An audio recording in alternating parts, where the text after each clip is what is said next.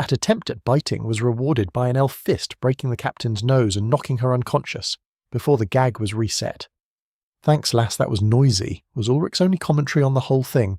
He was coming to terms with the intensely hateful and prejudiced attitudes of the more fanatical elements of Pressbang's ruling Valin classes, or those entrenched in the indoctrination of Prosper. They must take this stuff in with mother's milk.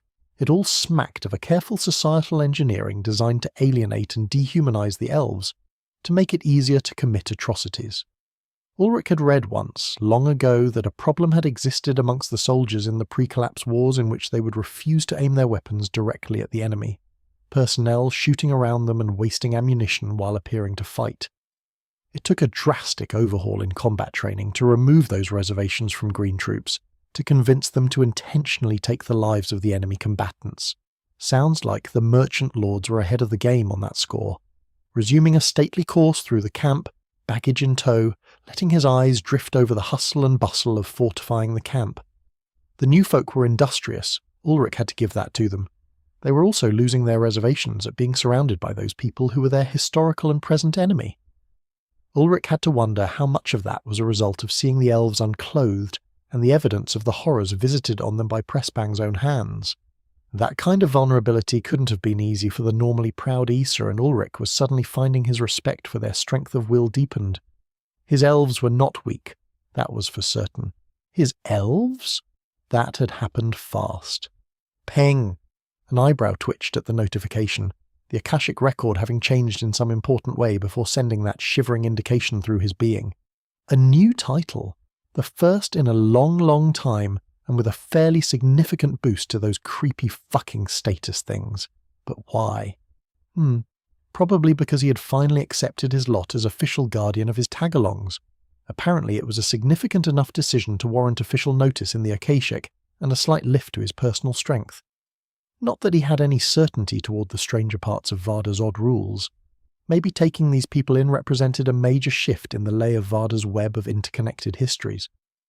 Ulrich shouldn't have had to have that spelled out for him, but the notification sort of did just that. He was the de facto guardian of the treasured Grove Memorial of the First Race, and now he also had a people that would dwell under his protection. Maybe they would eventually colonize the entire plateau of ancients. Ulrich had a hard time imagining anyone would ever tame the insane Greater Beast Thunderdome that was the canopy of the Forest of the Forgotten. But stranger things were possible. He must have sighed. He suddenly felt a probing digit poking him from behind, insistently jabbing into the meat of his shoulder blade until he responded. "Will you stop tenderizing me by the fractions, woman?" he demanded of the grinning harpy behind him. "You are too receiving of the all-knowledge a new title?" "Yes?" questioned his partner, her features radiating smugness, and the viridian flecked with bronze eyes narrowed with suppressed humour. "Maybe. Why?" Ulrich returned, now suspicious. Her poking and that look in her eyes indicated that she was enjoying herself at his expense. That in itself was not so unusual, but the timing was impossible coincidence. Wait, did she say, "You too"? "Spill it, Taipan, what has changed for you?" Ulrich probed, now intensely curious as to how a ripple effect of this Akashic horseshit might occur. He had his hypothesis that there was a quantum entanglement of some kind going on, involving mana acting as a common link between all the biotic and abiotic features of Varda. Perhaps the Watcher acted as an arbitrator or system moderator of some kind, imposing rules on the whole network. "You first, Glade Chief. It is you that has set this into motion." Teased the almost skip-stepping elf behind him. "Fine," huffed the disgruntled man. He wanted to have the information so he could try to find some connection, some logic to this whole thing, but he knew Taipan would stonewall him effectively, dragging this out because she had his curious nature pegged. He explained the title, its flavor text, and the bonuses to his stats. None of these things made him happy. Imagine, just for a moment, if you were actually a believer in a higher power, and that higher power leaned over your shoulder and said, "Good going. I increased your bench by 5 kilos. That's what it felt like. Having come into contact with some of the superlative existences of this world, Ulrich Einar, a devout atheist in his former life, was not thrilled to have higher powers taking interest in him, or the quantum foam popping around his very toes while walking around this joint. Magic was a fascinating puzzle to solve, like discovering electricity. Akashic shit just made his skin crawl. Chapter 186, Forward Motion. Okay, now you, Ulrich told her hurriedly, trying not bounce on his toes while he waited. See for yourself, husband, bask in the light that is your taipan, challenged the she-elf. Damn it! Whatever. Ulrich focused his sight on his shadow wife, pulling slightly on his core and the ever-present connection between himself and the planet's being. Scan. Interesting. Ulrich noted more than a couple of changes immediately. Firstly, her title of Shadow of the Ancient Glade was gone, replaced by Lady of the Ancient Glade. Somehow something must have pushed his perceptions or her perceptions of herself more strongly from that identity to that of his partner. Certainly he hadn't been able to tell from her attitude. She was as taipan as she ever was. The new title was interesting in that it also reflected an extension of the self to now encompass those under his protections. More than that, it suggested that Taipan viewed herself as the enforcer of his will, not merely supporting him, but actively enacting his desires. That was kind of sweet of her, really. The fickle elf gave off the vibe of a barn cat at times, independent to the point of distance, but always she was aimed, like the arrows she carried, at his ends and seeing them come to fruition. Some things they didn't need to say aloud between them, but seeing it in black and white was still nice. He'd have to do something special to let her know he appreciated her efforts. The last change was the most surprising by far. Taipan had developed a new spell working. She seemed not to have much interest in the mage arts, but here he saw that she had devised a brand new construct, and it looked like a doozy. The normally evasive or single-target nature of her magics was, instead, branching out into a wide area ability that looked mighty dangerous for anything caught in its range.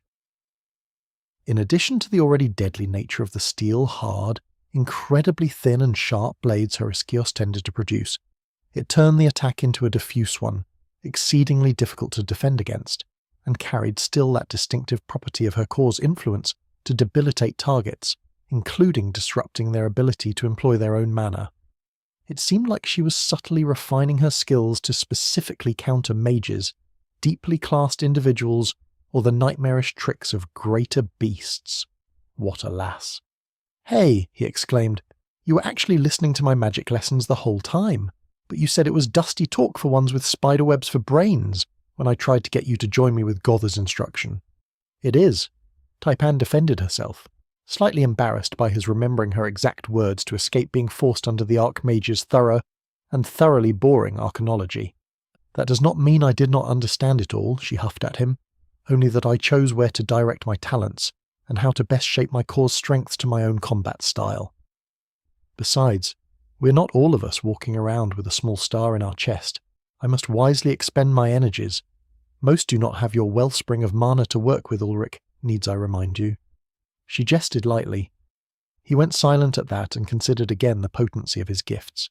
An elven core could recharge itself incredibly rapidly, filling itself from the dragon pulse of mana that enmeshed Varda, great magical conduits that ran like subterranean rivers of power, so long as it was attuned to those flows.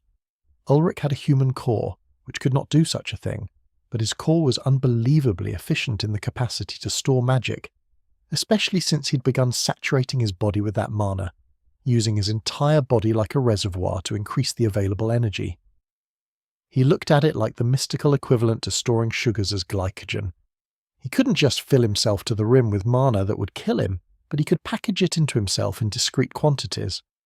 When Ulrich wanted to expend his strength, he could really bring some etheric oomph to bear. It was probably difficult for his shadow to develop any magics that utilized so much of her reserves at once. "Well, now the secret's out, you just bought yourself some time in Bathuriel's How Do I Hold All This Mana course." Ulrich threatened the elf, watching her scowl as he did. Body magics were notoriously tiresome to learn. They were also instrumental to bolster your chances of awakening and, in the cases of the shorter-lived races, living long enough to achieve the mastery that equated to an archmage. In the case of Bathe, body magics advanced enough could grant their user the ability to stand and fight a greater beast, unarmed. "No arguing now, Taipan. You know it's good for you. Think of it as just more chances to bond with your mate," he chivied. "I could just straddle you and send you to sleep instead," suggested his wife. That there was a tempting offer, very tempting, but no good.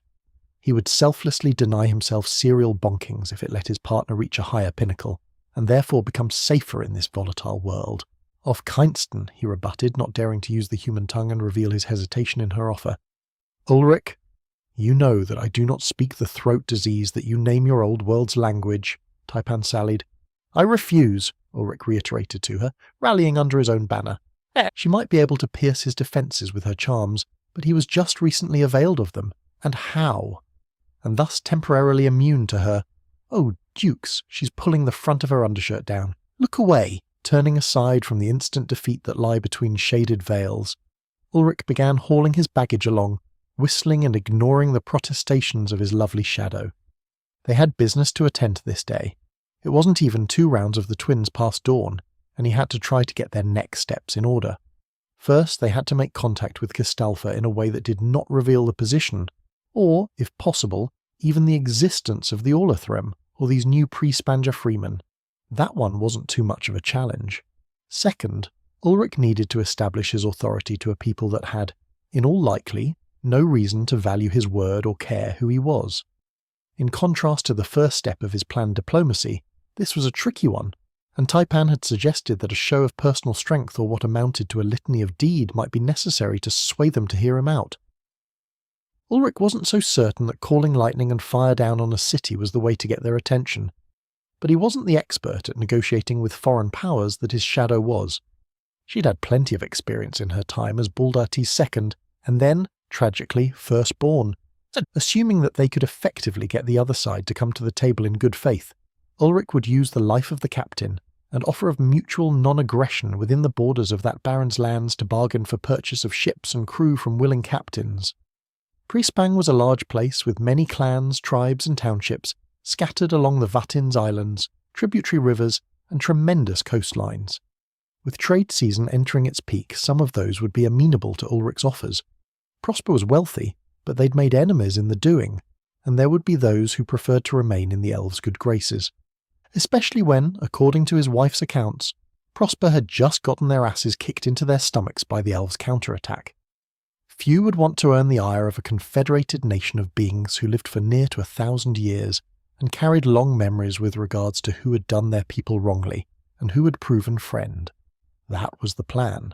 It wasn't a great one, he was willing to admit, but he wasn't certain what alternatives he had.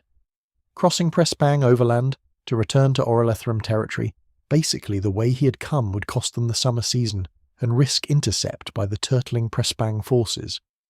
The border would be a fucking nightmare with edgy populaces worried about elven incursions. Taipan had already confirmed a drastic increase in military activity to secure the long leagues between Legronel, Celestin, and Zalussin-bounded lands.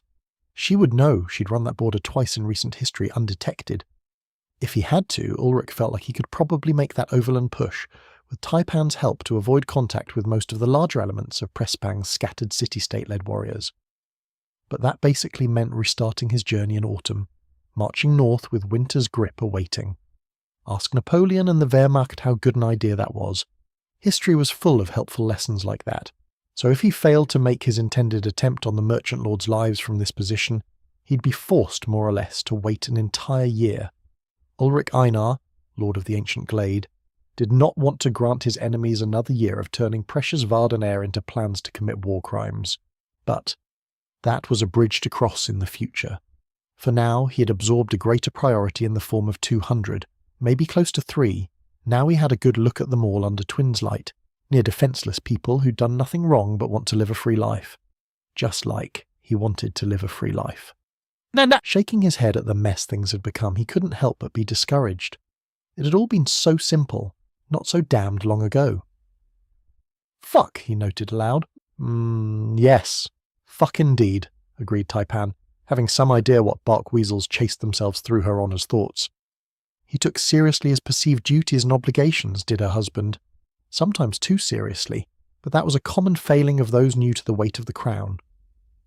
Her younger brother had been receiving instruction in the art of rule since his matriculation, almost a decade, and he was still unready for the mantle when it had been, even temporarily, bestowed on him. Lumitzait also had the benefit of his sire's wisdom and the guidance of her mother's to see he guided the Orlethrem truly.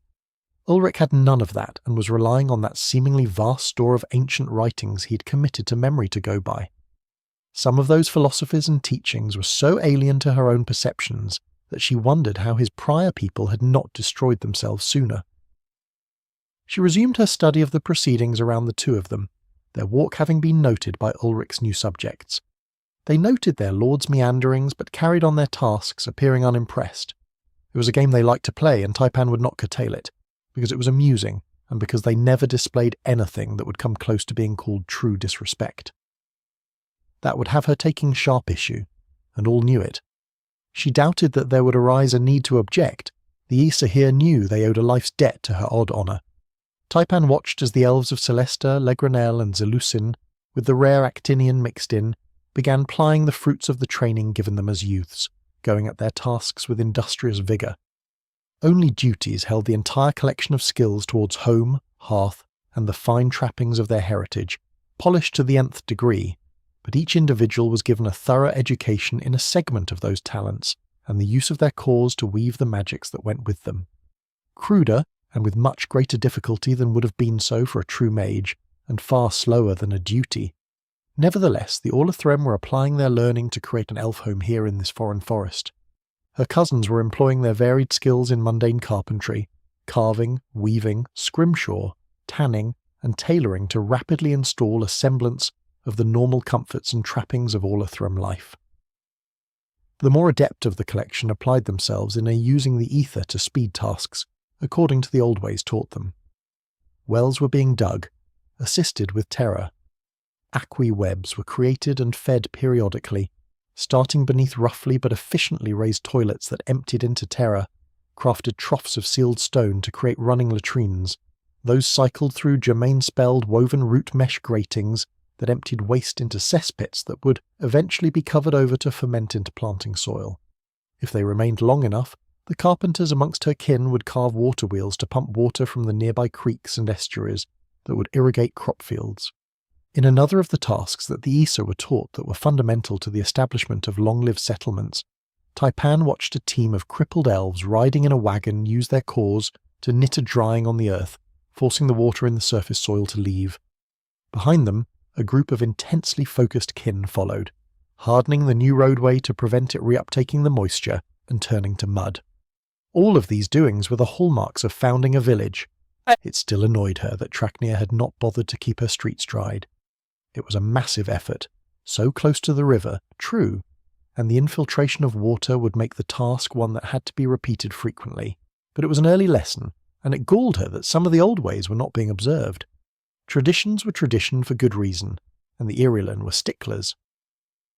Taipan brushed away her annoyance as she shepherded her mate through the budding village.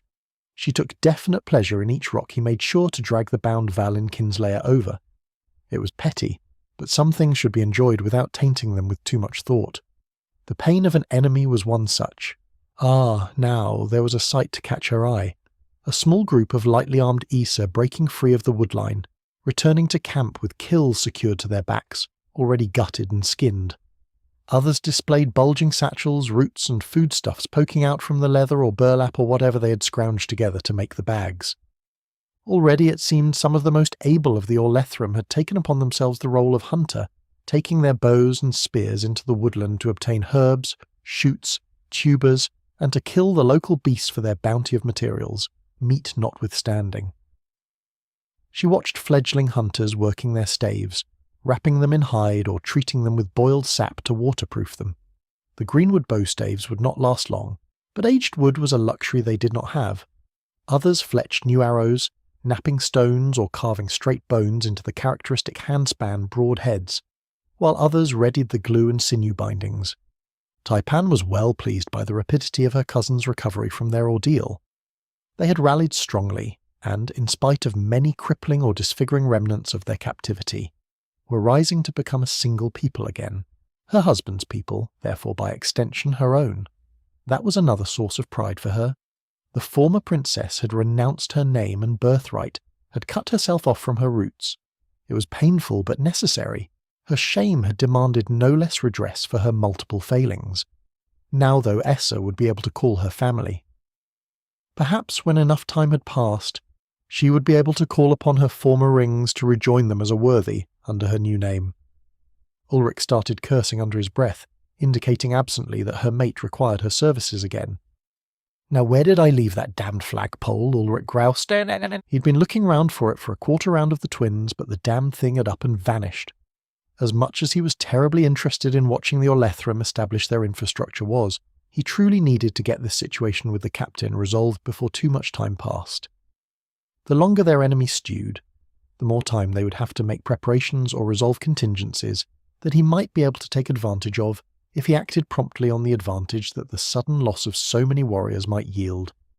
I could have sworn I left it right over here. This is where you caught up with me when I got back to the village. Do you know where it went, Taipan? Ulrich muttered before turning to his shadow for help.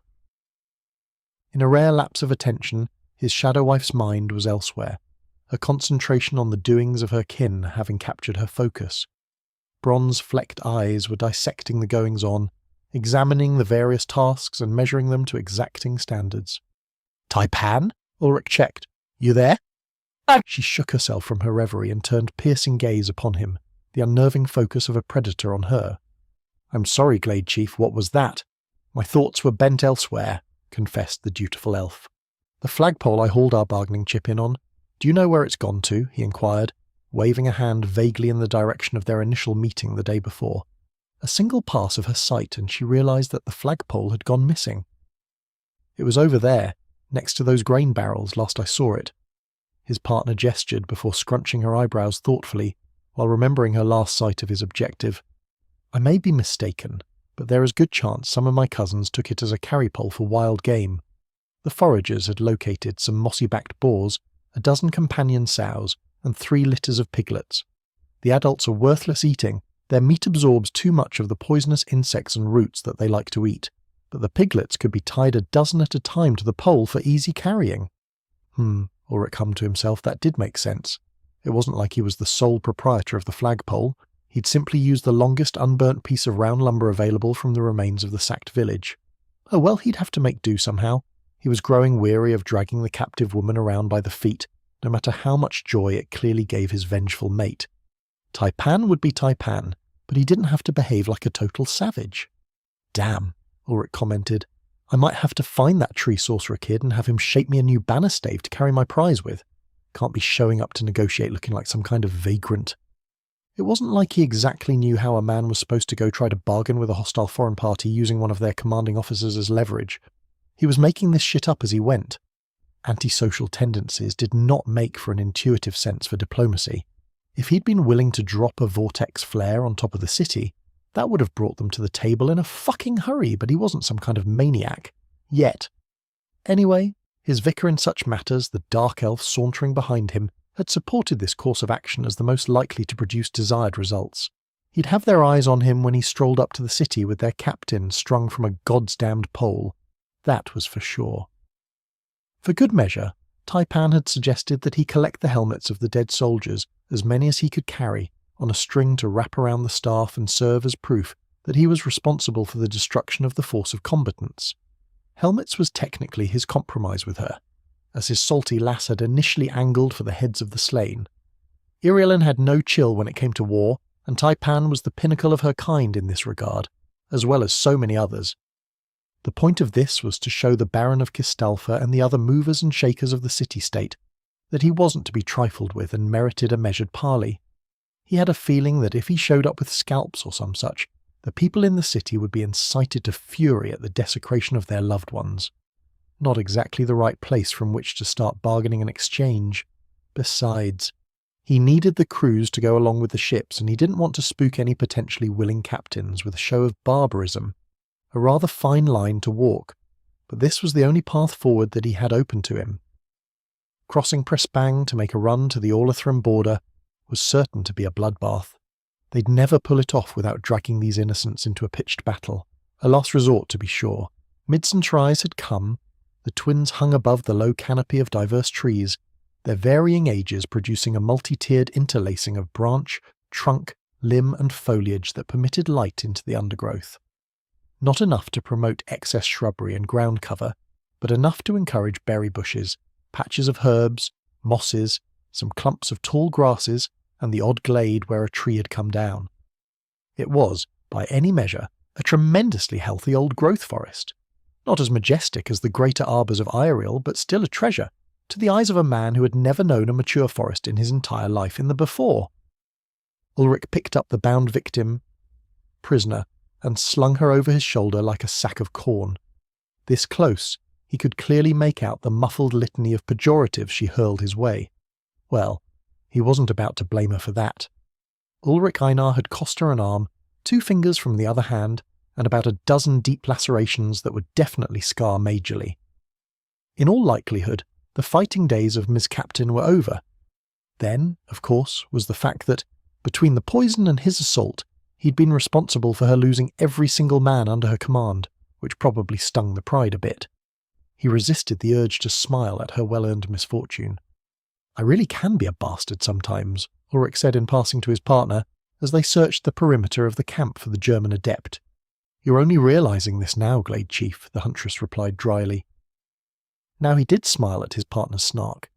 She'd been on the receiving end of his rough nature more than once. "No, I always knew I was a cold-blooded prick. It's just that I never had much reason to care about it before," he admitted, stepping out of the way of another one of those carts full of hard concentrating elves that seemed to be doing something that tingled his mana sense in the tune of terror and left behind a firm, even trail of dry stone.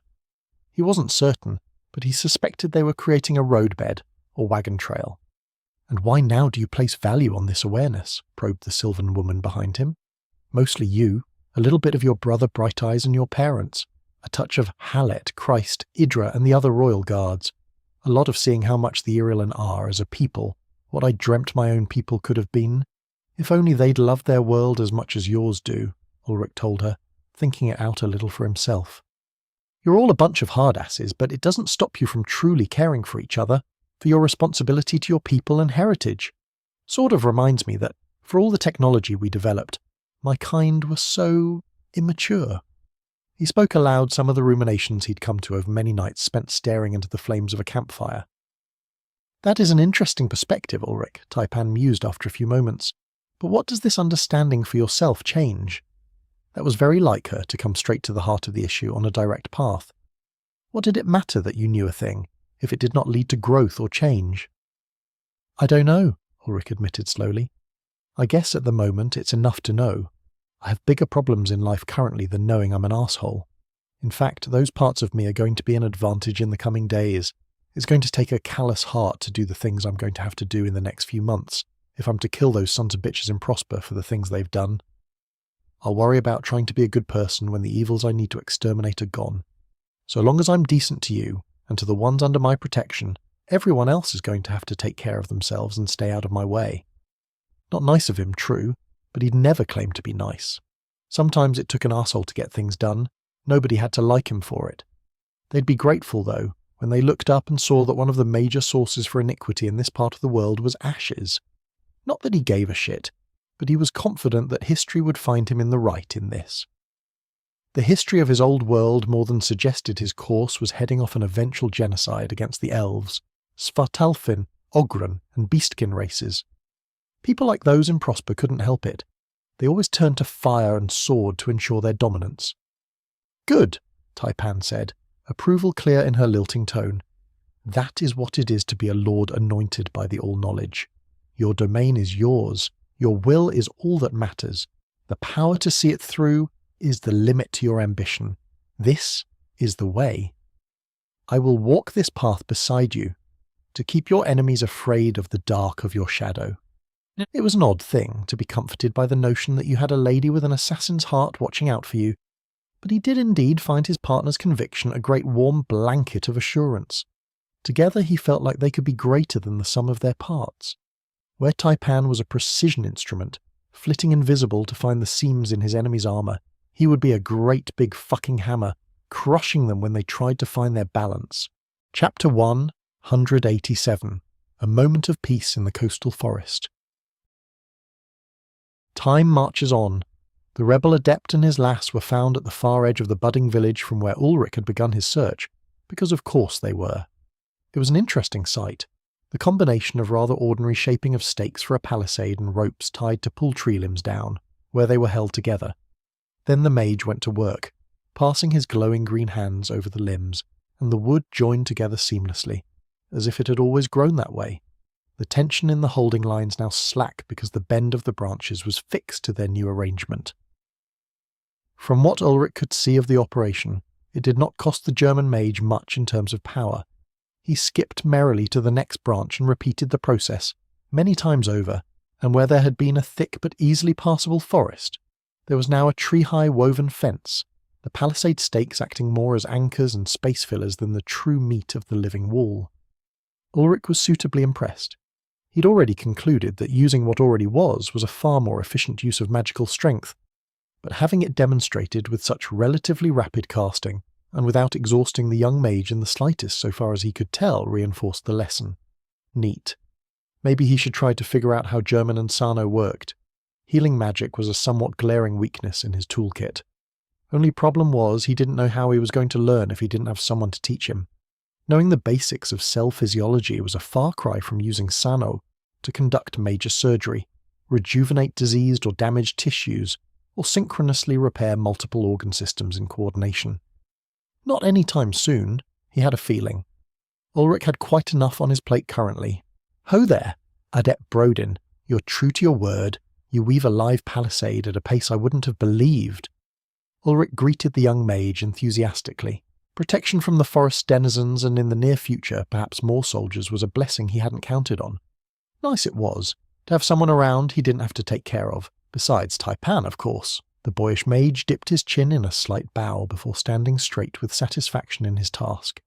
It is the least that I could do for those who have taken us in, especially in light of my own past and the wrongs of my people against these elves. We are, all of us, grateful to you all for your generosity, Brodin said solemnly. The Leal girl squeezed the mage's arm gently, and her cat ears flicked in excitement before she cheered her boy on loudly. My Brodin is the best tree weaver in all of Pre-Spang. He will make of this forest a living labyrinth if you give him a month to do so, she exclaimed, enjoying the freckled mage's blush. The catkin might not even be exaggerating, Ulrich agreed silently. He had, in a morning's time, created a good kilometre circumference of nigh impassable arboreal fencing. It would take a dedicated team of sawyers or a good damned hot flame to burn through a greenwood barrier such as was being fashioned here. I have actually come to you to ask you for a minor boon of your talents, Mage Brodin, Ulrich told the boy seriously. He thought of the adept as a young man, mostly because of his baby face and that naive, slightly lost look he tended to wear.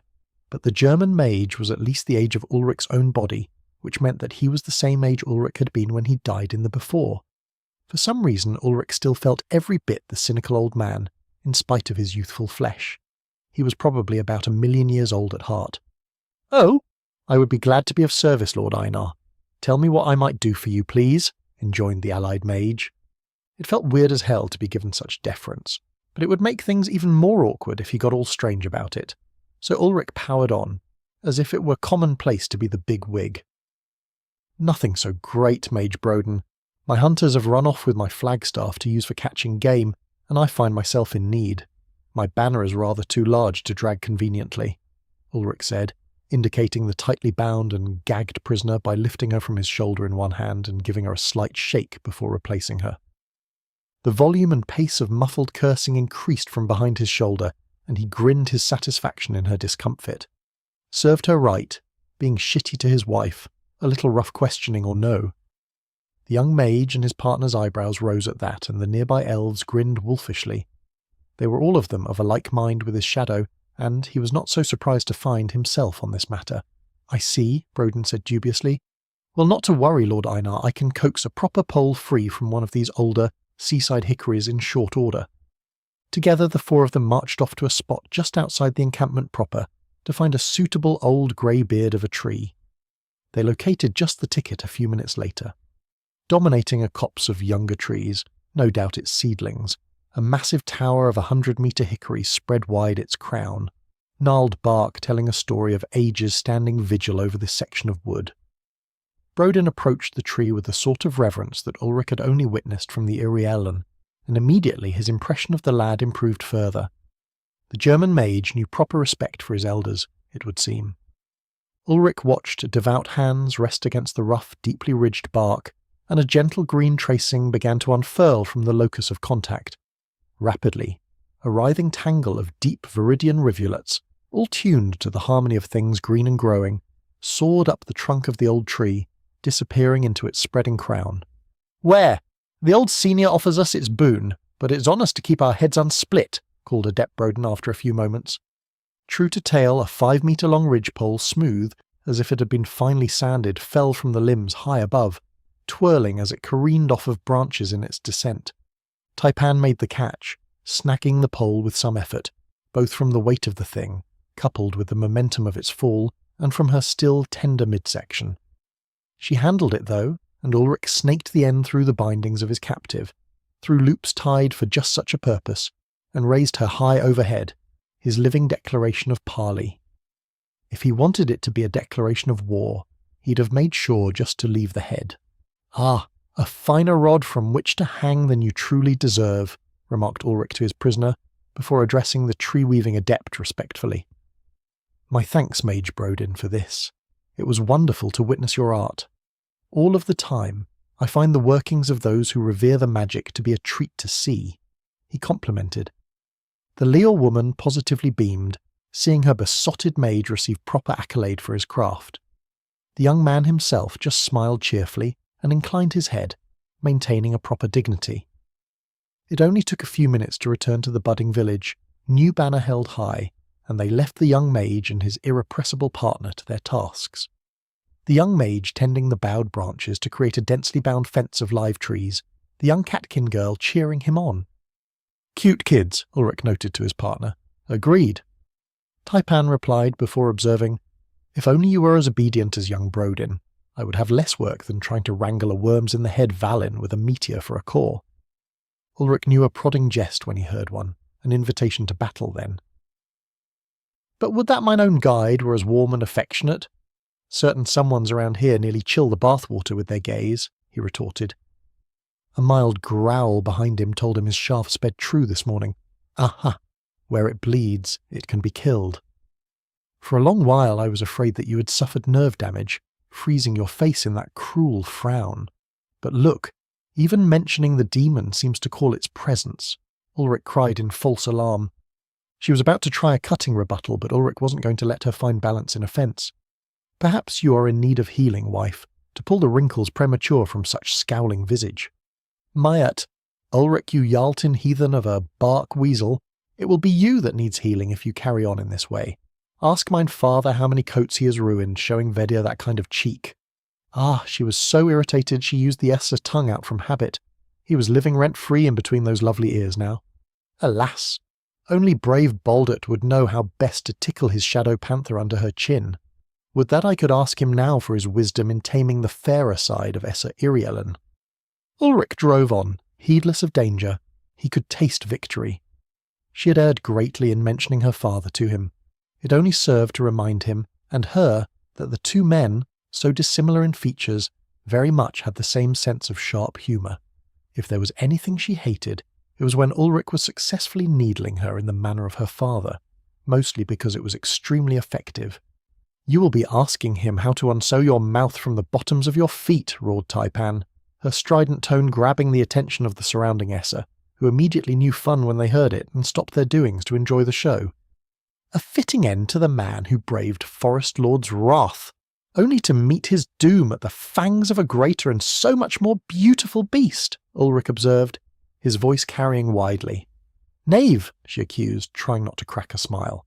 "Hellcat," he retorted truthfully. "Compliments will win you nothing, Ulrich Einar," Taipan fibbed, playing with a lock of midnight hair. "I would lose then, if only to find my fate in the delicious shade of a splendid shadow," he proclaimed, earning a vibrant bounce of ears and a hurried look around.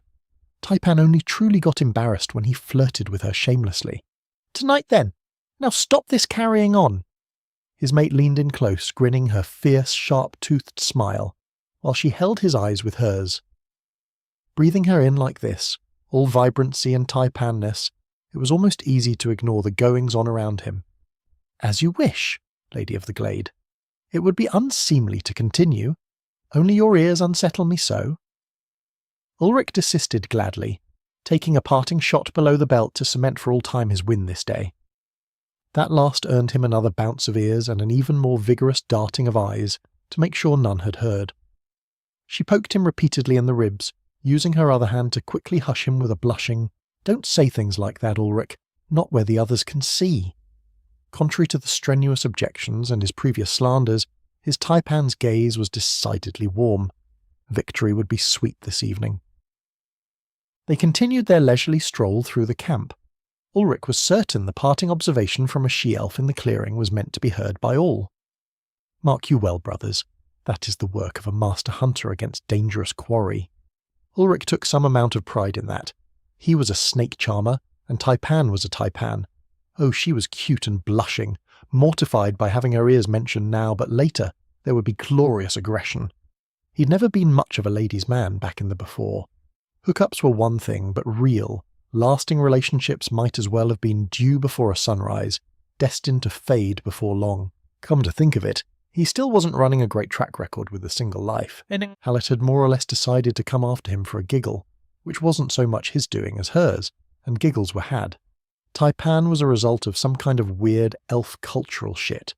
A mutual similarity in being somewhat antisocial peoples that never quite got along with their peers, and circumstance, with Ulrich basically being an adventure, conundrum and challenge, all in one bundle to the lass. He was, through some odd combination of events, basically Taipan catnip. The Legranal herd rider, Prenya, was more Taipan's doing than his own. He swore the woman could easily pull more tail than he ever could. Even other Esser women thought his shadow wife was hot. Rebirth had changed many things, but not even dying could make him cool. However, he was confidently terrible at picking up women, and confidence was attractive, right? That probably wasn't how that worked. It mattered little. An almost supernaturally attractive elf woman, who was probably also a serial killer by the strict definition, enjoyed his goofy awkwardness, mixed with brooding confusion about how to respond emotionally to anything, and that's what was important. It was a good thing he'd been able to keep his good humour in all this, otherwise the courses down which he rafted upon Varda might have gotten to him.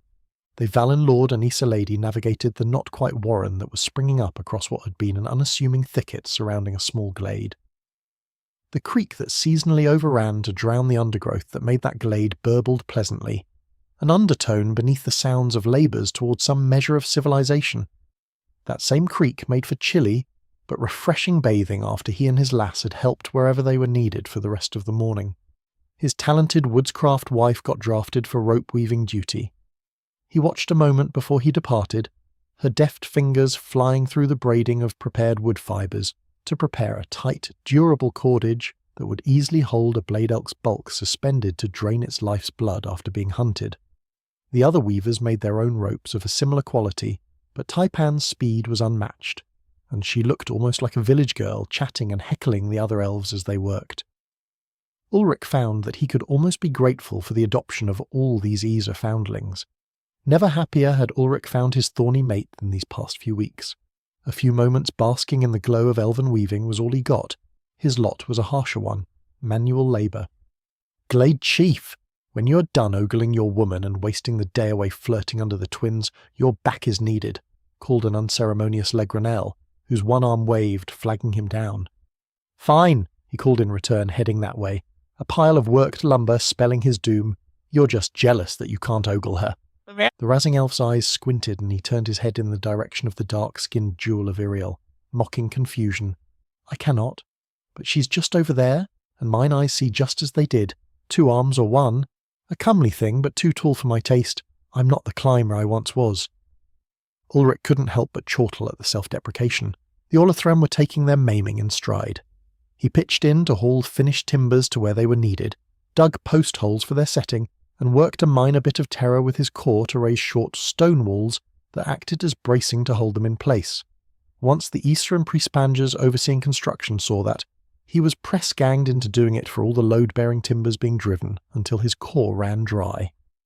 Above it all, bound to a flagstaff of living hardwood set into the soft earth and braced to resist toppling, a baleful glare surveyed the growing village with deep-seated contempt. Never in her life had Triella Harang been so thoroughly mortified. First, Brownie Poison had nearly killed the entire detachment, and only working the healing mages to their deaths, supported by the rest of the choir, had kept all from succumbing to the toxin. Then that traitor had leapt on the chance to betray his city, murdering the remaining mages in a mad bid to buy time for some of the villagers to escape.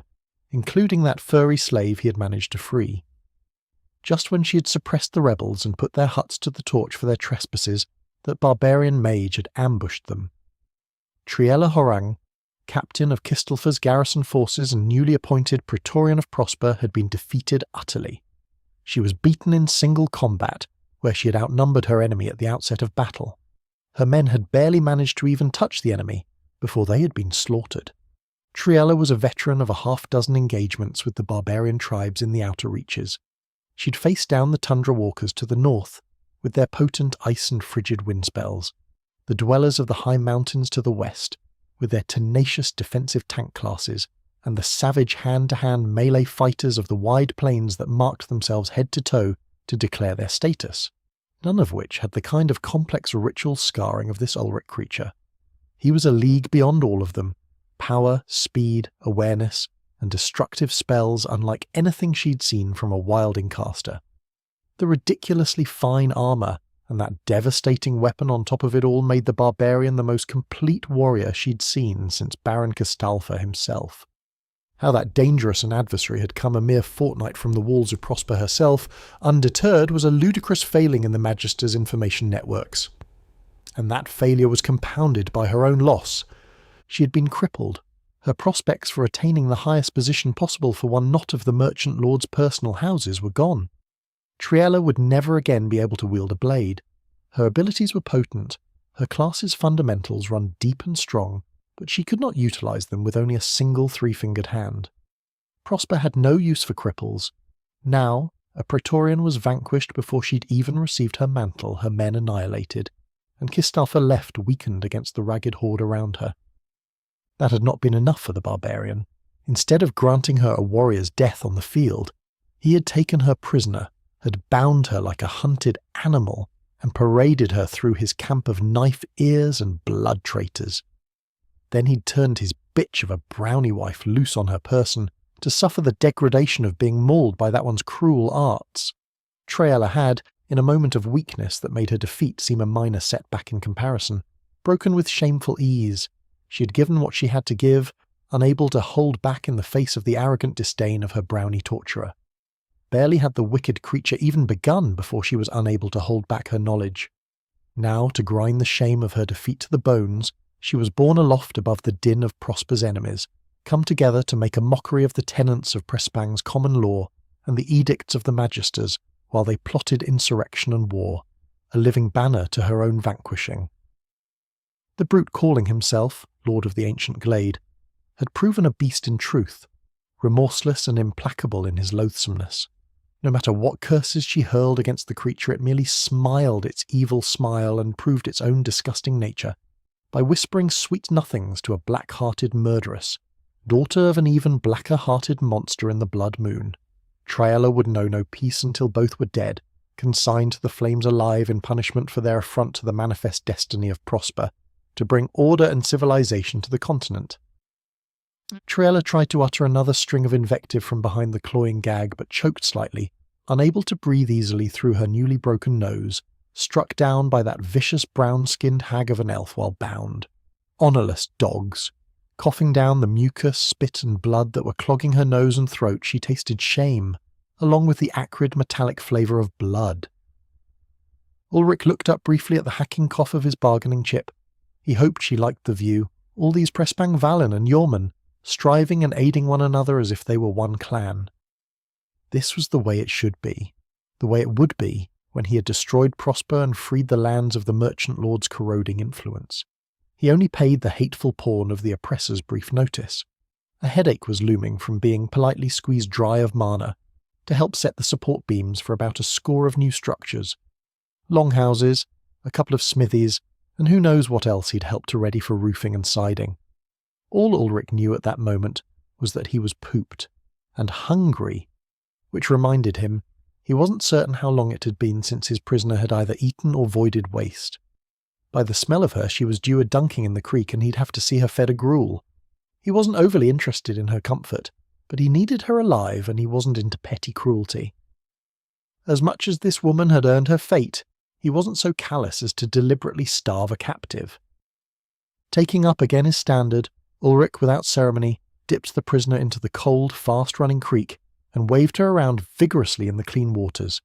Hateful eyes stared murder at him while he did, and he wasn't exactly sure why this most recent indignity should rate as much compared to what had gone before. But women were odd creatures sometimes. Maybe she couldn't swim.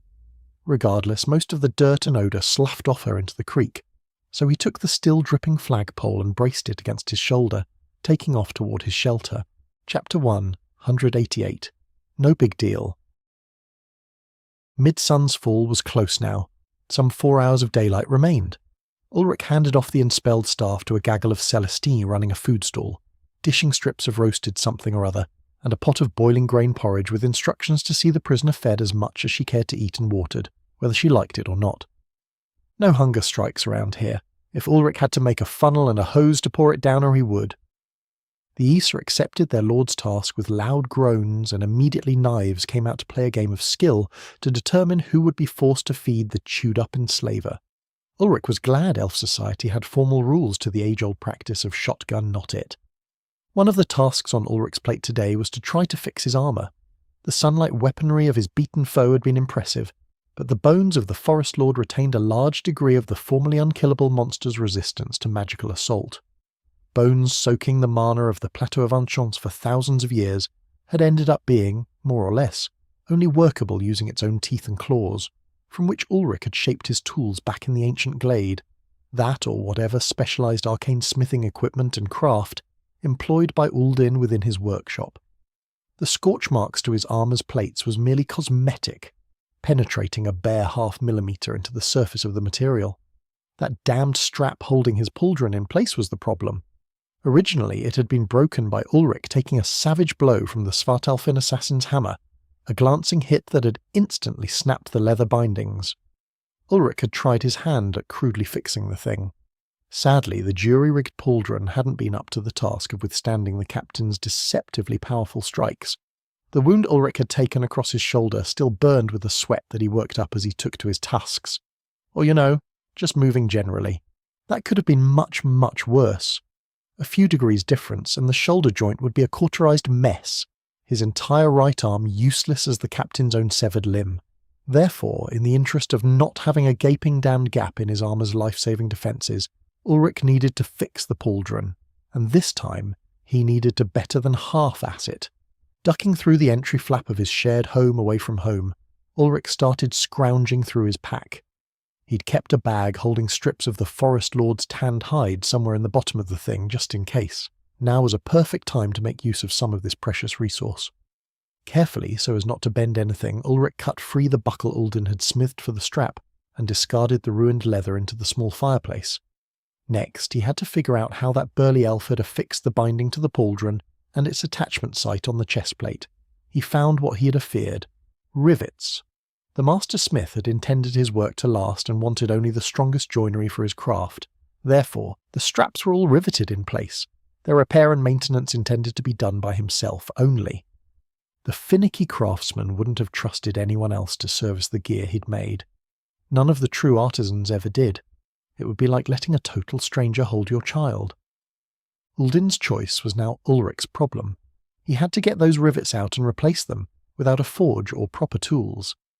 Punching a hole through the Forest Lord hide wouldn't be a problem. His knife, still blackened and slightly warped from biting into a pyromancer's fire shield, and then conducting an overcharged lightning javelin to destroy said pyromancer completely, was a fang from the old terror. Its sharpened edge and tip would have a little trouble managing a tiny starter hole for the rivet he would drive. Fidgeting hands changed the angle of the armour a couple of times, manipulating the cuirass around to find the best angle from which to view the problem.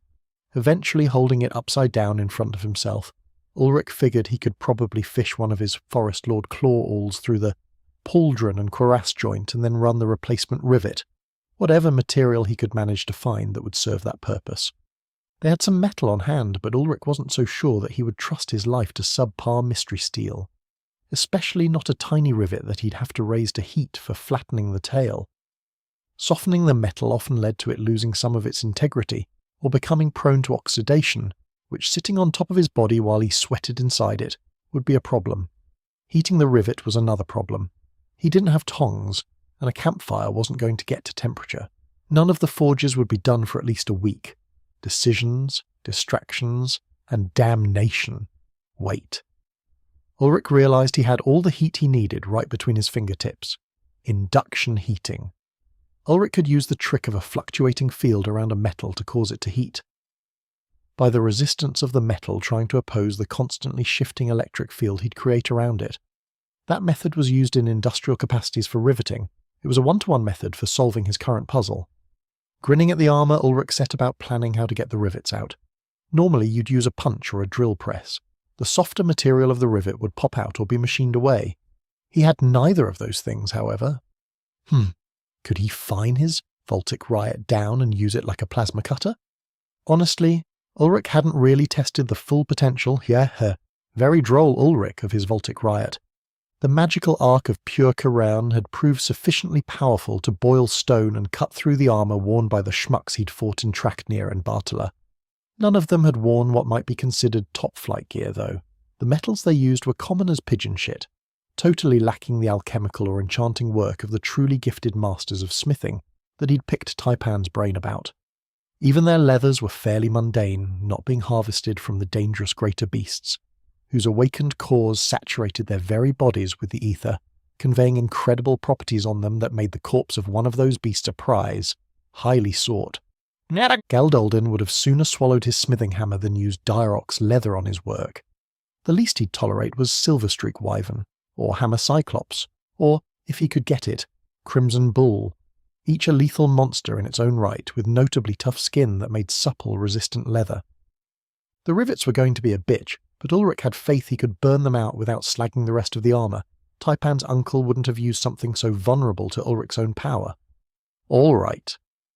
Putting it all together, Ulrich had a methodology to attack the repair process that made sense. He had the strap, the hide from his personal inventory. Now, he just needed to find an acceptable material from which to fashion rivets. He could figure something out a bit later. First, though, he needed to test his hypothesis regarding tuning the Voltic Riot to a more focused precision lance of Kiran. The randomness of the spell was mostly thanks to the sheer unbelievable ease of his awakened core in reaching breakdown potential. That permitted the arc to connect to ground to whatever was closest. In combat, it was a boon. The spell actually had some degree of tracking in close quarters, snapping to a target that was nearby if it was conductive. Most living things were full of water, which made that not a hard ask. Looking around, Ulrich saw his first test case.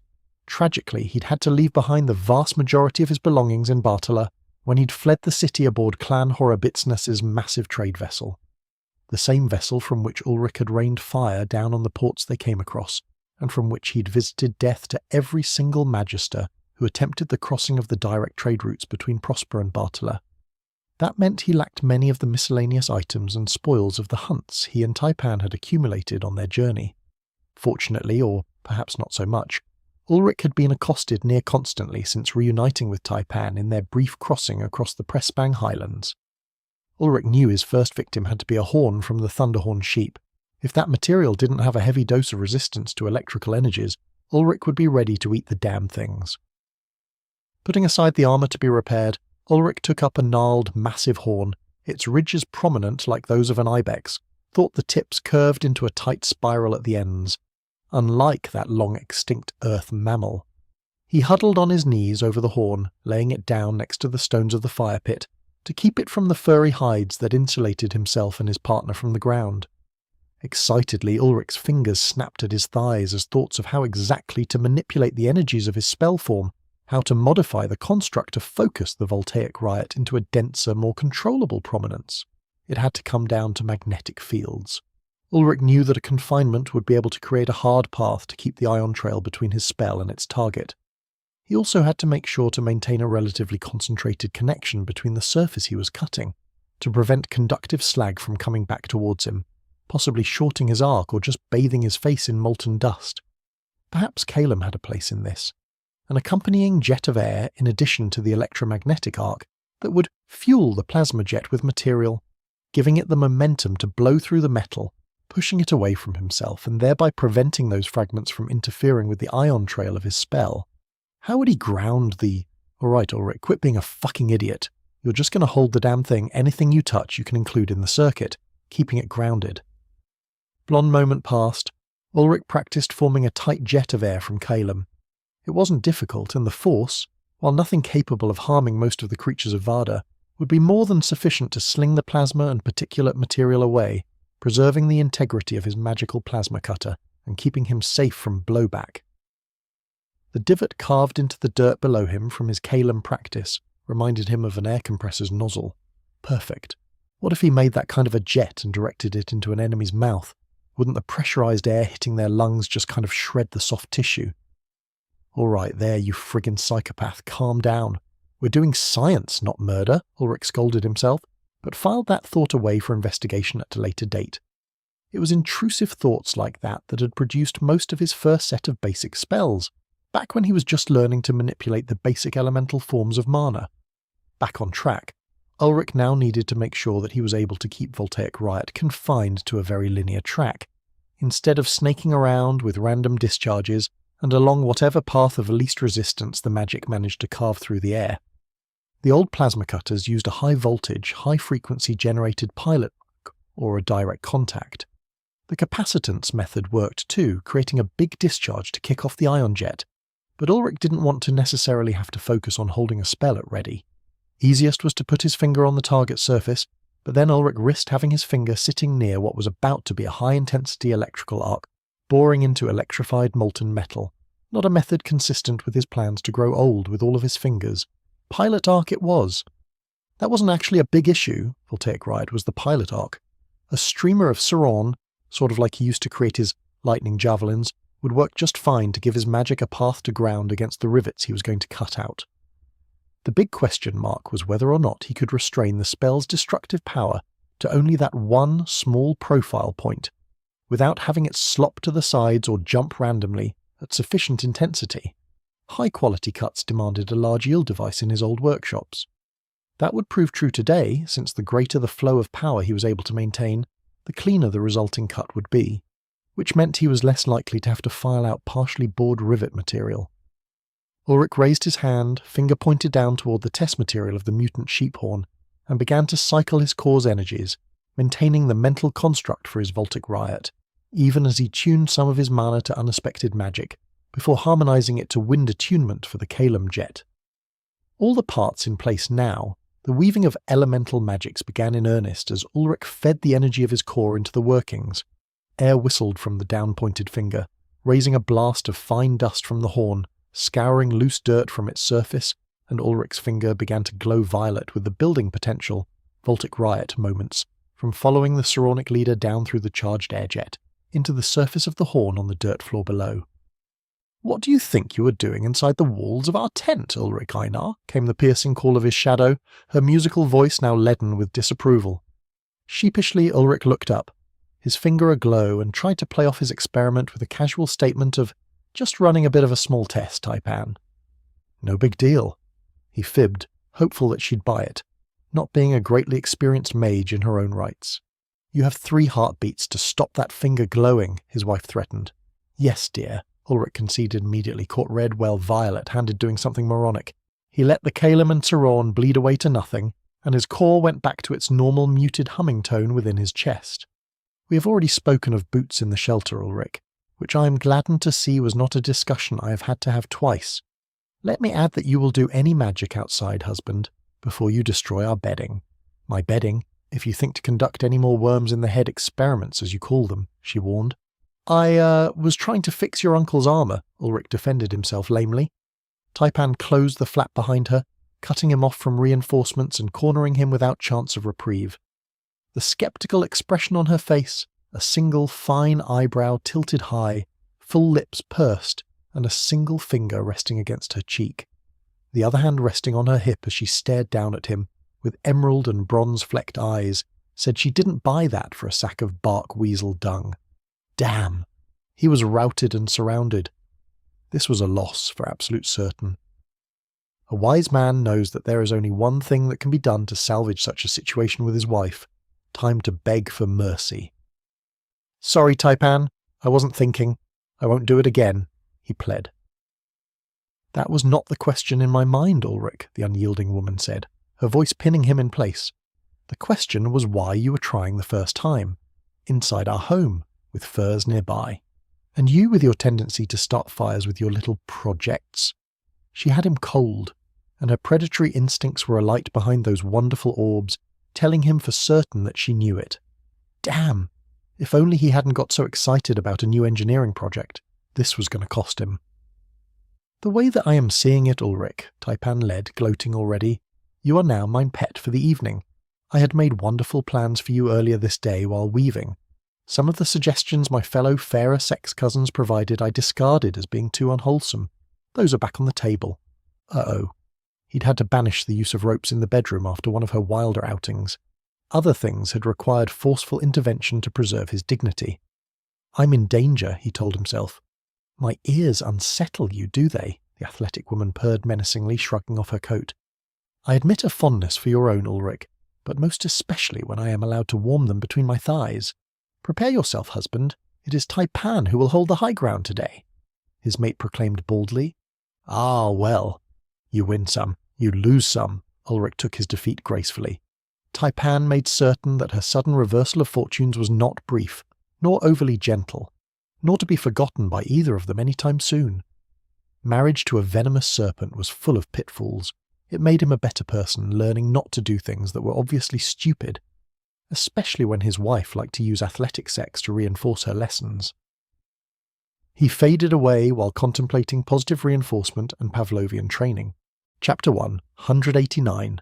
Testing. 2 days passed like a summer storm. 2 summer storms passed as if driven by a typhoon. Then the typhoon hit them. Ulrich had never experienced a major storm system, winter's herald aside. The bomb cyclone blown in from the Vatin was ferocious. Ulrich didn't precisely know how warm the waters of the inland sea splitting the continent got, but he hadn't gotten the impression it held the tropical heat needed for the heat engine processes that drove normal hurricane systems. The gale-force winds that drove in carrying stinging, biting rain, near to horizontally proved that such systems did, in fact, exist. Proved that reality beyond dispute. Huddled within their teepee, stone walls raised hurriedly by Ulrich around it to keep the lashings from being snapped like a guitar string under tension and carried off into the skies, Ulrich had felt compelled to ask whether such blows were normal for the season. Taipan's delicate, strong hands signed, "Not really," from her place tending the small fire. It was a pitiful, smoky thing, since all the wood outside was getting drenched. There wasn't much anybody could do about that situation, but to bring as much inside as they could and keep bringing it inside as it was used, giving it a chance to dry before being tossed into the struggling coals. This was not storm-birthed from the sky, Glade Chief. This storm is the conclusion of a war. A flame elemental was killed by an ocean elemental, dragged beneath the Vatin's surface to drown. Its dying burned off much of its enemy's essence as it went, broiling sea and elemental alike, before flinging its remains skyward. That combination is what gave life to this gale, his shadow narrated.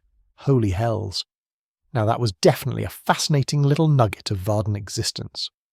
Does that happen often? He asked, running a glass resin honing rod down the length of his belt knife, creating a curiously high-pitched singing from the rod. Oddities like that happened when you worked with mana-laden tools. He mostly ignored the idiosyncrasies of magical items, unless they had functional applications. The material of the fang was immaculate, but all edges needed touch-ups. Glass or other ceramics had the requisite hardness to bring his Forest Lord tooth knife to proper order. Not particularly, answered Taipan from her crouch, stirring the coals briefly to liven them up before placing another couple of small pieces of wood into the tidy pit. Not that it isn't unheard of. I am told that several islands in the Vatin give rise to fire elementals from their great cinder cones with some regularity. Normally, though, those hatchling entities do not stray close enough to the shore for an ocean elemental to snatch them up. Not even Gotha knows why the beings of salt and sea do it, but they seem drawn to try to kill flame elementals whenever they have the chance. The woman regaled him, her calm voice washing over him with its music. Predatory behaviour amongst pure mana creatures, something more territorial. Or was it a compulsion from the primes? Perhaps the great ocean itself had a grudge and carried out its vendetta with its lesser incarnations. This was a mystery he'd not crack any time soon. Too much of it was spooky Vardan wizard nonsense. Curiosity was all this interaction would remain to him, and slight annoyance. Ulrich had been planning to carry out his intended negotiation 2 days past. The storms had come through with fury, though, and walking through such was not a grand idea, even for a mage. A Widowmaker blown free from crown high up would kill him just like anybody else, so they'd spent much of the morning riding out the storm and the rest of the afternoon helping the fledgling village structures grow roofs. That had been a timely development, he noted sardonically. Ulrich had created 2-centimetre thick stone walls, in a long line, only 8 centimetres wide, with a distinct curve from base to top. The resulting tiles could be plucked from the ground and formed a quaint appearance for the budding village housing. If nothing else, Ulrich had a future in roofing, a fallback for his planned export of debonair spices, rare alchemical reagents, metallurgy consulting, and steelwood lumber. The scope and scale of his soon-to-be economic powerhouse of a homestead grew, and he resisted the urge to dry wash his hands and cackle. The following morning encore of sleeting lightning, stiff gusts, and pelting rain, interspersed with hail, was what had the Priespangers stirred like a kicked ant's nest. They knew the signs and what these smaller storms portended. After explaining what was on the horizon, literally the Orlathrum, joined by himself and his shadow wife, went into high gear to finish the structures that could be finished and baton down the hatches. If not for Adept Broden squeezing himself like a fresh orange of mana to go about reinforcing the joinery, Ulrich doubted the modest shelters would have held against this rousing bit of Varden weather. Even now the winds howled outside, shaking the leather walls of the teepee disturbingly. They were well made, stitched from the hide of the forest lord with its own sinews. That did not mean that they were invincible to hurled limbs, stones, and other natural shrapnel, nor immune to being carried off into the clouds. Ulrich really hoped the teepee held up, otherwise there was going to be some real miserable fucking hours ahead of them. Maybe it'd be worth it to not have the captain propped up over there glaring at him all the time, though. They'd had to bring the woman inside, of course. Couldn't just leave her out there in the teeth of the storm. Still, he was going to put a damned bag over her head before too long. With her around, he wasn't able to engage in the usual pleasantries of married life, other than some cuddles beneath the blankets. He'd changed much in the last half-Varden year. Not enough to pork his lady beneath the watching eyes of a POW aggravation. He'd also been forced to hiatus his intended repairs and experimentation. After being caught by his lass doing a stupid and paid the wonderful price she'd exacted of him, he had to conduct his trials outdoors.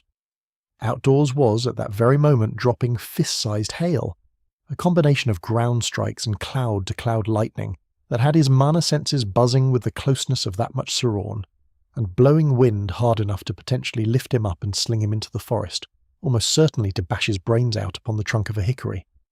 That is to say, less than optimal conditions for carrying out his plans. Any of his plans.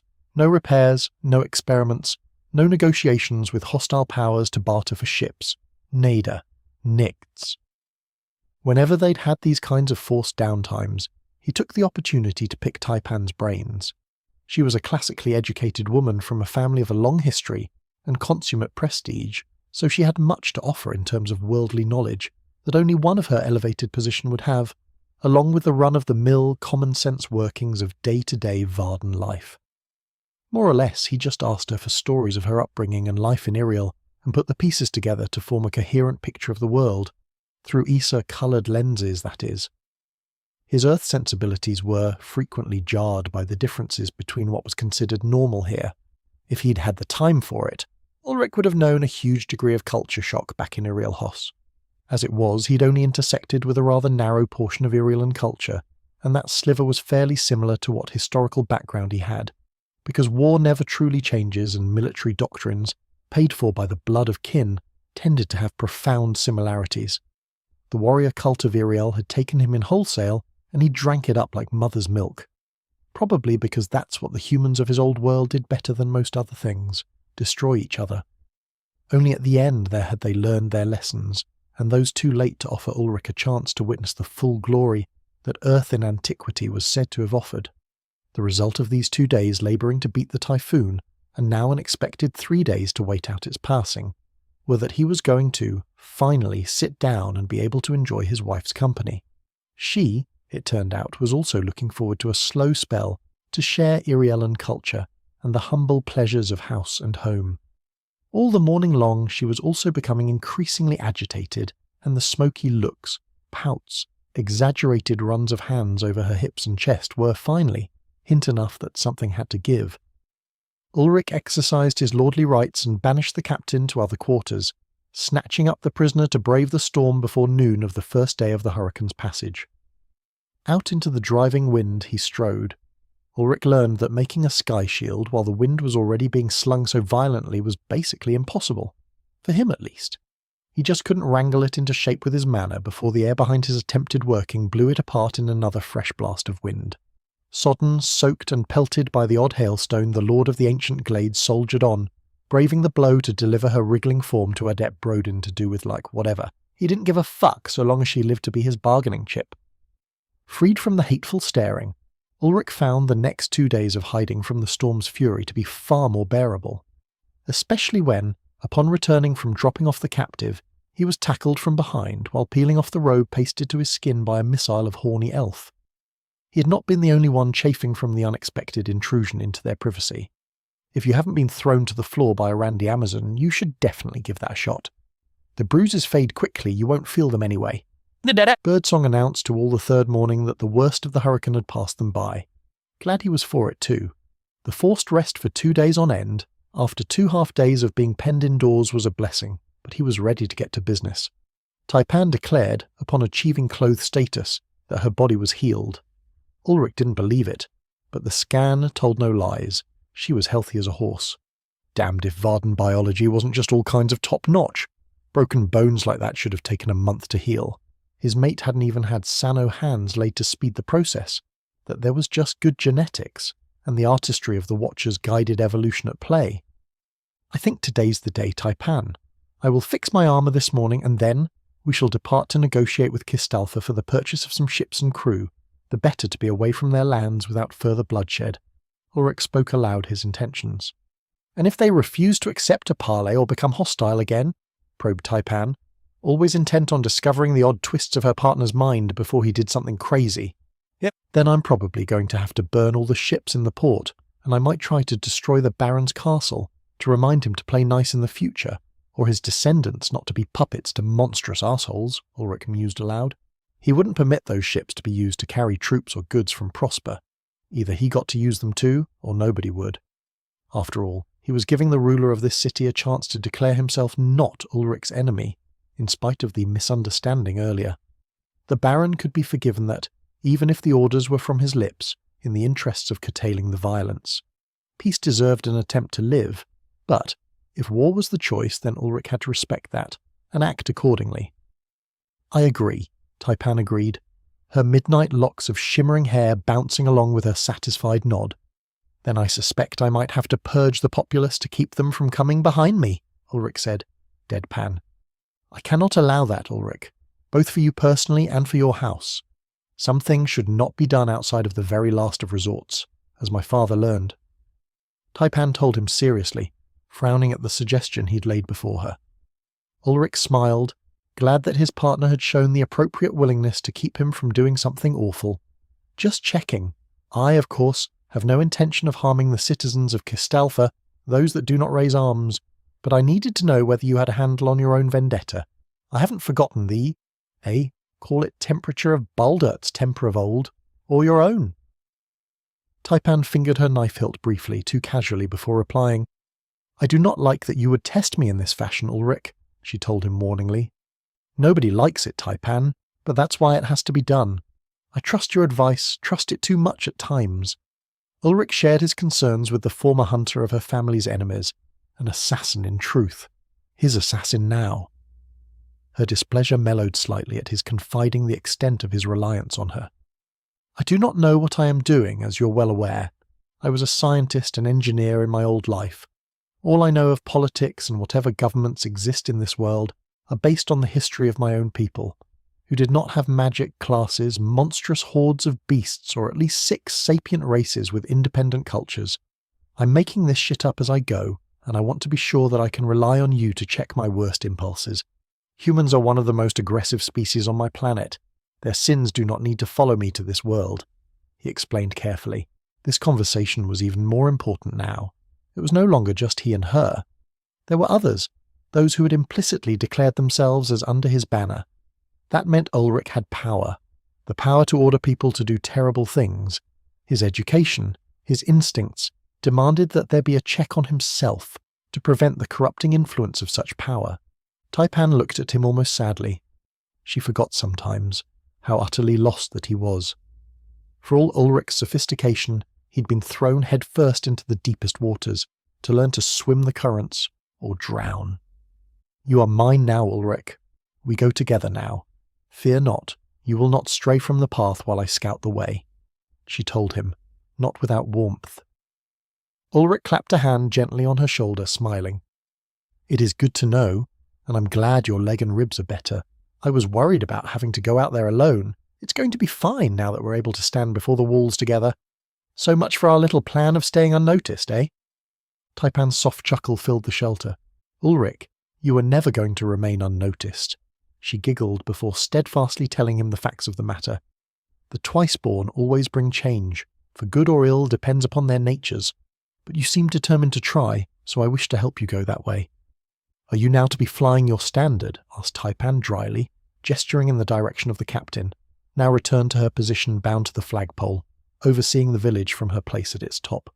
He shook his head. Varda twisted all his plans, sent everything sideways on him. He just had to roll with the punches. All right, enough fucking around. Time to get down to it. I'm going to do some fucking magic this morning," he declared, turning to exit the teepee, a Thunderhorn sheep horn in hand. Ever dutiful, his shadow padded silently after him. He ignored her when she muttered, "He'll set something on fire, I'm just knowing it." In Elvish. "I mean," he told himself, "that's sort of the point of it this time." Under clearing blue skies dotted with the dark grey remnants of the fire elemental's murder, he looked around at the morning's activity within the now enclosed village. It was going to be a shame to leave this place behind. Perhaps someone would come to colonize it sometime. Anyhow, good thing everything was wet. Who knew how this was going to go when he dialed up the amps on this spell? "Start slow, Ulrich," he reminded himself. "Do not just swing for the fences right from word go. At least everything's wet should keep the chances of an accidental spark taking kind of low." Down upon the ground he placed the horn, its light blue colour, whirls of white and dark greys streaking to elicit the sense of a stormy sky. Ulrich didn't know why the creatures would have thematic coloration towards their abilities, but Varda, and by extension the Watcher, might have had an artistic flair. Holding one end of the horn in his left hand, Ulrich concentrated on the magic, summoning the mental constructs he'd worked out over the last few days, the final configuration being refined in his thoughts while he waited out the weather. The image of a circulating jet of Calum tight down the axis of the spell, but forming wide loops back to the nozzle of the tight beam of Tyron that would drive the cutting arc.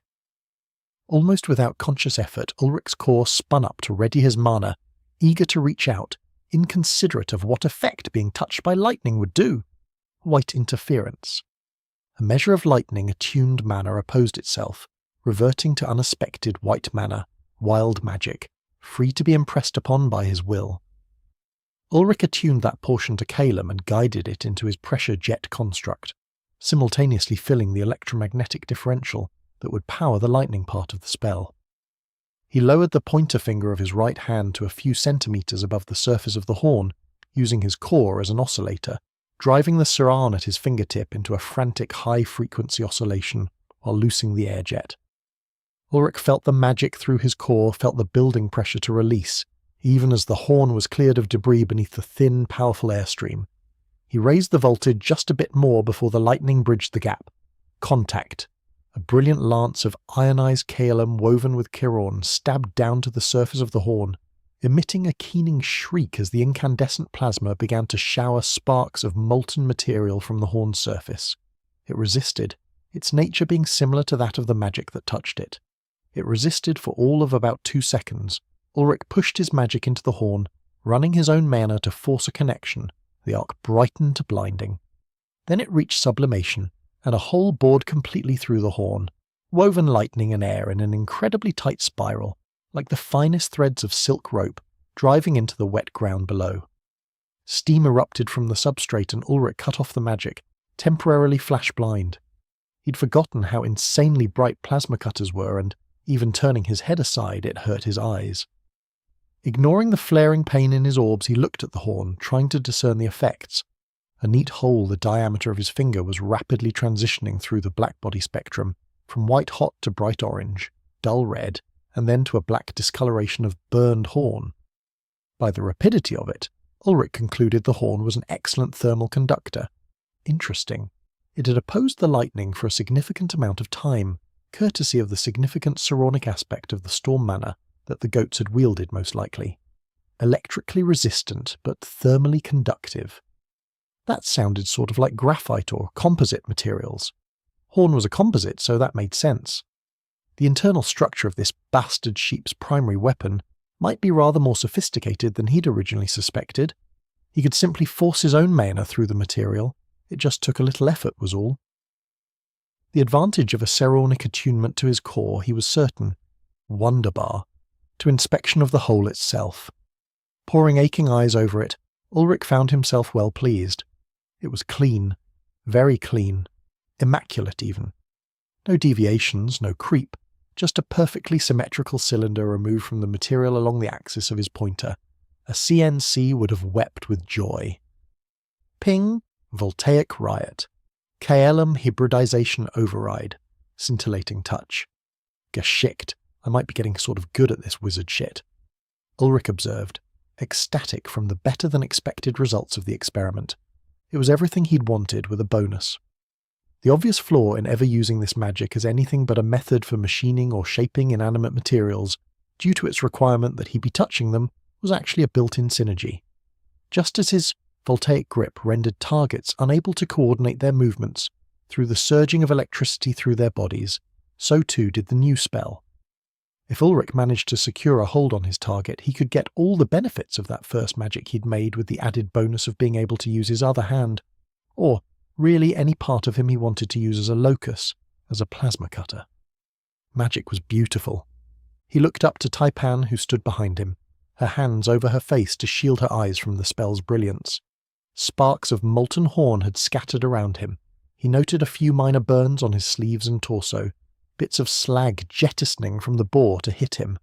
The cooling, steaming ground beneath his horn target revealed a bit of vitreous mud, glassified by the heat of the lance of woven mana.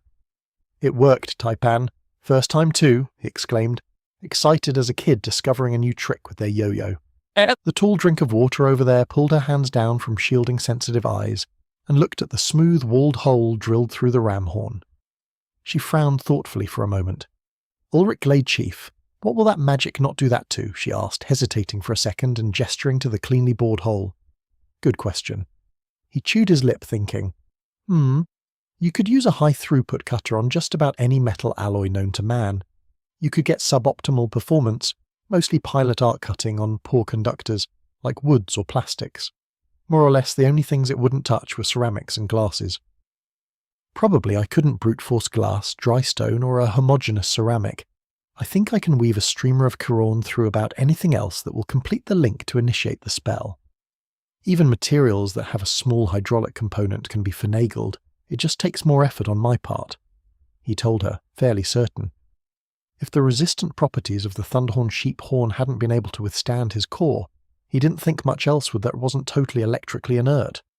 The horn was grown such that it controlled and directed flows of energy. It didn't stop them completely. You could put a pin in a wood plank connected to a battery and it would burn a path through the material, proving that the dielectric of a substance was mostly just a suggestion when the electric potential was high enough. "Why?" he questioned, curious. "Oh, nothing of import, Ulrich, just another piece of evidence that proves you're too dangerous to leave unattended." Taipan chirped, slightly aghast. "Come here, Taipan! Pull my finger!" Ulrich ordered, pointing the digit towards her. "Ack!" The elf woman shrieked and jumped away, acrobatically somersaulting to stand some meters distant. "Do not amuse yourself with such jests, you maniac Valin!" she shouted from a safe distance. "That's what you get for shooting arrows at me," he told her, laughing. She'd used blanks with big down and wool-filled heads, and hadn't come to even a quarter draw, but it was still disconcerting to see an arrow coming towards your hindquarters. "4," she scoffed. "My prank arrows did not burn mud to glass." That was fair. "Okay, that's fair. I promise that I will not point my new god-slaying finger at you."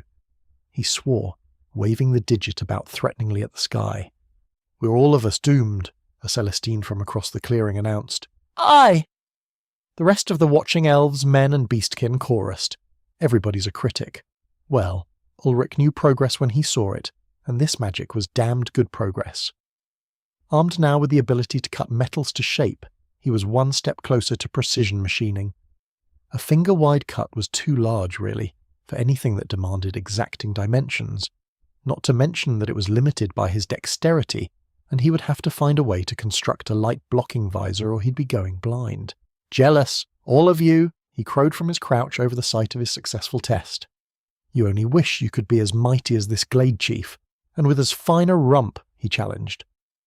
A few elves who had been making rough tables shared glances. "It is a fine rump," they agreed. "There," Ulrich declared, taking that as all the proof he needed. "Validation is a heady drug." "My year's harvest against yours," he turns himself to ash before next winter's herald. "Who else wants action on this?" another demanded aloud. At that, the betting got lively. Ulrich surviving to winter was a 60-40 split. He bet on himself, obviously. He was absolutely going to clean these doubters out come winter's herald. Suckers. Riding the high of successful magic and the promise of fleecing the unbelievers in the future, Ulrich set about fixing his armour. Carefully, very carefully, he performed 2 more tests, finding down the width of the spell with difficulty. It was hard to narrow down so much magic, tightening up the calum that carried his plasma arc and constraining it to prevent slop. Laminar flows were important for both the wind and lightning aspects of this working, and his Cloudhammer construct had proven a boon to his new application. Practice keeping the boundaries clean was tricky, but doable.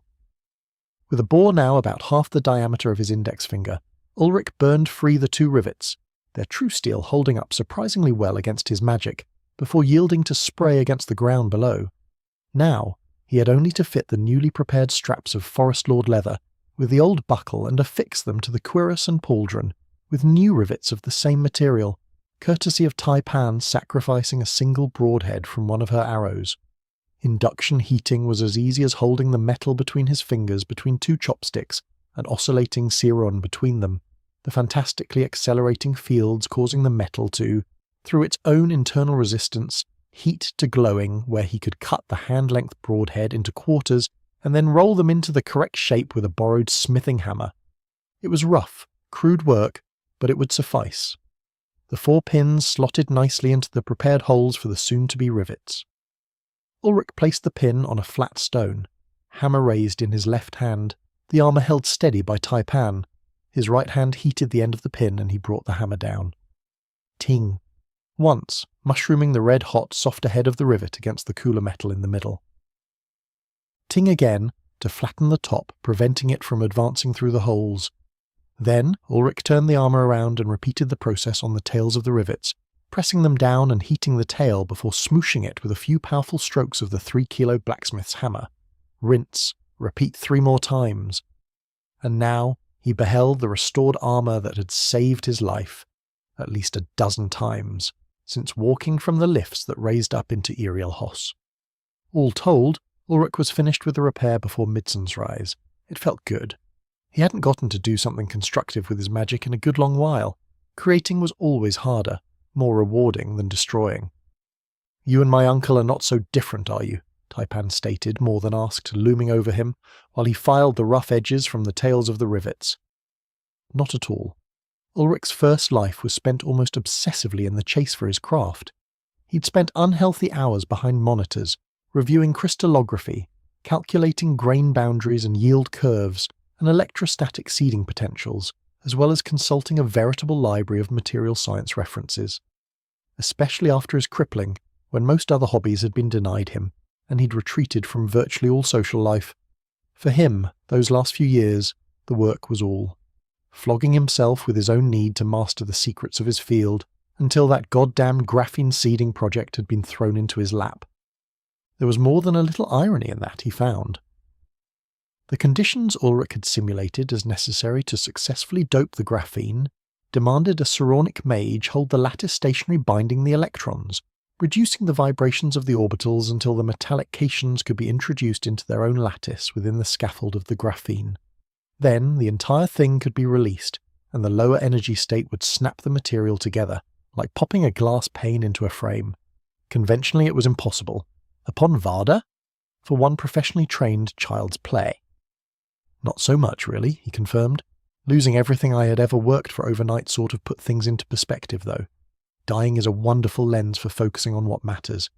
It also made a difference that I was healthy again, virile, strong, everything that I had lost given back in spades. Sort of gives you different priorities. There is also the fact that most of the computing and machines I relied upon are not in existence, and will remain that way, he said, looking over the rustic civilization growing up around him. She seemed a touch surprised by that. Then you do not wish to revive your civilization? She inquired. He did not. I do not, lass. I do not at all. We had our chance and our world. We fucked things up. Best to let go, to find a different way. What other use is history but to learn what not to do? He answered, posing the question that had baffled him throughout his entire life. Why didn't people ever seem to learn from the past? His cynical answer was that they, mistakenly, thought that they were better by default than those who came before. They believed themselves wiser, more refined, less inclined to the same weaknesses and faults of their forefathers. They were all wrong, in his book, and the data supported his theory. Taipan placed a comforting hand on his shoulder. You hate your people, don't you? She asked, surprised. It would never have occurred to her that one could be so distant, so contemptuous of their kind as to come to hate them. For her, who viewed her people with high pride, it was alien. At the end there, yes, I did. Now, I like to think I'm just disappointed in them. They could have been great, you know, could have colonized the very stars. Instead, we let the worst of us destroy our world, and despite all our efforts to recover, I don't think we would have made it. Too self-destructive, Ulrich told her, completing his analysis on the humanity of Earth. Perhaps the Watcher's guidance would be sufficient to prevent that sort of carnage on Varda. Perhaps that was why Valin were not the only dominant sapients to walk the land. There were buffering species to restrain their growth, to control their predation.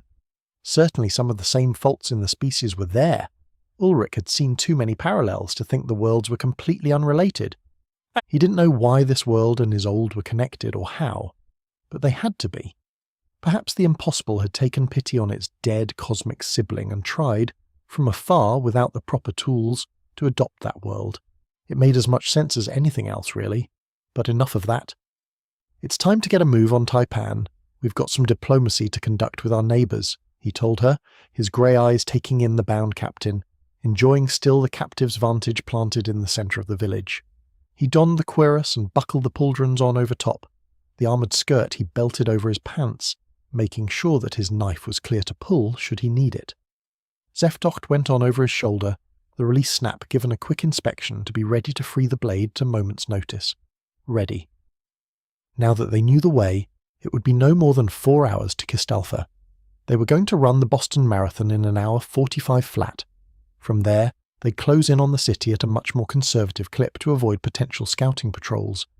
Taipan doubted that the city's leadership would risk any more troops outside the walls without relief, but she told him that it wouldn't be the first time Pressbang threw away her soldiers' lives without good cause, so they'd be prepared anyhow. All right, you lot. I'm leaving for Kistalfa to negotiate passage by ship for the bunch of you back to Orlathrum territory. If it goes well, I'll return by sundown tonight to escort us to the sea, where we will board and sail for the Zealous. If it does not go well, I'll probably still be back by sundown tonight, but in a much shittier mood. Don't burn the house down while I'm gone, he told the gathered folk after having waved them in for a quick status update. Mage Brodin, I leave the safety of these folk to you. I trust you can manage in my absence. Ulrich confided in the young adept. He hadn't known the youth for long, but anyone who could stare a lifetime of indoctrination in the eye and then pick a fight with an empire to oppose it was all right people to Ulrich's way of thinking. I will preserve this place with my life if necessary, the German adept promised. In the middle of a forest that life would be a tall order, the mage was in his element. Chapter 190, A Walk in the Park. That was about all the pomp and ceremony that was involved in his departure from the upshoot of a settlement. The elves had shit to do, and they were set on getting it done. Most of the pre-Spanger freemen had come out from the shock of their being set upon by their own kindred, and had started to really adapt to the reality that their generational enemies were normal people, with weird ideas about what constituted humour or good eating. The food was good, the jokes were taking some getting used to, and the man who had taken charge of them, Mage Brodin, was convinced that they should stay close to the barbarian with the elf wife who'd saved them, and that was good enough for them.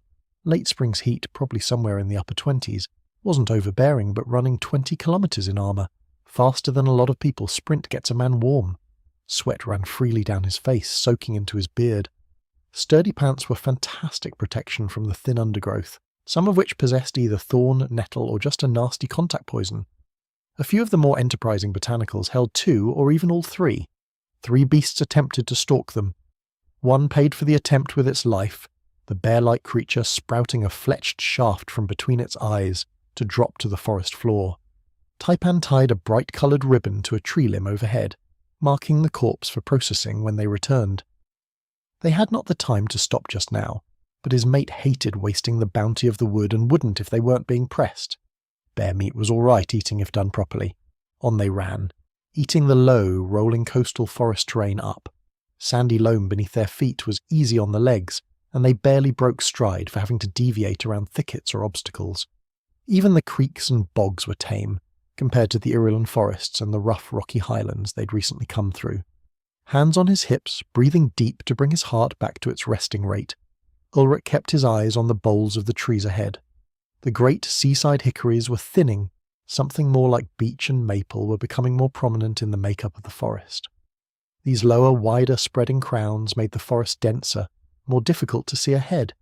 Smooth-barked beech with grey-white bark swirled with orange was slightly disorienting. He could imagine getting lost with the tiger striping effect of those trunks, screwing with his ability to select landmarks. The maples, other than their navy blue leaves, were very similar to earthen counterparts. "We must be careful in this place, Ulrich." Taipan spoke up, a touch of concern colouring her tone. He raised his alertness a notch at that warning, bringing up Karuna perception to scan the surroundings through the electromagnetic. Nothing entered the 30 or so metre range of his ability to clearly distinguish both biotic and abiotic features of the forest. "What has you spooked, love?" he asked. She tilted her head slightly, listening, before she shrugged. "Nothing specifically, only that the wood is quiet for this time of year. I'm not greatly versed in the creatures or flora that inhabit these forests. Unfamiliarity demands caution, especially when we carry about live bait," she said, indicating the standard Ulrich bore. "Ah, right. That." He'd sort of forgotten that the captain was pretty badly wounded and blood sent even from closed wounds would draw critters. "Good call," he praised. "I'll keep Serrano perception up. You keep those lovely eyeballs peeled forward, I'll watch our flanks." It was their standard operating procedure. Heard and understood, Glade Chief. More slowly they made their way across the many small creeks, low rises, and increasingly sandy soil. The smell of ocean salt became more dominant in the air, carried in from the Vatin. They were about halfway to their destination now. He froze, instincts blaring. Taipan was already drawing her bow, having detected danger slightly faster than he. A blurring streak leapt from a thicket of thorny shrubs in time to avoid the arrow that buried itself through the space its head had been a moment before. Ulrich could barely track the thing. It went straight up, entered the leafy crown of a dusk maple, as he had come to think of the blue pinyon trees, and then broke sight. "Holy shit! That thing is seriously quick!" Ulrich stated the obvious. Another arrow was already at half draw upon Blinda, his shadow taking no chances against the foe. "It is also intelligent. It saw my gaze focus on its hiding place and knew its cover was broken. It also knew that I could reach it from where we stand. This creature hunts people, probably has hunted them for years," she narrated, keeping her exquisite vision scanning the surroundings. "Rear!" Ulrich shouted, feeling the almost blindingly fast thing coming in from behind his vertebrae, aligned perfectly to a seeing creature's blind spot. His core roared to life and Ulrich flung a hand out behind him, not even turning before he unleashed the screaming arc of violet fury. Voltaic riot. A wrist-thick ribbon of dancing lightning tore into the trail behind and intercepted the predator's charge. It came too close to the hunting arc and paid, the Seron jumping to the closing beast and carving deeply into its hide as it passed, forced aside from the lethal pounce it had intended on Ulrich. Greyish-blue blood sprayed him as it aborted its attack, breaking away from the jolting spell burning through its forelimb. He noted vaguely feline features in the creature as it passed. Then it was gone, streaking into the brush, out of sight again. So fast was the monster Taipan hadn't even been able to turn and attempt a shot on it. It was a damned fast learner. "Okay, so you were right, Taipan. This thing is fast as all hell and definitely smart. It made sure its second attempt was from a blind spot, and it didn't even attempt to hide, just tried pure speed to make the attack. It knows you can spot it. Now it knows I can too, as well as that I can harm it. I clipped it as it went by. He had no way to know how badly he'd hurt the creature. Probably not lethally, it was too fast for that, but it had definitely taken a raking from his spell. Voltaic Riot packed a wallop. Whatever this thing was, it couldn't be happy. A blast of sound rose from the forest, a roar of pain and fury that was like a tiger with hints of elephantine resonance. The monkey in his ancestry did not care for that sound. At all. Yep, pissed it off, Ulrich noted aloud. Taipan laughed at his dry commentary, and then her shadow came to life and enshrouded her. He saw his partner blur and nearly disappear, cloaked by her Iskios mana. Thankfully, Chron perception could pierce the veil of that magic his partner used, revealing her presence to him. The monster that had thought to hunt them probably did not have the benefit of his electromagnetic perception. The huntress leapt vertically some 3 meters, hauled herself one-handed into the lower limbs of the trees, and vanished into the canopy above, all without a sound. As soon as she left the zone of his detection spell, she was gone. Spooky lady. Ulrich kept his head on a swivel, his core sending yin after yang through his body, anticipating the need to call power again. Next time, he was going to pelt it with wind blades, confident he could snare it with the tracking vacuum threads of Calum needed to let the magicked wind scythes seek, and use a winter's breath to slow it down, if he could judge the trajectory well enough. He'd drawn his sword by instinct, unconscious of the motion, and was glad again of all of Idra's teaching. Ulrich knew precisely where his feet were, thanks to that swordmaster, and he now appreciated how important that knowledge was. Where your feet are will determine where they will go, and where they will go should put your blade where your enemy was, and your body where his blade is not. It sounded simple, and it was. The devil was in the details. In his other arm he firmed up the grip on the greenwood flagstaff. The captain was screaming something into her gag, but he didn't really pay it much mind. Woman was always howling about something. For 20 minutes, Taipan played a weapons-grade game of cat and mouse with their attacker. He only heard fragments of it. A muffled twang of bow here, a growling hiss there, and Taipan used curses in her mother tongue that he did not know, which told him things were tense. Twice the creature tried for him, darting once from a tree above him, forcing him to throw the captive aside lest she be ripped from stem to stern by hooked claws on a paw larger than a frying pan, and again a few minutes later from over his shoulder. The dusty grey, white-spotted and mottled, black-patterned feline leapt for the back of his neck, only to be met by Zeftocht and another flare of Koran. He missed. The monster vanished into a cloud of smoke even as his sword passed through it, reconstituting behind him and dashing away into the brush. Taipan tore past him a half-second later in hot pursuit. What the fucking fuck was that? Smoke teleport? He had no idea how a thinking living creature could turn into smoke and retain consciousness. Scientifically speaking, that was bullshit. He wouldn't have long to ponder. A sudden elvish cry of battle was met by that spine-tingling roar. Taipan was awfully mean in a fight, but this monster had to be a greater beast. The fight played out for a few moments, eternal seconds in his mind. At last, a victor was decided. Taipan fled from the treetops, jumping back to his side, shedding her stealth ability. She was clawed down one side superficially, since no blood was flowing. It had fairly rent her coat, though, the tough material cleanly slit from her armpit to her waist, 4 parallel tracks indicating how closely she'd come to being opened up. A few cuts and scrapes dotted her arms, and one of her boots had a nasty gash along the back of the calf muscle, which was bleeding freely. This thing had hurt his favoured boots. It had to go. "What are you thinking, lass?" Ulrich asked, noting the excited twitch in his partner's ears. She was all hopped up on bloodlust now. No way she'd abandoned the fight. Glittering eyes took him in a moment, teeth flashing in a grin before returning to absolute focus. "Worthy prey, Ulrich. Your strike earlier was a good one. It has lost most of the use of its left forelimb. I have blinded an eye and debilitated it with Twilight Flame. It should be finding using that blasted cloud evasion skill more difficult now with my mana in its body. That is how it nearly managed to maul me. Its hide is resistant to my Iskios blades, though. I will have to use my knife and arrows." Taipan's assessment confirmed his suspicions about it being a greater, for a surety. He would have thought that almost being filleted would have made her hesitant, but the dusky Iriellen had her knife out with an eager look to her. "So, you just going to go in there after it with that?" Ulrich checked, skepticism tainting his question. She tilted her head in confusion before answering his question with her own. "Why not?" Iriellen. Madhouse bastards. Every single one of them.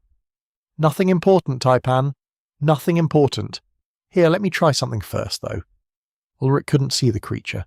It was too good at hiding in the treetops, but he didn't need to see it to hit it with wind blades.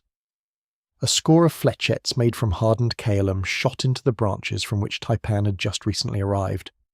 The blurred form of the cat shot away an instant before the projectiles tore through the leaves that had hidden it, scattering bark chips, cut branches, and foliage like a shotgun blast. Damn, that thing really was agile. Even on 3 good legs it zipped away, difficult for his eyes to track, like a puma or a leopard. "Well, I have to admit it's probably too fast for most of my spells to hit unless I know from where it's coming," Ulrich confessed. He could probably get it if he was willing to burn down the forest, but that didn't set well with him. There had to be some way to limit the thing's outrageous mobility without just splashing magic around hoping to get lucky. The captain was straining against her bindings, jerking fitfully, her wide eyes fearful.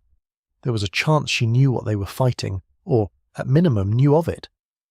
"You think this one here knows what's out there?" he asked, bobbing his chin towards the mummified decoration on the end of his flagpole. Taipan rejected that out of hand, with her typically straight-line reasoning. "We already know what it is. A predator that is hunting us, using the advantage of its home territory to remain unseen while it tries to find an opportune death blow. If they knew how to kill it, it would be dead, which means that they do not, and that remains our problem." He couldn't argue with that kind of logic. "Fair enough. I'm open to suggestions." Ulrich notified her. Taipan reaffirmed her grip on her knife hilt. "The new plan is the old plan. Be ready. I will drive the panther from the trees, but you must make a certain thing of it."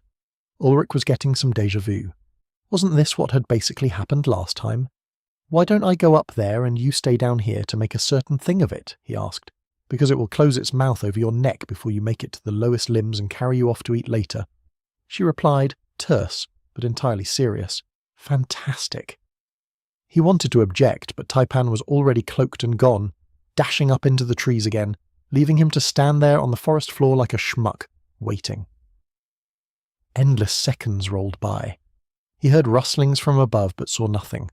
No more attempts came from the monster to leap at him from the bushes, so it must have been evaluating its options. His shadow, in all her fury, was not going to grant it time to recover from its earlier wounds, nor adjust to its recent partial blinding. It made sense. The best way to deal with most ambushes was to fight into them. A yowl of pain, shaking of the trees, and a flare of ischios announced Taipan's gambit. Locked together, knife buried in the monster's neck, umbral armor around her forearm holding its wicked teeth at bay, as the two of them fell from the branches his mate had suddenly slashed apart from around the both of them, leaving the two to fall. Just before they impacted, Taipan pulled her legs in and planted them against the cloud leopard, leaping away from it in an acrobatic spin that let her hit the soft sandy forest floor in a roll, bleeding off momentum. The cat cost itself a smooth landing by clawing at her, while she jumped away, raking her back and shoulder, digging into bicep but unable to find deep purchase through her defensive ability to haul her back in. It landed roughly, Taipan's dagger in its neck, and 3 lesser gaps bleeding freely in its pelt along back and side, where she'd punched into a lung to cripple it during their scrum, lacing her blows with twilight flame to debilitate the monster. It never got the chance to rise, and the shadow fire within it corrupted its attempts to unsubstantiate. Ulrich was already harnessing his strength, raising Zeftocht over his shoulder, building the separation of Karaun's essence that would carry its wrath into the greater beast. When Taipan jumped clear, he crow-hopped into his throw of the Sith, sending the sword into a blurring spin of enchanted metal, already crackling with power poured into it. Ulrich bound the electromagnetic to his will, the gathered Sirayan joyful to be unleashed. Zeftocht hit the panther in the side, biting deeply, if at an odd angle, as if it might shear off the creature's hip. Even as it screamed its challenge, Ulrich answered with thunder. Lightning javelin. Siran bridged them, connected the two with coruscating violet lightning. Ulrich held the energy, twisting it, reversing the polarities, sending the power back to himself, absorbing the bolt into his core before returning it again, and again, and again and again. 4 times Chiron lanced between them, following the path of ionized air, racing with the joy of a child wielding Thor's hammer. Cracks of thunder blasted the forest at every stroke against the Norse god's anvil. When he released the spell, his core feeling strained by the act of restraining the lightning, he was certain that the beast would not rise again. This was the ultimate form of his lightning javelin, sustained thunderbolts that lost little of their potency, fueled by free flow of his mana. The panther was charcoal, and not one piece of it. He didn't stop to even check on the thing, Srona perception barely even registered it, most of the liquid inside it having been flash-boiled. High voltage, high current interactions with biological things were not kind to them. Instead, he sprinted to his downed mate, her blood running from the wounds left by the beast's claws. However the hell her umbral armor worked, solid shadows was outside his philosophy. It had very definitely saved her life.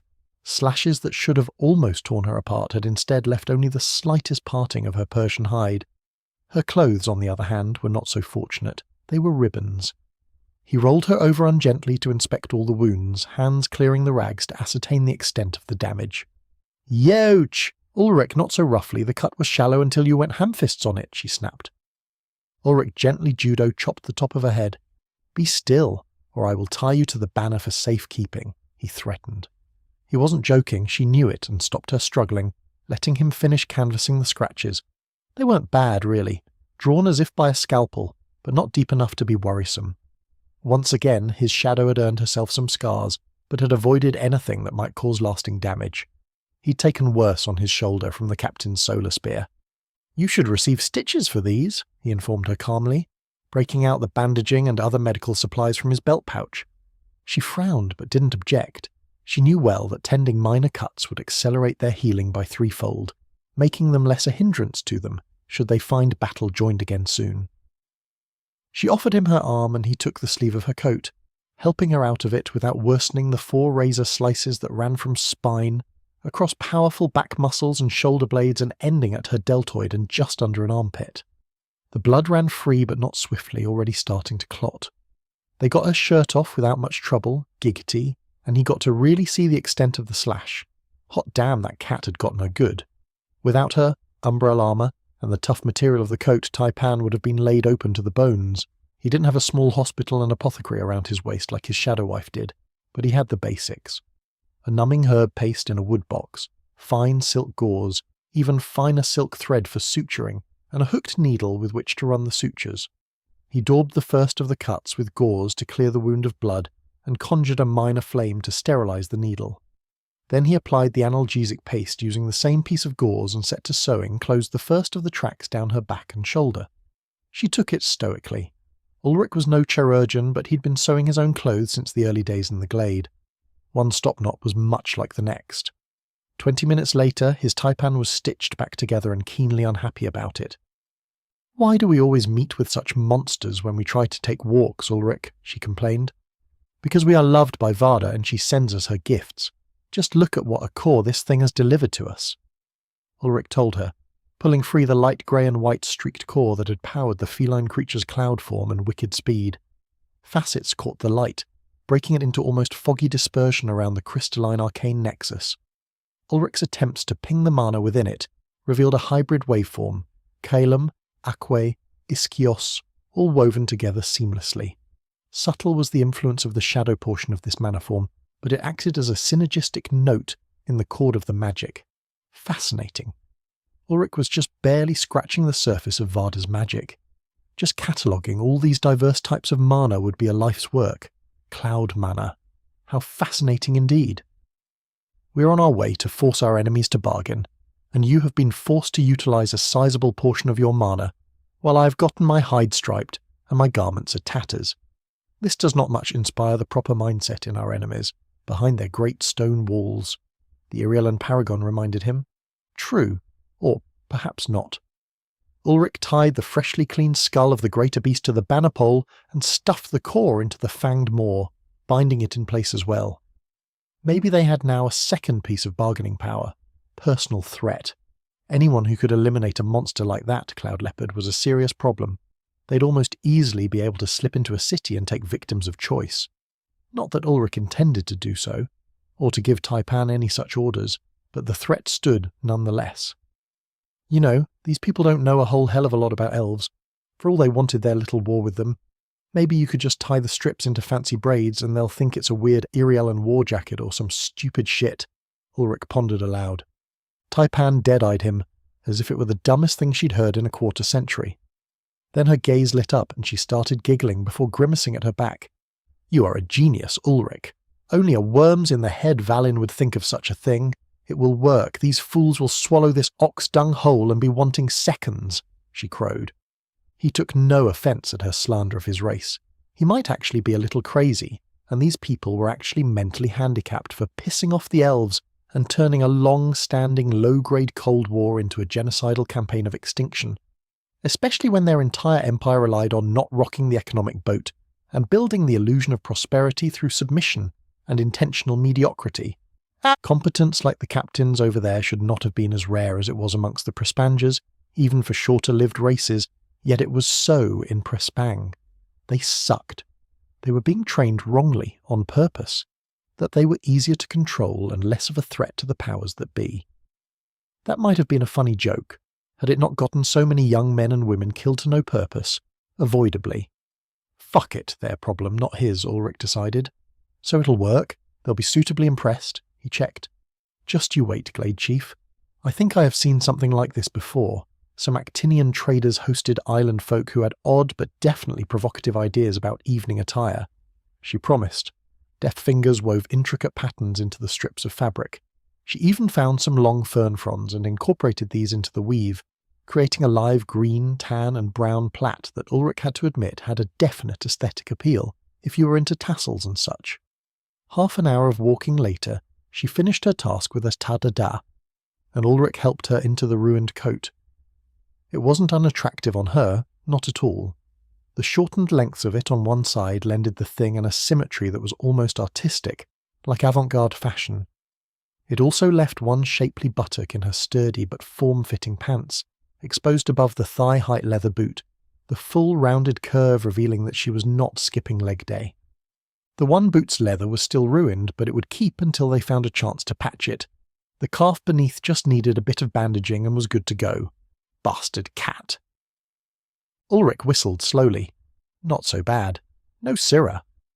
The sultry wild woman with her ragged clothes and dusty ribbons was a hit with him. I'm not going to lie to you, lass. I think that look is fair, the bee's knees, he praised. Grinning, the elf woman did a slow turn, popping her hip, before giving him a coquettish, over-the-shoulder, come hither, and a blown kiss. Va voom. Yeah, okay. We're having something like that made for you when we get back to Iriel. That's just sexy time in my lizard brain, he informed her dutifully. Praise me more, Ulrich. I will have you frothing before we reach Kistalfa, purred the elf woman. He grinned, but looked away. She was doing that swaying thing with her hips that was going to cost them time if he let himself watch. Easy now, lass. Don't go getting us sidetracked riding a post killed the greater beast high. We'll celebrate later, privately, gratuitous celebration, and probably a fair bit of humping, if I'm entirely honest with you, Ulrich told her, trying to hang on to decorum while the thought of her inside the shelter in that get-up started playing in his mind's eye. Well, time for mental calculus. The Lagrangian equation of motion states that the generalized force function P is the time derivative of the kinetic energy function T, differentiated over the first derivative of the general coordinate Q minus the kinetic energy, differentiated over the general coordinate Q. Fuck me, it's not working, that bottom is shaking. Partial differential equations it is then. That would take the stiffening out of a piece of rebar.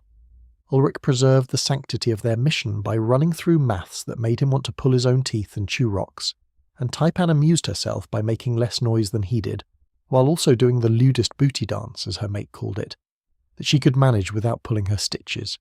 In this manner they came to the edge of the coastal forest, and its eye-twisting orange and white beach and those stunning blue maples. There, in the open, just a few short kilometres away, was the site where they had caught the garrison troops making camp and employed chemical weapons to lay them low before they could fall on the Freeman village. That hadn't saved the village in the end. It had certainly saved the villagers, for the most part. 3 species of scavenger birds circled in yips and barks of small canids or foxes or raccoon dogs or some shit, said that a great feast was underway. Chapter 1, 191, malicious and unseemly. A feast it was, and a macabre one at that. Even Taipan's euphoria from the vanquishing of a super predator on even ground could not withstand the sight that now lay before them. 100 men and not a few women lay down there in the bowl-shaped depression, where they'd made camp in the land surrounding Kistalfa, on their way to do evil to a bunch of innocents. Most were contorted in agony, blood running from various orifices. All of them had experienced terrible cramping and voiding of the bowels before the end. The clutching hands of many at their chests told the story of the striped bark snake venom having destroyed their hearts, freezing the blood within them. The cocktail of other toxins was what caused the seizures and mass internal hemorrhage. Taipan hadn't held back on choosing her ingredients for this particular mix. Aerosolizing it would have definitely classified it as a war crime back in the before. On Varda there were no tribunals of international decorum for war, just knowledge that what you tried to do to the enemy, they might return to do to you. For those who had unleashed the Bane, this was the least that the elves would do to be certain they would not do so again. Looking down at the forms from that slight rise where he had cast the sky shield which trapped the poison vapours, concentrating the toxins to overcome even the hardy constitutions of soldiers, Ulrich had no small part to play in this scene. They had it coming. Soldiers choosing war had to accept that they would die in its execution. That didn't make their dying any easier, nor could Ulrich truly find any satisfaction in this. Killing the captain's subordinates on the field, they doing all in their power to end him and he doing more in his to end them first. That was glory, in an old school sort of way. There was an honesty to it. Nothing honest about the dying those poor assholes in that depression did. It was sad, was what it was. They should have fucking stayed home. The robed figures scattered here and there, probably the Sano mages that the captain had mentioned, giving all of themselves to try to save their comrades. That was stark reminder, if he ever needed it, that there was no justice in war. Those healers had not deserved this. Nobody really deserved it. These had been people with families, dreams, feelings and thoughts, aspirations for a future they would not get to experience. They should have stayed home. I don't like it, Taipan.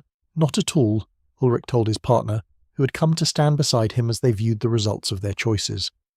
She took his hand, squeezing it gently. It is good that you do not, Ulrich, and should you ever come to, know that your soul has died. We did not do this thing because we enjoyed it. We did it because our enemies marched in force, instead of tending their families and fields. She spoke softly but firmly. Even the hard-ass Iriellen did not love conflict, for all that they first amongst the Orlethran prepared themselves for it, immersed themselves in the arts of war that the rest of their cousins would be spared the majority of it. Ulrich squeezed the hand with his other, before striding down the small rise to finish his banner. He collected the helmets of the dead, tying them to the living greenwood staff. 117 helmets and 7 robed hoods, to tell his enemies the extent of his resolve. What would his department manager have thought? Watching the guy, she loaded her problems onto tying the helmets of a small army he'd helped murder to a flagpole. She'd probably have soiled herself. There was a small part of him that now wished he could put her on his standard, and he wasn't all that thrilled about that fact, but there it was. Gods, what he wished for was that he could be back in the glade about now. This first, that later. Some Looney Tune immortal or something had started all of this, and Ulrich Einar was going to live long enough to make them regret it. A good hard tug finished the last tie-off to secure the last of the headgear to his totem of pain. The captain, from her perch at the end, was slightly horrified at being used as a living heraldry, with her men's trophies below her. He wondered if it ever occurred to her to be as horrified for what she'd done to her own countrymen. Probably not. There was a surprising amount of literature that indicated that war criminals never understood that they'd actually done anything wrong. The captain struck him as one of those holier-than-thou righteous cause types, the ones that never stop to question because they were so certain they have heaven's blessing. A fanatic. Well, there was a lesson about that somewhere in all of this, if you looked hard enough. Or so people like to say. "Ready," Ulrich called, raising the standard. In her braided half-coat, like a midriff jacket with a single cut-off sleeve, short midnight hair, so dark it nearly held a blue shimmer, bow slung over her shoulder and knife-belted. Taipan was every inch of her like an Amazon goddess from a fairy tale. "Our enemies will know now the folly of their ways, Glade Chief. If they should choose you as enemy, They cannot claim ignorance about what ruins comes to their door. Taipan judged. She was being serious, so he didn't laugh, even though the statement sounded like something of a joke. Ridiculous. And yet it was true. He could pulverize Kistalfa if he wanted to. Crazy. Magic was cheating. Let us hope, then, that they decide they love their people more than they hate her enemies, Ulrich commented wryly. He sighed a little, deflating further at the scene before them. I didn't know how much killing I was going to be doing when I left Irielhos this winter, but damned if I'm not getting tired of it. I want this over with, he told her, gazing distantly toward the Kistalfa that sat some 20 kilometres distant, abutting the coast with her walls and towers. A great port city was Kistalfa, probably hundreds of ships. There had to be at least a few that were captained and crewed by Valin or Beastkin who did not drink the Kool-Aid. Time to go find out. They marched at a rather sedate pace.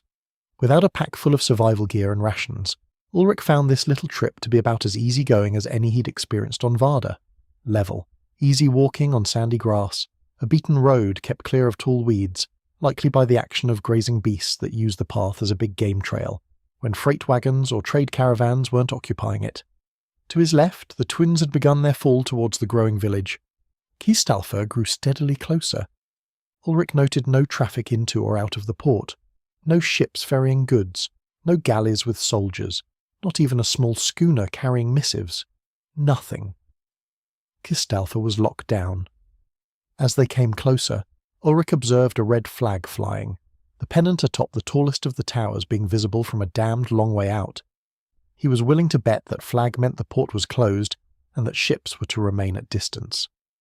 Kistalfa is, as we had suspected, closed to travel, her gates and her docks both. Taipan spoke suddenly, her thoughts mirroring his own. They're worried then. It is peak trade season.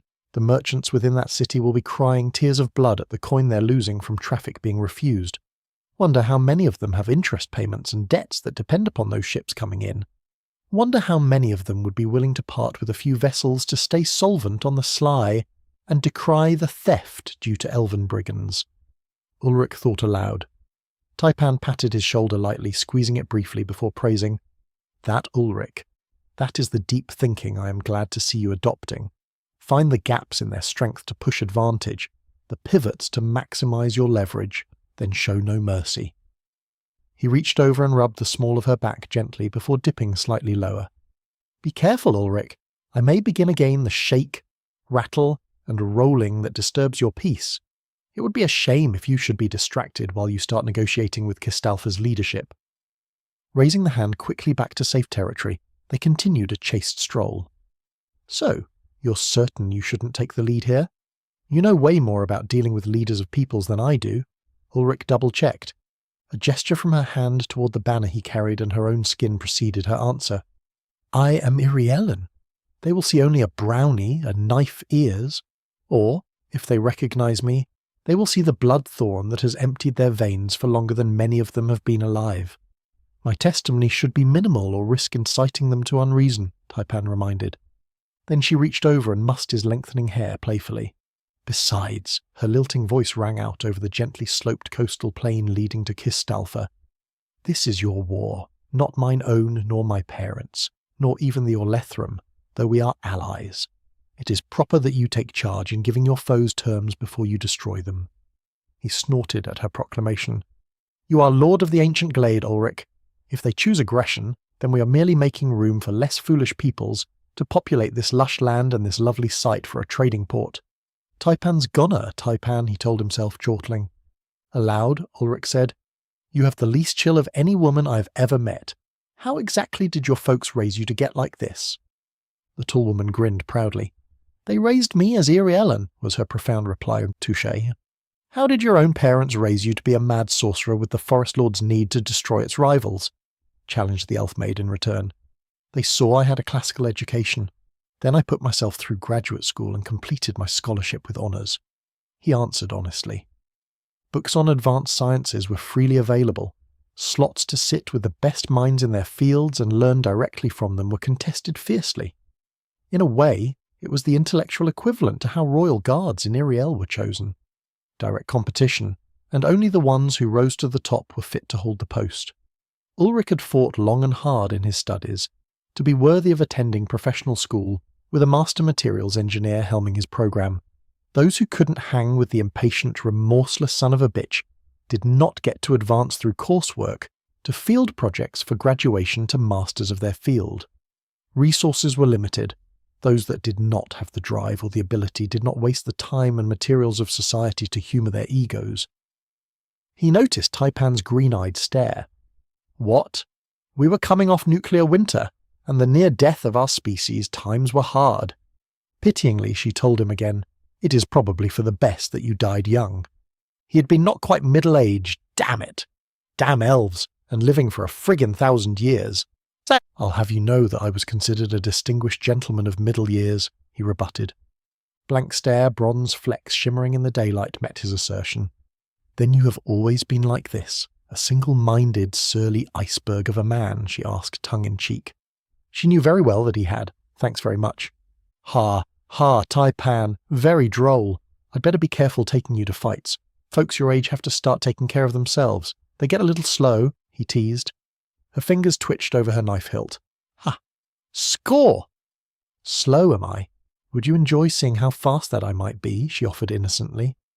"If I were certain that the movement of your legs would be inversely proportional to the movement of your tongue, I might take you up on that," he riposted, sidestepping her invitation to a bit of sparring fisticuffs.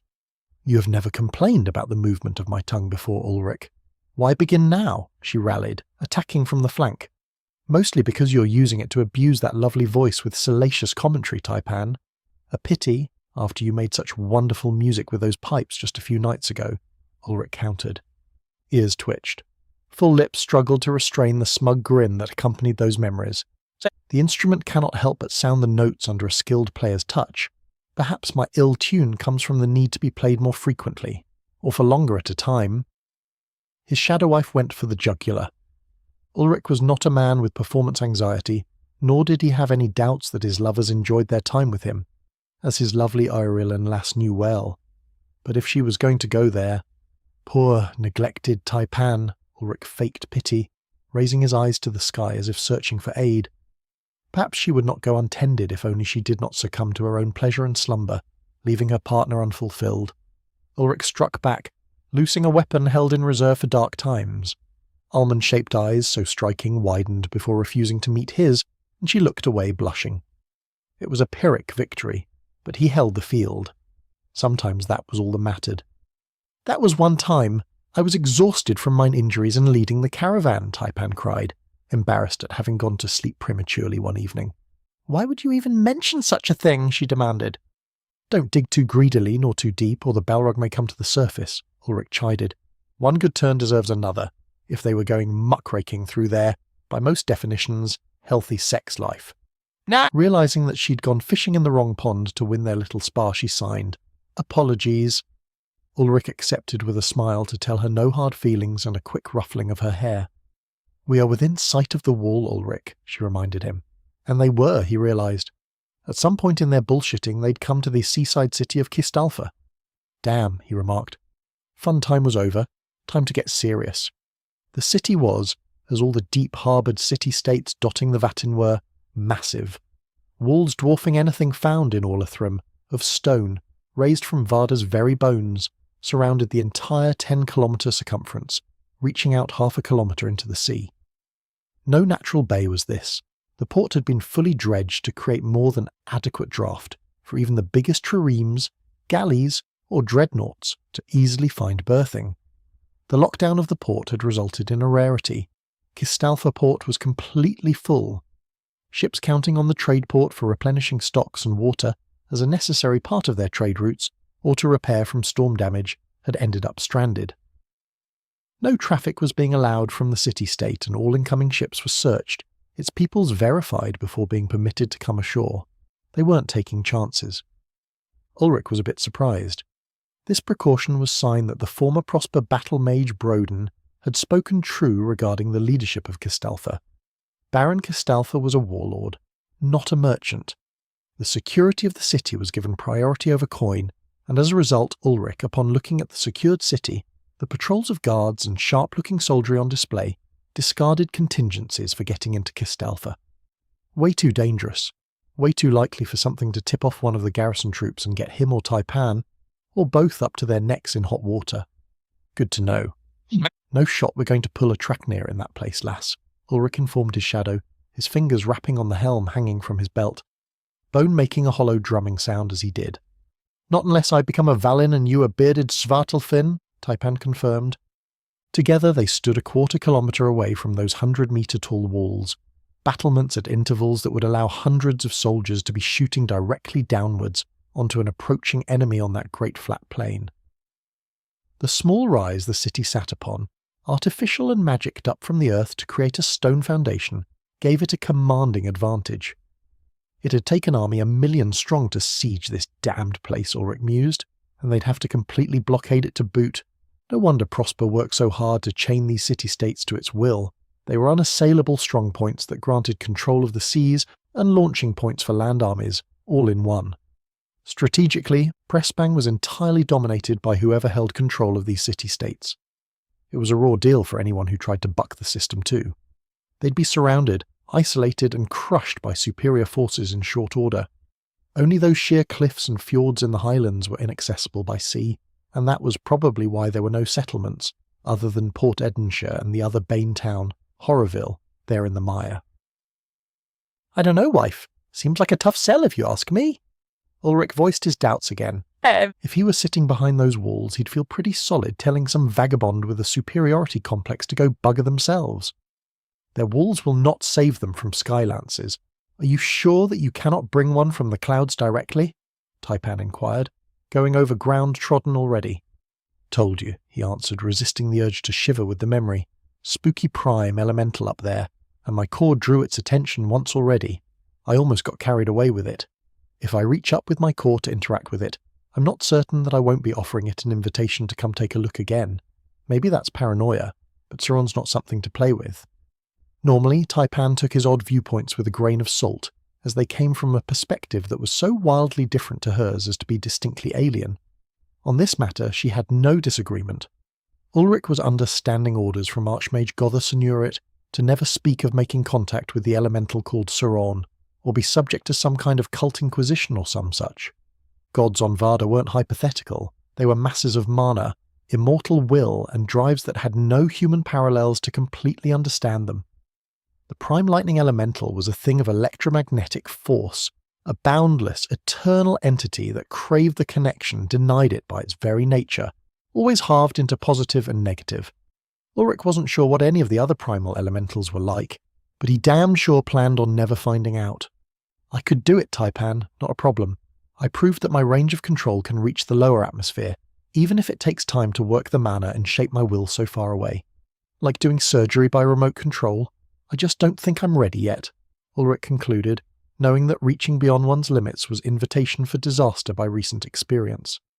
She accepted his argument and put it behind, focusing ahead on the walls and her enemies behind them. Then how will we compel them to parley if they are not suitably impressed by this symbolic offering of their dead and their defeated war leader returned to them? She asked, to the point as usual.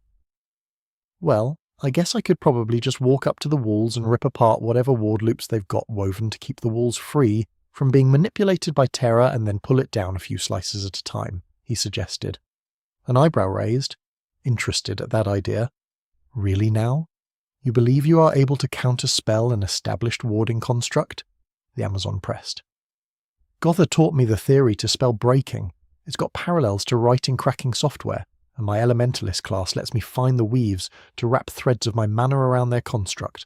I'm pretty sure I could find the soft spots in it and sever the critical nodes holding the spell form together, or just pump them with a DDoS of rapid ether surges to overwhelm them.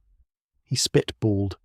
Ulrich, you are speaking witchcraft again, Taipan said warningly. Sometimes he really wished Shaw were around to talk to. She generally picked up on his programming and math theory concepts and knew how to translate it to the common vernacular. I can read their ward and subvert it with my core. Let us leave it at that, he said, lamely. The way he'd said it before was cooler, and more technically true, which is what made it cooler. That I will accept, his sylvan wife allowed, and no more of this DDoS nonsense out of you. I don't know what it is, but it sounds malicious and unseemly. It was both, but he didn't know how she'd picked up on that. She didn't even know what server load was. A Conversation for Calmer Times. Chapter 1, 192. Wizard's Gambit. On a large central pavilion overhanging the wide gate that occupied an almost gratuitously large space in the wall facing them, no doubt intended for ceremonial uses, in addition to allowing for assaults from above for anyone attacking the gate, appeared a group of people. They were obviously the powers that be in Castalfa, what with all the banners flying, the nice armour gleaming in the light of the twins, and the rather imposing aura that rolled off of them. 5 men and women. The black-armoured man with a fan-damntastically large single-bitted axe in his hand, held with ease speaking of phenomenal strength, must be the warlord Baron of Rumour. Ulrich had to admit that he wished he could carry himself with that kind of assured dignity. Majestically silver-embossed armour of midnight metal, worn casually as a silk cloak. War axe held like a sceptre for court. Helmet in other hand, as if an afterthought, because none would question the edicts issued from the bare face of the Baron of Castalfa. Nobody was in charge, but this man, wherever he went, that was the feeling Ulrich got.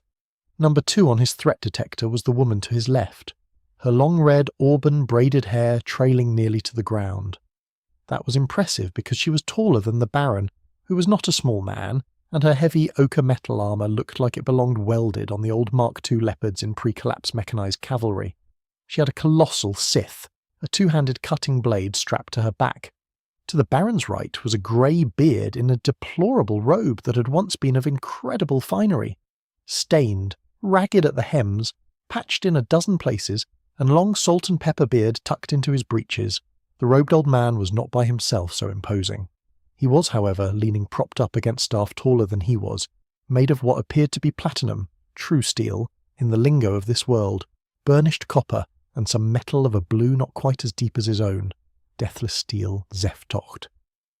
At the apex of the staff was an amethyst about the size of Ulrich's head, carved into dizzying facets that appeared to spiral inwards, even from this distance. That it was a catalyst of superior power was obvious. What few might know that couldn't feel the flows of mana that snapped around it through the fields of Varda's magical flows was that it was attuned to Sauron strongly. That old man was a lightning caller of the highest order, or Ulrich would eat his belt. Next to the old human wizard was a whip-thin woman in light mail and grey-scale armour, a huge warbow on her back, and a long rapier on her hip. The arrows in her uniquely designed quiver were damn near as long as her legs, with bright metal broadheads with barbs on them. Small spears launched from a bow that was probably damn near a ballista in action. From that height advantage she could probably just about reach them, provided her aim was on point. Ulrich had a feeling her aim was fine. The last was a Magister of Prosper, his gold chains of office and white with gilded thread robe clearly pronouncing who he was and who he served. Ulrich wasn't leaving Castalfa until that man was dead. He considered it a personal debt to an old wolf he had briefly called friend to kill every single Magister he came across. The sight of the Magister sent his core into a high rev, mana cycling loaded with intent. Magic was will. Will powered the way, birthed the paths of power shaped by desire to shape the world. Sauron coiled inside him like an adder readying. He could probably reach that far with a lightning javelin. It would be most of what he could do to make the streamer of breakdown potential and hold it over that kind of distance, but he could do it. Smite that fucker right off the wall. The hand holding the standard clenched, the greenwood creaking from the pressure. Thin violet arcs played over his knuckles and down the staff to the earth below. Temper Ulrich, he warned himself. You're leaking. Calm yourself, Glade Chief. There will be time, I promise. Your enemies are mine, and they will not live when we have decided it is meet to strike them down. Taipan comforted, in her Taipan way. 3 deep breaths he took and settled the roiling energy streaming through the arcane nexus in his chest. Fine, for now. I have it now, Taipan. Thank you, he told her, grateful for the reality check. They weren't here to prosecute a grudge. He wanted some boats and crews, fairly paid for, that was all. Peace, Ulrich, until they choose war. Then you can kill them all to death. The menacing growl came from the Lord Instinct. Seeing so many in one place that might challenge him, had the urge to dominate and destroy riled. He clamped down on it, sending it to a muted whisper in his hindbrain. Let's go, Taipan. They've had their little inspection, time enough to know we're not attacking or with army at our backs. Surely they realise we did not come to fight two alone against a fortress. Ulrich urged his partner, taking off at a stately walk calm as could be. Together, the Valin Reforged and his Irialan huntress made casual progress toward the looming walls of Kistalfa and her lord's court. They could have been taking a stroll through Irielhos, if not for the staff hung with helmets, defeated foe attempting her thrashing from her bindings, and the, maybe enemy, city before them. Gusting winds off the Vertin carried sea salt and warm humidity as it rustled the grass and low shrubs of the coast in their passage. Clouds gathered from the great inland sea, grey things, wispy high above, low and rain-laden low down. Probably going to be some rain this afternoon, Ulrich noted. The working was subtle, practiced, and careful, which was why Ulrich's mana senses did not pick it up. Not until the amethyst flared Siron. The field around them prickled with collecting charge, raising the hairs on his arms, instincts drilled by a Skeletalesser Archmage's random tests, had Ulrich's strength arraying before the suddenness of the attack registered consciously. Webs of lightning tore into the air around him, enshrouding his lover as well, and a cocoon of Koreans snapped into place, reminiscent of the shell he'd made so long ago when he awakened. Just in time to intercept the massive thunderbolts hurled against him by the old man standing on the castle wall, the clouds he'd conjured secretly feeding him their energies in brilliant bolts from on high. Thunder cracked from the skylances gathered by the catalyst staff from their berthings, streaming from the wizard to destroy Ulrich and his mate. Faraday cages were simple things, really. Conductive roots to guide electromagnetic waves towards a ground, the sensitive electronics or biological substances within them completely isolated from harm. Ulrich caught the incoming lightning and held it in the flows of his own magic, tasting the notes of his enemy's inflections on the familiar waveform of Chiron. Faint notes of Kaelum and Aquae contaminated the magic, in a combination he now knew as Nephel, cloud mana, which had birthed the lightning in the feat he'd explained to Taipan that he would not mirror. The harmonies of energies were similar to that of the Thunderhorn sheep, and lessons learned there applied here. The Reforged circulated the captured mana, wresting it from its initial form. White jagged spears flashed in again, joining their fellows in Ulrich's etheric grip, roaring around, trapped in the coils of Siron that had once shielded him from the touch of an elemental that might have been a god. Riding the currents of his Siron, the old Nephil mage's attack did not reach him, nor, more importantly, the treasured hide of his mate. Despite the raw power of the working, it was a weak thing, uncontrolled, unchained. The lightning completely divested of the mage, too afraid to immerse himself in the flow of it, too ignorant to know how to rule the energies he tried to wield. Ulrich swallowed the mana whole, drank it in, and bent the Siron to his will with the Watcher's crafting that he had evolved to the purpose of taming that force. Carefully, so as not to overload his mana conduits, Ulrich used Bathe's teachings to saturate his flesh, absorbing the excess, before bringing his core to saturation. The extra he delivered into the earth below, where it harmlessly dissipated, the arcing, crackling energies vanishing after a few brief seconds. So, the Lordier of the ancient glade concluded. That was it then? That is all this world's lightning callers had to offer, even armed with an instrument designed to facilitate the control of one of the four great forces that turn the universe? Pathetic. He was tempted to core capacitor the lot of them over there, shed the energies within his body in a single pure moment of annihilation, show them how it is truly to be done sort of thing. Better not, he warned himself. He was already dancing on the edge of the elemental's notice, he could feel it. The prime to which his core was attuned was out there, striving to connect everything together.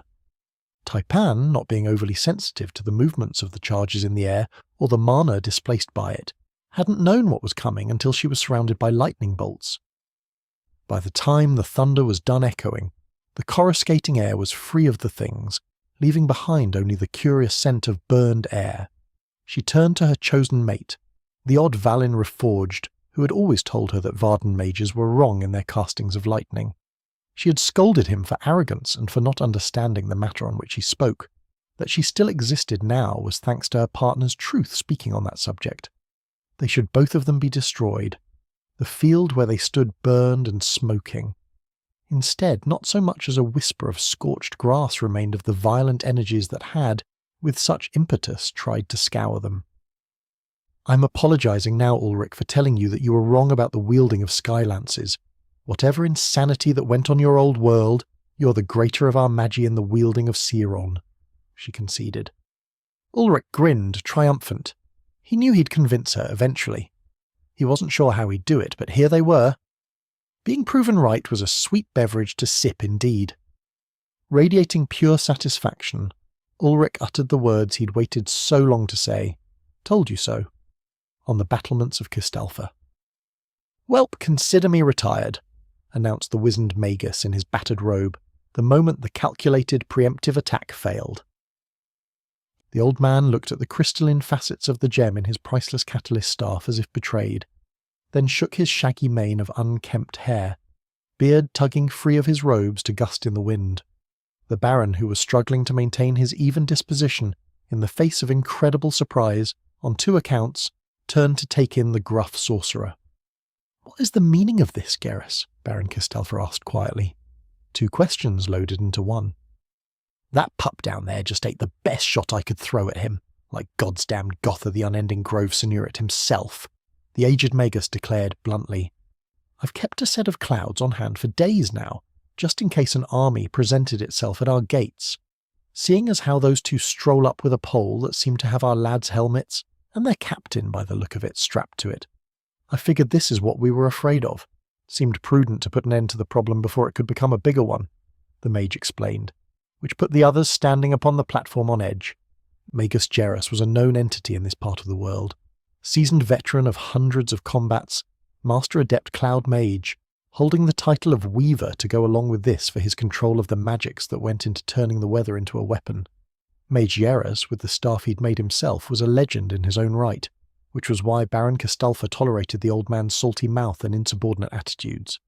They considered a duel to be too even to settle directly, and so tolerated one another's mismatched personalities.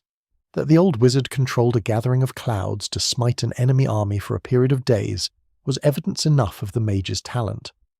Cloud working was known to be intricate and sustaining it an exacting enterprise. That Gerus's masterstroke had failed utterly was unthinkable. Baron Kistalfa knew that he could not withstand Gerus's fulminant spear, a conjured lightning using the power of the Vatin's stormy skies as its source. The man standing with his Isa companion had not withstood the spell. He had dominated it. That was a feat that merited consideration. And you are certain that it was the man, not the Irilin beside him, that was responsible. It is known that the traditions of the Deepwoods elves in the arcane go back into deep history. Baron Kistalfa probed. "Not a chance." Gerus scoffed, ragged throat full of disdain. The brownie didn't even know I'd hit them until she was beyond dead. The mage coughed, loosened phlegm, spat, then continued. "Besides, I felt that bastard reach out and subsume the magic. I don't know how in the hells he managed it, but he took my spell into himself and came away clean when he should have evaporated. Sorry, Baron, but it seems my service is of no use to you here." "What value is this whining old man, then?" lambasted the Magister. "The moment an enemy appears, he is useless. After all his strutting about the keep, we are being attacked." Mage Gerus, without word, wound his power, Nephil billowing, churning through his core. The wizard was in the act of shaping a spell to freeze the air inside the Magister's lungs, before expanding to free itself explosively from the pompous fool's body, when the Baron put a hand on the old man's shoulder, halting his treason. "Magister, you're ungenerous to your battle mages," Siegebreaker Kistalfa corrected calmly, ignoring the scraping sound made as his gauntlet tightened upon the axe it held. "Master Gerus is potent. Of that I can assure you, or I would not suffer his crass wit. Our foe appears to have some unknown craft. It is unwise to reach conclusion before scouting the terrain, and your panic is unseemly." "Hild?" the Baron asked, the rest of his orders implied. The archer immediately bent her skills on the pair, eyes shimmering gold as she enhanced her vision to eagle perception. None in the trees distant, the 2 are alone. They are what they seem, no glamours. The sword the barbarian carries is an artifact. The armour of the pair is of immaculate quality, but not artifact. The standard they bear does have the helmets of the missing soldiers upon it, and that is Praetorian Triella bound to the end of it, wounded badly, but alive. The panther skull on the staff has a Nephil core in its jaws. I can detect a Saronic core and an Iskios core between the 2 of them. The elf is deeply classed, an assassin, I think. The man is odd, class is immature but potent, a mage, but there is an element of close combat buried in his aura," reported the deeply classed ranger. "The Praetorian lives. We must have her returned. Prosper demands it," shrieked the Magister. "Prosper can lick her own bleeding arse. That's either an archmage down there or damn close to it, and we wouldn't be here if that barbarian decided we shouldn't be," Garrus said flatly, which pronouncement poured ice down spines. An archmage changed things. Changed them quite a lot. Baron Kistalfa wasn't going to throw the lives of his people away at the behest of a fool Magister, or that Magister's unfailing pride in the power wielded by merchant lords a fortnight distant. The Baron kept his attention on the enemy in front of him, and that enemy had a man he knew to be without softness or cowardice, unnerved. "The Aesa Irielen is Gaiat Iriel, daughter of the Blood Moon," Hild said, suddenly compounding the situation. Baron Kistalfa took that information and began careful calculations. The two had approached his city alone, without army at their backs. They had made of his soldiers and their still-living captain a banner, no doubt intended to inform him as to the fates of the detachment sent out to investigate the rebels. Also, no doubt intended to intimidate him and his people with their prowess. Did that mean that an army of Irielen awaited him out there in his forests? He considered the odds of that for only a moment before discarding it. The knife ears were good, but no one was that good. Not an army, perhaps a detachment of a few triads of their hunters at most, enough to be a honour guard for their princess. To what end? And where had a barbarian wizard of such puissance come from? Why? Too many unknowns, too many angles of attack, potential traps to ensnare unwary feet. These were the hallmarks of the Irielen at war. However, the Deepwoods elves did not consort with otherkin, it was known. They had closed their borders since his grandfather's time. Why now would they have partnered with the barbarian tribes of the Outer Reaches? "Baron, they are approaching. They come for parley, I think," Miria told him, one of few unafraid to interrupt her liege's ponderings. His bodyguard was a prize, a child captured by his father in campaigns against the barbarians and brought home to be raised at his side as his duenna. Beautiful of form, a ferocious fighter, completely devoted to his household and his favoured concubine. She would likely be the one to produce the children that continued his line when they matriculated. She had refused his offer of marriage, as she bore no interest in the squabblings of courts or indulging the petty obligations of being a baroness. She was a sword for her baron until she died, and he would respect that decision. Which did not mean she had no guile or wit. Baron Trask-Kistalfa knew better than to second-guess his most trusted adjutant's judgments on these matters. "We will hear them," he decided immediately. "What?" the Magister exclaimed, disbelieving. "You cannot entertain the great enemies of Prispeng. They are lowly savages to be culled." "Surely, Baron, this is some jest. It is preposterous, treasonous. You cannot mean—" "Magister, our mages are certainly dead, along with many of Kistalfa's soldiers," Kistalfa's lord said, iron in his voice, cutting off further objection like a blade falling. "There are rumours of war, rebellion, and a failed attack upon the Orlethrum in the winds. And now, of all times, the Bloodthorn approaches my wall with a man who turned aside the stroke of one of the strongest battle mages I have ever fought with. They carry with them your praetor, alive, no doubt intentionally so, which means they intend to use her to threaten or bargain. If you want Triella returned to prosper, we should hear them out. If I am to preserve my citizens from harm, I must know what the enemy intends, which means I must hear them out. Thus have I decided." The Baron spoke, concluding the matter. "I will go myself, you as well, Miria, and you, Garrus. Hild, Magister, you're to remain behind the walls in safety, to keep the city in my absence," he commanded, knowing his chief scout understood that she was truly to be serving in his stead, and that the Magister was being given face to, at least publicly, show respect to his office. "Master Garrus, if the barbarian mage demands your head for the unprompted attack, you will bend your neck to receive the cut. Is my will known clearly enough?" Baron Kistalfa asked evenly, almost as an afterthought. The old man went still a moment before accepting his orders. Dead was dead, and the barbarian hadn't returned the stroke, so it was possible he wouldn't take the mage's life. Siegebreaker Kistalfa would cleave him down the middle if he tried to break ranks. "Aye, my Lord Baron. I suppose I will, given the alternatives. At least I'll get to say I got to see Gaiat Iriel in person before I go, eh?" He laughed. "Few ever did so and lived, and she was rumoured to be a flawless gem of her kind," outside Kistalfa. "They appear to have made up their minds, Glade Chief," Taipan reported. Following the magical onslaught, he and his wife had remained where they were. There was some somewhat animated conversation going on, although most of the racket was coming from the white-robed magister. The rest seemed fairly laid back, considering the murder they'd attempted.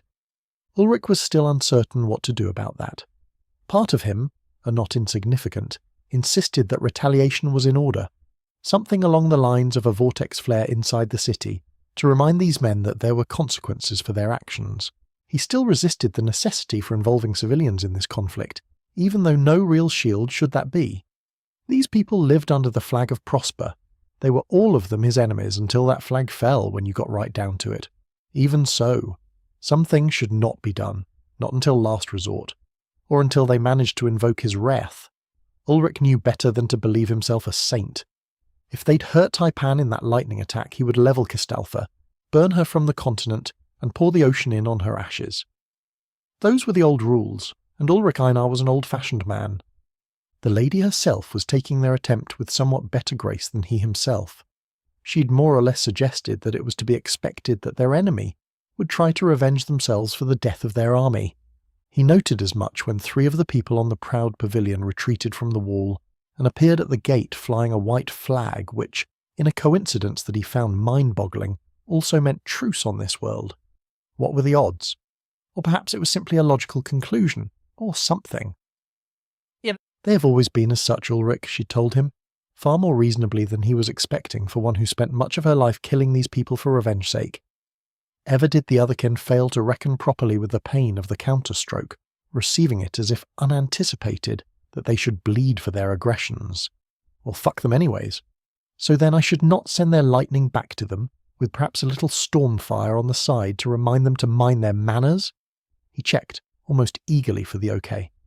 Taipan's ears twitched with humour at the not-quite-joking tone of his question. It was the sort of thing her father might say, before disintegrating an offensive dignitary, or one who thought that their father's name would permit them to challenge Balder Tyriel in his own hall. No, Ulrich, at least not yet. It was your purpose to obtain ships for the passage of your vassals, not to raise the homes of the enemy. I am your shadow still, and my duty is to advance your cause. Your anger, as lovely as it is when it burns on mine behalf, must needs wait until your people are safe. We can always return to exact vengeance, if you decide it so, she argued, keeping her emerald eyes on the prize, as she always did. So be it, Lady of the Ancient Glade, Ulrich conceded, letting the fury down to a simmer. They will live for a while longer, but another whisper of insult toward you and I will not be responsible. Those dickhead Orlathrem will have to learn to enjoy walking should our hosts here insist on being rude. The Baron himself was coming, riding a great dark grey bird, massive orange-hooked beak that looked like a hawk's, churning along long digitigrade legs, wide taloned feet shredding the soft soil beneath as it ran, its long tail plume elegant in the sunslight. A black chocobo! Ulrich knew that his surprise was ridiculous. There had been 3 species of bipedal large bird on old Earth, immediately before the collapse. It wasn't even unlikely that someone would think to saddle a 3-metre-tall bird that ran as fast as a car. Still, he wanted one. The other mounts were of a slightly lesser size, though still impressive. They came in a variety of colours, burnished browns and greys mostly, with streaks of black. Only the Baron's was a solid shade of plumage. Taipan, I'm going to steal his bird. That critter is too cool, Ulrich told her, in a deadpan that prevented her from knowing if he was being humorous or not. I must inform you that doing so would sour our attempts at diplomacy. If you feel you have the leverage, you may demand his mount in exchange for the living prisoner, though. That may pass. His shadow advised, trying not to sigh at her partner's antics. Stupid Baron riding up here all dignified and shit. Let him try to keep his armour that clean after walking across the whole bloody continent and staving off whatever megafauna decided to try to eat him the whole way. Probably has armour maids and everything. If I'm a lord now, do I get armour maids too? Ulrich asked. Taipan rolled her eyes at him, but didn't say that he did not get armour maids, which meant that he did. Score! There might be some upside to hauling all these dependents around in the end. The trio closed in, and Ulrich put aside bullshitting Taipan to focus. Sarcasm and absurdity were just how he responded to pressure. Just at the moment, with 3 individuals approaching who were heavyweights if he ever saw them, Ulrich was feeling quite a bit of pressure. There were almost 300 lives riding on this, Don't fuck it up, don't fuck it up, don't fuck it up, Ulrich chanted to himself, while the short minutes passed between the entourage closed the scant quarter-kilometre remaining between them. I have your flanks, Ulrich. If they move to attack, hold nothing back. You may unleash that ridiculous core to your heart's content. I will see you home safely, assured Taipan, and it was reassuring. Thanks to the old prick with his beard tucked in his trousers, Ulrich was running full charge, with extra measures enriching his marrow. He felt like he was vibrating a little from all the Sarons circulating through his system. The Lord Instinct whispered violence and obliteration songs in the back of his mind as it did. Should negotiations break down, Ulrich was going to stress test their defences against Stormfire. He fingered the ash catalyst in his belt pouch. One big charge from that, and Adept Warona's pyroclasm would engulf the lot of them. Shame about the device being ruined. It had saved he and his wife's lives, though, and he couldn't ask more than that from an incomplete prototypes. He'd solve his Arcanite diamond problem one day. It took a literal shake of his head to get him back on track. Gods did his mind ever wander. Thusly satisfied that things were going as well as could be hoped, Ulrich straightened and made sure his standard was held firmly. Today, Ulrich Einar, Lord of the Ancient Glade, was going to get his way. Chapter 1, 193, Horse Trading. 3 feathered mounts lined up some 50 metres away, their leather tack gleaming under the light of the twins' burnished silver buckles, and stirrups crying out the wealth of the owners. The Baron ruled an entire city-state of a trade empire turned real empire, so that was to be expected. When the 3 dismounted, Ulrich was not expecting to see that the Baron was every bit as large as himself, who was one of the larger men he'd come across in his travels, especially compared to most elves. The Beastkin, of course, were a totally different animal, if you will pardon the well-placed pun. He was most especially not expecting to see that the armoured woman was near a head taller than himself and the Baron. Great googly moogly, what a heap of lady. The wrinkled old geezer who'd tried the old surprise Skylance trick was a dwarf next to the 2 of them. Armour made slight jangles, and the leather and chain beneath it creaked lightly as they came on, the only other sound the distant jeers of seabirds on the wing keeping time with the wind. At 10 paces the 3 stopped and levelled their gazes towards himself and his shadow wife. Enemies on the field meeting for the first time, none exactly certain where the other stood, none completely absent the confidence that blood would be shed between them. For a handful of breaths, the 2 groups took the measure of one another, though no one attempted a scan which would have initiated combat. I brought your men back to you. They were killing innocent men and women on your land, so I treated them like bandits. Thought you had the right to know, Ulrich said, sarcasm heavy in his voice. He hadn't intended to start this dialogue by being an asshole, but he responded oddly to stress. It brought out the inner misanthrope in him. Cool dark eyes took him in, dissecting him to the bones. The Baron wasn't a man of great humour, only quiet dignity and calculating mind, and there beneath it all, a simmering rage waiting to be loosed. Ulrich knew a fellow who held himself on tight leash when he saw one, like. My men, did they suffer? Came the crystal-clear baritone, cold as a mountain spring, black eyes burning from behind the enamelled and engraved barbute over his skull. Ulrich held back the urge to frown. He knew danger when it was in front of him, just as he'd known it when he stood before Beldert in his court. The Baron was a destroyer. He was considering destroying Ulrich. They did, briefly, some of them more than others, Ulrich said honestly. It was in his nature to not sugarcoat things, and there were some men to whom you did not attempt misdirection, or find yourself regretting it soon. The Baron's features soured slightly, ever so much, at Ulrich's confirmation, though he made no other gesture. Thusly encouraged, Ulrich continued, determined to have it under blue skies exactly how those men had died, and why. My kin were warned of the presence of a detachment of warriors from your city. I and mine are no friends of your kind and sought to go around them. That proved impossible. They were bearing down upon those under my aegis at speed.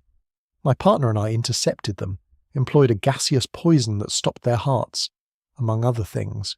Your healing mages burned themselves out trying to heal the entire detachment, in addition to fighting off the poison in themselves. The hardiest of them, including your captain here, and some of the mage choir, survived, and made their way to a village of freemen, where they burned the village, pillaged it, and murdered their own kin, those that they did not bind for torture and execution in your city. Ulrich recounted evenly, trying to remain neutral when speaking of atrocity. Now the Baron did frown, and so too did the Ogrish woman and the ancient man. Ill news to them all, it would seem. Clearly they did not take the loss of their fellows well, which was actually a mark in their favour. This Baron felt loyalty to those under his command and cared for their fates. Best to tell it all and be done with it, so that they could get down to the brass tacks. Some few survivors escaped the village. One of those begged my aid on behalf of her mate, a young mage who stood against his former colleagues and slew them for their crimes. I gave my oath that I would go and try to save those whom I could. When I came to the burnt-out village, I saw the remainder of your men and gave combat. Those I fought myself, and those did not suffer much when they fell under my blade. I do not love giving pain, even though they had earned it. My people were in their path next, after their own folk, and I could not allow your soldiers to carry swords against them as well. Ulrich finished. His own hard glare turned on the three who commanded those soldiers to what amounted to banditry by executive order. What of my captain there, who you have bound like a rag to your pole? The Baron enunciated each syllable too clearly. She lived. It was not my intent, but her sunshields were solid enough at the end to keep her from death. I decided to bring her back to my camp to pull answers from her regarding what your people were doing out here, and who you all are that gave them their orders to do what I judge in my homeland massacre. My partner extracted the answers within an hour, and we decided to return her to you as part of our bargain. And the panther skull, the large woman demanded from behind her helmet. A cloud leopard tried attacking while I and my lass walked here. Had to kill it on the way and figured I might as well bring along everything that has stood in my way the last week, just so we here are all clear what I will do about that if it proved necessary. Ulrich told them bluntly. The three exchanged unreadable looks over that remark. A greater beast was no small threat. That the human man and the elf woman were not evidently harmed by it during the killing said much about them. That he would boldly threaten all three of them to their faces also said much. "Will you return my men to me then?" the Baron asked, all cold aloofness. "They are still yours, even dead. I do not want them, nor did I want to kill them. But when a warrior leaves his hall behind and goes bearing swords, he accepts that chance. They lie in a small hollow, about 15 kilometres from this place. Other than take their helmets, they are undisturbed and unlooted." Ulrich told the Baron, which was pretty damned sporting if you asked him. Had he been of a mind, he and Taipan could have brought elves back to that site and looted everything of value off the warriors, stripping them down before leaving them to the carrion feeders. They had left the dead in peace, instead. "I would have that banner now then, if you please," the Baron demanded. "Let's get to it then, shall we? I came here for the ships in your harbour to sail my people home," Ulrich countered. The Baron's expression startled for a moment before resuming its calm. That was not apparently what he had been expecting to hear. "The bollocks on this pup! Did you pack them over your shoulder there afore you came walking, boy?" the old mage exclaimed. Ulrich locked eyes on the old mage and he quieted. "You there. It was you sent lightning toward my mate. You and I have things to discuss, later, when I am done speaking with your lord. My word on it." Ulrich promised the elder mage, who looked none too pleased by that oath. An uncomfortable moment passed before Ulrich returned his attention toward the power that ruled this walled city. "I would buy ships and crews to carry my folk from these lands in peace, without grudge or vendetta." "You wish that I should give ships from my harbour to take my enemies homeward?" Baron asked, voice raising slightly at that. "I wish that you should stand aside while I bargain ships fairly, speaking with captains and crews unmolested, that I do not have to be enemies of your people, at least not for a while yet," Ulrich corrected. "And you believe that I should allow this? Why?" the Baron inquired. Ulrich considered that question a moment. Why indeed? Mostly because he didn't want to kill anyone he didn't have to, and if he got those ships and was able to sail them to the Zealous, back to Orlathram territory, he'd be able to kill far fewer people than if he had to fight his way back across Prespang. Fewer elves would die, fewer Valin, fewer everybody. He'd had just about his fill of killing anybody that wasn't one of the merchant lords or the ones who are actively trying to make the Bane. Because it means less bloodshed if I am not forced to cut my way through your and any other warriors sent against me. You seem to care for your citizens, the ones behind your walls at least, and a rational man is one who will accept a bruised pride if it preserves the lives of his charges. Except for that magister up there on your wall, by the by. Him I am going to kill today. They murdered a friend of mine at his granddaughter's wedding, and I am not done by half-burying Prosper's magisters. The lord of the ancient glade told his fellow lord, in no uncertain terms, The Baron laughed then, clear and carefree, a pleasant chuckle of mirth that soon turned into a rolling guffaw of humour. The man didn't look like he'd laughed that hard in years. He wiped an eye when he was done, and his features were less rigid than any time before. I haven't been spoken to like that since my father, or old Jerris over there. The Baron said lightly, "You aren't afraid, are you, barbarian?" He wasn't. Not because the lot of these bastards weren't fearsome, that was sure. He'd caught the old geezer's lightning, but using Seron against him was basically the worst idea you could come up with, especially after those bastard goats had taught him he could wrangle their own mana and take hold of it. The wizard almost certainly had other weapons, more devious ones, things Ulrich hadn't even thought were possible. The other two were just scary-looking fighters, who moved reminiscent of the Royal Guard, veterans of combats with monsters and men, talented and polished in their arts. Mostly Ulrich wasn't afraid of these people because he'd stared the Forest Lord in the eye and known what certain death was, and nothing after that was ever going to come close. "Ah, forgive my rudeness," Ulrich exclaimed, realizing that he hadn't even introduced himself, too jangled by nerves to adhere to common courtesy. "I am Ulrich Einar, Lord of the Ancient Glade." He then gestured to his side towards the impassive beauty standing tall beside him, her grace and posture screaming threat should anyone do anything stupid. "This is my wife, Taipan of the Ancient Glade." The Baron unclasped his helmet, pulling the thing from his thick black-haired scalp to hold cradled in one arm. Without a word, the giant woman at his side did the same, freeing a tremendously long auburn braid to fall over her shoulder. It was nearly as long as the great sword on her back. We are none of us remembering the rules of civility in these days, it seems. Under parley, I should not have come with covered face.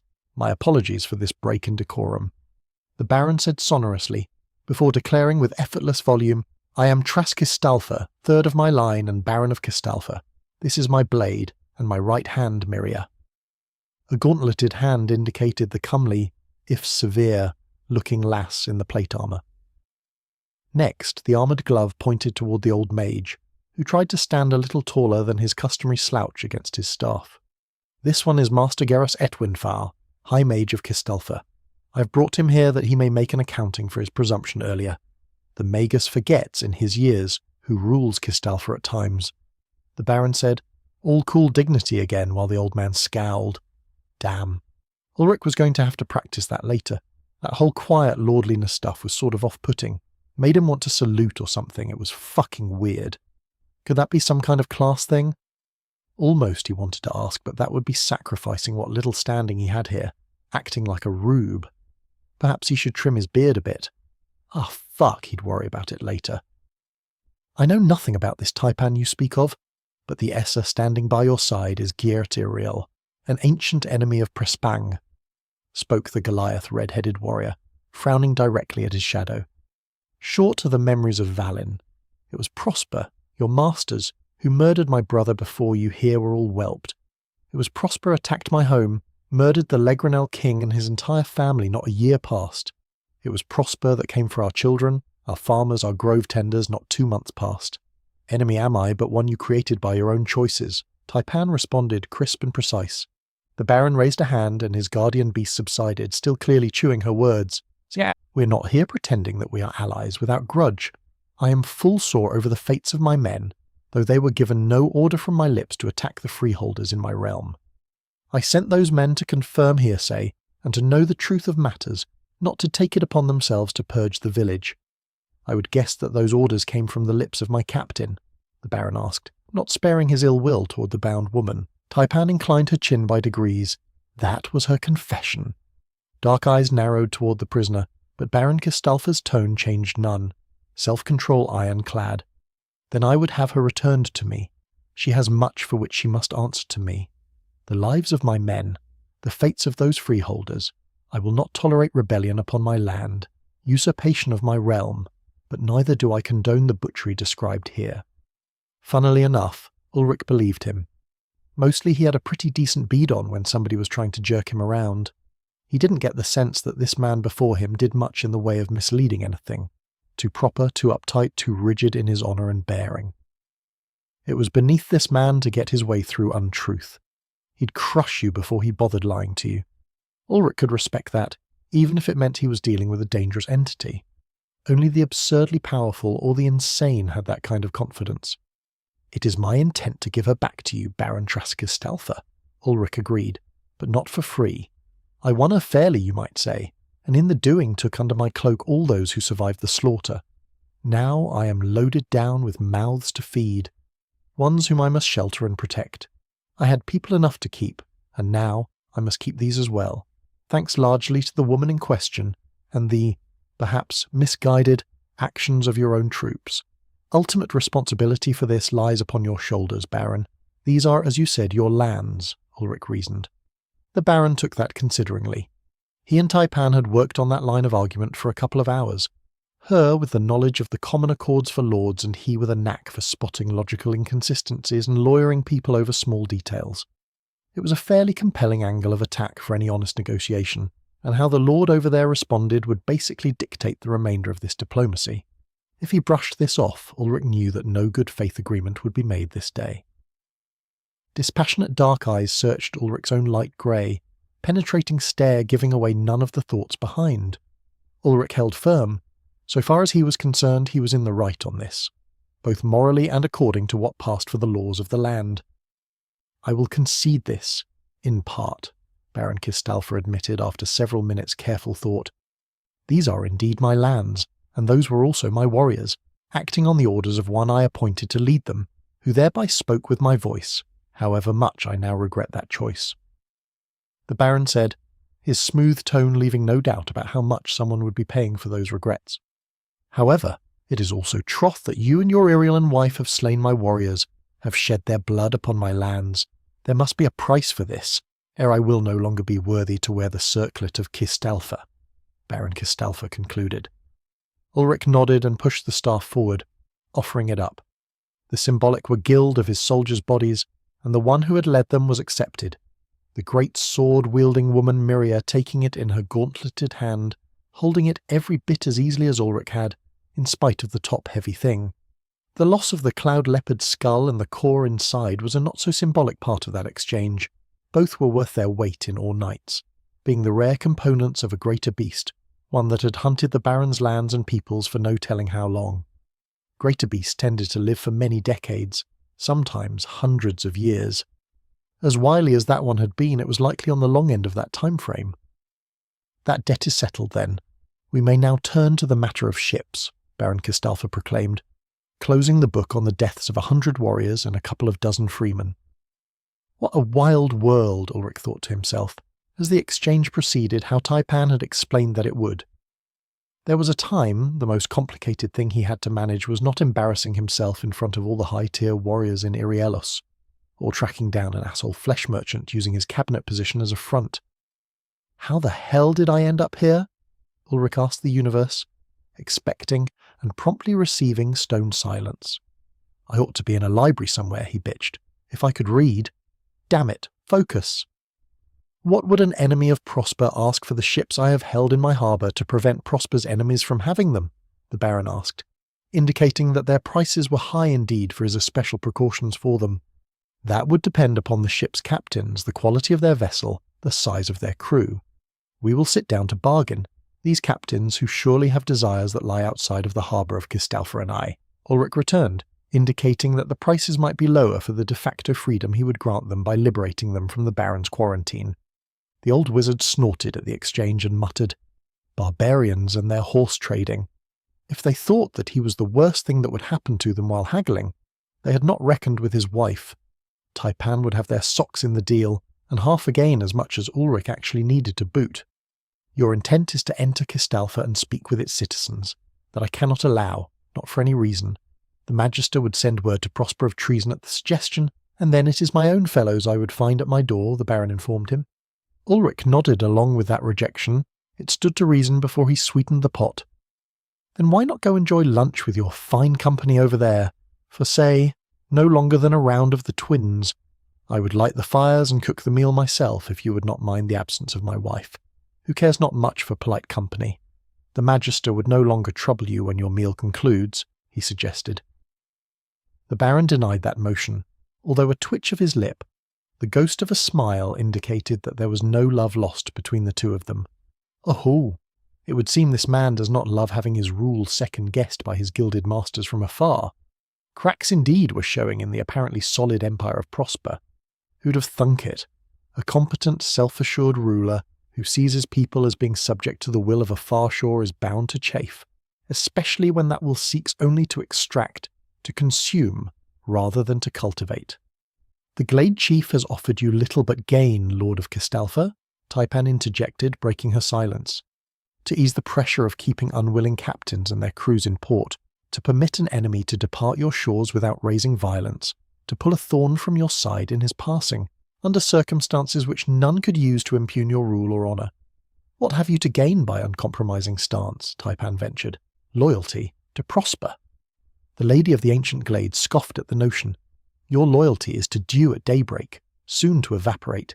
She will not stand, not after using the bane against my father. Orlithrum will scour the golden thrones from Esvartheim.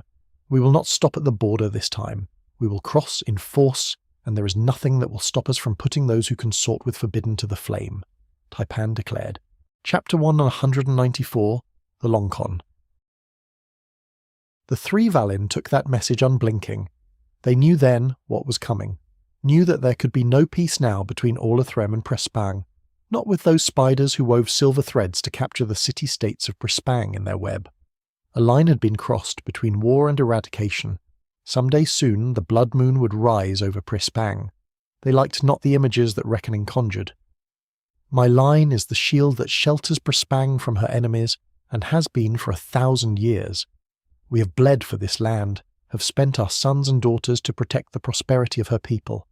Do you believe that I can turn aside from all that my forefathers have striven, bled, and died for? I cannot, will not. You, Glade Chief, Lord of the Ancient Glade, you name yourself. What role have you in this? Why do you stand against your kin? Demanded Baron Kistalfa in a rare break in his composure.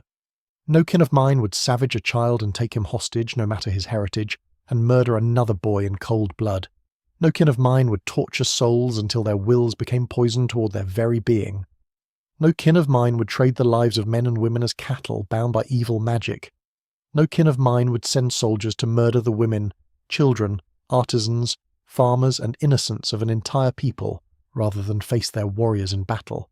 Any that would aid or condone these things is no kin of mine, Baron. Neither is any who lacks the courage to lift a hand to stop what they know to be wrong. Ulrich spoke calmly at first, and with growing heat. How was it that the world he'd known was ruined? Simple. The people of that world chose to sit idle, instead of pulling those monsters from their ivory towers and hanging them from street lamps. Ulrich would not be idle. He would not be an observer. Justice wasn't real, not when no one enforced it. The Baron cared not for being dyed with that particular brush. Ulrich had, in as many words, called him a coward. The wide-eyed stares of the woman, Miria, and the elder mage said that all here knew it. Metal grated against the smooth ebony handle of the great axe as the Baron's fist tightened. You think you are in position to lay judgment on me, barbarian? By what right does a stranger come to mine own lands with such righteousness? Trus-Kistalfa menaced.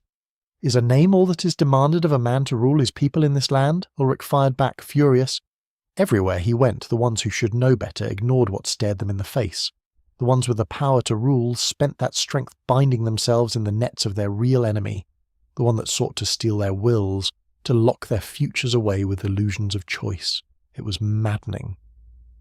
Where was your line's pride when Prosper turned your people into slaves as surely as those wearing collars? Where was it when a magister demanded ever more, and all the reply your vaunted forefathers could offer was a bent knee? I watched a good man without weapon in hand stand against many that did, and he died for it, because he knew the worth of a life and the value of what he protected with it.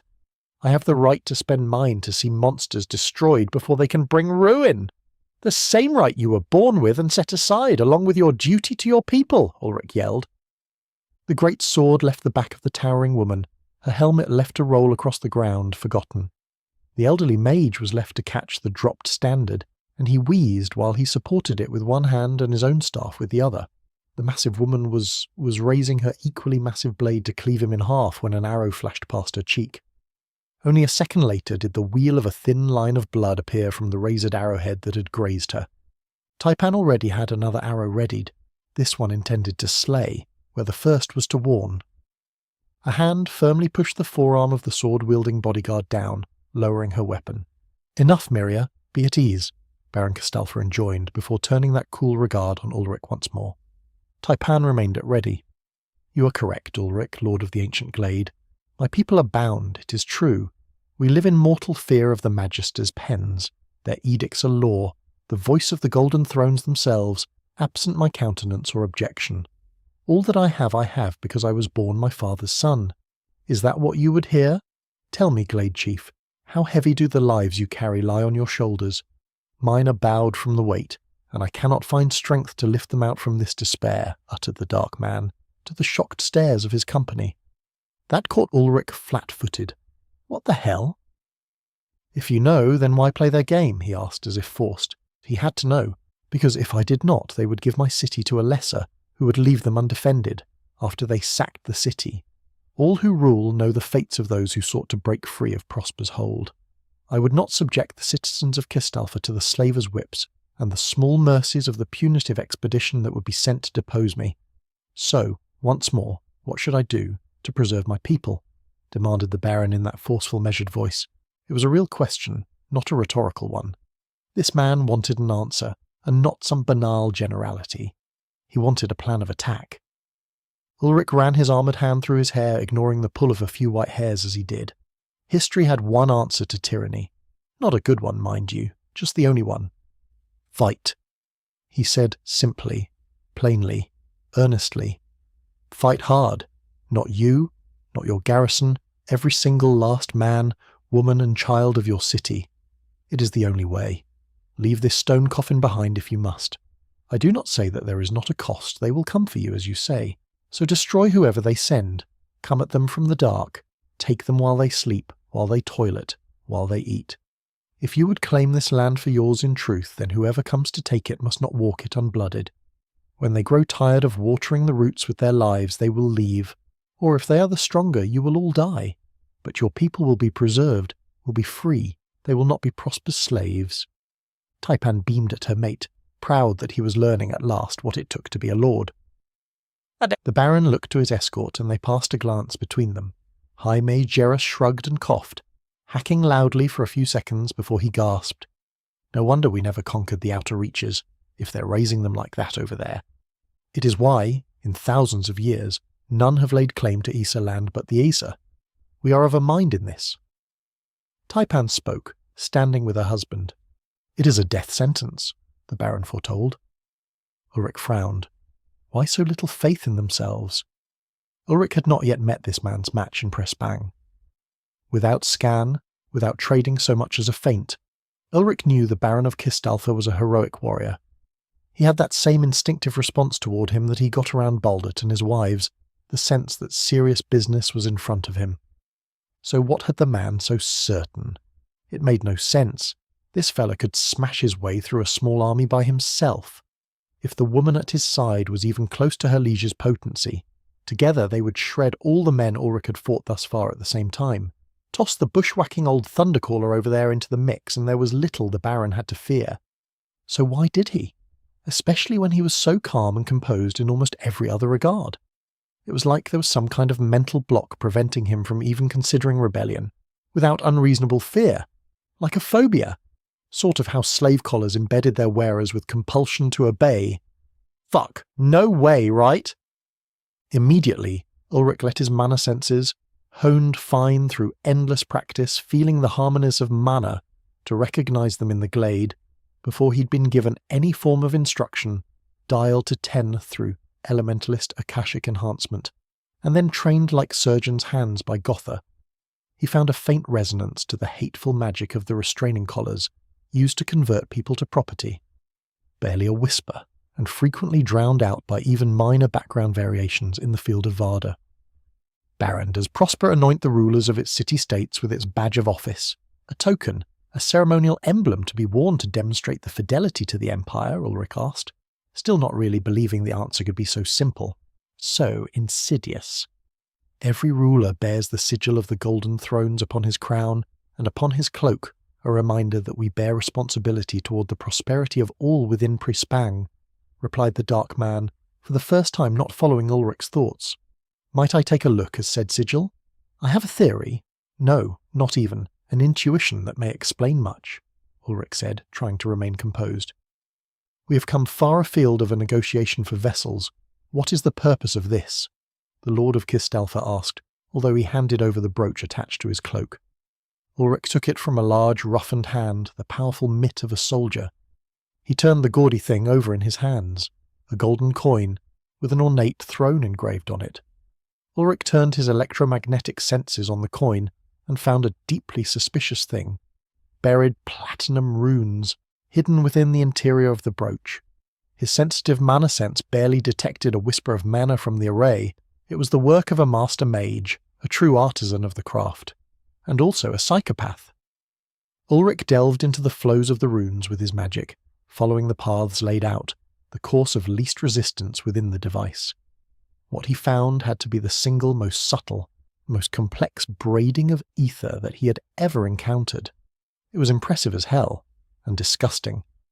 What flared into his mind was potent paranoia, unreasonable fear of Prosper's fury, the inevitable doom that awaited. For a man who had experienced 20 years of anxiety disorder, what he felt within was the bleeding edge of a panic attack at the thought of opposing the merchant lord's will. Sweet Watcher's tits. The medallion was a mindfuck. "Bingo! Taipan, verify for me. This brooch is a wicked trap indeed. I need to be certain it is doing what it feels like it is doing," Ulrich said, handing the thing to his mate. Taipan was not an adherent of the mage schools of her people, but she was trained by her mothers to avoid magical traps, and was probably better versed in the arcane than many non-mages simply by proximity to the large variety of magics employed by her people.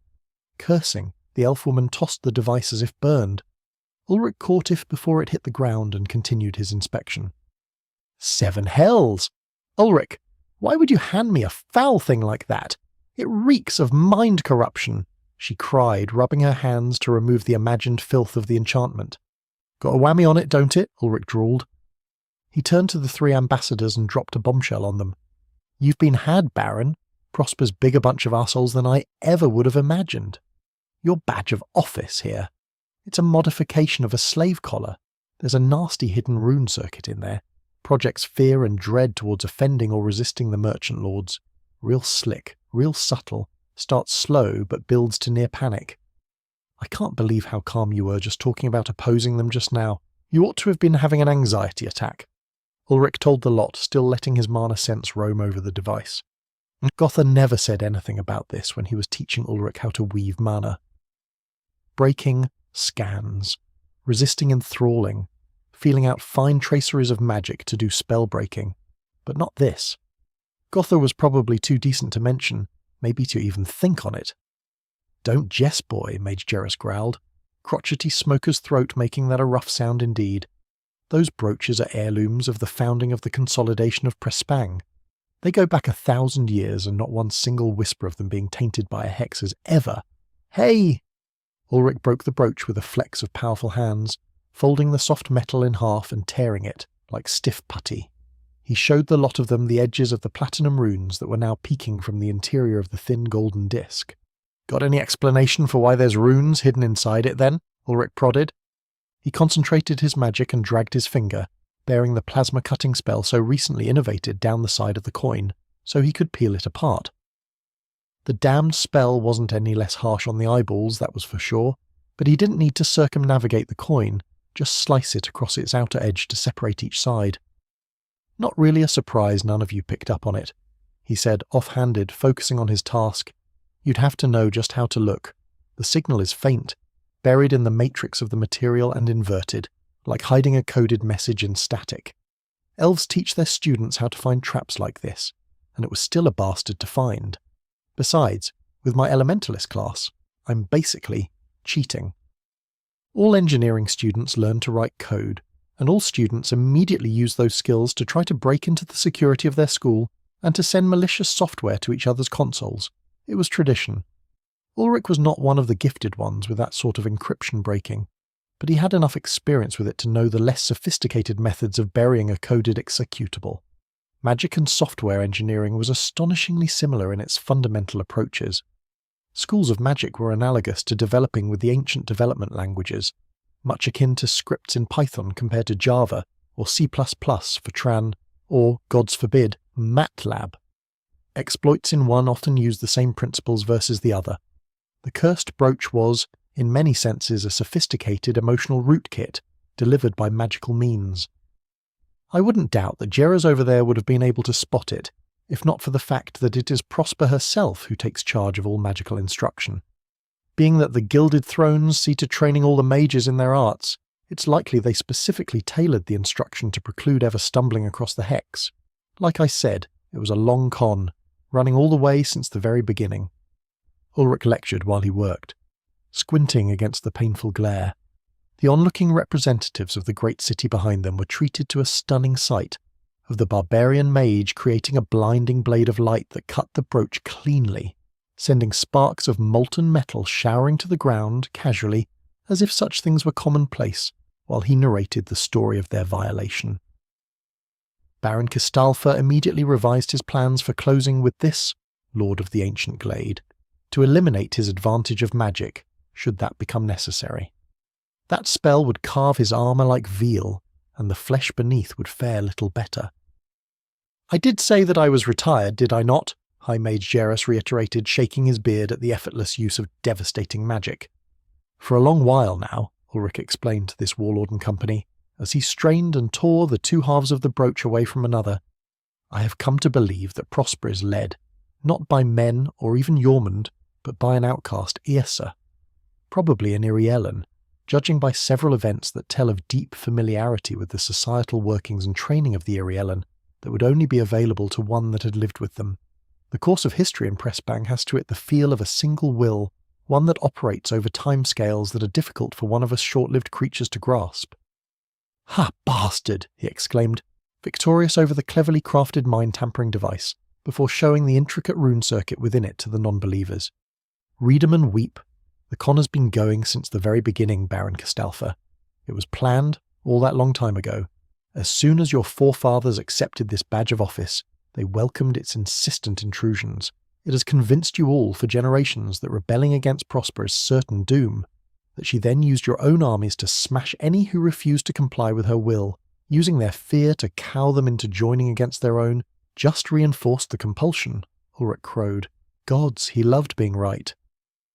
Baron Kistalfa went pale, then ruddy, pronounced against his healthy but light complexion. A vein began to pulse on his forehead, and Ulrich saw the tendons in the man's neck flex as a fury fit to burn cities ate its way through the rigid reserve. "I will kill every single one of them." The Baron swore quietly after a moment. A sort of pressure enfolded Ulrich, as if he were under water in a wet suit, except that the sensation was completely restricted to his core's perception of Varda's mana field. By all the gods of this weird fucking world, I can actually feel his urge to kill rising, Ulrich realised, wondering why his arm hair had started to prickle. Somebody was in for it now. Only Ulrich didn't think that somebody was him anymore. The elder mage rose straight, abandoning his slouch completely. Rage fairly radiated off of him. All this time, all those lives lost in wars on the frontier, our blood on the rocks to hold the Empire together, all our sacrifices, he whispered, struggling to come to grips with the reality of the rune pattern engraved in the familiar if altered circuit of a slaver's control spells. It was a lie? A farce? The pain-laden voice rose to a throaty roar. My sons gave their lives over a fucking thrall collar's hissing in my lord's ears. Clouds billowed and rolled overhead, white darkening to heavy grey, to the near black of a tempest ready to unleash torrents. Ulrich was suddenly awash in the full potential of a master mage that had stopped restraining their core's strength. It was heavy, oppressive, tasting of rains waiting to lash, fog to blind, and hail to flog from on high. Side by side, between the rending strength of the Baron and the fury of the mag's magic, Ulrich was surprised to find that the old man was the more fearsome of the two. He would have pegged the younger man for the greater threat, not with the skies above blackened by the mage's wrath. A drizzle began, cold, pelting. Downdrafts flattened the grasses of the plain, before passing into the forest nearby, shaking the treetops. An armoured hand from the Baron laid upon the Nephelmaster's shoulder, solid, understanding. It was a rare show of solidarity between the men, who frequently did not see eye to eye, nor particularly enjoy each other's company. They were, however, both devoted to the cause of their city and its people. They had both fully embraced the losses exacted on them, for the idea that it was all to the good of their kind, that it was necessary. To find that a falsehood was bitter medicine in the extreme. At the calming touch, the old magus, who appeared even older for his grief, let go his hold of the skies, allowing the clouds to part and the rains to pass. Dark skies would come again, but for others. Your sons, my kin. For centuries have we endured pointless wars and the pain of the loss, all so that Prosper and her merchant lords could sit atop a pile of bones and coins, the tax to keep them satisfied while enemy worked their evil upon us all, Taipan said aloud, reminding all here that it was not only the denizens of Pressbang that had suffered, that Prosper's crimes encompassed all who stood here. Chapter 1, 195, Red Flag.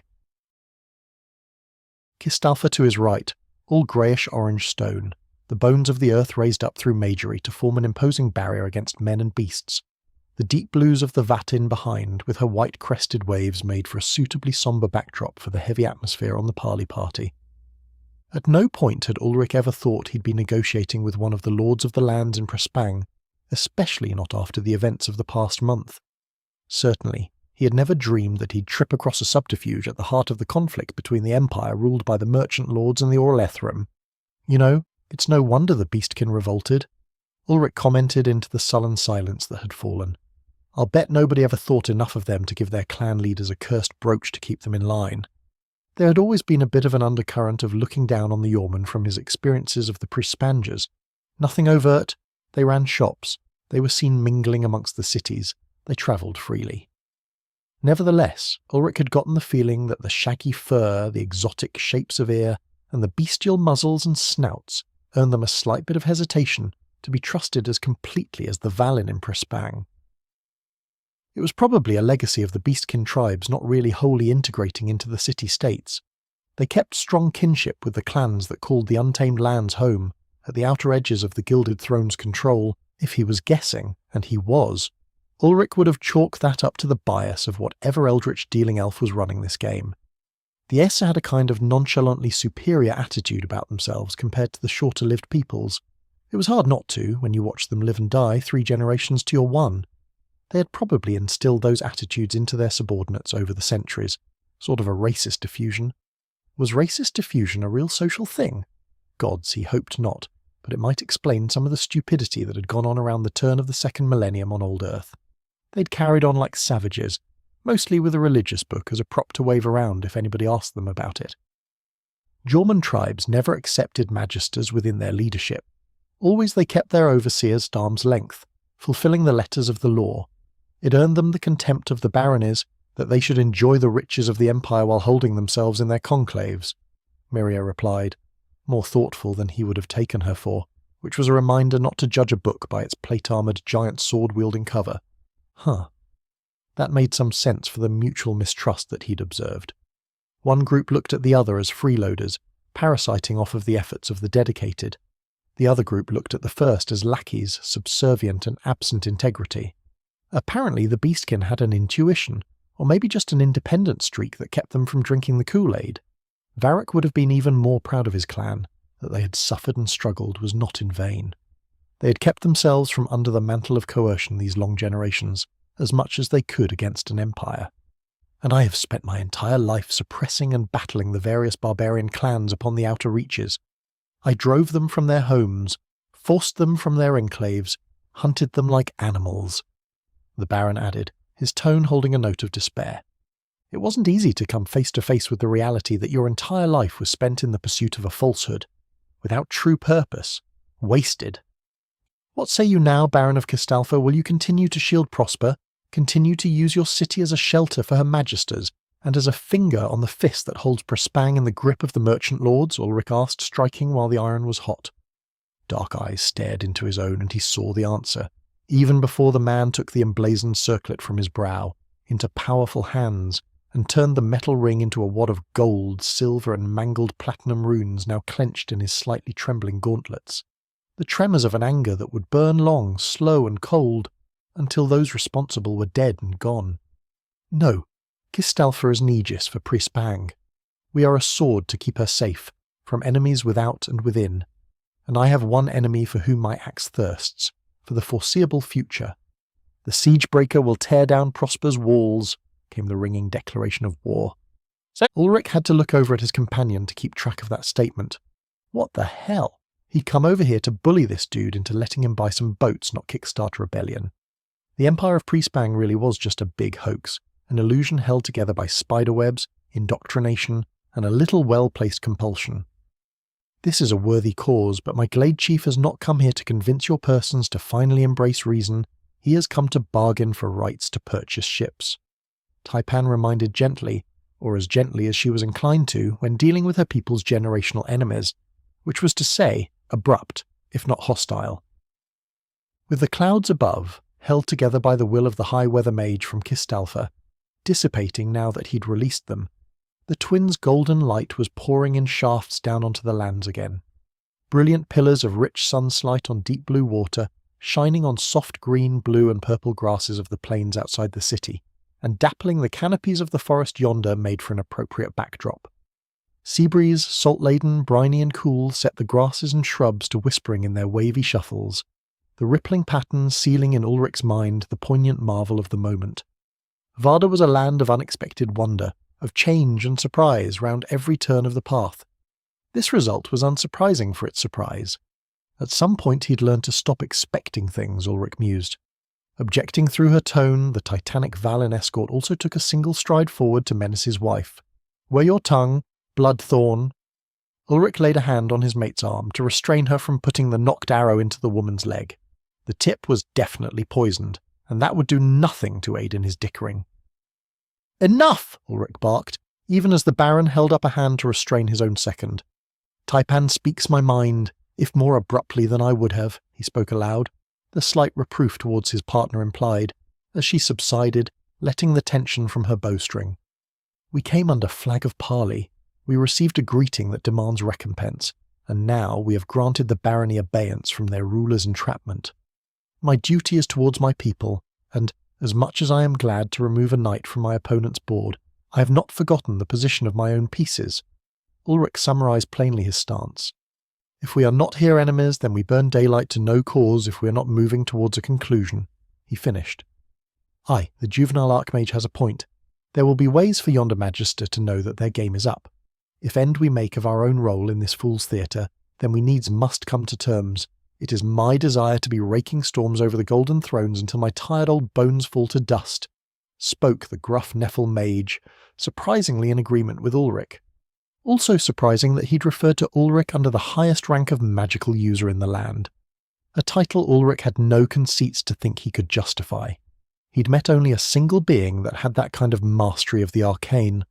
Gotha Senuret was the real deal, a sage of towering potency. Sure Iriel was probably a decade out from gaining the raw strength necessary from her core's might to match her brilliance to make the same claim, as best as he could tell. He wasn't there, not for a long time yet. What he had was a hell of a lot of raw theory from which to draw.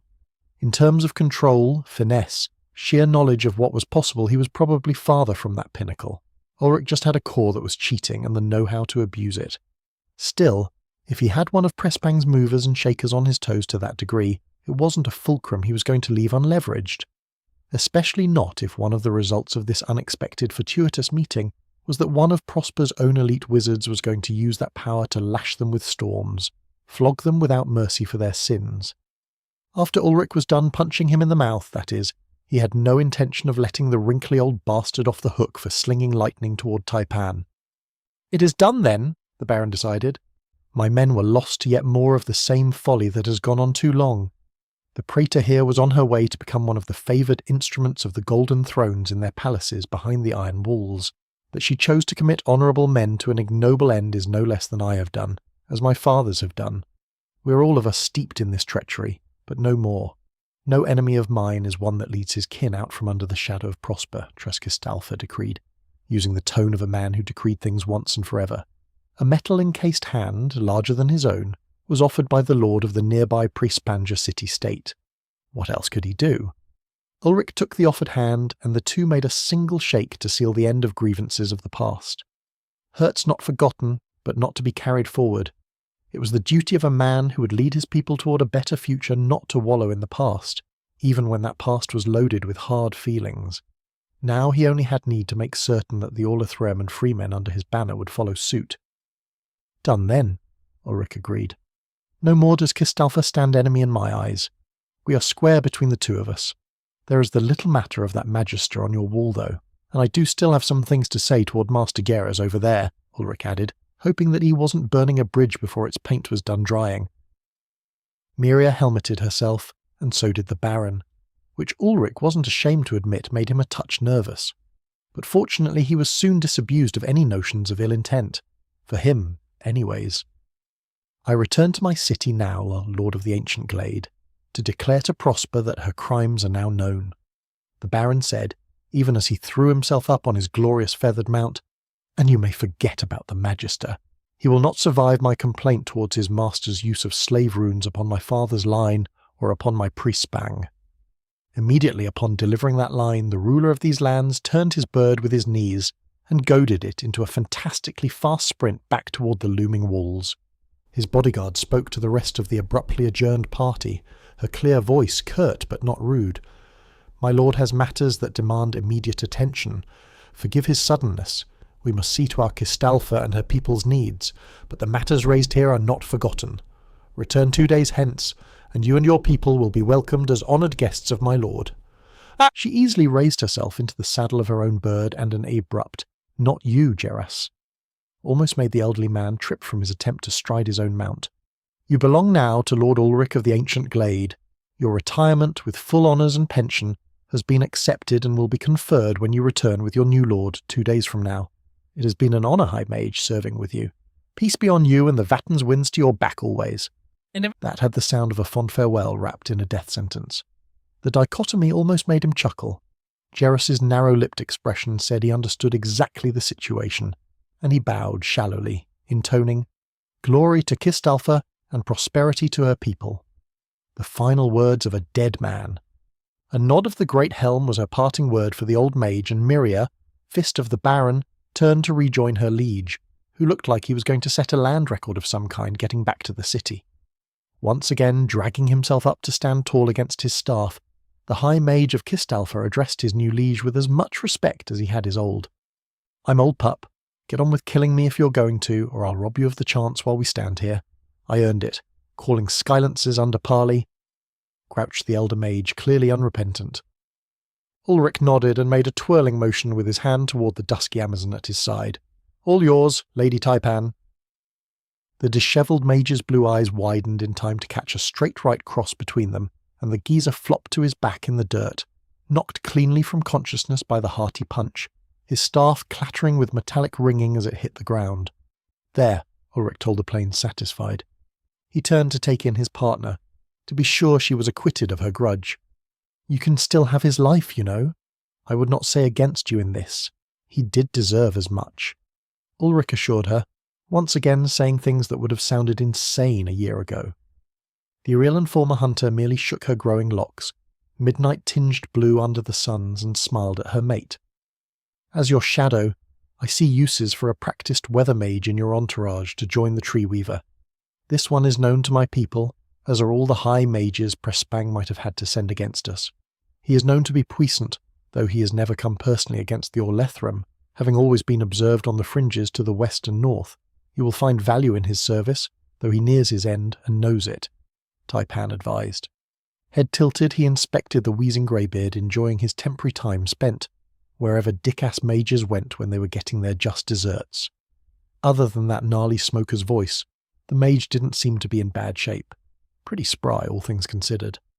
"He doesn't look so bad," Ulrich countered, not really arguing, merely prompting his partner to continue to enlighten him. Taipan crouched over the man she'd punched into darkness, pointing to several liver spots, the first Ulrich remembered ever seeing on Varda. She then held up a hand, its thin blue veins readily apparent. None of these were anything particularly unusual to him. Plenty of older folks had them. He said as much. "I am not a medcos for the other kin, but I know the signs when age closes in on them, Ulrich.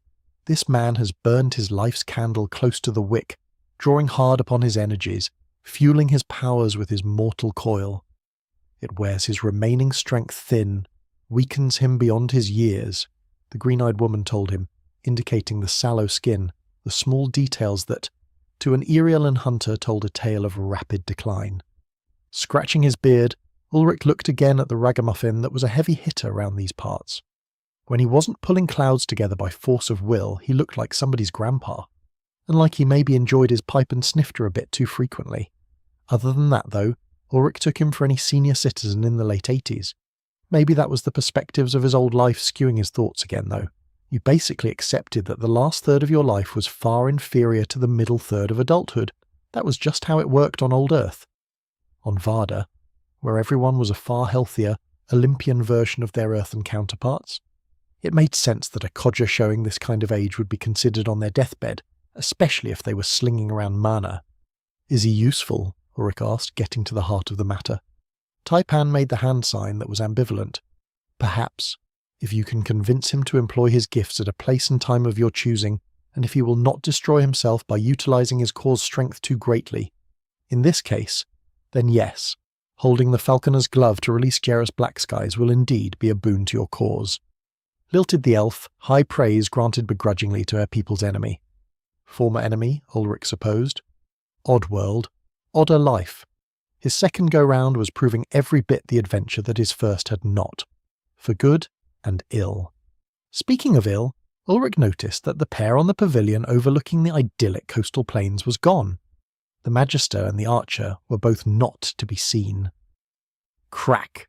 A report like a distant gunshot rang out across the grassy plains, heard easily over the calls of gulls, wind, waves, and birdsong. Ulrich had not long to wait to discover the origin of that sound. The flag of Prosper, her pinion proclaiming the dominion of the Golden Thrones over Prospang and Kistalfa, her vassal state, was lowered.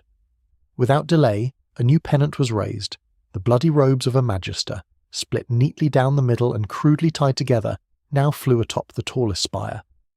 Baron Traskistalfa's position was thusly made clear for all his city to see, and for every ship that passed within sight of the great port. The sombre, dignified man knew how to make an eloquent statement. Ulrich had to give him that. In many ways, meeting with the Baron had revealed with incredible poignancy that Ulrich, to the surprise of exactly nobody that knew him, himself included, was not really leadership material. He simply had no interest in it, had not the temperament. It would be like making Galid Uldin ruler of Irielhos. He was a craftsman, a scholar. Ruling people wasn't in his wheelhouse. Taipan could do it, but she likewise had not the desire. They were both of them too motivated by their own preoccupations to give being charge of others their full attention. Which meant that Ulrich was going to have to find some sucker to take charge of these poor idiots following him before he led them to ruin on accident. A good leader knows when to delegate, right? "Fucking hell, the wheels came off it today, didn't they?" he asked Taipan, reflecting on the events of the past half hour.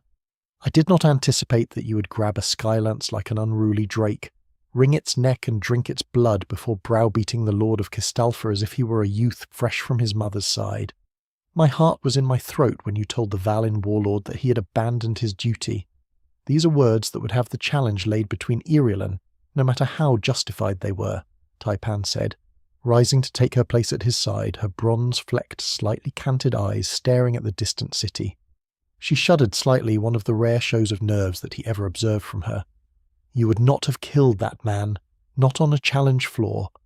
I have met his like a few times, and none of those would I try without the aid of a moonless night and a long sight line," the Irialan huntress said without shame. Ulrich wasn't going to disagree with her. The whole time they'd stood before Kistalfa's ruler, he'd carried the unease of being next to a tiger on a very thin leash. From afar, with his magical talents and tricks, Ulrich wasn't at all convinced he had anything to fear from a warrior such as Traskistalfa. Standing right in front of him? He'd paced Ulrich, lightning or no.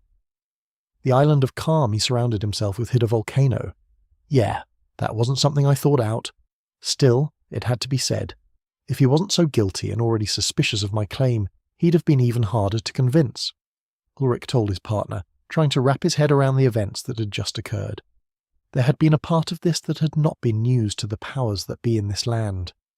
Many of those holding the reins were greedy fools, ambitious and spoiled by their wealth and power. This Baron was not one of those. He'd held his own counsel, had secreted his fears that not all was right. When Ulrich had tripped across the possibility that there was an element of sneaky magical nonsense involved, the long-held reservations came bubbling to the fore. That was probably mostly due to the nature of the compulsion. Kistalfa did not give him the impression of a man that feared much. For him to feel the intrusive dread generated by the collars had to be unnatural. Having direct evidence at the means employed to subvert his will, to lash his mind into subservience was unbearable. It was an assault upon a man who would not accept insult without response. Gods, the balls of whoever was running this deception! Prosper's gambit was one hell of a risk. It won them ground for a long damn time. But holy hell, can you imagine the response when word gets out that the baronies have been ruled by men and women wearing a posh slave collar?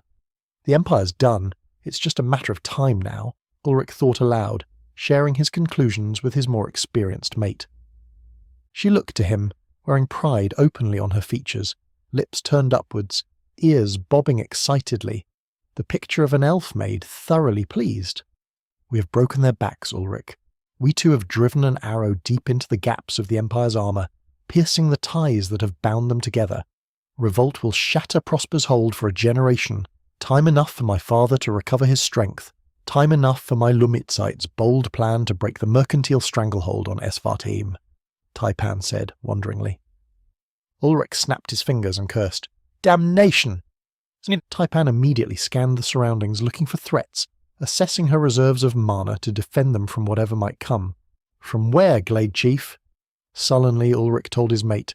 I forgot to get his bird in the deal.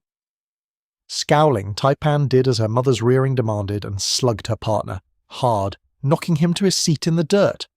Oof! He grunted as he landed before laying back to get the slight spinning of the terrain out of his system. Still dazed slightly, Ulrich looked up at the perfect features of his love, rubbing her fist while glaring down at him, and smiled an apology, and made the Irelin hand sign for sorry. He'd had that coming, startling her like that. His shadow offered him a hand, and he accepted her help up. He didn't really need it. He was perfectly fine once his eyes uncrossed, but it was the thought that counted. If you're done shaving the years off me with your antics, may we be gone? 2 days was the agreed-upon meeting, Taipan reminded him, serious in her role as his protector and furtherer of his cause. And this next time we bring your peoples with us into one of the great cities of Prespang. She cleared the growing bangs from her eyes, it having entered awkward place where it likes to cling before the eyes, distracting, but not so long to easily tie back. The peevish gesture was nerves, his lass was concerned.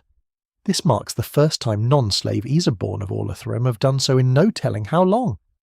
The daughter of Baldurt informed him. Ah, yeah. That's right. One of the chief exports of Prosper was slaves. Among those, the long-lived Isa were prized and fetched a pile of coin.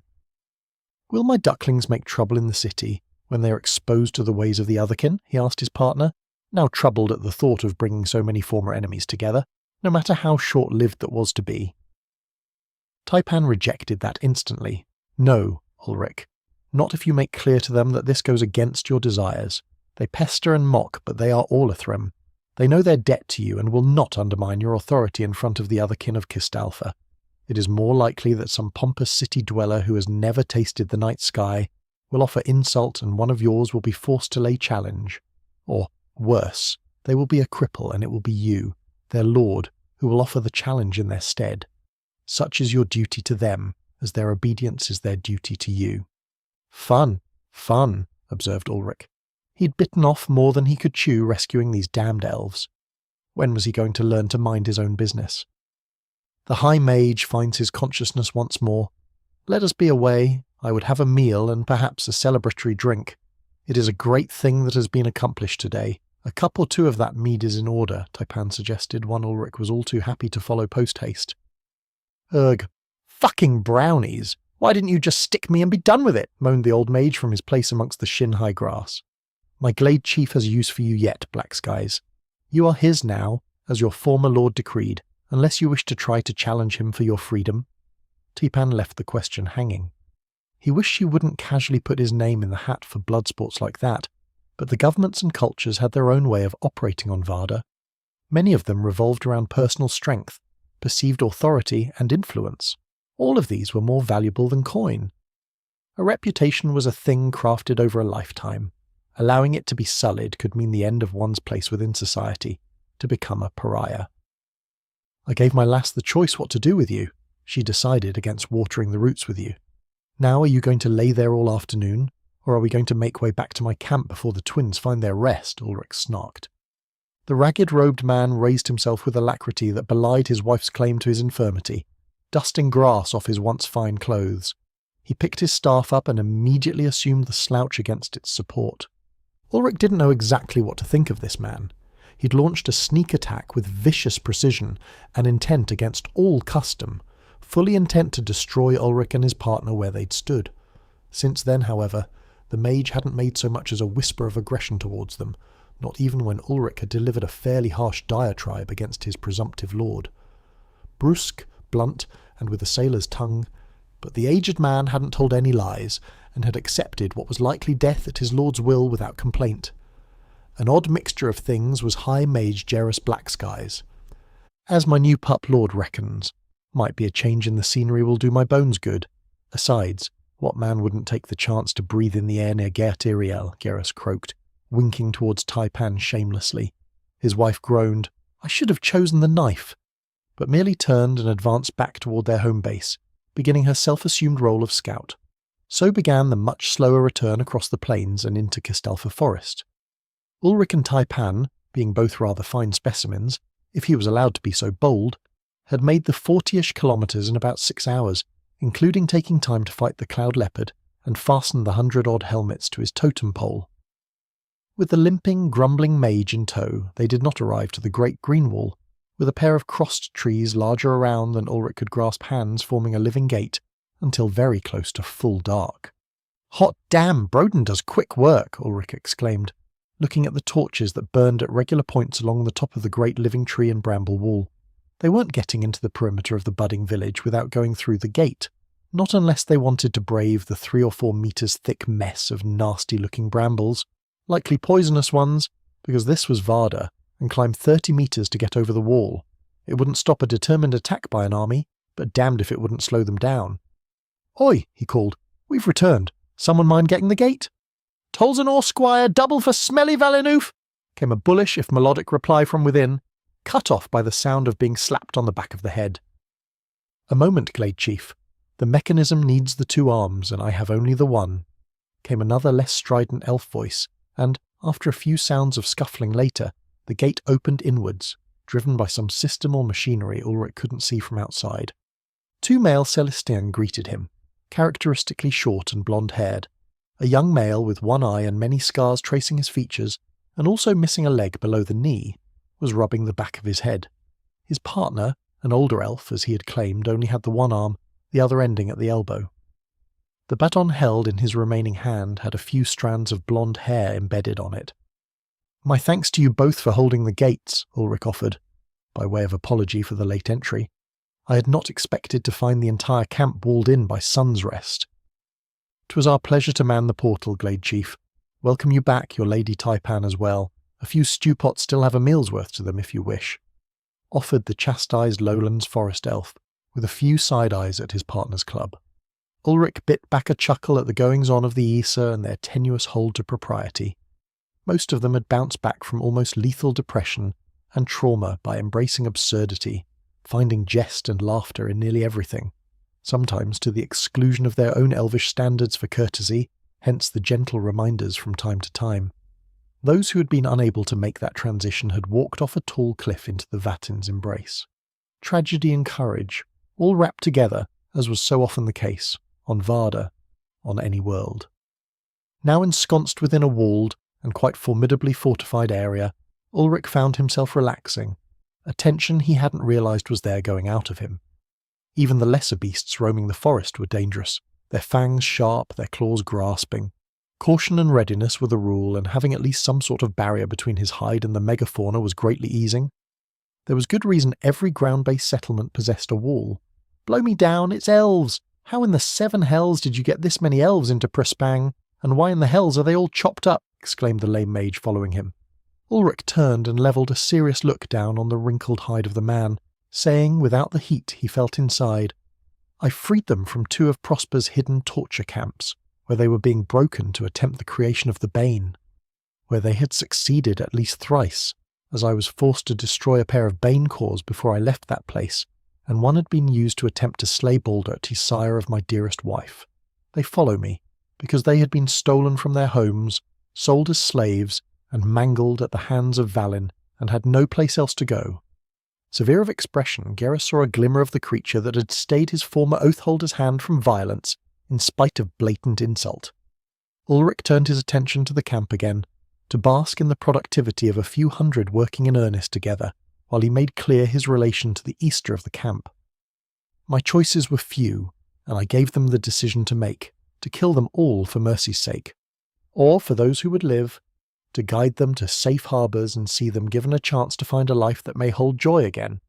They are mine, old man, and I keep them. Garrus knew he had let his tongue find the bottoms of his boots again, and backtracked. No offence meant, lad, none. I was surprised is all. The High Mage apologised. He looked around between campfires, noticing the missing limbs, the abundance of crude crutches, the odd number of boots laying around next to shelters. "Where did you find these foul sights, if you don't mind my asking?" Garrus inquired, rough voice smoothing somewhat in the face of the appalling scene that played through his thoughts, to have produced so many savaged Aesir. Immediately Ulrich replied, "Port Edenshire, and a nameless place at the edge of the mire about 100 kilometres away, where the highlands fall." "Reg's balls! You didn't bring this lot across the crags, did you? Lad, there's good reason we pre-spangers like our boats and our walls. There's better reason we don't build settlements out there in the first place. How'd you keep the monsters off you?" Garrus cried in disbelief. Ulrich pointed toward Taipan, who had gone off to find a stewpot that was still holding riches. "Mostly her," was his soft reply. "My mate is a gifted hunter, and a formidable scout. She took us around most things, and slew what we could not go around, most of the time. A few times we did not keep the monsters off us, and had to destroy them. There were losses, but any time you doubt the courage of the Aesir, remember that these came across the highlands after an ordeal that would be unimaginable. Prosper has much to answer for, these here high among those things," Ulrich recounted briefly. Dryly, he said in that tone that is not quite joking, "These elves are my people now, because I had not the sense to walk away and ignore their sufferings. So too are those who called themselves your kin, because I gave my word that I would save what of them I could from your own troops. I find myself coming across strays from all corners these days." "It appears I have found another one, if a bit long in the tooth," he said, and now he did chuckle. "4, coughed the Nephil mage. "I've got oil in the lamp yet." The old man pulled himself from his slouch briefly, leaning hard on his magnificent staff. "Don't think a few skylances are all I can manage, and I'll not be feeding you any more of those. Besides, you've said you mean to make Prosper pay dear. I find that a notion I can share. My best years are behind me, given to those heart-twisting bastards, but they'll find Garrus Blackskis at their gates before the end." Ulrich smiled and slapped the old geezer on the back, almost upsetting him, declaring brightly, "That's the spirit." Chapter 1, 196. Blind leading the blind. 2 days is not much time, not when a would-be hermit has 300 people in their care. Ulrich was overseeing the packing for the newly minted Zephoti, the people of the glade. Ulrich Einar, engineer, recluse and generally unsociable asshole, had people. He wanted to run away, but his parents had worked too hard to instill a sense of decency into him. These scarred and valiant souls were now his responsibility. Ulrich was a man who took his responsibilities seriously. He considered it a character flaw at this point. "Bastard!" the Yaltinvalen engineer yelled, and brought his strength to bear, straining against the anchors driven deeply to keep his hide teepee from being flung skyward by the typhoon of recent days. Muscles taut, Ulrich tore the metre-long stake from the ground and abruptly toppled to the ground, the sudden release of the earth's hold unbalanced against the force of his pull. From his new throne of sandy dirt he entertained the fantasy of burning the teepee and much of the surrounding forest to the ground. Only briefly he was still too enamoured of there being real forests in this strange new world. Forests that were myth by the time of his birth. Fairy tales of a world gone before his birth.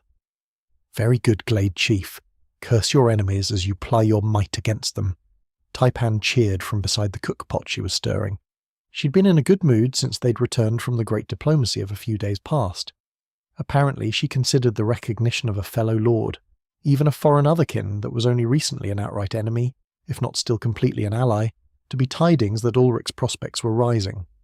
As his shadow, a self-appointed title by this point, their marriage having dissolved the Iriellen legal binding of that indenture, her priority was advancing his interests however she might. Typically that included things like curtailing the attempts of rivals to spy on the household, and sometimes to assassinate one that could not be goaded into open confrontation who nevertheless was conducting their own campaign of hostilities from less than strictly honourable angles.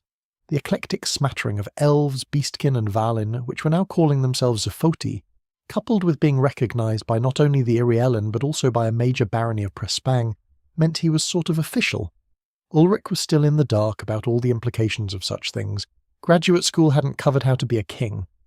Chief lab monkey maybe, but not a leader of peoples, especially given that most of them weren't human beings. To Taipan, that meant that her grand duty, her purpose, was being fulfilled at a satisfactory rate. In celebration, she was giving him shit nearly constantly. He didn't know why her being happy meant he had to endure the flagellation of being ribbed about nearly everything he did. But she was a Taipan. "Come here, dearest shadow. I think you ought to take a closer look at this stake just to make sure it is sound," Ulrich said innocently, hoping to lure her in for a solid bopping. Smirking at his vain attempt, she remained where she was, feigning business by way of even more vigorous stirring of a stew that had already cooked down to almost uniform meat broth. "Verocht Frau, Ragenfragin Elffirkin." He trailed off, damning elves, women and elf women most particularly under his voice. It was done though. The last support stake was pulled, which meant he could bundle away the shelter and tie it to his travel backpack. They were ready to travel, ready to make their appointment with the Baron of Kistalfa, with all the Zafoti under his protection in tow. Ulrich was nervous. This was different than merely taking the elves through the uninhabited highlands of Prespang. They were going to enter a city-state, a walled fortress town of probably no less than 50,000 citizens of a nation that had, until about 36 hours ago, been at war with the elves of Orlithrum, and were no friends to the rebellious elements of Kistalfa and surrounding lands that had essentially seceded from Prosper's empire. If things went bad, Ulrich was going to find himself having to make the choice to let his adopted stray persons be harmed, or maybe kill a city to keep them safe. Surprisingly enough, he already had his mind made up on that count. To keep these Zafotis safe, Ulrich Einar would murder a city. He wouldn't enjoy it, but he could feel the whisper of the Lord instinct in the back of his head rousing to defend its Feodares. Ulrich was more accommodating towards this instinctive protective urge, compared to the savage desire to slay challengers to his authority. But he still didn't like having so intense a bundle of urges buried in his psyche. The Akashic connection didn't appear to give a shit what he thought about it, though. While he was still bound to the Plateau of Ancient, he gained the strength of that connection and its accompanying drives. The last tie cinched tight, Ulrich considered the milling crowd of mixed races. Former Priespangers, the countrymen of this land, natives of the surrounding city-states stood beside elves. To his great surprise, there had been no strife, no backbiting and no hard feelings. He couldn't explain that outcome, not with his readings of history from old Earth. There should have been grudges, there should have been racism, there should have been at least a couple of infractions that needed him to intercede and lay down the law. Instead, the former Orlithrum had accepted the newbies like they'd been walking across the highlands together all along. For their part, the one-time residents of the Empire had been at first astonished by, and then bemused by, the reality that was the elves. The only elves any of them had ever encountered were those enslaved, ruled by a slave collar that suppressed their personalities to the desires of whoever held the bond of the collar, evil fucking working that was to Ulrich. In spite of that, there was no undercurrent of disdain for the elves as a slave class.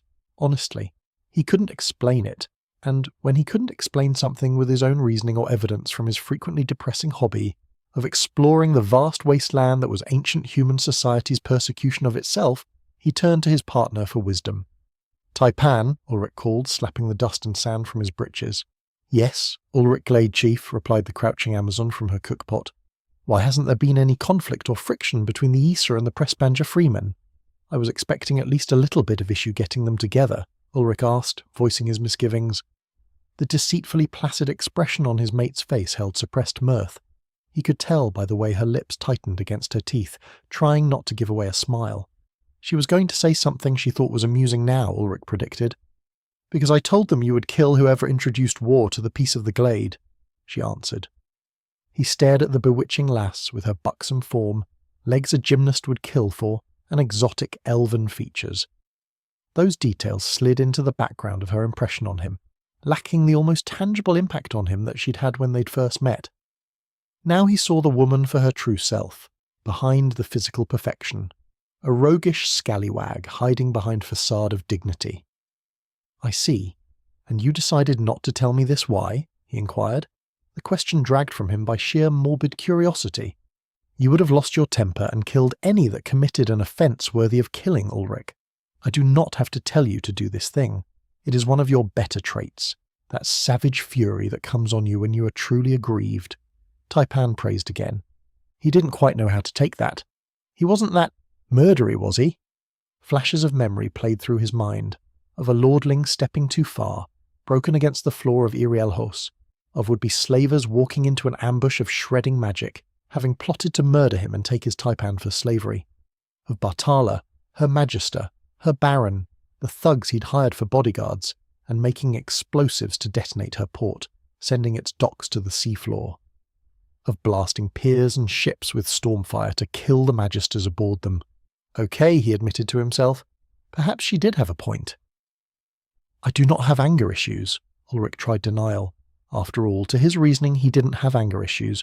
What he had was a coping mechanism for surviving in a brutal, harsh, unrestrained.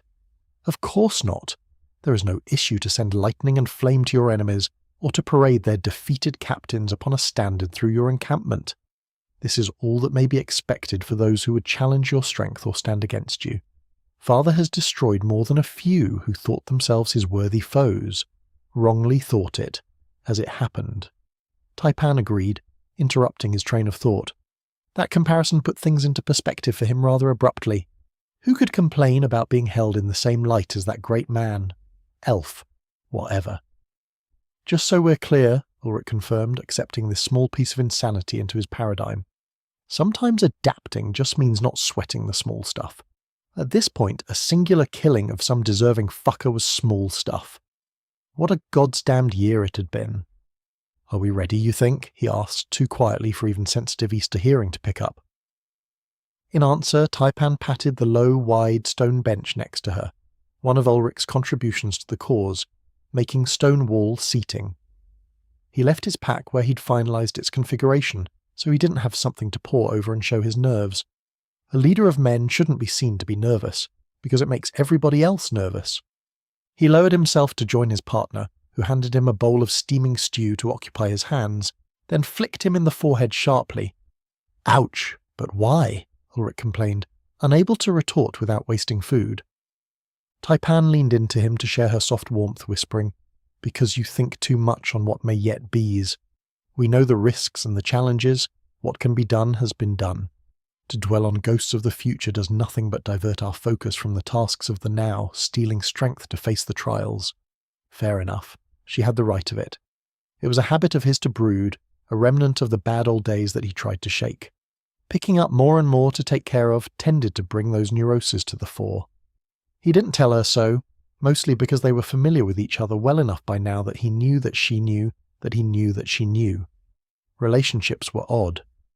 Ulrich took a long hit off the rich stew and chewed slowly, enjoying the savoury flavours. "Live in the now, Ulrich," he chided gently. "Ride the wave." That was easier to do when the now included a molten hot elf woman who showed you her special smile, that one reserved just for the two of you from time to time. He'd gotten to see it that morning, and he would carry the momentum of that small pleasure for a good while yet.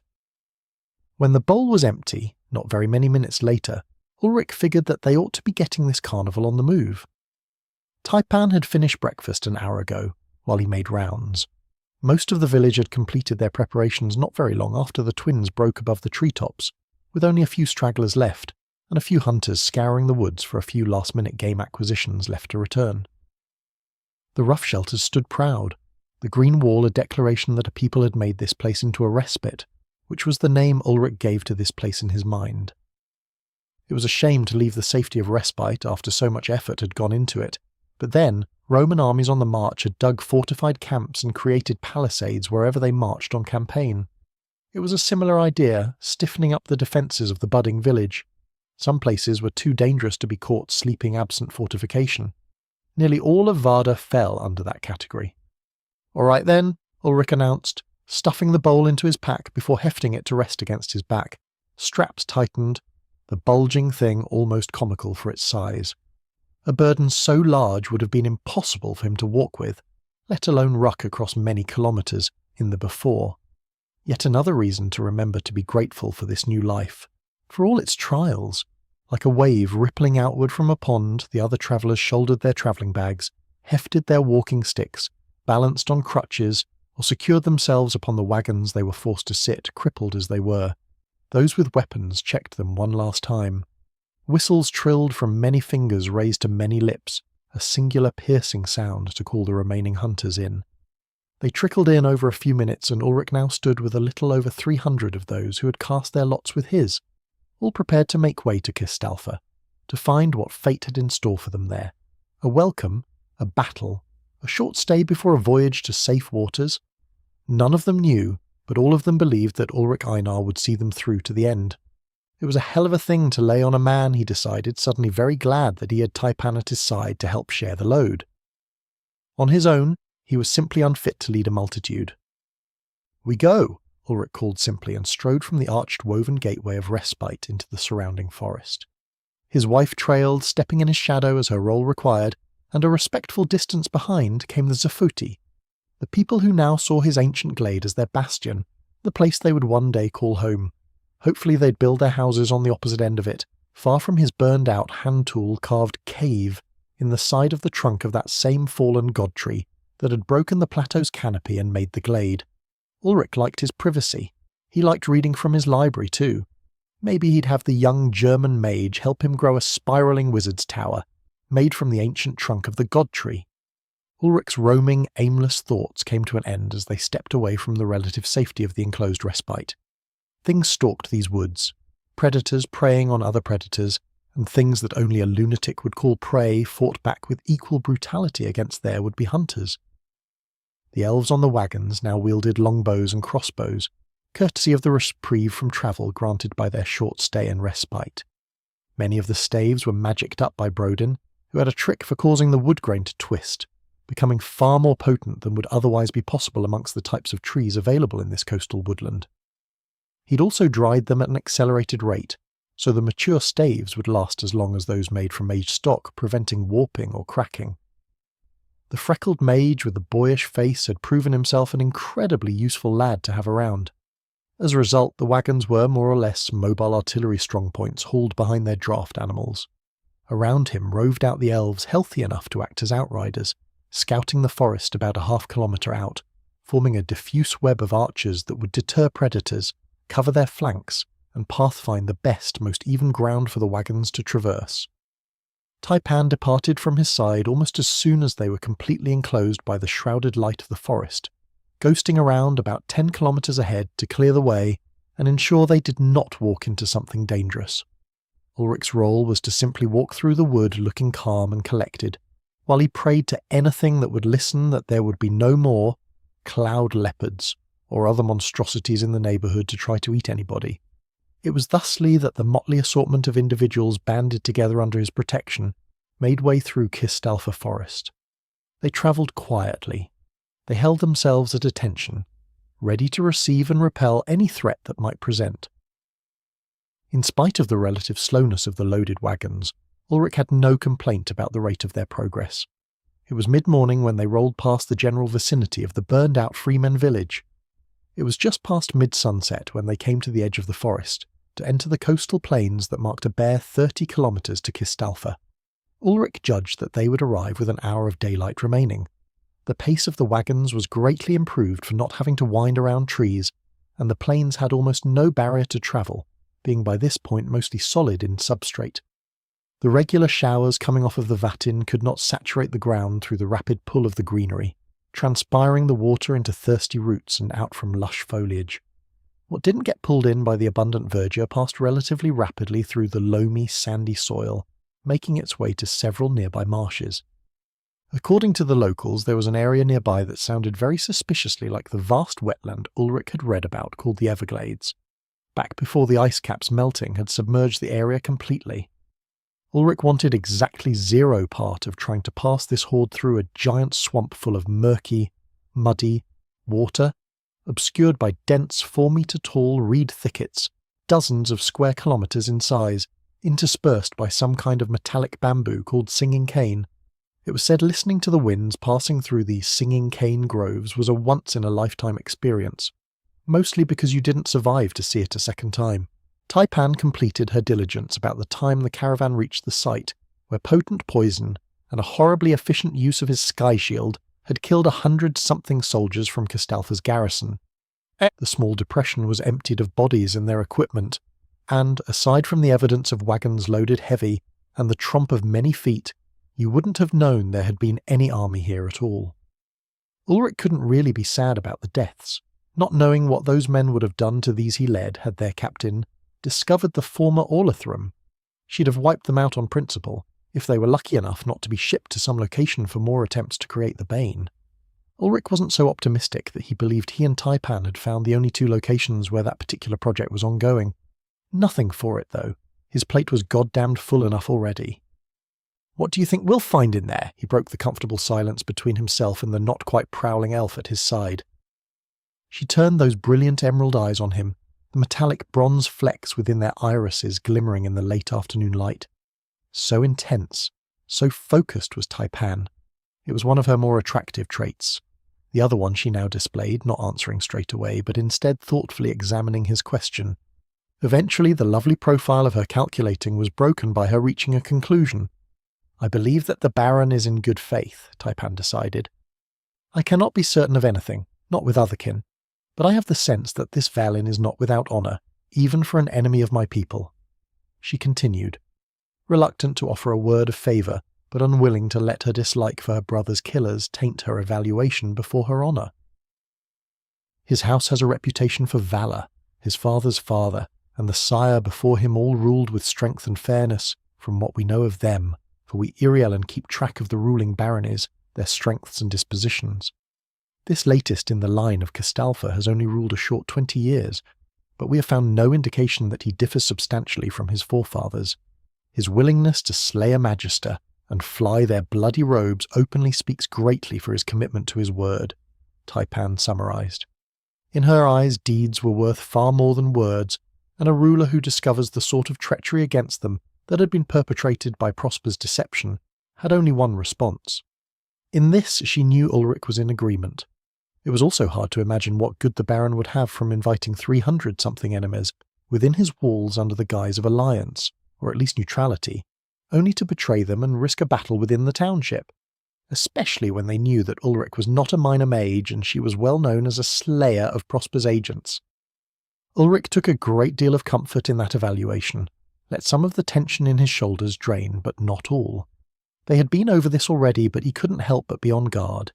History of Earth had been rife with subtle plays and betrayals to eliminate rivals. Things were different here. Too many peoples running about who lived long and held long memories for liars to hold much influence. But still, dead men tell no tales. Enough, he clamped down on the negative thoughts. Taipan has made her case. Take the word of those you trust or don't waste their time asking. He fell back into silence, refusing to permit any more of the nagging worries to find purchase in his thoughts. It was an exercise of discipline. He turned from the unproductive to matters far more interesting and far more useful for his time. Magic. Ulrich's 2-month crossing of the plains had been much like his time spent cowering inside his shelter during the rainy season back in the ancient glade, alternately boring and extremely vigilant, lonely, and largely spent considering how to manipulate the flows of power that were at his beck and call. Only now he had the benefit of the training given him by the dragons of Iriel, each potent in her own way, and the instruction of Gotha Sinurit on top of that. Gotha's lessons were a grinding stone, polishing his approaches, adding layers of efficiency and complexity to his spellwork. It was thanks to that incredible wellspring of wizarding technique that Ulrich had been able to branch into weaving multiple elemental forms, creating new spells of incredible potency, compared to his initial run of elemental magics. Vortex Flare was one of those hypotheticals now borne out as reality. Winter's Breath was another. The reforged man, once so lost in his prior life, was starting to get a feel for how this whole wizard thing worked, especially since he'd managed to figure out the Arcanite diamond. That kind of incredibly precise, utterly pristine manipulation of power had sort of elevated him to a new level of the craft. The growth of his classes was contributing greatly to this rapid advancement as well, if in slightly spooky and not entirely understood fashion. What he lacked, what he very much needed, was a way to create separation between himself and very fast enemies, monsters that could close with him too quickly for him to readily utilize his core's greatest strengths. The Cloud Leopard was a serious problem for him. So had been the flickering steps that had so effectively been deployed against him by that would-be Praetorian of Prosper's merchant lords. Had not he been able to use Surge to elevate his ability to move and perceive, it was very likely he'd have been badly wounded or killed by those disorienting changes in position, coupled with that solar lance. But how to do it? Ulrich had two defensively oriented abilities tied to his class, Maxwell's parry, which applied a charge to a striking weapon, which, when he matched it with his own weapon or armour, let him magnetically deflect attacks. The other was Impulsor Soak, using an electromagnetic field to bleed an enemy's attack into heat, like dropping a powerful magnet against a copper plate, coupled to an induction heater. Both of these only worked against a conductive weapon. Natural bone or wood or the like were immune to his abilities. Given that monsters like that burrowing greater beast were running around, Ulrich needed something more generally effective. Of course, if he laid hands to it, Ulrich could always use Voltaic Grip to give it the Forest Lord treatment. He was, if he was willing to let the enemy get within hand's reach, fully capable of lethality with his very first working. He'd rather not let the sorts of things he'd encountered since leaving the Plateau of Ancients get close to him, however. Nor men like the Baron of Kistalfa or his former garrison captain. Tricky. How to deter an aggressive enemy that had him within its sights. Terror was an option. Disrupt their footing, as he'd done to the Svartalfinn juggernaut of an assassin. Only he'd used sky shields, and the momentum of that enemy's momentum against him in that case. It was a sound tactic. Idra was a great believer in disrupting the enemy's footing, and if that elf thought it was a good idea, then it damned well was.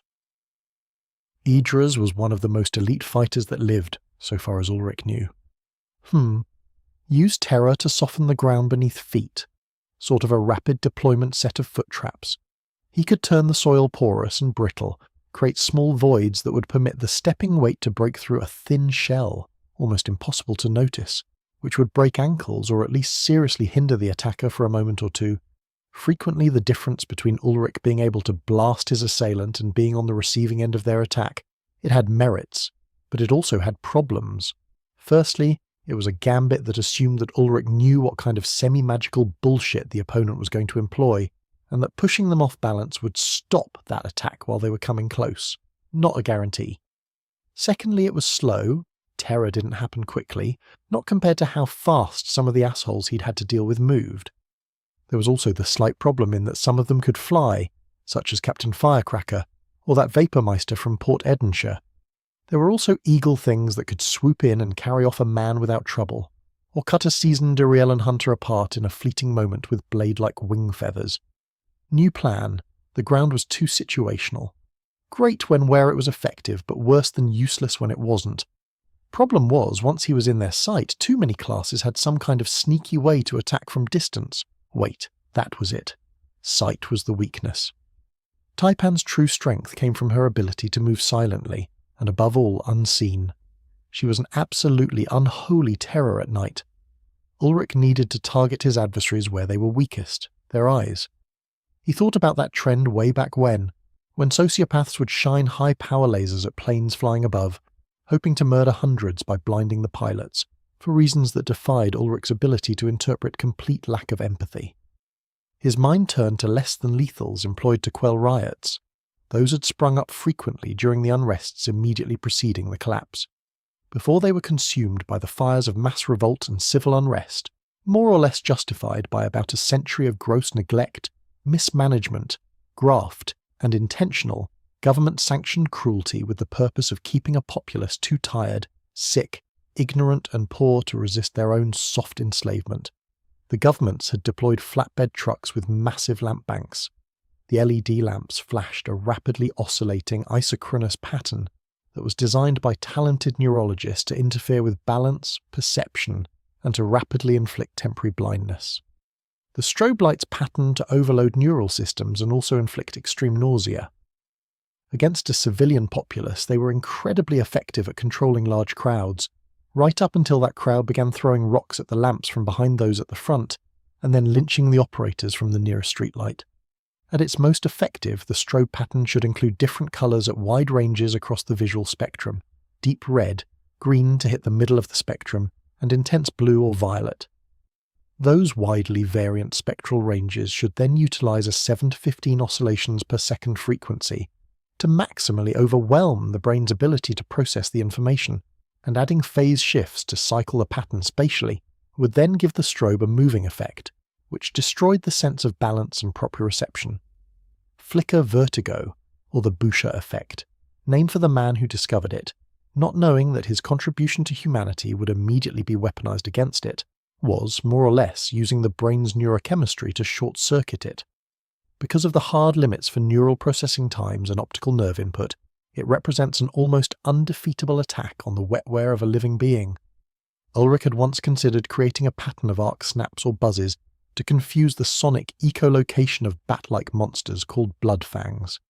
Now, it seems, he had reason to deploy a variant of that technique against the visual hunters. Could he do it, Ulrich wondered, and set his core's energy to cycling? Surround flowed and moved to his will, and Ulrich had, at a thought, a steady 15 Hz pulse racing through his mana network. The colour would be the hard part. He'd have to generate very specific amplitudes of discharge to emit the exact wavelength of light that was needed for each of the 3 colours. He never imagined he'd need to use magic to reproduce an LED, but here he was. How to do it?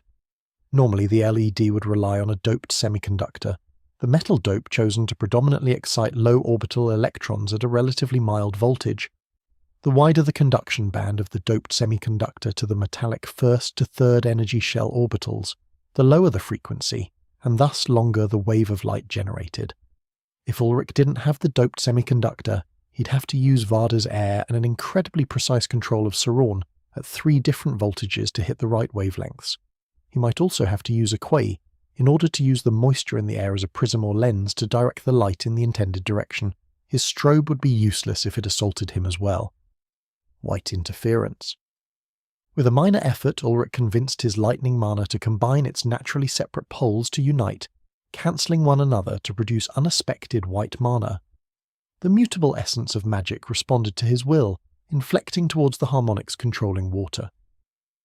With a raised hand to help focus his concept, the former engineer envisioned a not-quite sphere of air with dense collections of water vapour on its backside, sort of like an eyeball shape with the retina, a dense fog of droplets held by his magic.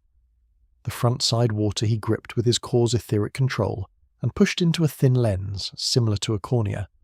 The use of a biological analogue to what he wanted sharpened his focus considerably, and turning loose the magic to follow the construct he'd woven, a hazy ball appeared above his hand, its purpose to gather the light within and concentrate it forwards, protecting the caster from the effects of the paralysing sickness he planned it to inflict. It was difficult to hold one not quite complete spell form in place while working another, but he was working Sauron itself now, a task that was not for the core evolved toward that purpose.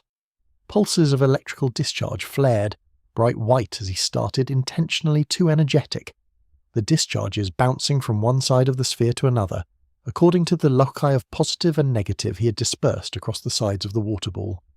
Ulrich slowly brought down the strength of his mana, lessening the intensity of the brilliant arcs. White turned to violet, and Ulrich memorized the flow of magic, before continuing to gradually lessen the intensity of the arcs. Violet faded to indigo, to blue, toward green, and Ulrich latched onto the sensation of creating deeply green light in the late spring evening air. Faster now, the Reforged continued weakening the discharges until he produced a vibrant crimson flash, pulsing with his core's frequency. Now, Ulrich thought.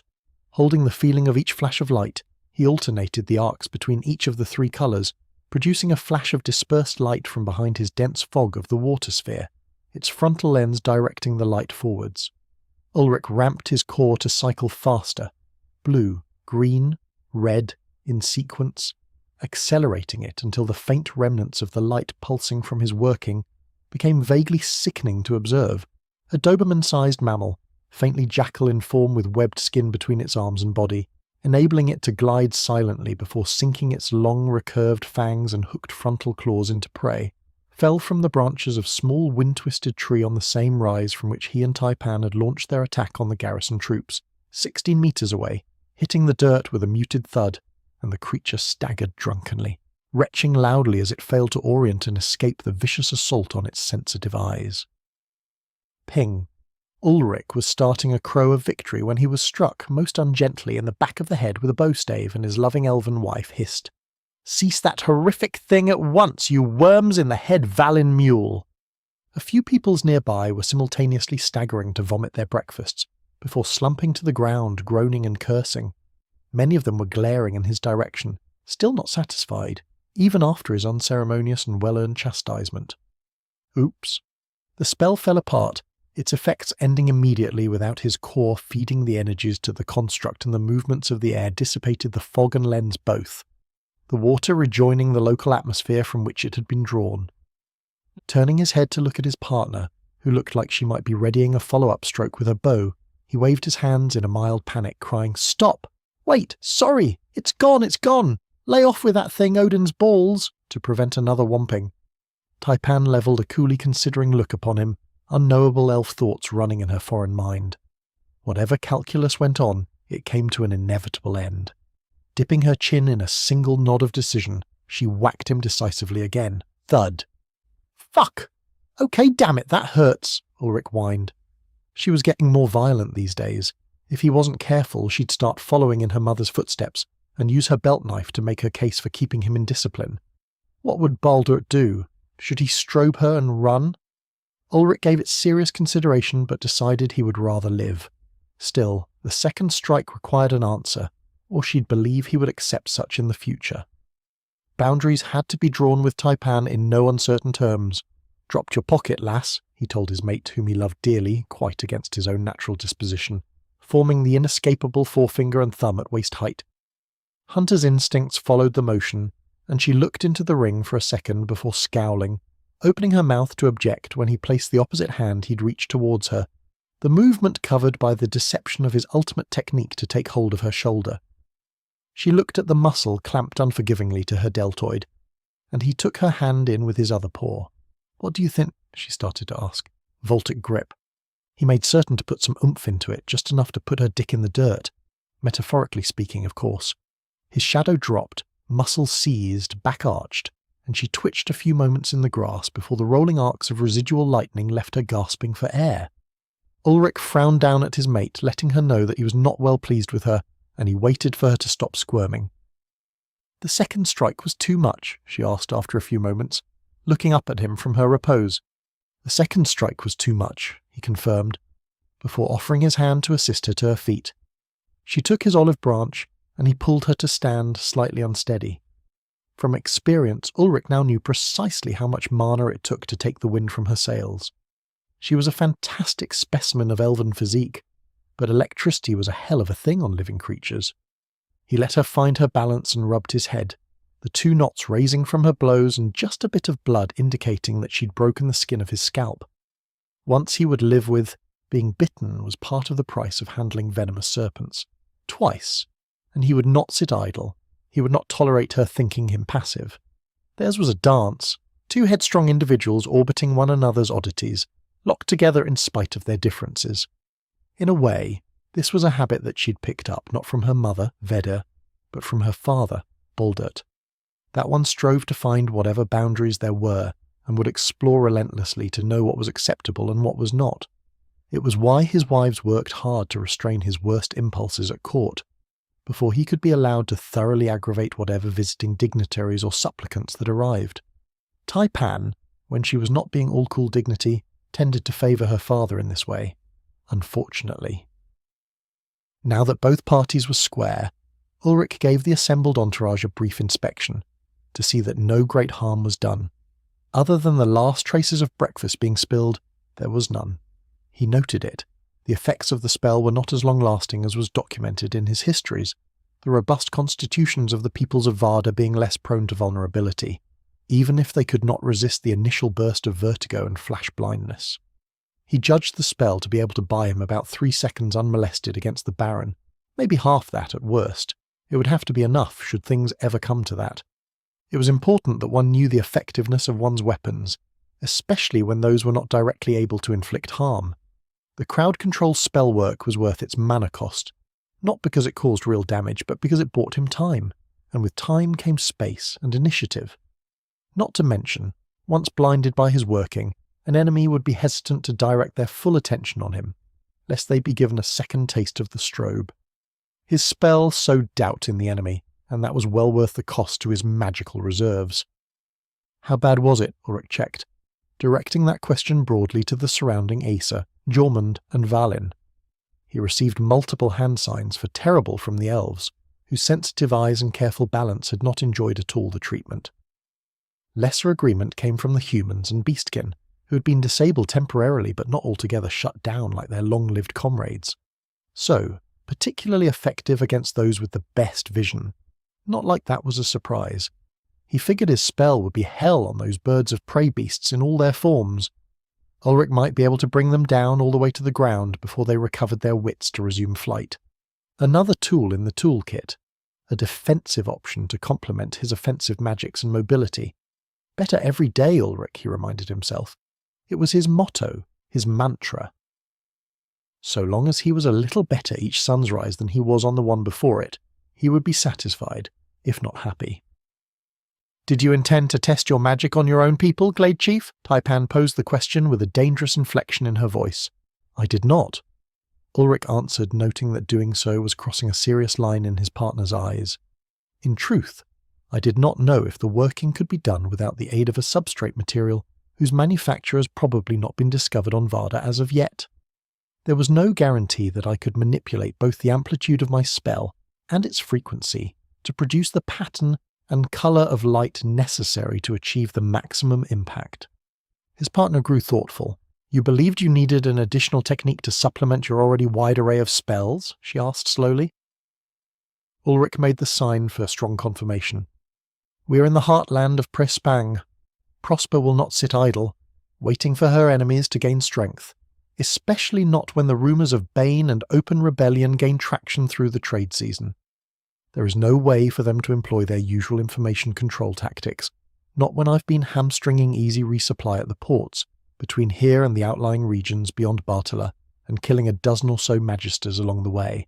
Prosper will begin to feel the pressure, and the merchant lords will lash out when they do, seeking to dominate their home territories and re-secure their domestic position," he explained, laying out the concerns that had nagged him for these last couple of weeks. The actions taken this past month had not been done with great forethought or planning. They were reactionary. The twice-born man knew that reactionary decisions instead of strategic ones created a complicated situation, one in which the chaos could threaten to overwhelm him. The chaos would be more likely, however, to inhibit the normal function of a far-flung empire, breaking down its ability to maintain firm control over so large a territory.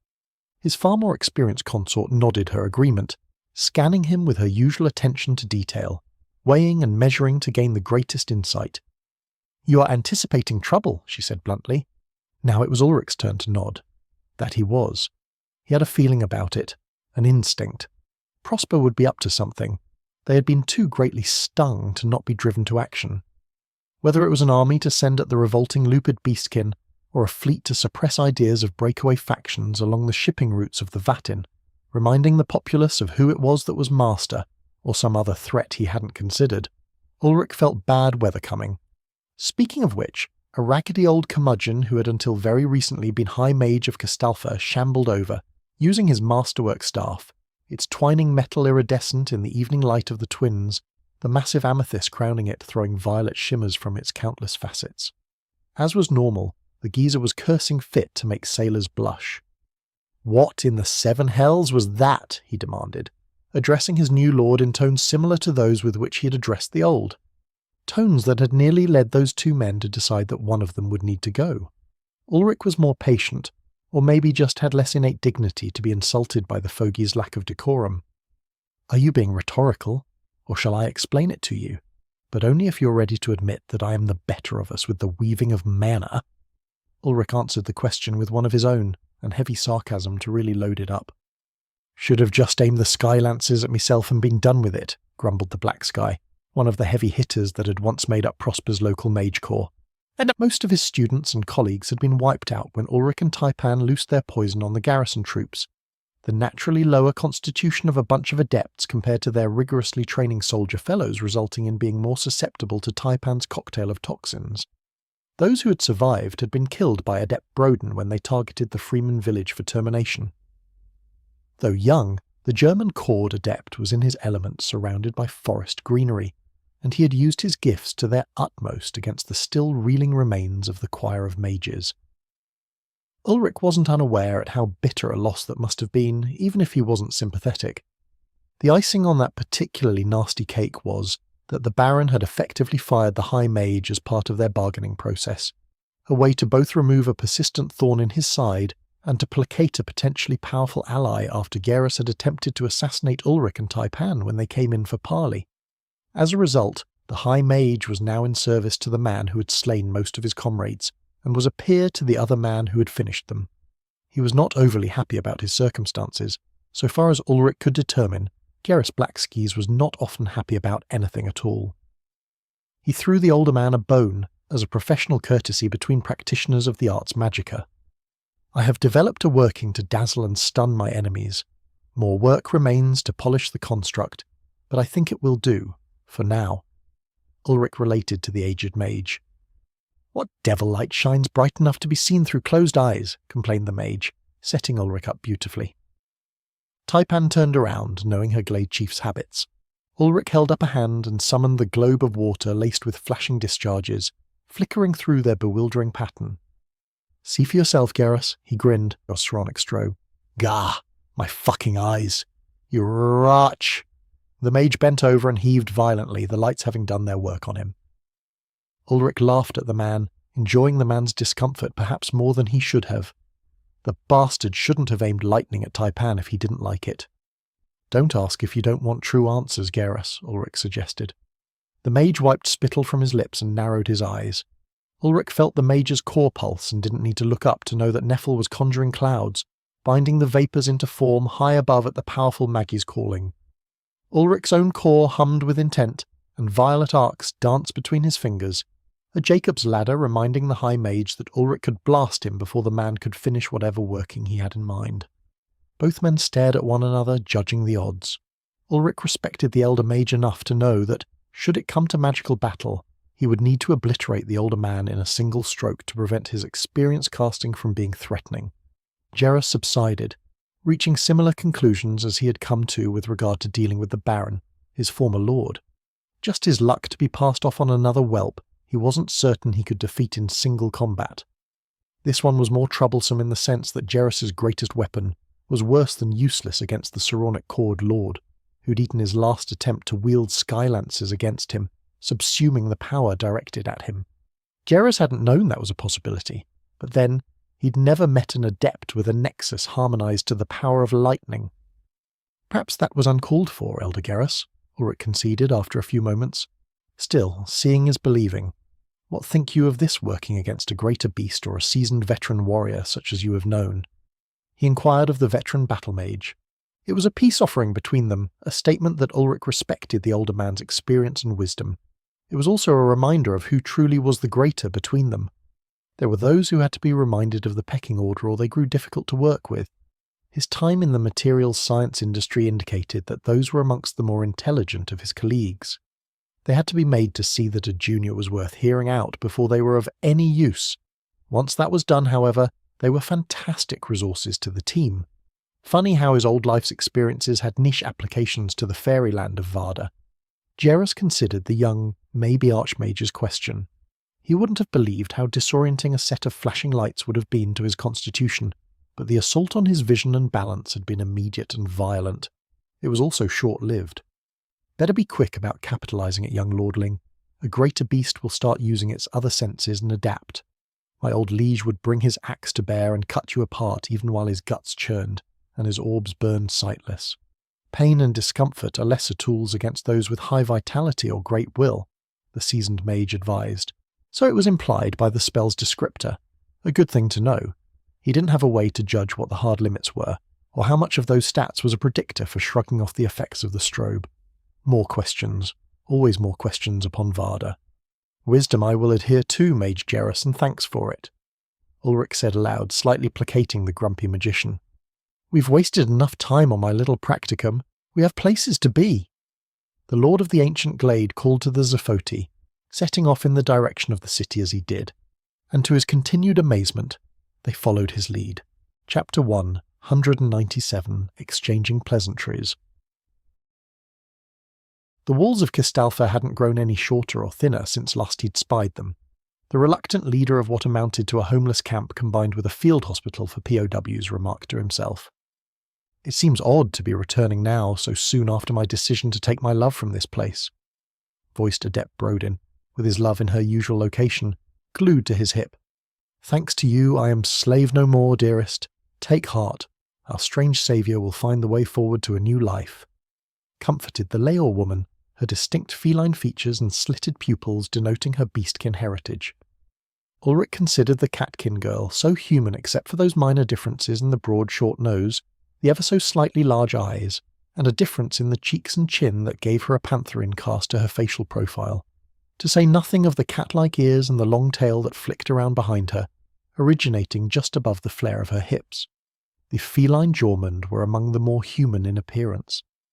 In the dark, they could easily be mistaken for a normal man or woman, albeit one wearing a funny hat. Under daylight, of course, their heritage was obvious. Still more obvious, though, were those of the Lupid clans. Their wolf muzzles and shaggier fur made them distinct. The Sauri, massive of frame and with theropodic features, including the reverse knees and suede hides, with a jaw lined in knife-sized teeth, were clearly the most divergent stock.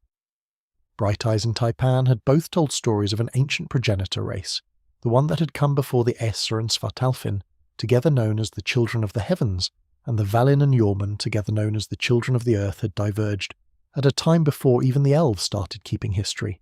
Everything from that time was known by tales of legend and the odd piece of evidence gathered by daring the dungeons, vast labyrinths guarded by monsters and traps, fueled by Magitech's synthetic cores, by what Ulrich could make of the descriptions. Within the depths of those places, which the Esser considered bastions of the ancients to guard their legacy, or perhaps what may have been their final resting places, a few relics gave hints to the nature of those gone long before. Ulrich was stalling, which was why he was wool-gathering about genetic drift and fey tales of lost civilizations, guarded by magical dungeons instead of leading his people through the gates that stood wide open, drawbridge lowered in welcome. "Fuck," he whispered under his breath. A brown, elegant, if thoroughly calloused, from weapons wielded for decades, hand laid itself upon his shoulder. "It will be fine, Glade Chief. There are rules for guest right that not even a mongrel dog of Priest Spang would violate. Should they do so, all the thoughtful races would demand their lives for the sin, just as they do for use of the soul poison," Taipan soothed, knowing that he was reluctant to put so many people at risk who he'd decided to keep care of. Besides, if they wanted to slaughter us, they would already have begun sleeting arrows and ballista bolts from top of the walls, and we would not now be having this conversation, she reminded him cheerfully. Always a little ray of the twins' light was Taipan. However, she was in the right, and he needed to sack up. Is this what it's like for Baldurt? Constantly having to judge and weigh the lives of an entire host of people that can't rightly defend themselves? He asked her as they crossed the girthy timbers of the bridge into the great port city. Taipan tittered at that notion before replying, "Of course not. The Iriellen would live on without my family almost unchanged. Should we vanish, there would be a new Lord of Iriel within the week from the greater houses after fierce competition to determine the worthiest. I can think of 3 who would be likely to claim the throne from the tip of my ears." She ruffled his hair and reminded him, "It is only you that decided to adopt strays that could not keep themselves. Father would have ashed his enemies and broken the bonds of his cousins, but he would not have then lingered to offer his protection." The Iriellen daughter of her elf-lord father did not smile when she said, "To be Baldurt is to be mighty, but still mortal. Those with such power must be careful, lest they spread their wings too far and bring too much under them to be tended with justice. Even the Lord of the Deep Wood has limits." No doubt his lady wife was remembering that her once seemingly invincible sire was greatly reduced from his former glory. The payment of that debt was part of why the two of them were together. Ulrich had himself a debt for those same peoples, and Taipan was very traditional in the Fey sense of what should be done about the clearing of obligations, especially obligations for vengeance. "Should I have abandoned the Orlithrem on that hill?" he asked, not jokingly or sarcastic. It seemed cold, but Ulrich was learning the rules on Varda, and those rules were frequently much harsher than those of his old life. "No, Ulrich, because you had strength to spare then, and still do now, you can bear the burden of a few lives in your wake. What you needed was an anchor within this world, something to give weight to your decisions, which tend to be made without consideration of what next or who might be affected, even lifetimes after later. It is a Valin thing to not consider the ripples of your actions upon the future." Taipan chided lightly. That was a criticism he was more than willing to accept. It was one he'd levied against his own people frequently, and he did not possess the arrogance to think himself free of the faults of his species. Humans were, at a basic level, narrowly focused on the now and the soon-to-be.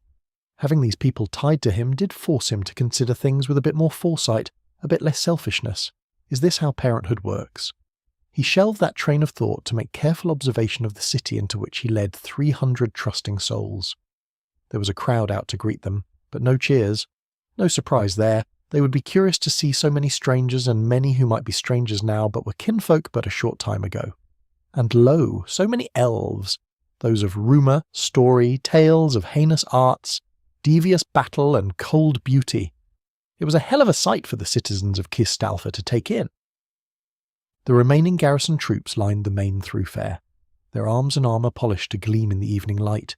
Golden light reflected from the twins, who were nearly blocked by the towering walls of the city. Alongside them, at regular intervals, were the town guard, distinct by their uniforms and less overtly military gear.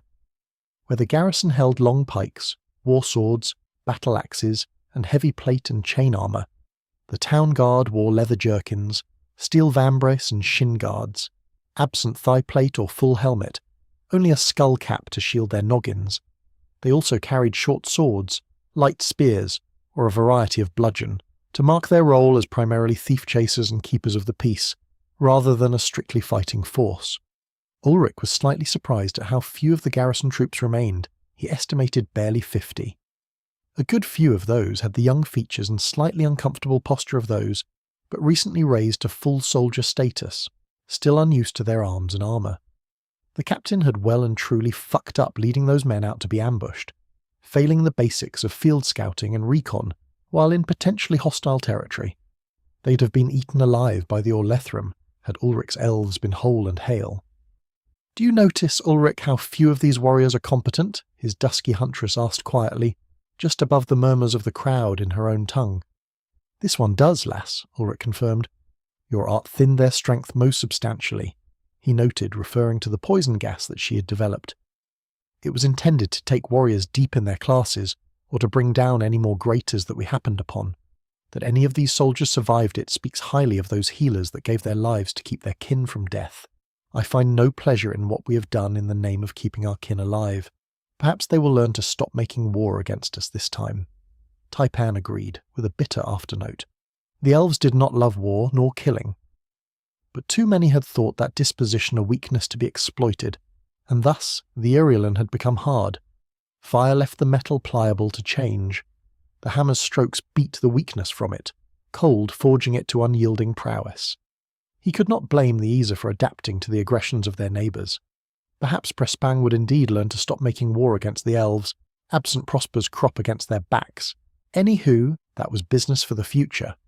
Ulrich was in a new place, with new peoples all around. His people-watching instincts were on high alert, looking for signs of hostility, cultural cues, and any information that might be added to the catalogue of his knowledge of Vardan social structures. As could be expected of a massive trade port, there was diversity in the makeup of the Kistelfin population. Very much so. Ulrich saw more examples of the blended, not quite right ethnic groups of Valin that so jarred against his senses. The familiar races of Old Earth were almost not to be found, odd blends being observed in their place. There was a heavy sort of Mongolian bent to the Asiatics, whose eyes were narrower than the almond-shaped eyes of the elves and even more angularly tilted. These weren't as pale-skinned as the prototypes of Earth, though. They tended towards a more Indo-Chinese or Pacific Islander hue.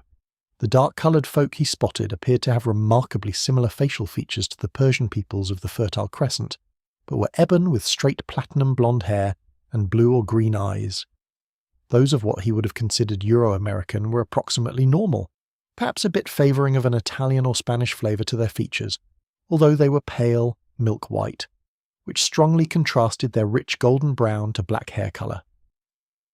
In addition to the Valine, there were a great many Yormun, mostly Leor, a smattering of Sauri, whose looming heights made them easily stand apart from the crowd, and a few clusters of blue pebble-skinned Ogren, powerful, broad, and obviously given wider berth by the other citizens of the city. Ulrich's 2 encounters with Ogren said that was a good idea. They were hell on wheels in a fight, and notoriously easy to goad into one.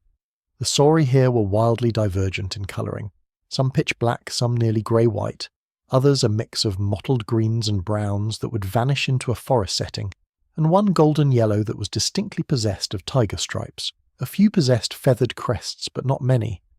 Ulrich wondered if the crest was something related to age.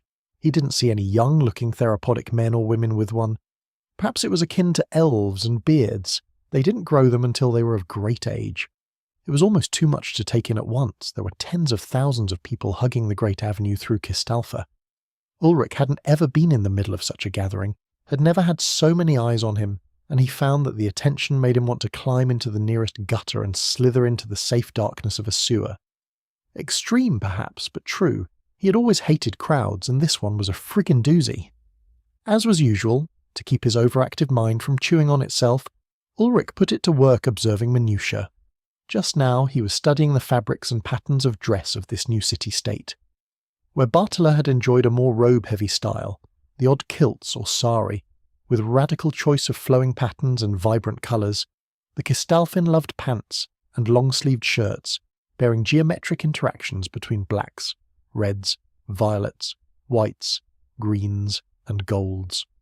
Almost no other colours could be observed, and he had to wonder if they had trouble obtaining dyes, or if there were rigid social meanings behind the colours. Interlocking squares, triangles, and circles made for an almost eye-bleedingly complex backdrop, given volume of humanity on display here. Architecture was nearly identical to Bartala, very North Middle Europe, perhaps a touch more Byzantine. That indicated a common period of founding, or maybe just a well-entrenched architectural tradition. It might also be a result of defensive considerations. The buttresses and stonework would most certainly give these cities resistance to assault by flame, wind, water, and storm. In a world where a single entity might be wielding flame, wind, water, and storm as weapons, that was a good call. Ulrich's procession, and it was a procession, God's help him, continued down Main Street. For a man who had no love of crowds, being now the focus of a few thousand foreigners was intensely uncomfortable. He felt the chewing need to become invisible. If not for Taipan next to him being nonchalant about the entire thing, he'd have probably started jogging, anything to get this over with. His anxiety about the situation was made worse when the drawbridge pulled up, and the 4-metre-tall heavy gate slid smoothly closed behind them. Full commitment now. If anything went wrong, if the situation deteriorated, Ulrich would have what history's soldiers described as one of the great horrors of war, a battle inside a populated city. Probably a short one, given that he and his people were already surrounded by the potential opposition. "Stop it, Ulrich! Your fidgety hands are making me nervous," Taipan commented from the side. So much for hiding his discomfort. Ulrich clamped down on the nerves and stilled himself. Stay cool, stay frosty, nothing's wrong, all according to Keikaku, he chanted to himself. Oddly enough, the ages-old meme did somewhat relax him. This really was the plan, as bugfuck stupid as it seemed to him. "Okay, Taipan, I've got it under control. Let's just get the hell through this crowd and figure out what it's going to cost to ship these people back to Orlathrum," Ulrich told her resignedly. Thus, shoring up his courage, the former hermit turned mage turned reluctant leader of men continued to permit himself to be escorted through a major metropolitan trade centre under the eyes of its populace. Many were simply curious, others hopeful for some reason, their expectant gazes seeming to anticipate something. Not a few were less than welcoming. The worst were the families of the soldiers he'd killed, though. Those knew the reason their loved ones would not return, and they cursed him, cursed his family, cursed everything he would ever touch. Ulrich would never blame them for that. They had every right to their pain. Had he to do it over, though, those people would be just as dead.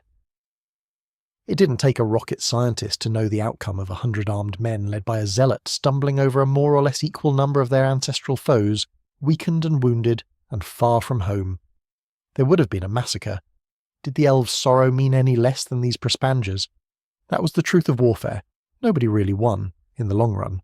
The victors would, by necessity, be forced to sacrifice their decency to see the thing done. The losers would suffer the whims of their conquerors. It was a shit sandwich everybody had the fun of eating. Better to be the winner, of course. Your sandwich had the mayonnaise of writing the rules after the fact to sweeten the deal, which was why Ulrich Einar was going to win, no matter how many jeers and crying families he created in the doing. Does it make me an awful person if I would kill every single one of these people, break their families and ruin their lives to keep you and these folk following me safe? Ulrich asked of his partner. The former princess of the Ireland smiled at him and took his hand delicately, squeezing it as she told him, "This is the truth of being a lord.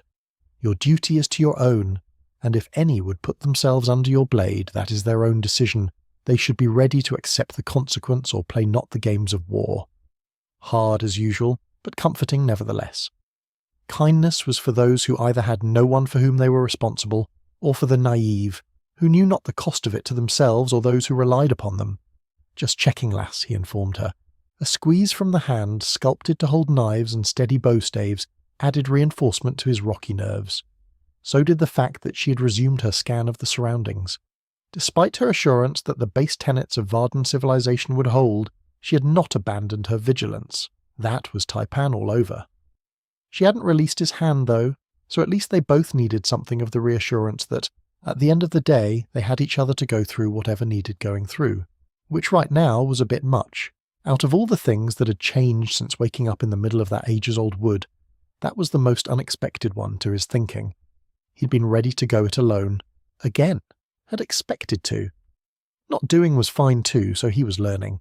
While the crowd pressed around, the architecture loomed high, and the paved stone clicked beneath his booted feet, Ulrich Einar and company were granted passage through the fortification of the city.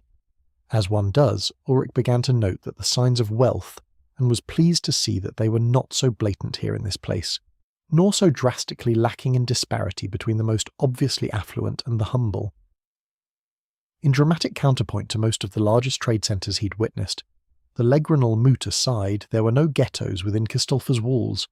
There hadn't been in the Ireland stronghold either, but Irielos he wasn't really counting since it was more a castle keep than a city itself. Ulrich had to concede some mental props to Baron Kistalfa and crew once again. The Baron was running a tight ship and, to all appearances, tending well to his flock of Prospangers. No ghettos, no run-down pits of desperation to breed crime, no flaunting of limitless inheritable wealth. In other words, none of the signs of a broken exploitative social compact. This here was good clean hereditary monarchy, practice guided by an attentive and sophisticated master. Philosophers in the old world, that birthplace of the democratic concept, had determined that the best form of government was a benign and educated dictatorship, a captain of the ship who commanded with absolute authority for the utmost good. Most of the time that idea mutated in the womb, whelping another self-aggrandizing god-king who inflicted destitution and misery upon the populace, using their suffering as the bar for their greatness. Not here, though. Perhaps he'd been too harsh in his estimations of Pressbang. Perhaps there were some few holding power who knew their duty was to serve their people, for all that their people raised them up higher. By the evidence presented in the coastal metropolis and its people, Ulrich would be wrong to bring anarchy and chaos to this place. These people didn't deserve his animosity, however much they belonged to a larger entity that he had to see die. Taipan, we are not allowed to make war on these folk, Ulrich decided aloud, audible only to the sharp-eared woman beside him. She turned an ironic look on him and knocked his house of cards down with a simple observation and a casual question. "It is not yours alone to decide whether war comes between us. There are two sides to conflict. And what will you do if they choose to make war on you?" Well, she had him there. "Okay, so we're not allowed to make war on these folk unless they do something stupid, like try to molest or harm us harmless Gladekin. Then we fuck them up properly," he corrected. "Better," Taipan informed him. "Yeah, Just because this place was doing well for itself didn't make it untouchable. A good reminder. Hopefully it never came to that. Ulrich pinched himself viciously for trying to incur the wrath of the irony gods, who waited with their jinx mallets to rue his day for him. On command, a scuffle broke out. Somebody had gotten the bright idea to charge one of the elves with a dagger, shouting about their larrikin or some such. The worthy was pinned swiftly to the ground by the escorting warriors, their offence declared aloud tersely as impinging the lordship's peace, and summarily caned. Hard. They turned the man loose with bandages for his welts, and a parting swat on his head, to remind him what would be taken should he take another sip of stupid with his ale. Ulrich's procession was delayed a mere 5 minutes, and the crowd most certainly had lost some background notes of aggression. They knew their lord's will now, and would not test the men carrying it out. Very interesting. A tight ship indeed. I'm going to have to take notes. This guy is clearly winning in the his lordship category, even if I'm prettier, Ulrich remarked, once they were underway again.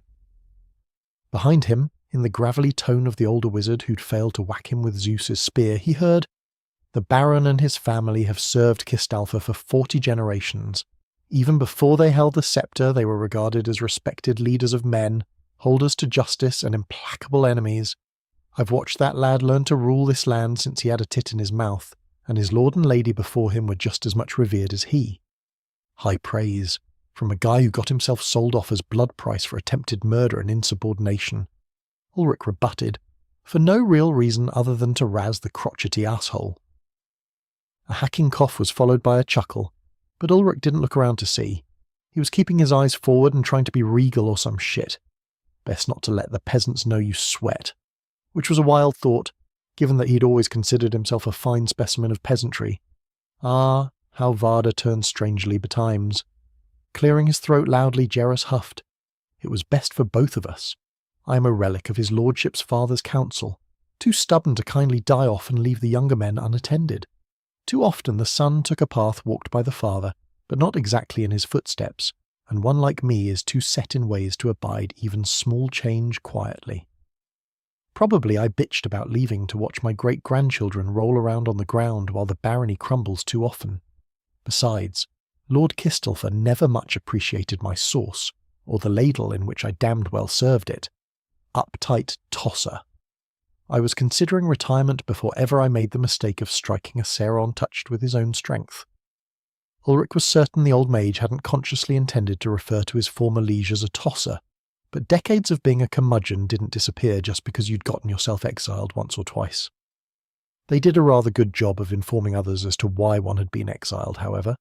It was a long speech for the elder mage, and Ulrich was starting to get a better bead on the man for it. "I see," Ulrich said, leaving out his opinions. The geezer was hardliner, one of those types that any long-running operation collected. Every engineering department had one like him. Ancient bastards that have been around since fish figured out how to evolve lungs and know everything there is to know about how things used to be. Forget that these were where most of your fine trade tricks lived, your techniques and methods and sheer awareness of what could go wrong born of decades of doing. They were irreplaceable parts of the working environment. They were also mostly sons of bitches to work with. "Are you too wise in your years to hear the wisdom of a mage sculpting power before your sire ruined a woman's life making you?" the mage challenged. That way he'd heard it, Ulrich's father had been cornered by his mother at the clan get-together, her mother behind her, and commanded to get his skinny ass in that bedroom and make the babies before Oma does it herself. Those being the options, he wasn't sure that his pops had much choice. She'd done it to herself, really. Tangents, Ulrich. "I don't know," Ulrich replied, keeping his expression calm and determined as he tried to present a stolid exterior. "Does the wisdom of the ages include knowing when to keep your mouth shut before the exuberance of youth drags your dry bones out into the street to finish what time hasn't gotten around to doing?" "It does," the old man admitted after a moment. It was good that they understood one another, Ulrich reflected. He didn't know what it'd take to put the old goat into the ground, but he was willing to bet that there shouldn't be bystanders around when it happened. Still. They needed to know where they stood, especially stubborn fuckers like Garrus. "Then I see no reason why we will not enjoy a cordial working relationship. There is much I don't know about magics. For all that I have been attentive, there is only so much the best of teachers can do in half a year to educate a—" Ulrich was cut off by a choking sound behind, as if an indrawn breath had caught spittle, pulling saliva deep down into the trachea to induce sudden aspiration. Or so it sounded. He was still not looking round any more than he could manage so as not to appear nervous. "Half a year?" barked High Mage Jerris, indignant. "My best stroke subsumed by a fucking infant! How do you even know how to weave threads of Saran, let alone hold an awakened core?" The bewildered Magus trailed off, clearly incensed. Good. Best thing for a wily old greybeard was to know they were outclassed by the new talent. Normally they came on board to get a taste of what might be, if they were at all in love with the craft by that time. Such was the way with the machinists, the programmers, and the organometallic chemists that he'd worked with. He couldn't restrain heckling Jerez a little, now that he knew he had a lever with which to move the man. Of course, even without magic, your clumsy attempt at wielding lightning was easily deflected. A long copper rod and some metal wire would have done much the same thing. Granted, I couldn't have woven a Faraday cage in a few moments. Magic does have incredible immediacy, but still, if that was supposed to be finesse, Gotha Scenerit would hand you all your asses wrapped in ribbon and give a lecture on bark stripping while he did it. There was a heavy pause behind him. "You know of the Archmage of Iriel?" Garrus asked, suddenly without any interest in Jappies or jibes. It was Taipan who answered now, sparing Ulrich the need to turn from his dignified scan of the slowly advancing procession. Honoured instructor Gotha Scenerit has long since excused himself from the circles of mages, and teaches our children instead. He took up the obligation for my partner's training when his original instructors had to prioritise their other duties, thanks to Prospang's actions on behalf of Prosper. If you face the Endless Grove's legacy, it is your own faults. More choking arose from behind him. "I knew it!" shouted the man, without care for his appearance to the people around. "I knew I smelled that bearded elf's weaving." Grousing away, as was his semi-permanent state of being, the former High Mage of Kistalfa bitched steadily, terminating in a pointedly directed complaint. "Eat my working like a grilled base. Lad, I do hope you have some appreciation that legend thought either dead or in seclusion has lent you talents revered for nearly 500 years in the craft, a priceless gift, wasted on a barbarian ruffian." The accusation was not entirely uncalled for. Ulrich was, for all intents and purposes, a neophyte in the arts magical. Extensive background in applied physics and chemistry were doing some heavy lifting in his use of the arcane. Technically, I earned the aforementioned talents of Master Knurit when I saved the youngest child of the Irillan king from the butchers sent under cover of an artifact's cloaking to kidnap him. Ulrich informed his new senior staffer in arcane horseshit. "Maybe stop pushing the elves into corners every couple of 100 years and they'll stop having to massacre you idiots, or teach people like me their ways to help improve our own breed." Ulrich thought to himself. He quite deliberately did not share this last with the mage, because he'd rustled the geezer up enough and he needed to save ammunition to lay into the sourpuss again later, when he'd gotten cocky or too aggravating. There was an art to baiting people, too much at once, and it lost its impact, and Ulrich was a master in the field of baiting.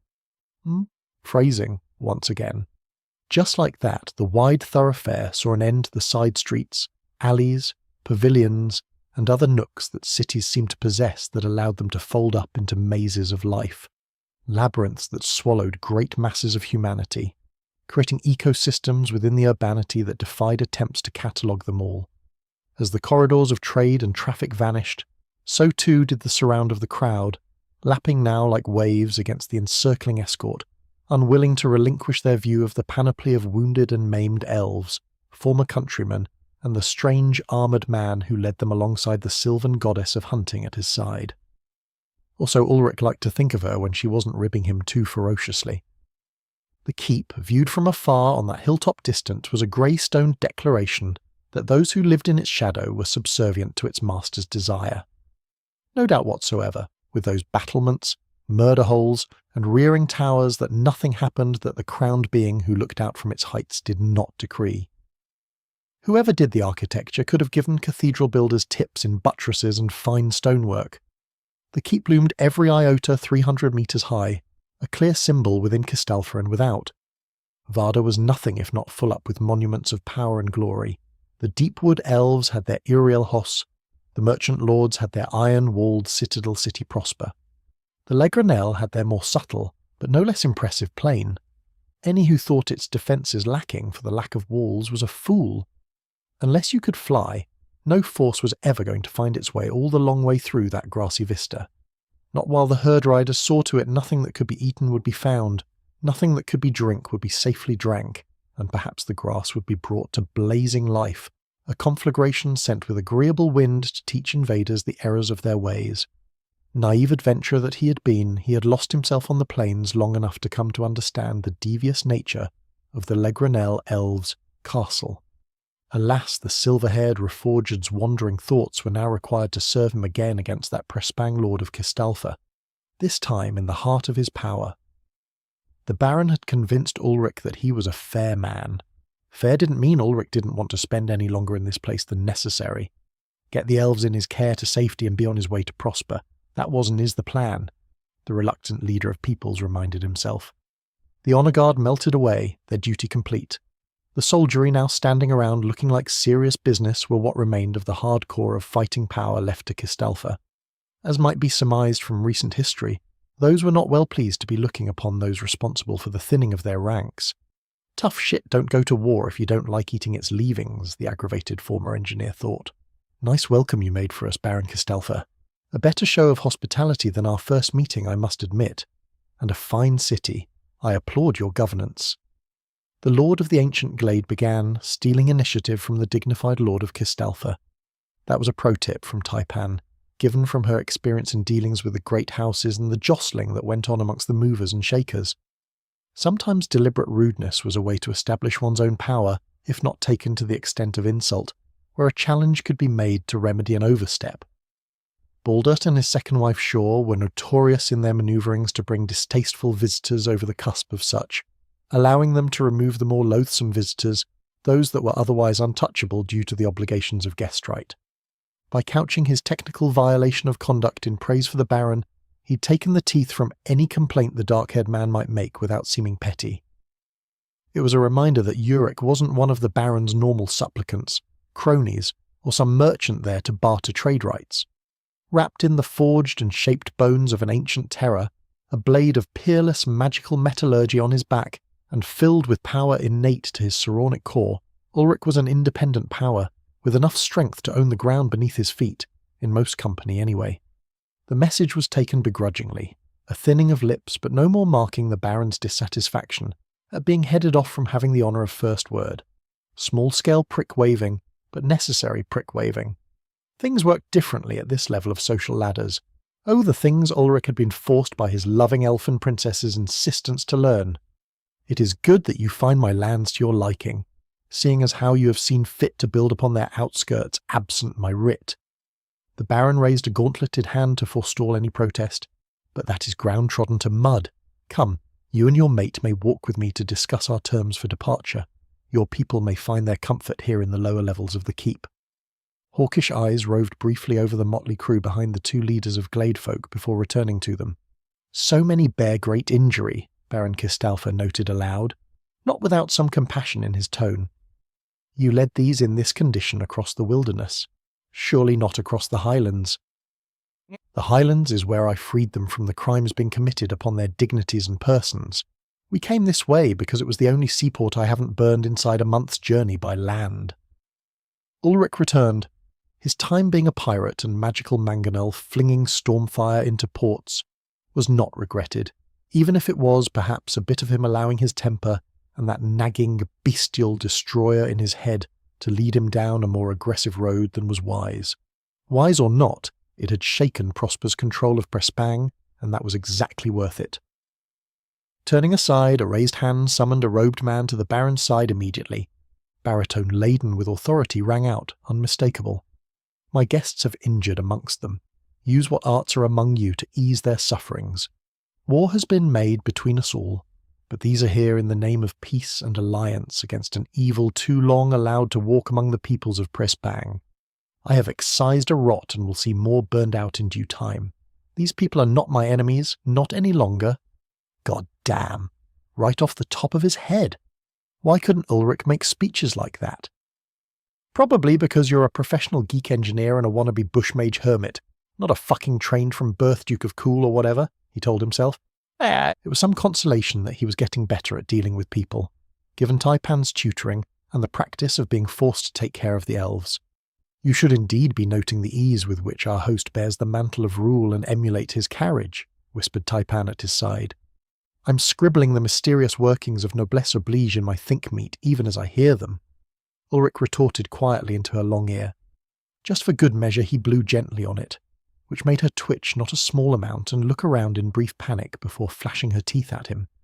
He wasn't certain yet whether it was a smile or promise of vengeance. When none nearby seemed to notice their little byplay, the tall, lithe vixen brushed her hip against him to let him know his attentions were not unwelcome.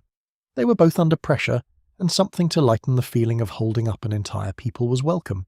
Also had been the idea guiding the impulse to tease his partner in public.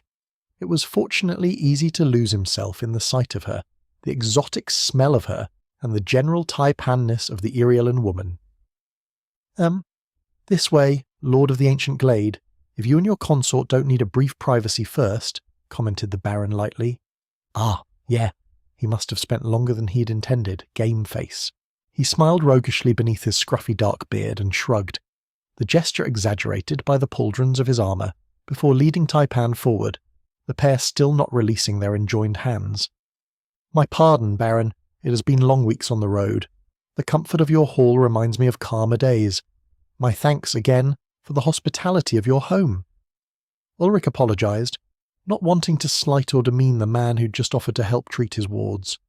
According to his way of thinking, the Baron had just put him in debt, offering aid for those poor elves, black-hearted jackals that they were. Surprisingly, the Baron nodded in understanding. The challenges of the field take their toll, especially amidst hostile territories with many wounded. It weighs heavy, the circlet betimes. Unexpected humanity detected, antisocial systems crashing. It shouldn't have been unexpected, just about everything Ulrich was learning about this young lord pointed to a man who was doing his utmost to lead his kin and kith to prosperity. The real kind, not the ghost of it. Prosper liked to use to haunt people into willing servitude. Leadership was, so far as he could determine, in large part sharing the pain of your people without joining them in their suffering. Understanding it, and dipping your hands into it to know its origins, that you might relive it. An effective general and feudal ruler was something like a battlefield surgeon. The harsh realities were that you weren't going to save everyone, but you were going to damned well get red to the elbows trying, and the decisions you made in so doing weren't always going to earn you friends, even where they were the correct ones. People saw dispassionate logic as uncaring, which wasn't true, but couldn't really be helped. It was what it was. The king couldn't afford to be seen as too compassionate, or some dickhat would think that to be weakness. A facade of callous unflappability forced those sinister elements to stay conservative, to always be guessing, unable to find obvious weaknesses to exploit. Per usual, Ulrich's thoughts drifted to the counterpoint. Baldurt Iriel, Lord of the Deep Wood. That one flitted from casual to coldly calculating, to flamboyantly uncaring of consequence. He was a storm, a summer breeze, and winter's heart all in one. Where the Baron of Kistalfa had to carefully cultivate a persona of rule, to instill steadiness of rule under his power, Baldurt simply was, and everyone knew that they stood far, far below. Power absolute operated under different rules. Would Ulrich be so apparently carefree if he ever mastered his powers and found himself in that highest echelon of magic, the Archmagi? Maybe. Now the hard part, living that long. These musings kept him occupied while they climbed about 100,000 stairs. Unlike the elves, there was no great lift to traverse the height of the keep's upper reaches. You just had to have godlike cardio and legs that didn't quit. Tell me you don't actually live up here and walk these stairs all of the time. Ulrich finally conceded defeat. He just had to fucking know. A rare gout of laughter escaped the Baron, echoing down the long staircase, off the thick wood of the doors at each level. My apartments reside on the 4th level. This tower is a last redoubt should Kistalfa's citizens need a refuge. It has come to that only thrice in our history, and never since the outer walls were consolidated. Still, ceremony is important, as are symbols. Official functions between lords are conducted from the topmost level, to remind we who rule the scale of our decisions, and to exhaust our lessers into poor decision-making for negotiation purposes. You aren't winded, are you, Ulrich? That teasing jest at the end solidified Ulrich's reluctant liking for the Baron Kistalfa. This here was a man. He really hoped he never had to try to kill him, It would be a tragedy for a whole variety of reasons, foremost being the only recently tempered Ulrich wasn't exactly certain he could pull it off, not from close range. I'll have you know, Baron, that I regularly climbed taller trees in my glade for the sport of shooting game from under the waiting claws of terrors that would have your troops soiling themselves. This is a refreshing exercise to warm the blood before our discussions, Ulrich rejoined. It wasn't a lie. The towering arbours around the glade were 1/2 kilometre and more. He'd spent many a morning free climbing to get to a safe hunting vantage. A single dark eyebrow raised at that sally. Forsooth? This glade of yours, I'm deeply curious about it now. Since our first meeting, I found none with knowledge on it. Not one who had seen it, heard of it, nor read a map of anything that could be recognised as such. It is not every day that one recognised by Varda's will appears. Would your glade happen to reside on that plateau haunted by a horror beast to the south? Oops. Well, not like Ulrich was exactly hiding, not anymore. That's the one. Aye, he confirmed with a slight nod. And the horror beast? Gistelfa asked. Dead. I ended the poor creature with my own hands. I regret that. It was the last of its kind, but it was dying, mad, and starving, and I think death was a gift to end centuries of suffering. Ulrich said, granting the Baron his thoughts on the matter. Ulrich did not talk often of the Forest Lord, as important, even pivotal as his encounter with the creature was. Without the benison of its body, he probably would have died of starvation in the Forest of the Forgotten. It wasn't until a few weeks after the creature was dead that beasts started to return to the plateau. Until then, a green desert was the place, and he wouldn't have walked his way out of it in time to avoid hard times, finding himself too weak to survive the other critters that crawled across Varda's surface, like taipans. So, with the creature's corpse for food and materials, Ulrich had prospered. He'd also taken the first step towards ownership of the glade, although he hadn't known that at the time. Both men observed a small moment of silence. There was something tragic in the loss of a great beast of the wilds, a majesty to be respected, even where termination was necessary. So it was for all those who lived by killing. Honour to the fallen, for you, and they are not so different, and you will one day be they.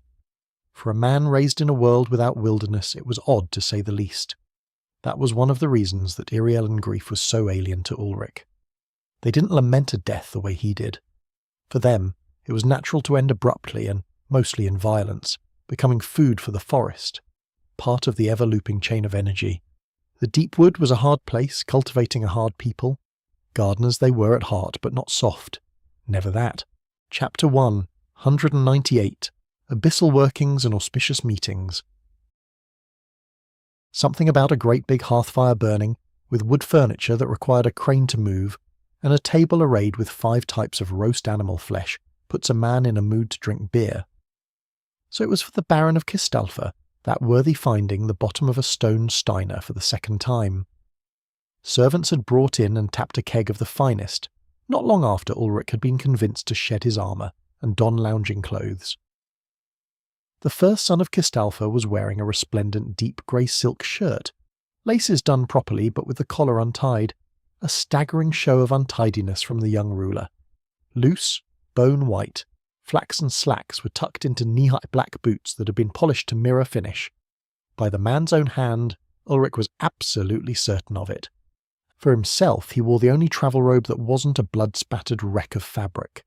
That is to say, the one he deliberately tried to shield from the worst of the road's depredations. His sturdy canvas slacks were just about beyond salvage, and there was nothing to be done for it. The others were gone, torn by monsters and exertions. Taipan was almost entirely accoutered in her hunter's garb.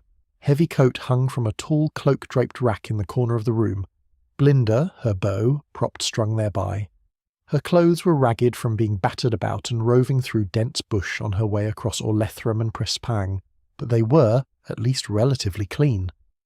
Put together, he and his long-eared partner were pulling down property values in the Baron's diplomacy room, if not for the fact that she was perfection of womanhood, and he was, while not so pretty, about as healthy a specimen of Valin as could be found.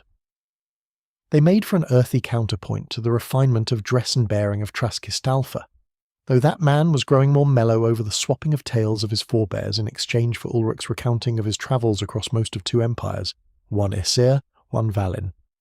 Ulrich, in the spirit of being a proper guest, was sipping the head off his second mug, having just concluded the story of the Mindworm.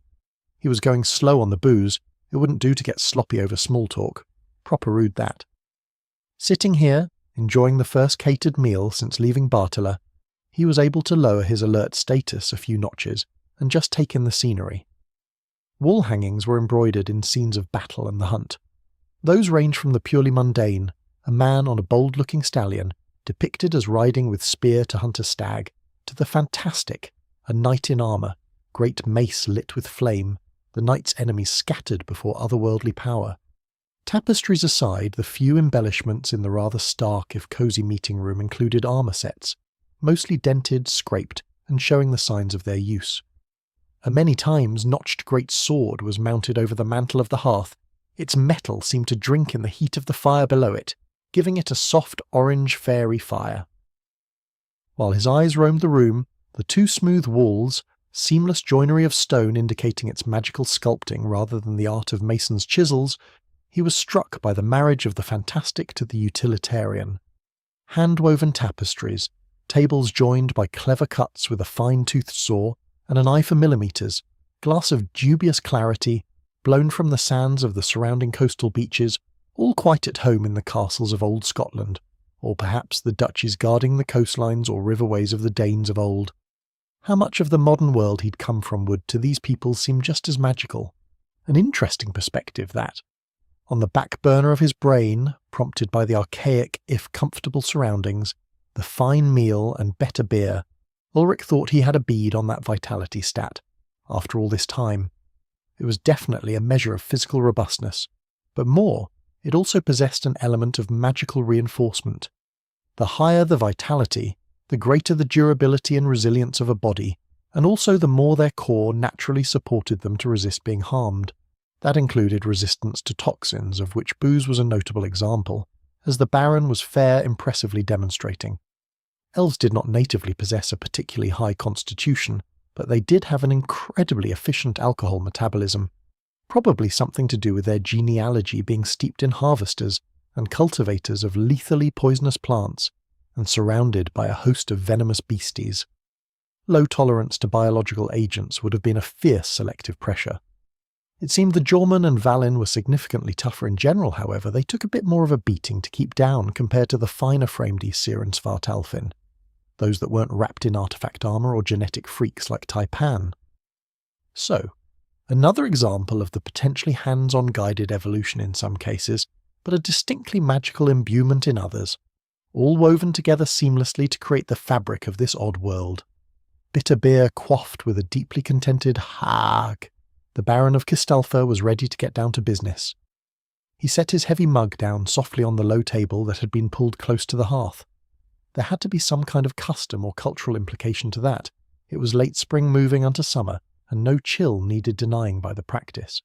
Whatever importance the gesture held, he would remain ignorant. The Baron was directing a most assuredly sober consideration on the Valanisir pair sitting across from him. So then, it would seem that I owe the both of you a boon. That curse woven into my brooch was replicated on no fewer than 6 other traditional items of official duty. These are treasured pieces of noble office, worn or carried according to circumstance almost daily. It is a wonder any who held a barony within Prespang managed to fight their suggestion to attempt revolt, spoke Kistalfa, with no little suppressed rage on the matter. Who would have dared against that kind of insidious anxiety and growing terror? Men and women who had tremendous will, nigh unbreakable, or balls that dragged the ground behind them. Maybe both. Ulrich raised his mug in salute. To the return to sanity of all of the city-states, then, and a hope that they rally to drive Prosper's robed mind-slavers from their lands. That merited a refill of mug and a joined toast, if not for the worm-eaten mind of mine-mate, whose unending wanderings take him down shadowed paths few even consider to tread. What would be the fate of Kistalfa, Baron of Prespang? Taipan asked, when all had lowered their drinks.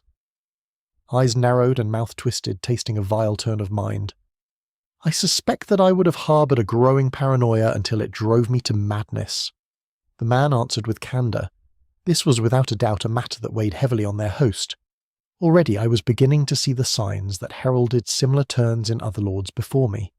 My father died before his will failed him. It would seem that the circlet was made heavier than necessary, the hearts of those who bore those tainted artifacts broken by their whisperings. He continued with a sad shake of his head. Intense eyes stared out from beneath a furrowed brow as the Baron told the two strangers who had, in spite of the blood between them, nevertheless done their enemy a kindness.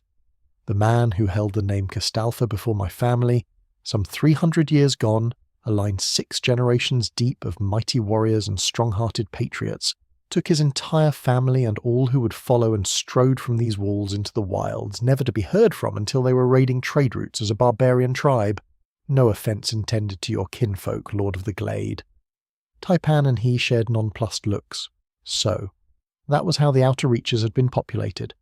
Not random chance, but by the resistance of a few potent souls to the influence of the charms on them.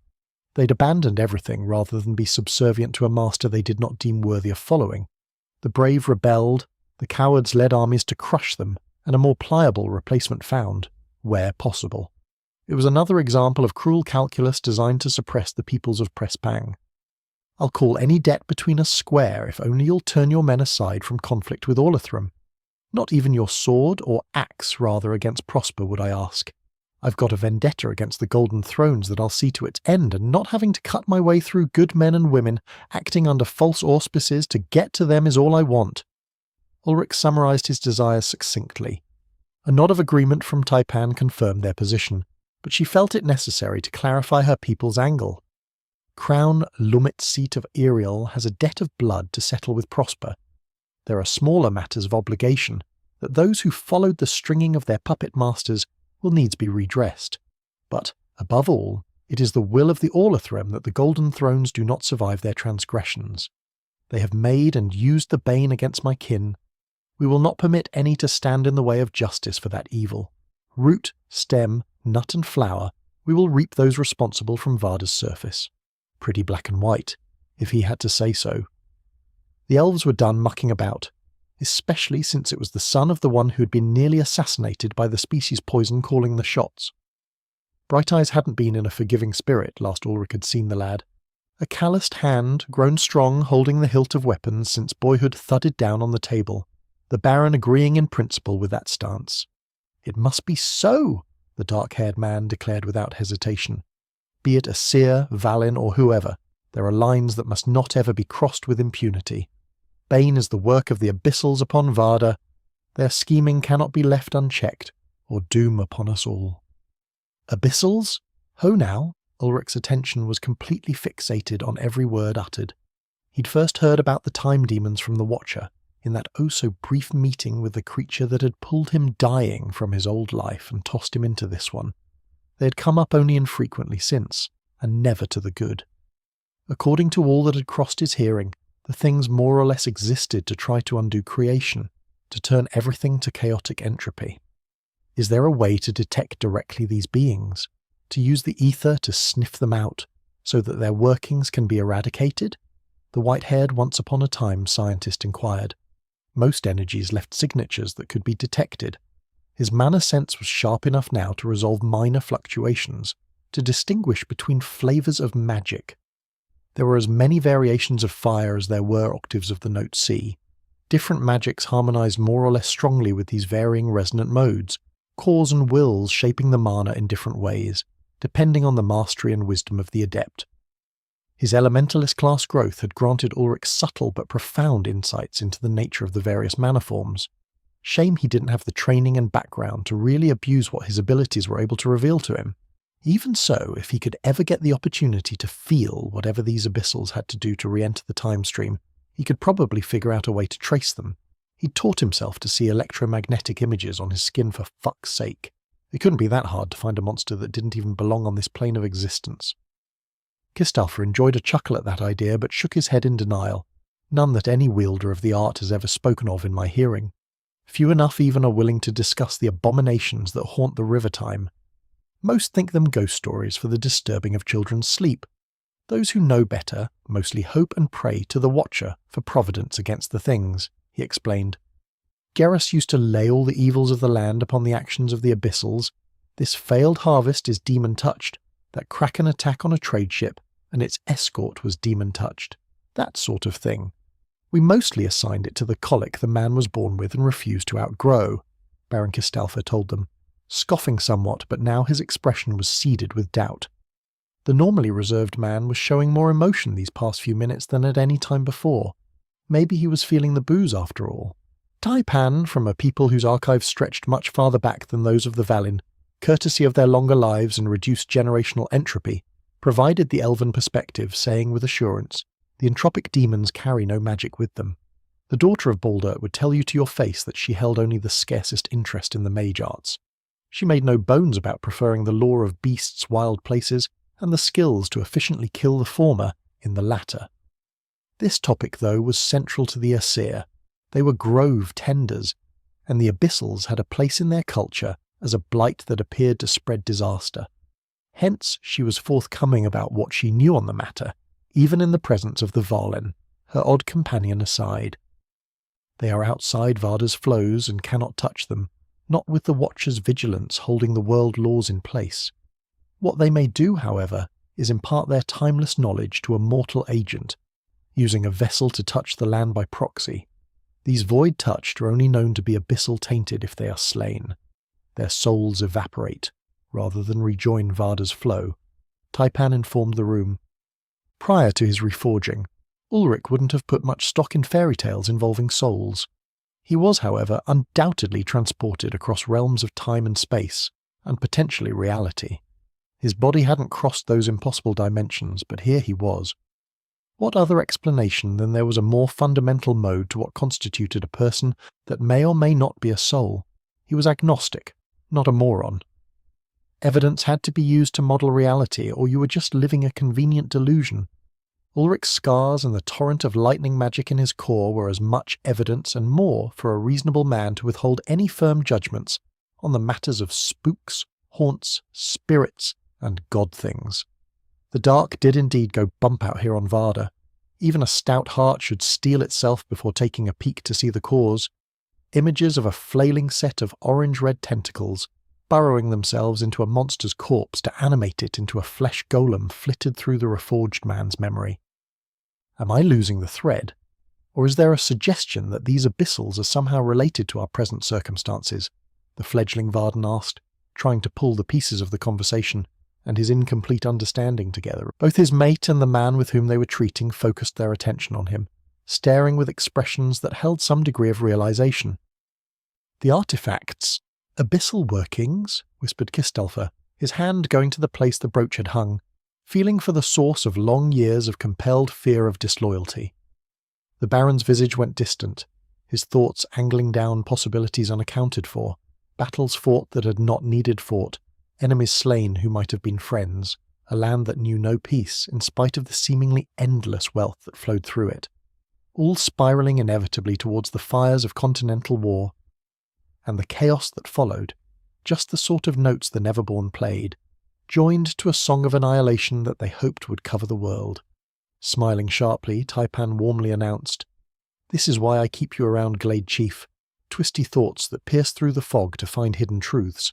That and your shoulders, and those hands, and—" "So nice to be appreciated," Ulrich squawked hurriedly, before she got specific about other anatomy or what they did with them. Blasted she-elf. They were conducting high-stakes diplomacy here, speaking their minds on the fate of a continent. He'd have to smash her thoroughly later for disciplinary purposes, nothing to do with a smoky gaze being levelled at him, or the smallest push of that bosom, the altars of his pagan worship in his general direction. The ridiculous flirting did have the effect, probably intended, of brushing Baron Coolover there out of his funk. Had she stopped there, he'd have said his elf was learning tact, or at least applying it instead of goading him. "Isn't it?" Taipan echoed innocently, the lilt to her tone making clear she was taking the piss, while she daintily sliced up something that had been approximately avian. Her assault on his dignity continued when she tried to feed him the little chunks, but he bore it with grace, refusing to permit the Baron or the bodyguard woman behind him from seeing his. Ulrich flinched, driving a smear of grease up one cheek, when he realized that the huge armoured woman that had been present at their initial meeting was there in the room, having silently joined them sometime. How the fuck do these people do that in armour, he wondered, fending Taipan and her maybe turkey breast off. At least he hadn't yelped, The surprise had been too complete. His notice of the big lass didn't go unnoticed itself, by the amused and not a little smug tilt to her expression. That turned to outright grinning as he napkined off the meat sauce from his face. The dusky elf beauty next to him still wasn't satisfied that he had suffered enough, and offered the mild suggestion that if he felt he needed grease to fit into his helmet, she'd have to stop feeding him. "If you are done playing your jest with my guests, please, join us, Miria. The game was taken earlier this morning, and I've broached one of the better kegs for this occasion. It has been long since we have sat this table in peace," Tras Kistalfa offered, indicating a seat to his right. "I should remain on guard, Baron, to serve." "Sit to my right and eat.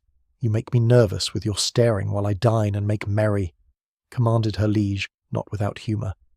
"Very well, my lord, if that is your wish," Miria the buster sword-wielding knight conceded, going to her baron's side and evidently pleased to do so, in spite of her earlier protest. Once settled, they made a handsome sight, the dark-featured man and the impressive woman. There were none in the room but they the four, a stray, battered soul taken in by a mysterious watcher, a wild creature stuffed into lush elf skin, a man who, in the past of Ulrich's world, would have been a king, and a giantess who seemed contented to serve at her master's side, her blade made for cutting polar bears in half leaning propped against the table. Somehow Ulrich seemed to pull in odd ones like a magnet drew iron filings. The heaviness of just a few minutes ago had evaporated, alcohol on a tabletop, carried away by cheerfulness and careful manoeuvring by his sometimes subtle wife. "Spooky time demons aside, I think it time we decide what arrangements be made for my taking the Orlethrum, and former Prespangers too, I suppose, out from Hazard's Way. I seek ships, fairly purchased, crewed only by those captains and sailors willing to make the passage down the Zealous to safe harbours. From there, they will be guided away from the battle lines to such safety as my connections with Iriel's crown can provide," Ulrich said, bringing the affairs of state back to the fore. His offer was plain and held no hidden intentions. In spite of all that had happened these past few weeks, the plan was the same: go to Prosper and end the merchant lords. Single-minded pursuit of a sole objective was one of Ulrich Einar's strong suits. Prespang had done nothing to diminish his focus. On the contrary, having seen the extent to which the people of Prespang had been repressed, made less, his determination had only solidified. Varda needed a course correction. This part of it did, anyhow. He had no doubt that Taipan's kin would see a sea change in the relations between the elves and the other races, hopefully without too much bloodshed from the Aesir or the poor schmucks that had been gaslit into buying into Prosper's imperialism. Bright Eye's plans to completely reorganize trade routes across Isfatheim, bypassing and blockading Prosper's chokehold on the Zealous and Vaten, creating independent sea routes and eventually making the merchant lord's power base irrelevant, were well considered. They were also, as might be suspected of the race that lived for centuries, long in the doing. Ulrich wasn't going to wait. He probably couldn't stop Taipan from heading out on her own if he tried. Steepled fingers raised to cover most of the stern, if not so emotionless features, indicated that Kistalfa's ruler was still considering the matter. "I am in agreement in principle, but the price is not coin. What I want, what Kistalfa needs now, is allies. You will have 4 ships to carry your people, 2 to remain in your possession, 2 to return to my port, bearing writs signed by the Crown of Orlethrum and the Lords of Elves that declares Kistalfa independent and recognised to be no part of Prosper's empire, with no debt of honour or blood between our kith and kin henceforth. I would have an end to senseless wars, and I have not the stomach to send what remains of Kistalfa's sons of honour to die on foreign soil for no good cause," the Baron announced resolute. "It is enough, has been enough for too long. The robes of a magister wearing what remains of their owner now marks my city outside the Golden Throne's law. There will be consequences. So close, Prosper will not sit idly while a fortress town sits in open defiance. I can defend the city, of that I'm confident, especially when my soldiers abroad receive the call to return to hearth and home, to abandon the fool's errands on which they've been wasted," the serious man told the room, now sat back as if feeling the weight of the decision more fully, with the words in the air between them. He sighed, scrubbing fingers through a thick beard before he continued. "What I cannot do is feed my people if they cannot leave the city's walls for fear of hunters roaming the wilds, ambushing and disappearing those who try to harvest from the land. The Aesir have never come in force to Prespang, but I know well of what they are capable. This meeting with you, Ulrich, Lord of the Ancient Glade, and your noble Aesir wife, This is providence, both in the discovery of Prosper's deception and in the bridge you may yet form between peoples long divided by conflict. What say you? What say he? Somebody was asking Ulrich, a reformed hermit, only half a year reconstituted through the cosmic juicer, and greener than the grass outside to be responsible for the fates of thousands. Absurdity. Verrückt. He bought time by downing the contents of his beer mug in a single long pull. Ah, well, when you put it like that, I cannot rightly say against you, Ulrich decided.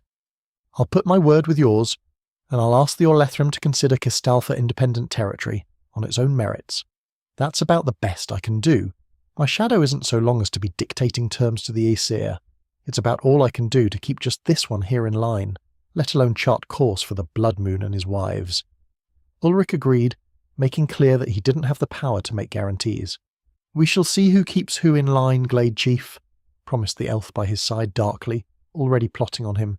Yeah, I know, Taipan, I know, the newly minted Lord of Peoples said to his fey wife. Say, what do you think? Will your father and Bright Eyes go along with this? They aren't as openly vindictive as you are, but I know Baldart Iriel has no love for the descendants of those who took his first son. Will he see past it to try for a peace? If word of this treaty got around, it might cut the legs off of Prosper, might catalyse a shift towards peace, other city-states seeing that even the Deep Wood is willing to have an end of it. Except for Prosper, of course. The white-haired man told his sylvan mate, knowing he'd put his foot in mouth with the turn of phrase earlier, but confident she would reserve her punishment for later. He didn't mean it literally, of course. Their days of shadow and liege were more or less over, but Taipan took things intended as jokes seriously on occasion. Mostly because those mistakes gave her a chance to fuck with him with sound enough justification so far as he could tell. Ah, well, nothing for it. She was going to have him doing full body massages and all of the laundry for a week or two. Come to think of it, hadn't he been doing all of the laundry for the last month they'd been reunited? Seemed like she always found a way to lever him into that hussy. She just hated doing laundry was what. Ulrich shot a knowing look at her, his piercing gaze letting her know he was onto her game. She kept him from airing her crimes aloud in company though, hiding behind matters of state. It is likely that, under my brother's judgment, any course that hastens the decay of Prosper's power, so long as it does not cost Aesir lives, will be acceptable. To tender recognition of Kistalfa as independent of the Golden Thrones weakens them. To offer alliance in joining arms against Prosper threatens our enemy, and will erode the strength of others.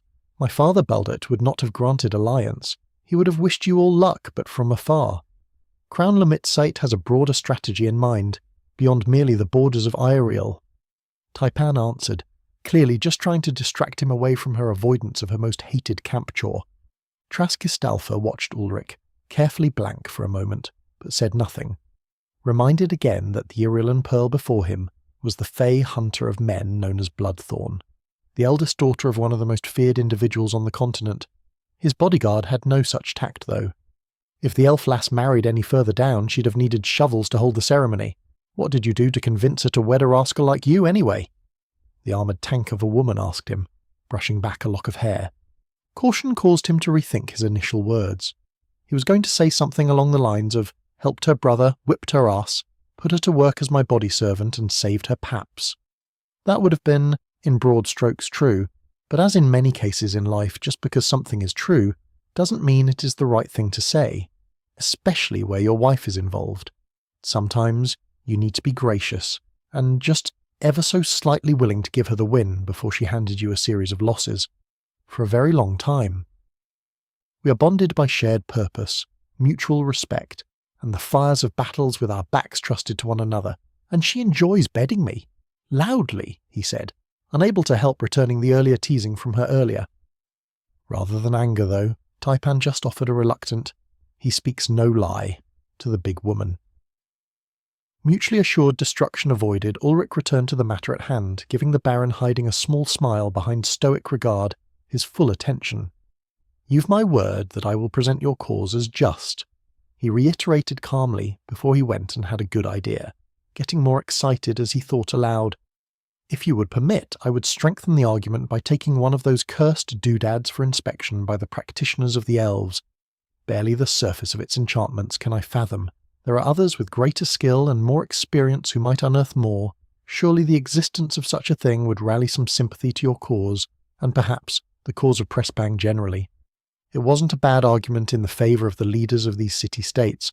Ulrich had experienced only a few seconds of the mindfuck and it had been enough. Wearing one of those things for years, that would be akin to torture. Every stray thought towards disloyalty or disobedience met by a wave of sharpening fear, the sensation of inevitable doom. No wonder Pressbang's history didn't make sense. It was warped by the malicious influence of Prosper's domination hex. The fuckers. Miria pounded the table lightly with her gauntleted fist, marking hearty agreement. A fine gesture, my lord, and one that moves your cause rightly. Never have your forces been directly set against the Orlethrum, never by your decree or by your father's, or your father's fathers. Even the elves must listen if proof of sinister intrusion can be provided. Traskistalfa leaned back in his chair, digesting both the suggestions and the settling meal, stroking his beard while he pondered. I can see no loss in this. It is wisdom. He certified, take the brooch, hells. Take all of the wretched things. I would know, though, if you have the arts to tell me. How did such a thing never alert me to its foul magic? How did I never become aware? I am no coward, but this curse nearly unmanned me when I came to be conscious of it. Ulrich had wondered much the same thing in talks with Taipan. He had then gone on to ask Mage Brodin, the Black Sky, and any of the elves that had some knowledge of sigil magic or the kind of influence that the artifacts possessed. 2 days of investigation later, and he had an inkling, if no certainty. Fingers snapping by one thigh, Ulrich organised his thoughts so he didn't make an ass of himself in front of the important people. When he was satisfied that his answer wasn't patently absurd, by Vardan standards, that is, he proposed the trick. The spells exploited filial piety. They were designed to home in on feelings of devotion to clan, to father, to crown, and to then twist those into associating with the Golden Thrones.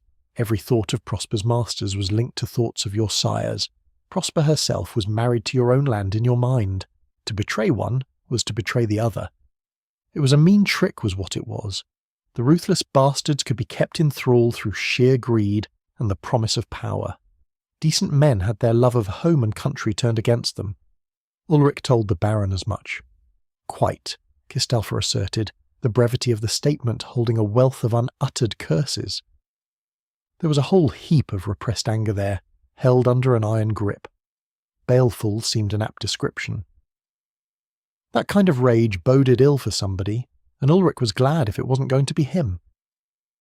Most of his plans for dealing with an entity that exuded the kind of front-loaded power, Ulrich's intuition got off of Traskistalfa involved long distances, a vortex flare, and if all went as intended, the Baron on open ground.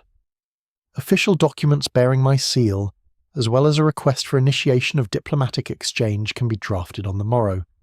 For the rest of this day, I would be honoured if you and your consort would accompany me on a tour of Kistalfa. Perhaps seeing the people who you have chosen not to kill will bolster in your mind the rightness of that decision, the Baron announced. How the hell did he know Ulrich had decided not to kill anybody? How did you discern that I had chosen not to levy war against this city?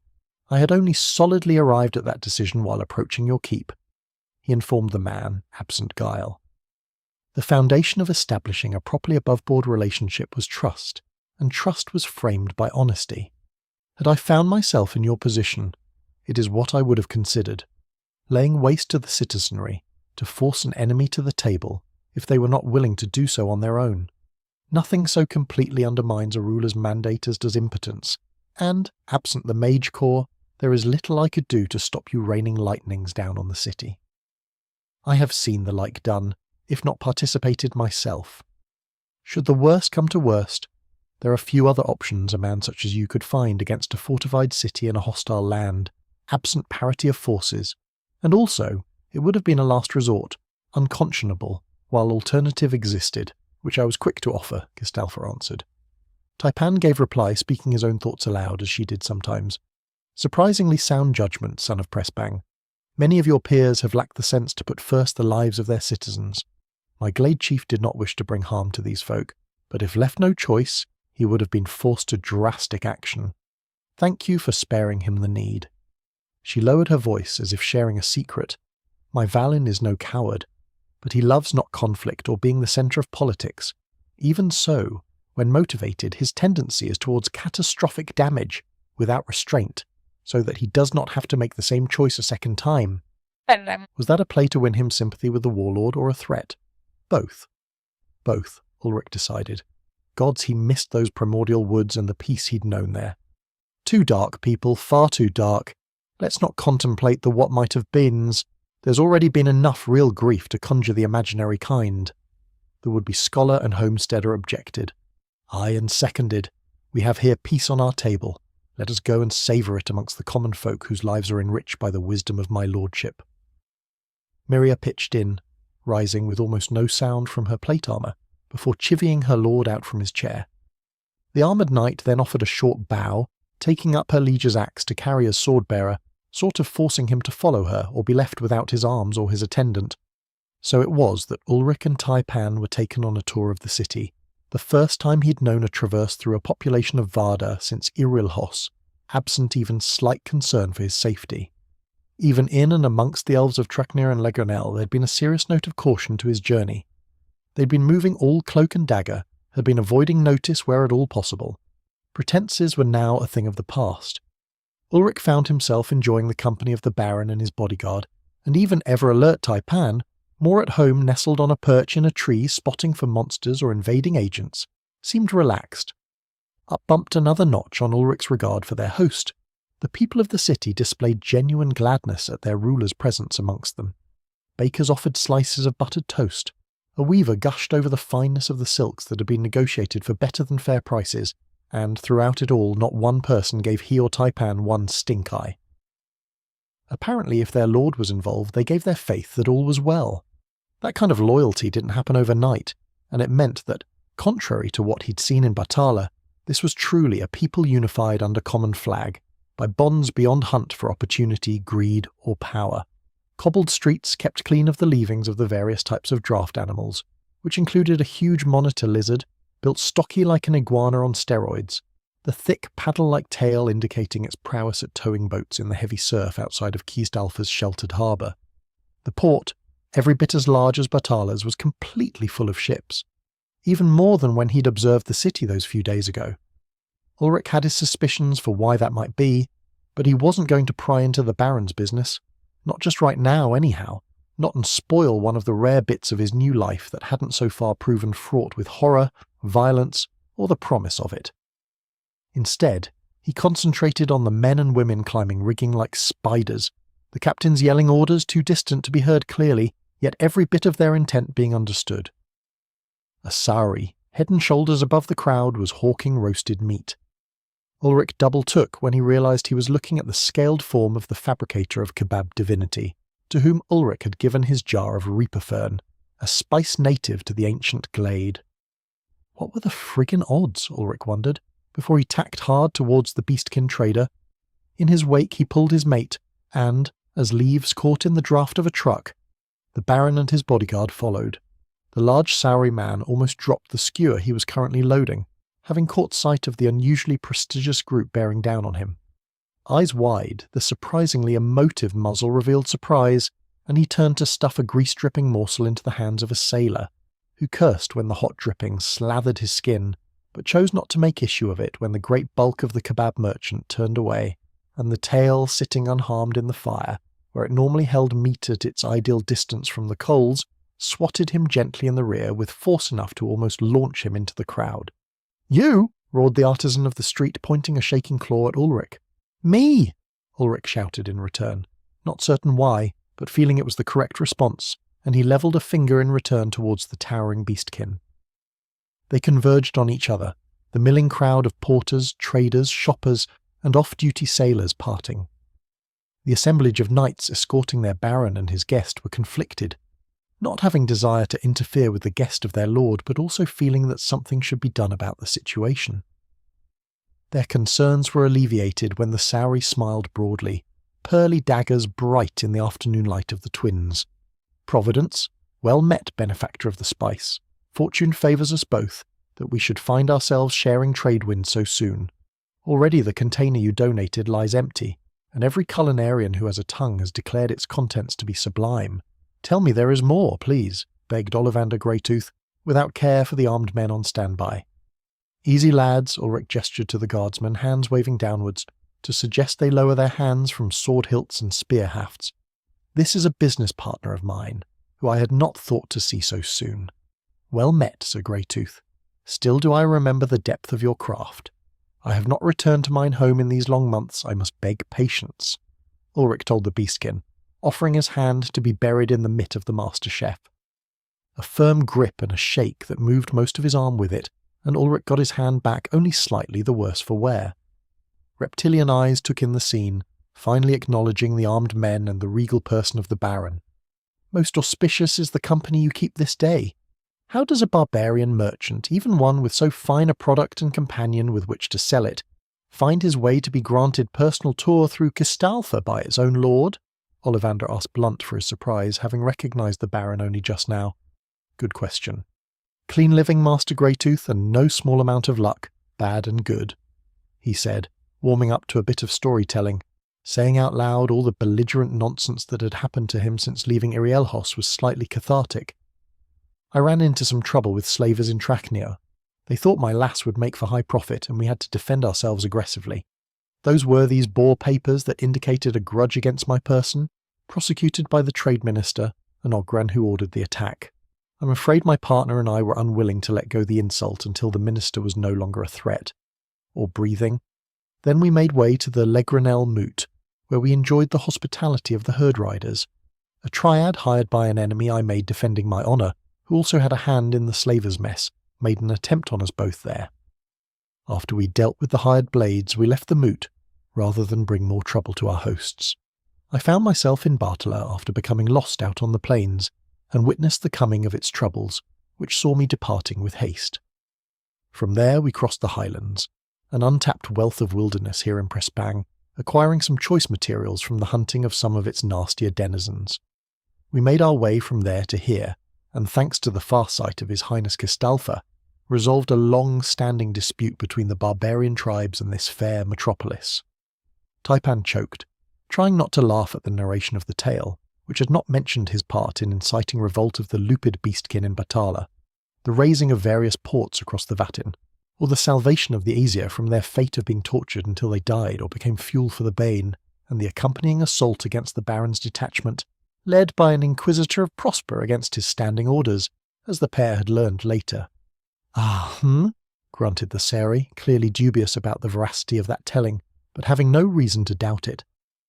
When did you find time to sleep for stirring all that trouble? Greytooth asked, wrapping his head around the scope of the trouble. Mostly from the seat of a wagon or under the protection of dearest Taipan here. He said lightly, It's been a spring for the ages, more happenings than I'd ever thought I'd find when leaving my home's comforts. And how?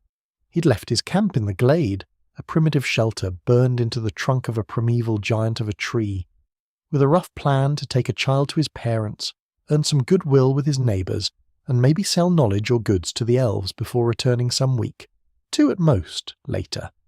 Not quite how things had turned out. Ah! Ulrich realised he was being rude. Forgive my lapse. I hadn't expected to see an acquaintance from my travels through Celestin. This is Ollivander Greytooth, a genius practising his art as street vendor. He has a god's granted gift for the preparation, spicing, marinading, and complementing of roasted meats. Never a finer craftsman of a skewer has lived. I'll lay any kingdom you can name on it. Gesturing to the man who ruled the city, perhaps unnecessarily, but such is how these things are done, Ulrich introduced the Baron of Kistalfa. Master Greytooth, this is Baron Trask Kistalfa, a man but recently come into my awareness. His city is the finest I have seen in Prespang, and its people flourish under his rule, long may it be. He has been gracious enough to show me his realm, and I am honoured to witness its glory, alongside this pillar of a lass, Mistress Miriam, his Fidelitas. A little bit flowery, but Ulrich wasn't being flippant.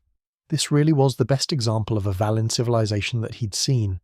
It was clean, it was efficiently laid out, prosperous for the many, not just the few, well defended and now above all free. What more could a man ask of a place where so many congregated to call home? Now he made the comparison, it was the human cultured equivalent of Irielhos, even if Traz was as similar to Baldurt as a raven to a shoebill. High praise, Lord Einar of the Ancient Glade. I am gladdened to rate so highly in your estimation, Truss said, absent any note of sarcasm. Taipan in his ear whispered, You see, Ulrich Glade Chief, this is how alliance is made. With Kistalfa's ports, and an agreement on trade from it, the artisans amongst the Zafati who labour under your protection will make wealth, from which the root tithe will create a land of plenty. Ulrich whispered back just to be ornery. What if I just want to be left alone to read books, play with magic, and make psionic engines to revolutionise production? She giggled softly, but her tone was serious. You're not allowed to be left alone. That was not the reason for your reforging. You're an instrument of the eternal gaze, that one does not intervene unless drastic action is required. Drastic action is what you are, Ulrich, in all your worms in the head glory. Ulrich whinged quietly. But I don't wanna! And the sharp teeth flashed at him from her smile. They were well sidetracked now, following the rut of an old shared joke now. Too bad. I thought to end your pain swiftly, but you kept dodging arrows, she said, poking him lightly in the side. I'm fucking tricky like that. He returned, catching the offending finger that searched for space between his ribs. Oh well, maybe when you grow up you can challenge my powers, you cross-eyed wench. Ulrich dared, spewing pure, unadulterated horseshit. She'd basically failed to kill him because she'd thought him so far beneath her as to require almost no effort. A mistake, and Varda punished her for it. At his sally she snorted daintily and prepared to list the vastness of his defects, most of them congenital on account of his being born human. Miria interrupted their banter, injecting her own commentary. Forget sleep. It is a wonder the pair of you found time to cause so much trouble for trying not to fall down each other's britches. They realised that they'd been ignoring their surroundings in favour of their flirtatious jousting, and subsided. Ulrich coughed into his hand while Taipan's ears twitched a few times in embarrassment. Well, I'll just have you know that there is a fantastic bottom stuffed down those pants, and mine is even nicer. It's only natural we'd get distracted, Ulrich proclaimed, unashamed to extol the virtue of his rump. The professional bodyguard went blank at that before laughing openly, joined by the Sari who loomed skyward nearby. The Reforged restrained a grin, playing the straight man. How long since he'd been around people he didn't mind giving a little hell? Probably not since his spars with Bulldart. Odd the small things you find yourself missing. He won't even let me play with it. It is a waste of so fine a set of haunches, Taipan added, creeping him out with a grabby motion of iron-strong hands, roughened by hard living and bushcraft. The Baron, for all his cool regard, could not help but betray some nearly invisible sign of good cheer, a slight twitch of cheek. In truth, he found himself enjoying the company of his enemies. They were nothing but what they were, absent any pretense, dangerous. Keep-eyed and sharp, he'd noticed their dissection of every alley, every square, processing the environment into a set of advantages and disadvantages should they be forced to combat. But on top of that underlying predatorial instinct, they were not without warmness or empathy, or even a fair wit of humour. The Asir was, unexpectedly, proving to be a fine counterpoint to her mate, supporting him discreetly and ably, without overshadowing him, in spite of the clear difference in their relative experience. It spoke to the innate talent of the man, not to be underestimated, if one of the long-lived was impressed enough to take a subordinate position in their dance. How it came to be that a barbarian of the Reaches had come into such powers so tender young was a mystery that made the Baron's feet itch. He didn't like mysteries. They made for surprises, complications to his stratagems. When even his hard-to-win-over Miria was in favour of these leaders of elves and displaced priest-bangers, Traskistalfa knew he had charted a proper course to build alliance. Better to burn the old ramshackle and build a new atop the ashes. The people of Kistalfa would flourish. That was his purpose. He was the vessel that would brave the storms whipping change across Prospang to carry them through to safety. Chapter 1, 199. Gold, silver, then iron bells chime. Ulrich turned back to his leather-hided in places scale-bound business associate and apologised for getting distracted. You must pardon this hussy. She knows not how to behave in public. It's all boundless forests and slavering beasts between those ears. He insisted to the Sari. Ignoring the scoffing behind him, he continued to pump the meat artisan for information. Back to our discussion earlier before I was so rudely. He punctuated that by faking a glare toward his wife. Interrupted. If it is volcanic spices that you wish, my glade has that in spades. as do the Irielin, although they don't trade outside of Orlithrum, which makes the access to such markets difficult. Or did. Would it surprise you to learn I've just acquired a pair of ships, with which I will, at war's end, connect the lands of the elves and those of Prespang by a trade route to the Glade? Oliver Greytooth shook a powerfully muscled head and unsheathed the awesome sorry grin before he replied, "It would not. Before events of this year I would have said that was insane, but clearly we do not need to concern ourselves with doubt on that mark. The Orlethrum are roused, Prespang is in disarray, and I've had unsettling word from my hatchmates in distant ports." Ulrich accepted that ribbing gracefully. Water over a duck's back, genius was almost always conflated with crazy, until the shallow minds of others eventually recognised greatness. And they would. Damn their eyes if they didn't. "Yes, well, I admit some irrationality, such as keeping this wilderness trollop around," he confessed, continuing to ignore his mate's chirps of indignation, accruing debts that would be paid gladly later that night in their great game. "But this venture is plated in gold. I am one of the few Valin who have walked amongst the home of the Deepwoods elves, the barbarian holds of the outer reaches, the city-states of Prespang, and much between them. I have walked Varda thoroughly these seasons past, and I can confidently say that I hold a unique position to play bridge between its peoples." The large beastkin shrugged almost armour-plated shoulders and looked down upon Ulrich with a single slitted eye raised. "As may be, but what have I, humble tender of the rotisserie, to do with such lofty schemes?" Ulrich looked toward the Baron for support, giving the Sari-chef a "would you listen to this guy" expression, and thumbing toward the beastkin. "Supply needs demand, Master Greytooth.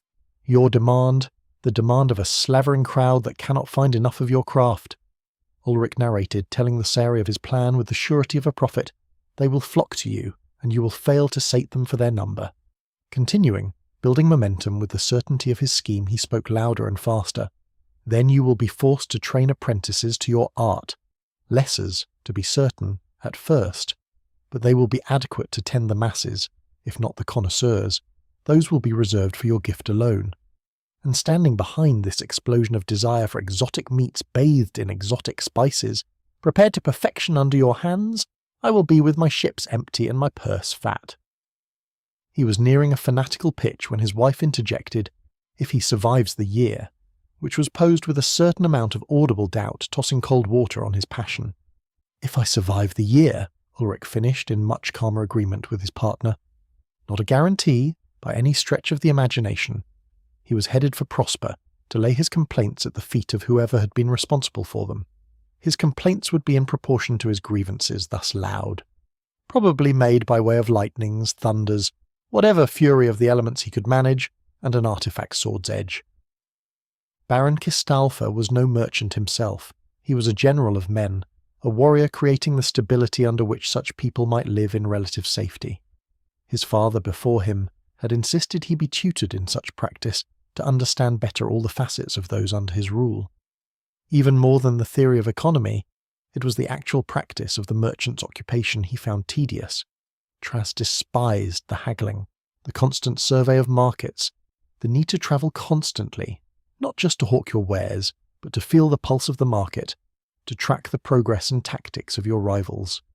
It was all the headache of war with none of the satisfaction of seeing your enemy slain at your feet, his army en route before you, the glory of the field yours to savour.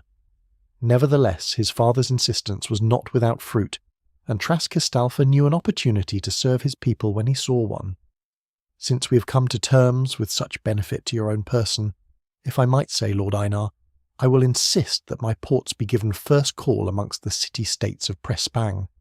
Consider it an addendum to our arrangements," the Baron demanded smoothly, sweetening his side of the deal somewhat one-sidedly.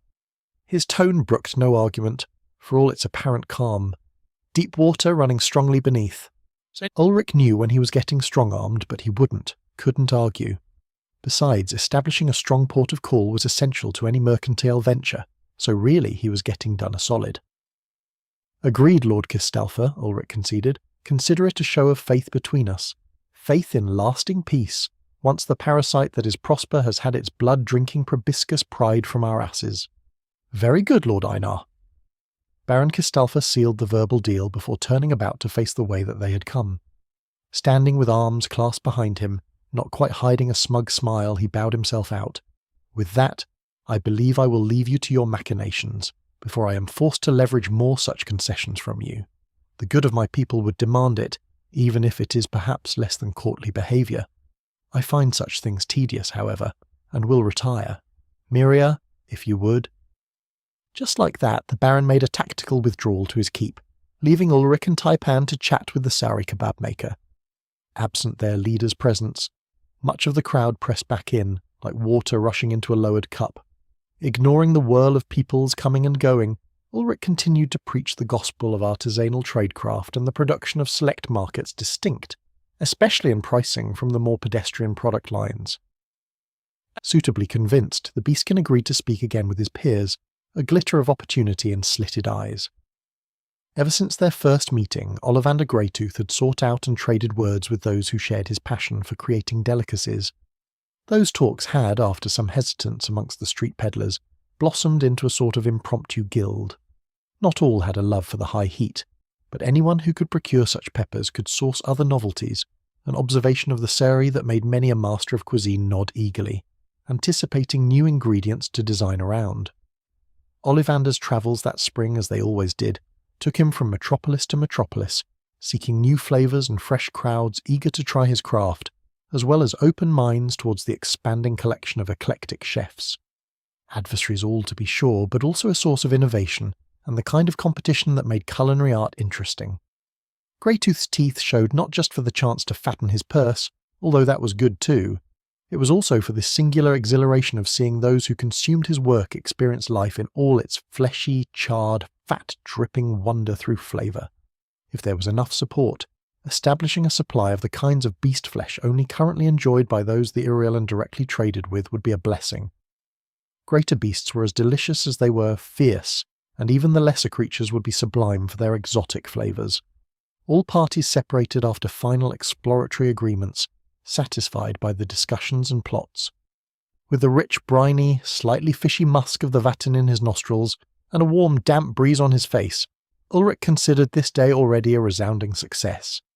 "You truly are an odd man, Ulrich," Taipan told him, leaning against a rail to look out over the Vattin's rolling waves from the docks. He nodded. That had always been true, before his reforging, and most definitely after. A man of his years had long since learned to accept that oddness, to embrace it. The real lesson of his reforged life was that it was also rewarding to share that oddness with others, and to enjoy their oddness in turn. "Thank you, Taipan," he replied, absent sarcasm. "So, tell me, all these plots for a merchant empire fit to unseat the merchant lords. How do you plan to orchestrate them in addition to your duties as Lord of the Ancient Glade, and your role as protector of your nascent realm?" she asked, somewhat dry in her humour. Ulrich had to stop to consider that, letting his grey eyes peruse the lithe curves of his mate for a short spell as he did, before sort of glazing over to take in the activity of the port generally. "Well, I figure that, especially at the beginning here, my direct presence will be required to handle most affairs abroad." He thought out loud. There would be a heavy emphasis on travel, while he established himself and networked the competing interests of neighbouring communities. He would be a long time on the sea, on ships not unlike the ones in this port.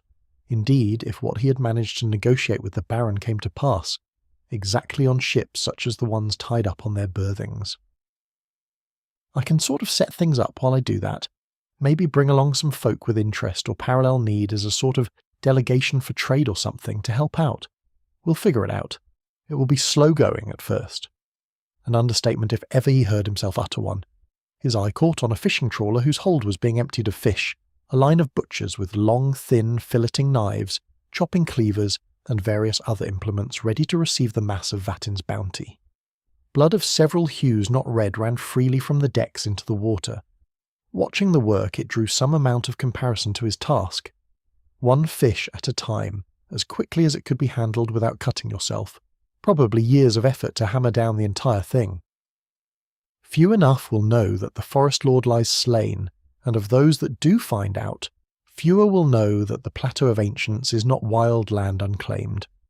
I will have to prosecute my case directly, I suspect, for some of them at least, especially those for whom the world of the elves does not hold water, and a messenger proves insufficiently persuasive. He drummed fingers against his thigh as he thought the matter out. With a slight bit of regret tinging a more aggressively determined tone, he told the huntress next to him, "There will be at least one or two for whom my claim will not be enough. They will seek to deny my right, to supplant me, and to take what they see as an opportunity." The Lord Instinct whispered its chaos song in the back of his head at the thought. Taipan smiled, glad that her mate was seeing the problems she saw without having to be told them.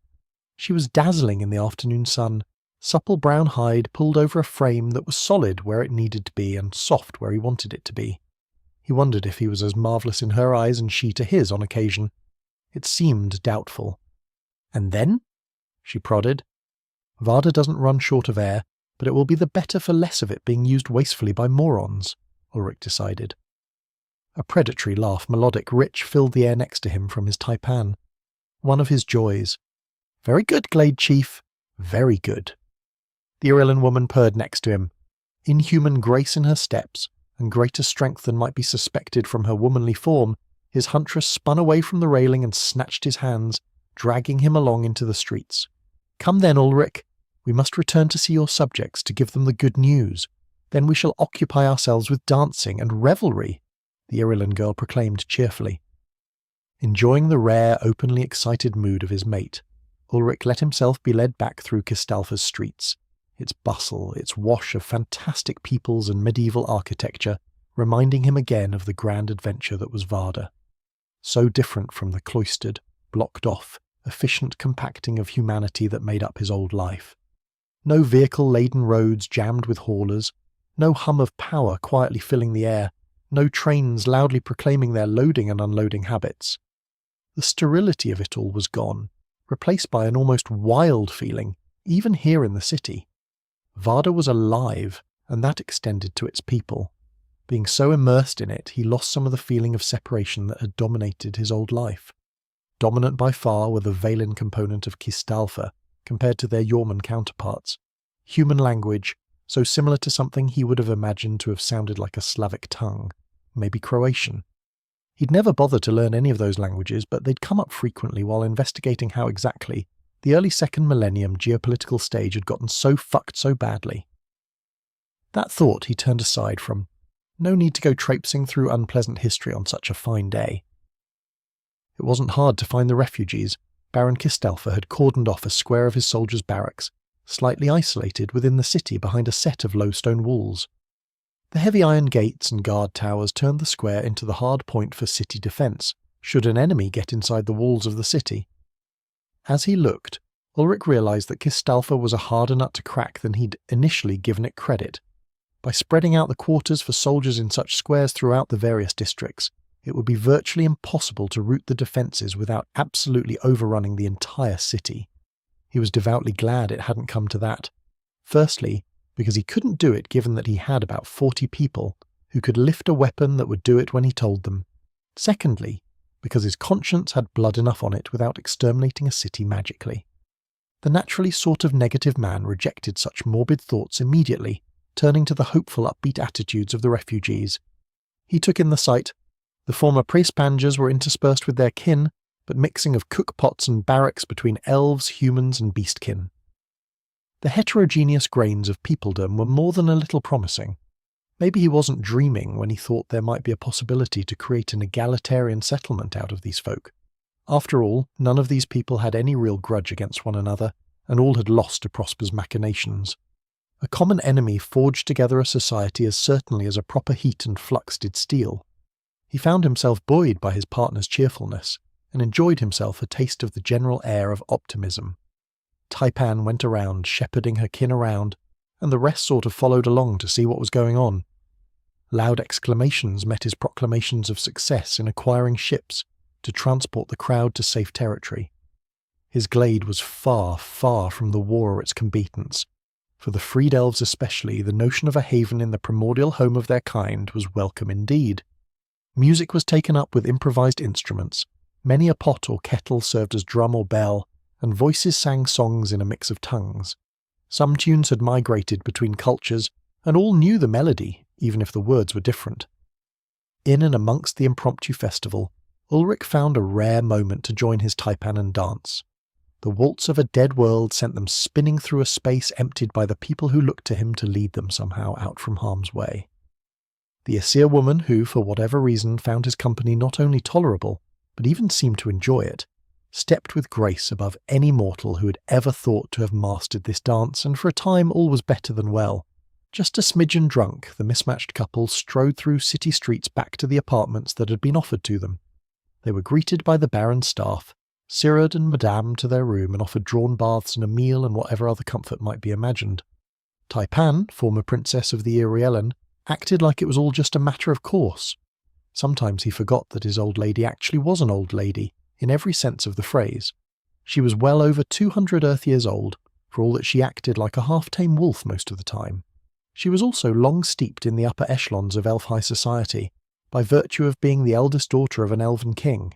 He was a little less comfortable with being treated like anything more than a gear fit into the machine of post-collapse industry, or a somewhat volatile variable in previously mentioned elven king's squirrely equations for overseeing the longevity and safety of his kin. It was nice being somebody sometimes, at least when being somebody didn't put a big-ass target on his back like it had so far. As soon as the door closed behind him, his Taipan extracted her cruel dues for his blatant tomfoolery in public against her person.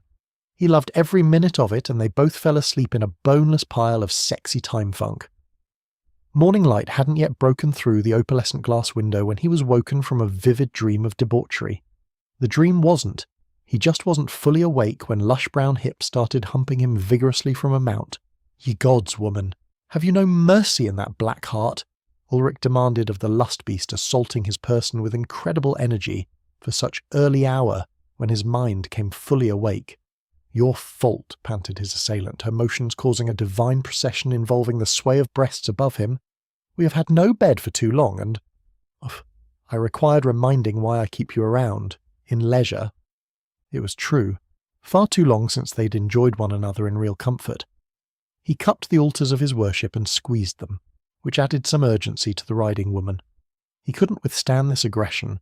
Already he felt the end approaching. "I'm getting a bed for the glade," he gasped. "First thing! Holy fuck!" The most glorious of shivers from the lithe thighs squeezed him, as she frequently did when she peaked. Preening atop him, Taipan of the Glade sighed in pleasure before leaning over to bite him gently on the shoulder. It took Ulrich some few moments to gather enough blood from his nethers to manage a thought. That was a hell of a way to wake up. "Bless you, lass," Ulrich told his mate earnestly while they recovered. He received no reply, but a roaming hand squeezed his rump and he rolled his eyes. They lay quiet for a few minutes, and he was starting to wonder if he'd be allowed to leave any time soon. "Can you go again? Or have I taught you not to challenge my powers, you harvester of unripened fruits, Valin Buck?" Came the muffled nuzzling at his shoulder, not so long later, answering his unasked question. There was no direct translation for the elvish phrase she'd used. He was fairly certain she'd just called him a raw recruit in the sack, a sally that normally demanded fervent response. "The spirit is willing, lass," Ulrich began to quote a beloved classic, "but the flesh is— Wait, no, never mind, game on. Thanks be to the Watcher for youth's gifts." The time for feigning weakness was past. He flopped his oppressor over and revelled in the fruits of the conqueror. Oh, but the wailing and gnashing of teeth! Finally, they extracted themselves from their finely woven sheets and made ready for the day. A chipper Taipan dressed with a hummed song of some sylvan origin. He wasn't sure if she was aware of her habit, mostly following the nights when they played a particularly fine game of up and down. He was in an upbeat mood himself, for obvious reasons. Still, he was going to have to stop the bleeding on his shoulder before he put on a shirt. Taipans bite viciously when provoked. A small bit of field dressing applied, and he was wearing laundered clothes. The staff at the keep had rounded up whatever wasn't being worn and washed it as thoroughly as possible. Many of the stains were of blood origin and wouldn't be so easily removed, but clean was miracle enough in his eyes. Damn if he didn't just about feel like a person again. "Hoo, boy, what got you all riled up, lass, if you don't mind my asking?" Ulrich addressed his mate, watching with great interest as she pulled her new thigh-high boots snug. Leather not yet broken in was stiff, both from new and from a not-so-supple a material as her Irielen crafted ones. Still. "Avert thine eyes, Glade Chief, before the temptress consumes you." He turned away from a knowing elf grin. Lilting music behind him, he felt the huntress drape herself over his back, arms circling his neck. We had not had the chance to be able to relax in months. The bowstring held in drawer will break. You cannot always be wound like a ballista spring, Glade Chief. Nor can I. And the unwinding. It was delightful, was it not? He mumbled generally positive agreement with that. Very specifically, he would not mention the state of his back or the fresh dressing on his shoulder. Skin was cheap price to pay, and handling taipans was never meant to be safe. "I bow to your wisdom, Lady Taipan of the Glade," Ulrich said with good humour, patting the hands toying with his robe's laces, as if to try to slip beneath them. "And none of that. I'm not taking my boots off now they're on." "What if I leave mine on, though?" came the seductive whisper. "Blast." She knew his weaknesses. Ulrich summoned all his dire will to reject foul succubi. "Nicht, Fräulein. We've got ships to see to and a whole mob of your kin to get packed up." Had not the Sylvan Panther behind him already shagged him nearly unconscious, he'd have succumbed to her suggestions. "Besides, we'll steal one of the cabin rooms on whichever boat we like best, and there, I'll make people think a murder most foul happens," Ulrich offered. Teeth nipped his ear, and a whisper in a tone that heated his blood blew on his neck. "Bargain struck. Do not forget." Before she released him. Her bones must have been healed to completion. All this exertion would have pained her before. Whatever. He was all aboard the frisky taipan train. They stood then and completed their dressing, donning the equipment of the road before they exited rooms without further mishap. The familiar armour was a comforting weight. He would have to see if Taipan could get something for herself. Something light, but just a little extra defence. Her shadow-manifested armour was surprisingly durable, however the Hela shadow, which wasn't even a real thing, being the contrast between a light source on the background, took on physical hardness. However, it hadn't stopped her taking a hard hit from the monster armadillo ankylosaur, whatever the fuck it was. Varda punished mistakes, even when they were rare. Outside, a sprightly young man in the livery of one in direct service to the Baron greeted them. "Good morn, guests of the Baron. My lordship sends his greetings and apologises that affairs of state occupy him for much of the day. I have been given instruction to see to your guidance through Kistalfa today, wherever the lord and lady desire to go." The young man delivered his speech smoothly. Ulrich looked to his partner and shrugged. They didn't need a guide, but why not? "You will have to convey my thanks to Baron Kistalfa for his hospitality, and you may call me Ulrich. The lord and lady stuff gets tired. What name do I give you, young man?" Ulrich informed the dark-haired lad, who appeared to have just reached majority, maybe 20 years of age tops. A short bow with a hand to an imagined sword at his belt preceded his words. "I am Thulis Kistalfa, second cousin to our Baron and his squire. I have just begun my apprenticeship, so I beg patience when I fail to serve." It was Taipan, oddly enough, who offered quick reassurance. "All who begin their path deserve forbearance while they learn. We are honoured to receive your guidance, Squire Thulis. Please escort us to the dockyards. We would inspect the ships negotiated with your lord and see to their supply." At that, another short, quick bow, and the figure reminiscent of a younger Baron Traskistalfa took off with the both of them in tow. Unlike before, the citizenry didn't stop and part like the Red Sea as they came through, so they actually had to move with the flow of the city's traffic. Rather more traffic than the day before. It would appear that Traskistalfa was enacting his plan to effectively capture ships docking in his ports by preventing the sailors of those ships from accessing the docks. It was a slick move. Nobody knew the de facto blockade was in place because it was originating from the inside. It had the effect of virtually shutting down maritime trade to prosper, however.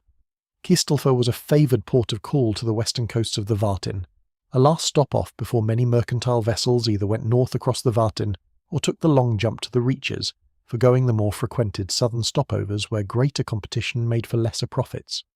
As a result, there were fully 1,000 extra visitors in Kistalfa's streets and inns. Ulrich judged that Baron Kistalfa could absorb another 100 ships' worth of crew before he ran out of space to keep them, without recourse to some kind of prisoner's camp. By the overheard talk of sailors spending their pay on booze, even so early in the morning the rumour was that a stowaway pest animal was loose on the ships, and the Baron was quarantining crews to ensure it did not spread from port to port, while ships were cleared of the creature. Very slick. The ships my lordship has selected are here, anchored on these consecutive berths.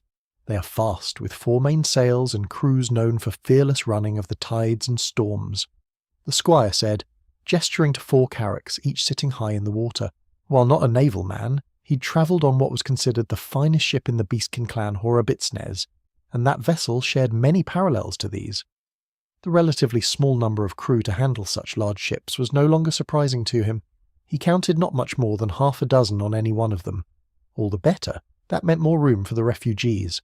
Those crewmen were the only sailors allowed in the dockyards once unloading of the incoming ships had finished. 3 ships came in early, having anchored not so far from the city when they failed to arrive in time for the docks to be open. Their crews were disembarked, paid both their contract and a bonus for the delay in departure, and escorted to a tavern to drink their pay, or to find alternative entertainment through games of chance or the attentions of a man or woman's bed, depending on the preference. It was all very orderly and without violence. Such was the power of owning the city, Ulrich supposed. At a gesture, the captains of the respective vessels granted him left, giving directions and insults to the intelligence, breeding, and overall character of the sailors to their first mates to come see who it was their baron had deemed a priority client.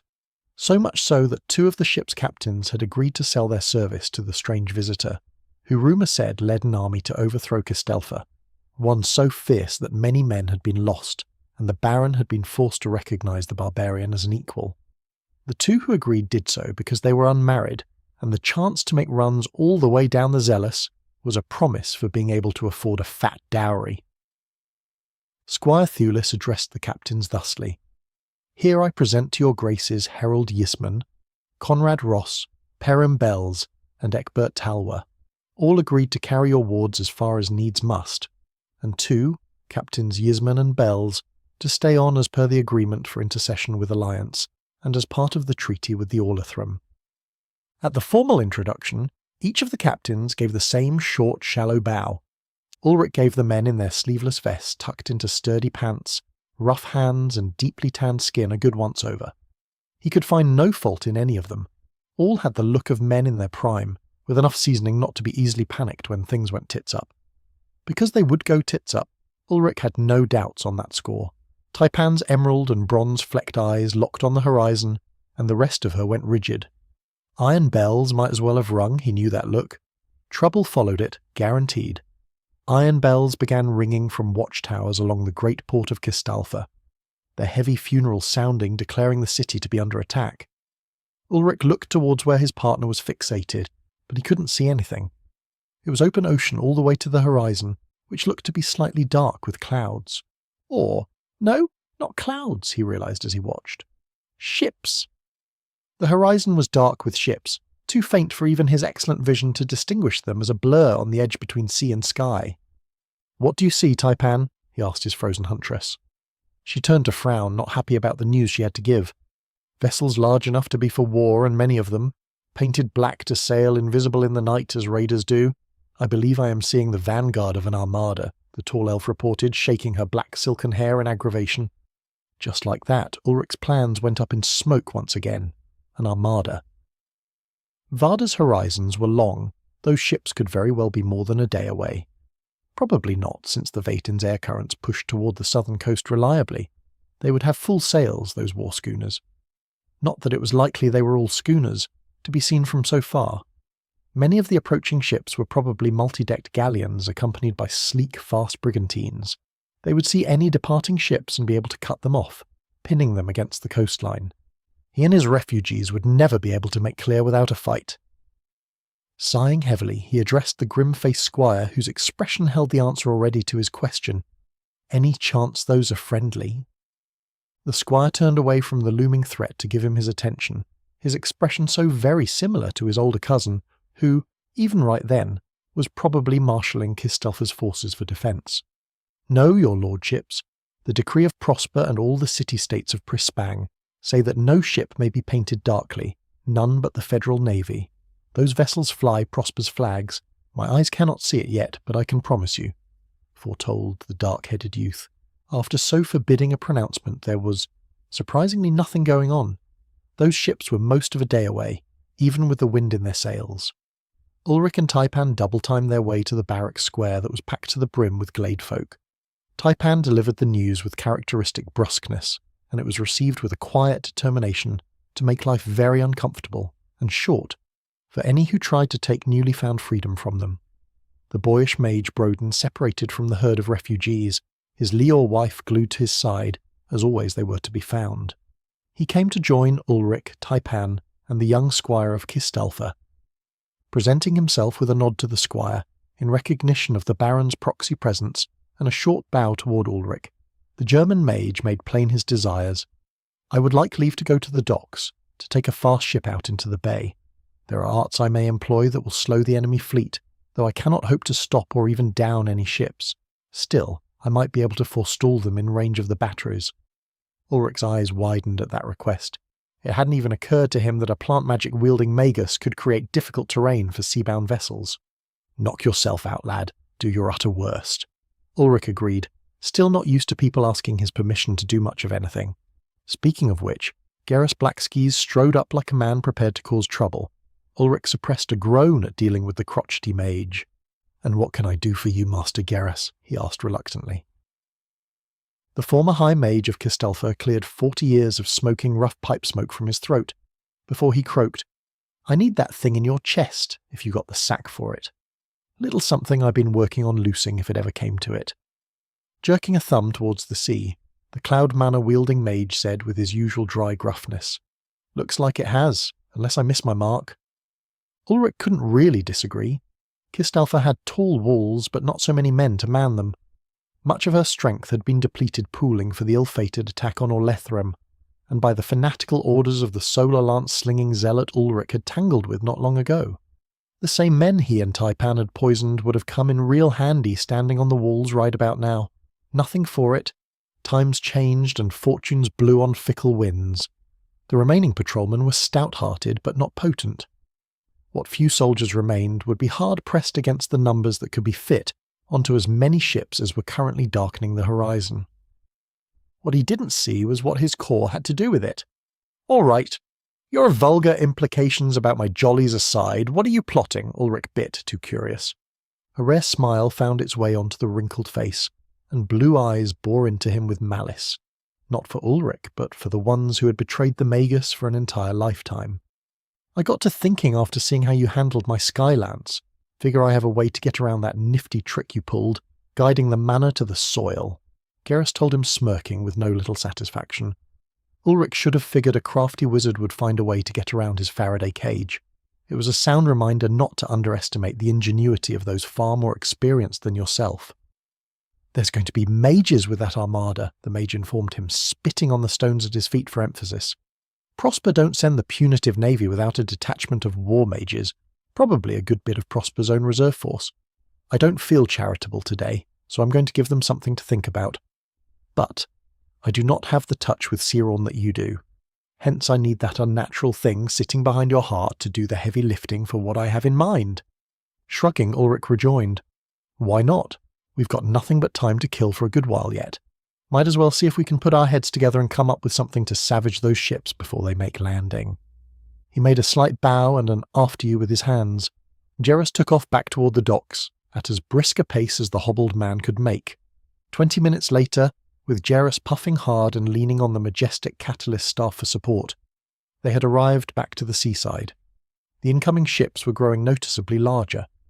Ulrich thought he might even be able to see colour on the sails, but at that distance he couldn't be certain.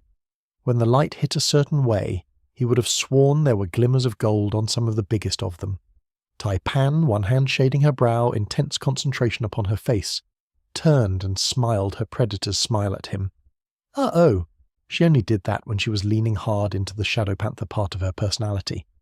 "Ulrich, it is good tidings that I have for you. It would seem you have no need to go all the way to Prosper to find your vengeance. Gold strands woven into sails means the spiders have come along at last to see what shakes their web," she reported with fierce excitement. The Lord Instinct reared up in his mind, ravening. A similarly feral eagerness made him smile, not even bothering to suppress the ancient glade's akashically conferred destructive impulse. "Well now," Ulrich mused, "that does change things now, doesn't it, lass?" Stroking the beard growing white on his chin, the colour a gift from a pyromancer on the merchant lord's payroll that had come damned close to incinerating him, he began to think evil thoughts. "Tell you what, Master Garrus, I'll share with you a little something I came up with that I think you'll like. I call it Vortex Flare, and while I have no doubts as to its power, I think a man of your ability will have some thoughtful insights towards improving it," Ulrich said to the elder Magus. Carefully he began spooling out Calum, grasping the air just above their heads and forcing it into the concentric flows that made up the cloud hammer he had devised as one part of the hybrid spell that had ravaged a huge meadow of plant monsters. He explained what he was doing for the classically trained Valen war mage, who picked up on its purpose instantly. "Hells, you madman, you're a genius!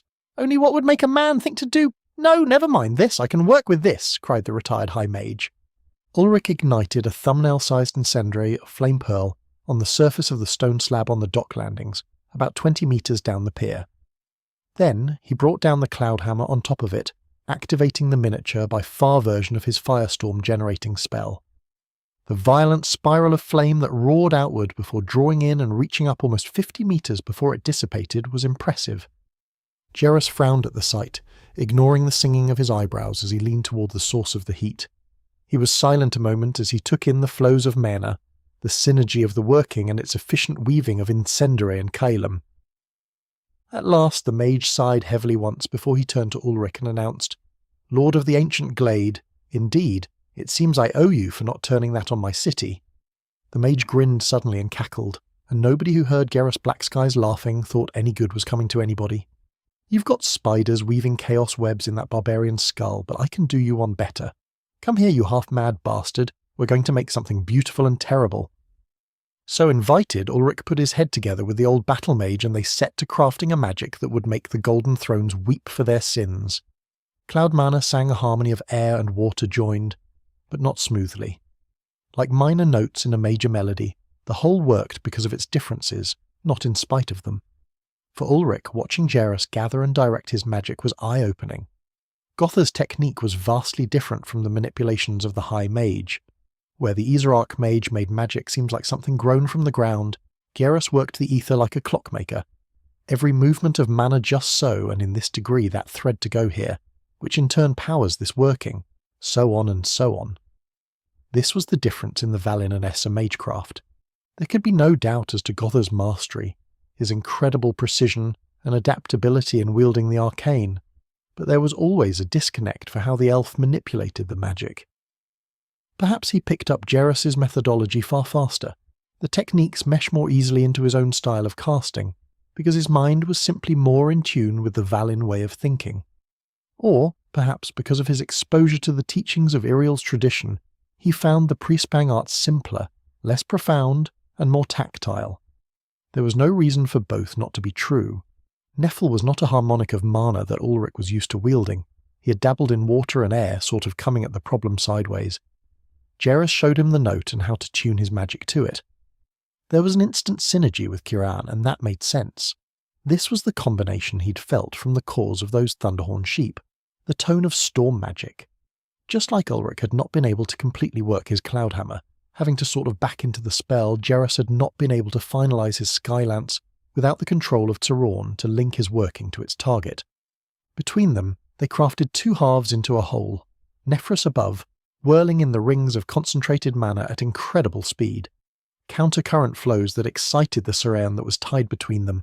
Like a transmission linked to an engine, the cloud magic drew power from the movement of air and water. The electrical magic would transform that power into a flow of energy, connecting the engine to the wheels. A miniature supercell formed, no larger than a patio deck, but wind twisted off from it, lashing against the stones of the pier hard enough to raise dust, flinging loose grit away with force against the onlookers.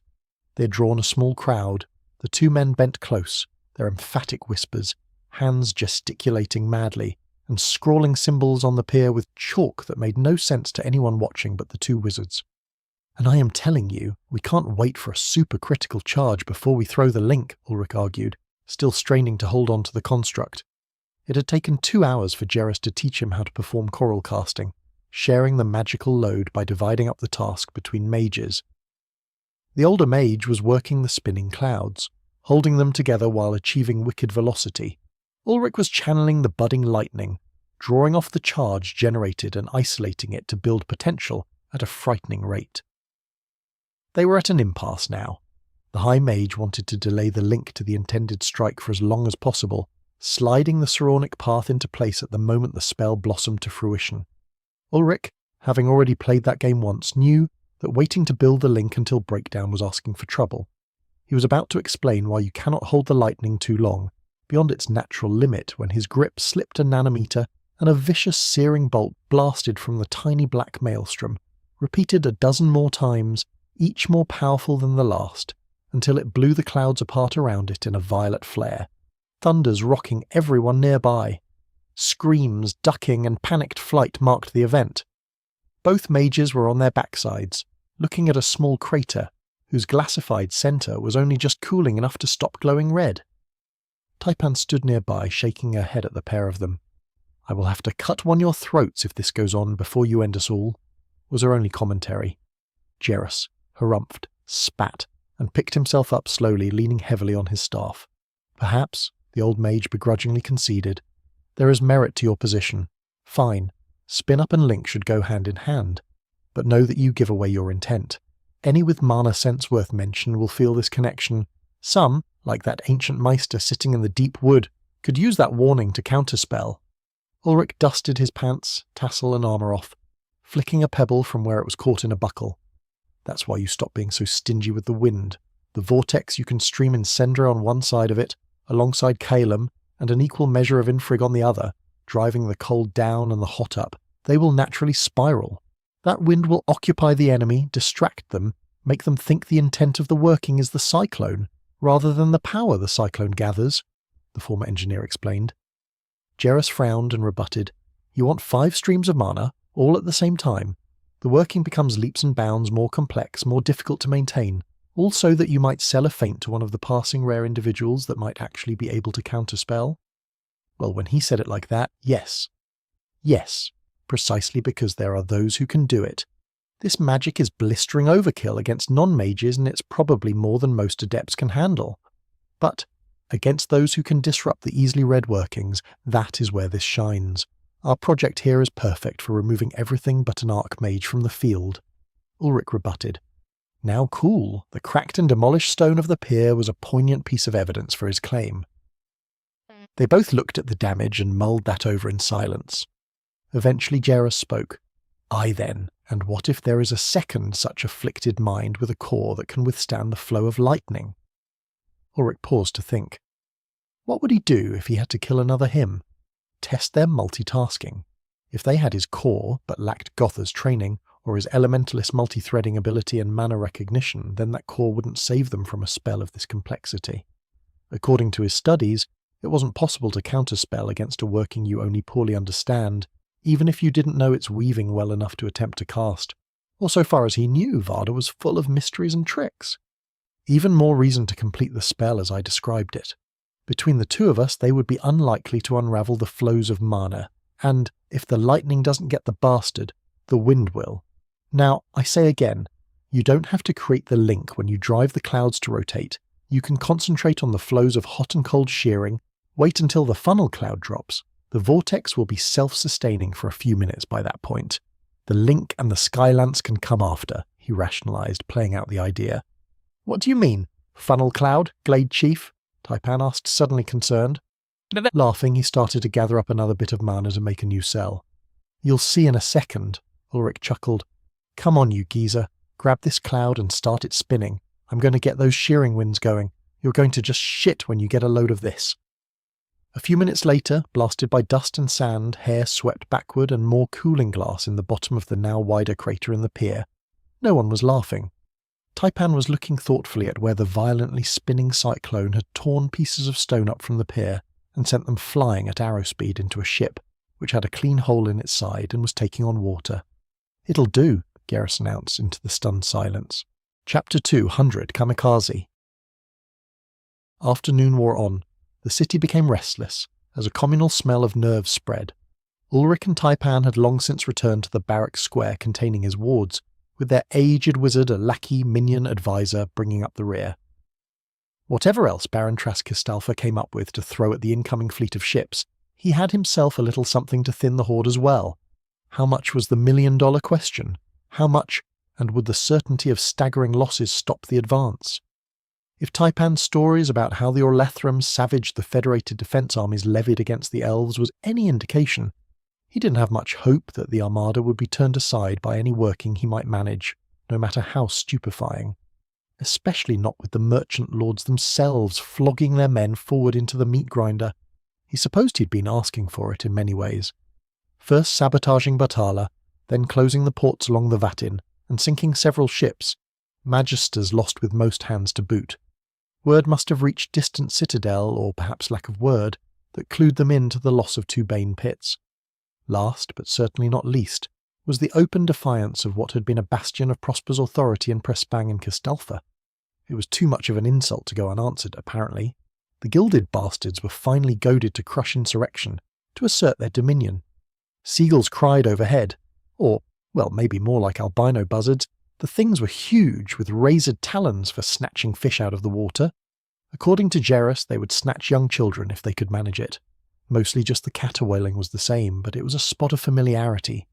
Like everything on Varda, just enough the same to make the differences that much more stark. Just like. This was an opportunity, if only he could seize it. The ships bearing those auric sails had to go. The men or women or bug people, whoever the fuck it was that sat pulling the strings on all the horror shows Ulrich had seen, they had to go too, if only he could manage it. Brooding quietly, he created a little island of intensity around him. None of the elves heckled him. None of the former citizens of the Empire questioned him. He wasn't aware of them. His attention was inward, processing, weighing the odds. Ever since the assault on Irielhos, near enough to half a Varden year, the burning need in the Reforged man's life had been to remove the threat posed by Prosper. His glade depended on it. The peace of the Orlathrem depended on it. His life certainly depended on it. If the monster behind the scenes had managed to suborn even a High Lord of Zelasin to his will, its ambitions would not tolerate even the slightest threat to those grand designs. Ulrich Einar, for better or worse, had made of himself more than a slight threat. Oh, but for a magic mirror that he could look upon to see the son of a bitch had bleeding ulcers over his doings these past months. Spiting deserving people was one of his favourite things. Right next to ploughing his wife. Well, okay, he had to admit, breaking his stare down of the paving stones, who refused to yield or to give him answers. He let his attention waver for a moment, admiring his one-time adversary's graceful form as she tended the flock, the lithe muscles in synchronous movement, maybe a fair bit down from that. But one of his favourite things, nevertheless. Even that sweet notion couldn't distract him for long, back to the stones of the square and his thoughts. Jerris had offered him an opportunity, both to feel the essence of Nephil undiluted, and to see the trick to manipulating and forming clouds at will, before bending them to your will. It might have taken him days to get even the gathering of a small cirrus cloud, let alone manifest the more potent cumulonimbus, the anvil-shaped storm cells that Jerris tamed like he was herding sheep. Black skies, a name well earned. They had only played with small versions, nothing larger than the square in which he sat. Something far, far greater they would unleash on the fleet, and soon. The Prosper-trained mage had very particular ideas about how to shape and guide mana toward the formation of his weather magic. Ulrich had none of that training, but he had years of seeing supercomputer-assembled models for the movement of air currents, humidity, and fronts paraded about on the daily forecasts in the before. You cared greatly about weather when rain carried fallout. So, together, the arcane art of Varda's human wizards and the equally arcane art of the simulations had allowed both men to do what neither could alone. Ulrich's vortex flare was an incredibly destructive weapon, but it was slow, it was cumbersome, and it took most of what his core could muster to create. Jerris Black Sky's mastery would let him guide their counterstroke like an arrow fired from Taipan's bow. He would lead their little choir, and in so doing smite their foe. Smite 'em fucking proper too. Mage Broden would join them and add his potential. He was also trained in the same school, if with talents in other directions, as the former High Mage. The German-wielding former battle mage of Prosper was trying to remain stoic, while the girl with a lashing tail, folded down ears, and wide cat eyes scolded him for doing something dangerous so soon after they were wed. She needn't have worried. Broden wasn't going to be handling the spells, just adding some juice. Ulrich was going to be refining the mana gathered by the choir into unaspected mana to be directed by Gerus. The older man didn't have nearly as efficient a technique for taking the aspected mana of an adept's core and reverting it to its pure reactive form. Prosper did not teach that technique. preferring instead to pigeonhole their mages into specific roles. Ulrich was certain that was an intentional choice to limit the power any one mage might wield. An archmage might throw a wrinkle into things if they discovered the manipulations against them and took issue. Even weavers could sample enough harmonies of magic to detect the discord within the manipulation tokens all officers of the Golden Thrones wore. Officers such as the barons of the city-states, the battle mages, captains of the federated defense forces, any who might wield power that could threaten the grip of the merchant lords over Prespang. This crippling of their mage core was the only reason Ulrich and Gerrus' little trick had any chance of working. A single weaver might be able to sense the flows of mana and disrupt them, if they were strong enough to batter aside Gerrus' control. This was a delicate casting after all.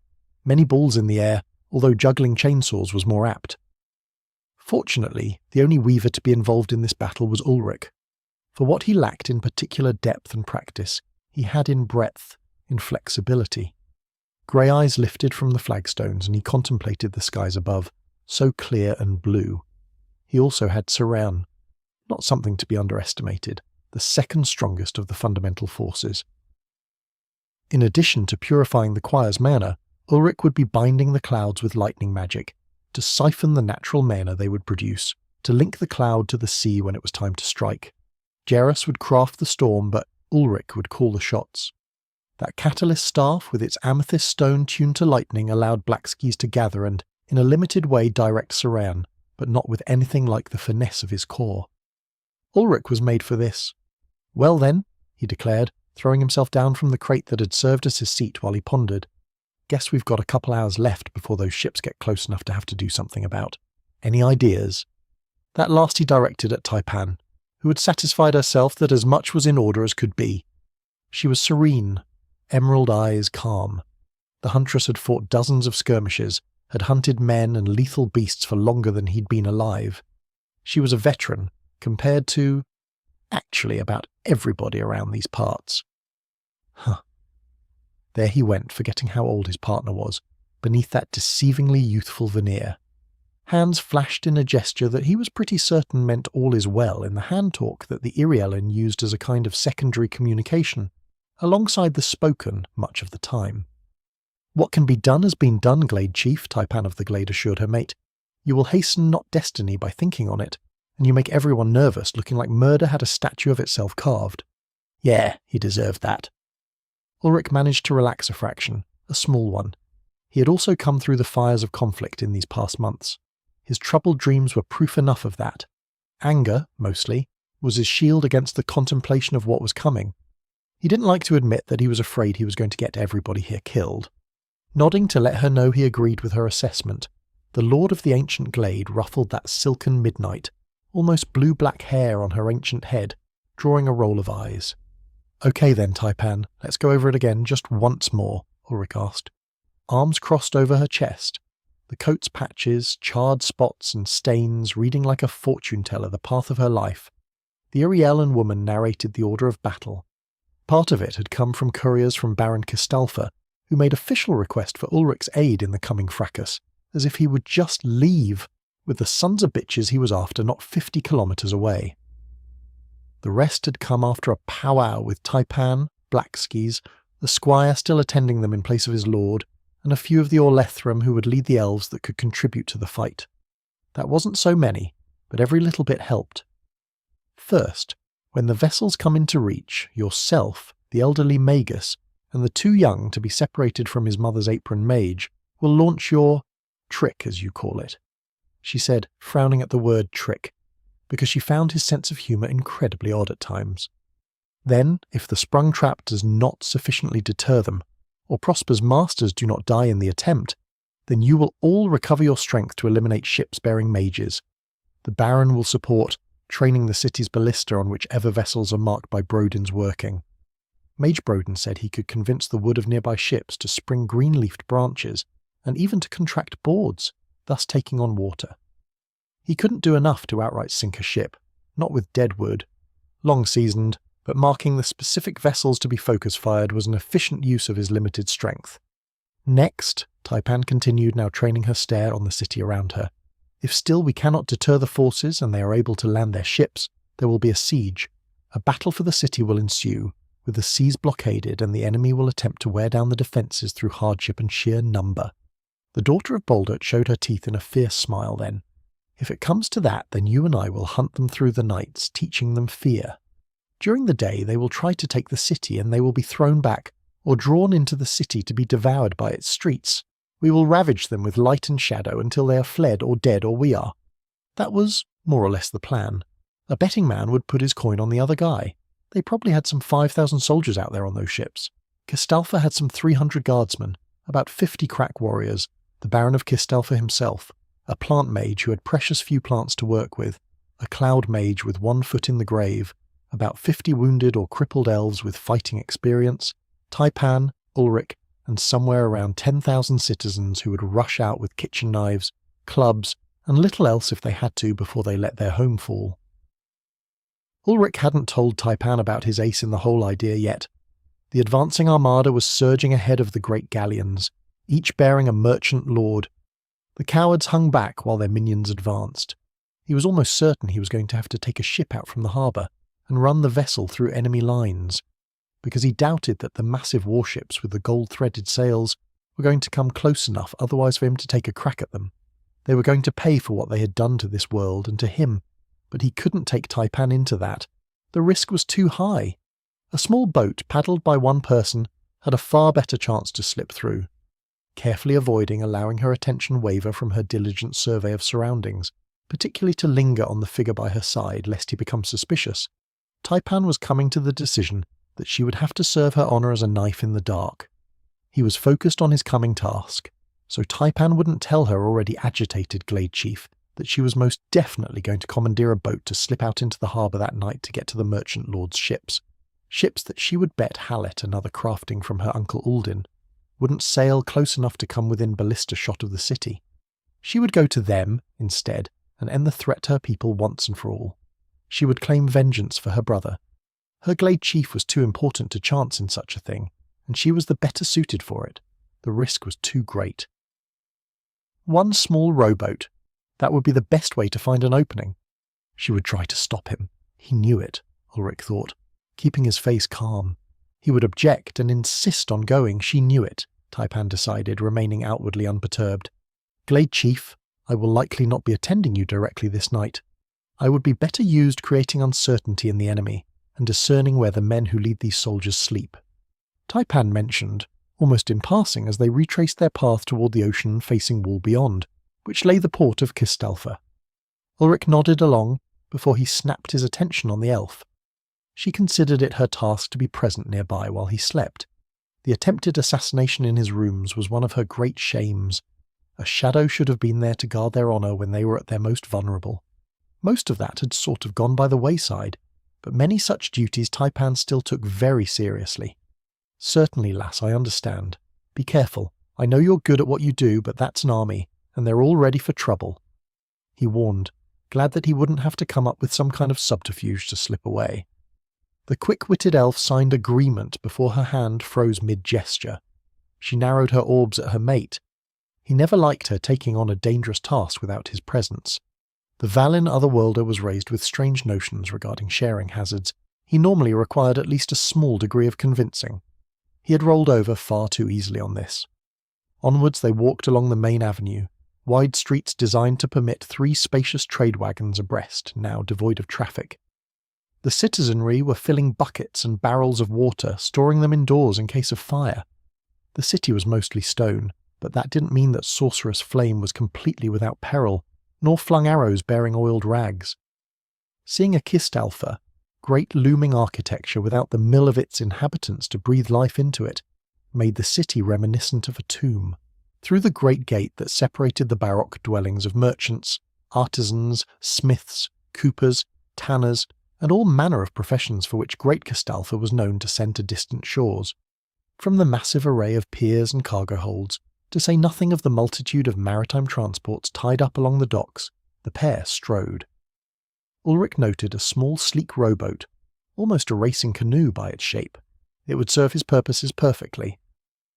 Idly, he glanced over and saw that Taipan was eyeballing that same little hull with the same look she gave a tool she would need soon. Too suspicious.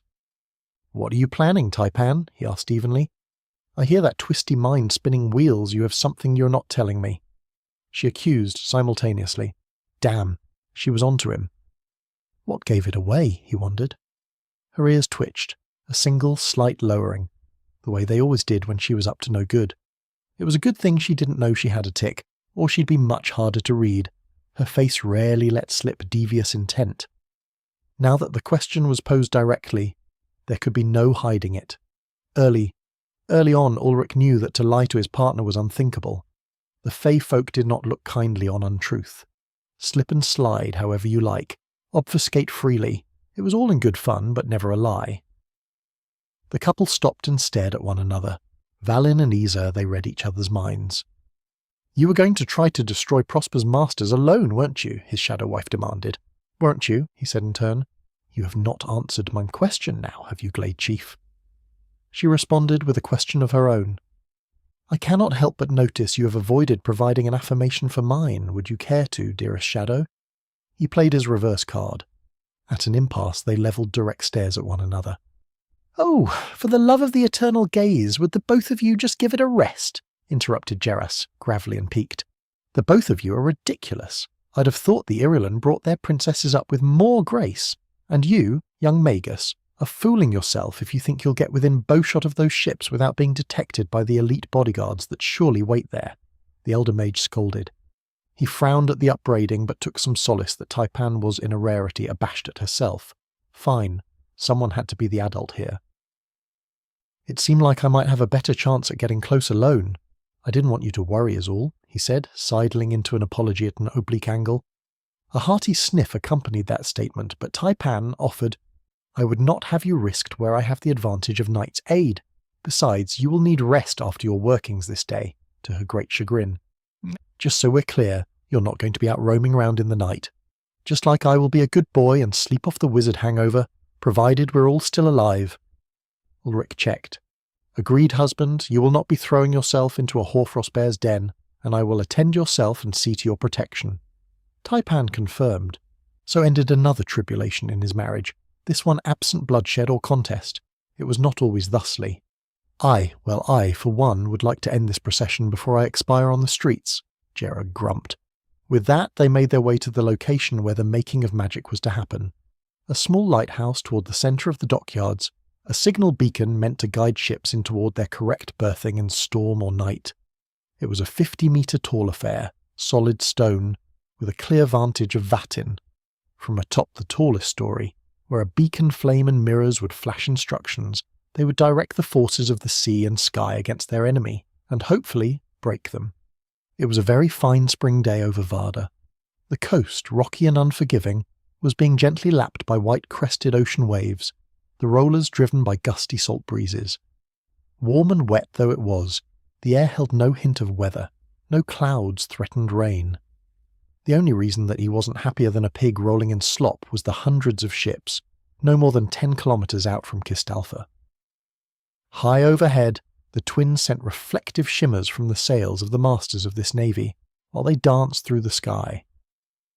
"What do you think?" Ulrich broke the silence with quiet anticipation, addressing the former high mage. "The Baron will be able to do against so many with so few left to fight." Shoulders stooped with age shrugged in the heavy abused robes. Even on a day like today, Geras couldn't find a fragment of concern for appearance. That was to Ulrich a bit comforting in a way. It was, at the end of things, just another day upon Varda. There would be others, for some. For some not. Sort of the way it always was. Coughing loudly into his robe sleeve, the Nephil mage spat over the rail of the lighthouse's signal pavilion. "He'll hold the city, for a time, for a long time likely," concluded Geras. Traskistalfa is his father's son, and his father was an unholy terror in his prime, before his will crumbled, crushed by the suggestions in those damned cursed artifacts. My lord, former lord, has been leading armies against the barbarians out in the reaches, against pirate encampments, against beastkin uprisings since his naming day. Any who come within reach of his axe will suffer for it, the old mage said, proudly of his home's ruler. But he can't fight hunger, and there aren't enough who can fight to break out from this many warriors laying siege. The answer is out there, on those blasted ships, and us here, who wield the dragon's pulse of Varda. We must savage them with this stroke. Those adepts out there will be crack mages, personal retainers for the gilded thrones. They will be surrounded by their praetorians, vicious, talented, loyal fighters all. Those men and women could disrupt what we do if they know it is coming. This will be our only opportunity for a lethal blow, Kiros explained. You know my thoughts, young Lord Einar, on how a first strike should be leveraged, he said dryly. Ulrich grimaced. He surely did. A skylance, a massive thunderbolt called from kilometres away to obliterate him. Only an archmage's dedicated teachings and a core specifically empowered to control the energies directed at him had allowed him to intercept the spell. A thought came. Pieces falling into place from recent experiences, his piracy, how god-damned much that had happened within the last 2 weeks, from descending the highlands, to felling a small garrison, to making terms with Kistalfa. So much, so quickly.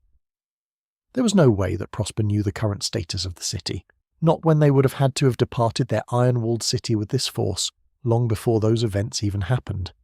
He said as much. Jerris chuckled at his expense. They don't care, lad, how many men we have behind our walls, nor about the choir of mages I had trained. For our hundreds of men they bring thousands, for our dozen adepts they bring 60. So has Prosper always held tight the reins of Prispang? Oh, right. He'd forgotten for a moment who it was they were dealing with. Caesar would have peace in the Empire, and with his legions an example would be made of rebels against Rome. The taxes levied would be collected to nurture Mother Rome, or else. Then we'd better make it stick, Ulrich decided. Aye, and I will. Garrus agreed, with a confidence Ulrich wished he knew the source of. Ulrich stood back and watched as the elder mage used ink made from the dust of beast cores, all of a specific mania, to inscribe sigils on the lighthouse floor. Runes of power and control, beckoning, binding, all the aspects of magecraft that Ulrich was only barely introduced to back in Iriel, for there had not been time to do it all. High Mage Geras had been 13 decades a master of conjuring weather. He laid each rune with certainty, infusing it with whispers of his own magic as he did. Broden watched, rapt. He was trained in Prosper's schools, had been assigned to Kistalfa under the High Mage's command, but he had never watched the Black Skies ply his craft directly. It was art driven by scholarship, underpinned by philosophy profound. Broden knew he was only beginning to walk the path that led to this destination, as the spell circle took shape on the stones. The former engineer and new student of magic watched attentively, noting the inscriptions, their positions, the flow of mana leaving the older man's core. He was watching Geras build a program for magic. It in many ways was reminiscent of how he cast mentally. There were defined structures in this web of runic ink, protocols. It was hideously complex, layers of algorithms designed to regulate the flow of magic, to control forces that ought not be controlled. Ulrich wouldn't be ready to try that kind of casting for a long, long while. Years, if not decades.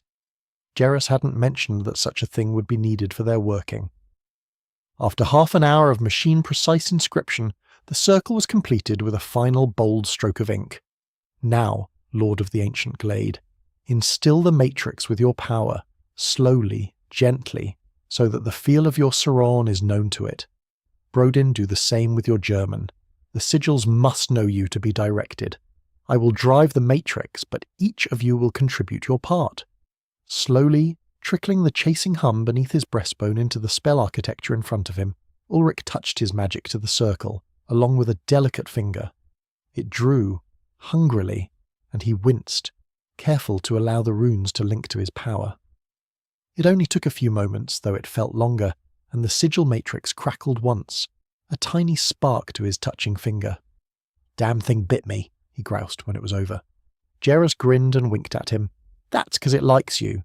If I wanted only me to link to it, it would have burned you to ash or tried. Fucking magical bullshit. Ulrich could only shake his head. Always something to learn. Brodin did the same and withdrew a finger with a single welling blood drop, as if pricked by a thorn. There! The elder mage exclaimed, sighing with relief. It is ready. There's no backing out now. The power is in place and it will come, no matter what we do. Ulrich stiffened, glaring at the wrinkled mage who leaned somewhat smugly against his staff. What do you mean, no matter what we do? We haven't even started to cast the spell, he demanded. Geras coughed, cleared his smoker's throat and spat before he answered, sarcastic. You think you just reach out and summon the skies and seas to do your bidding whenever you want?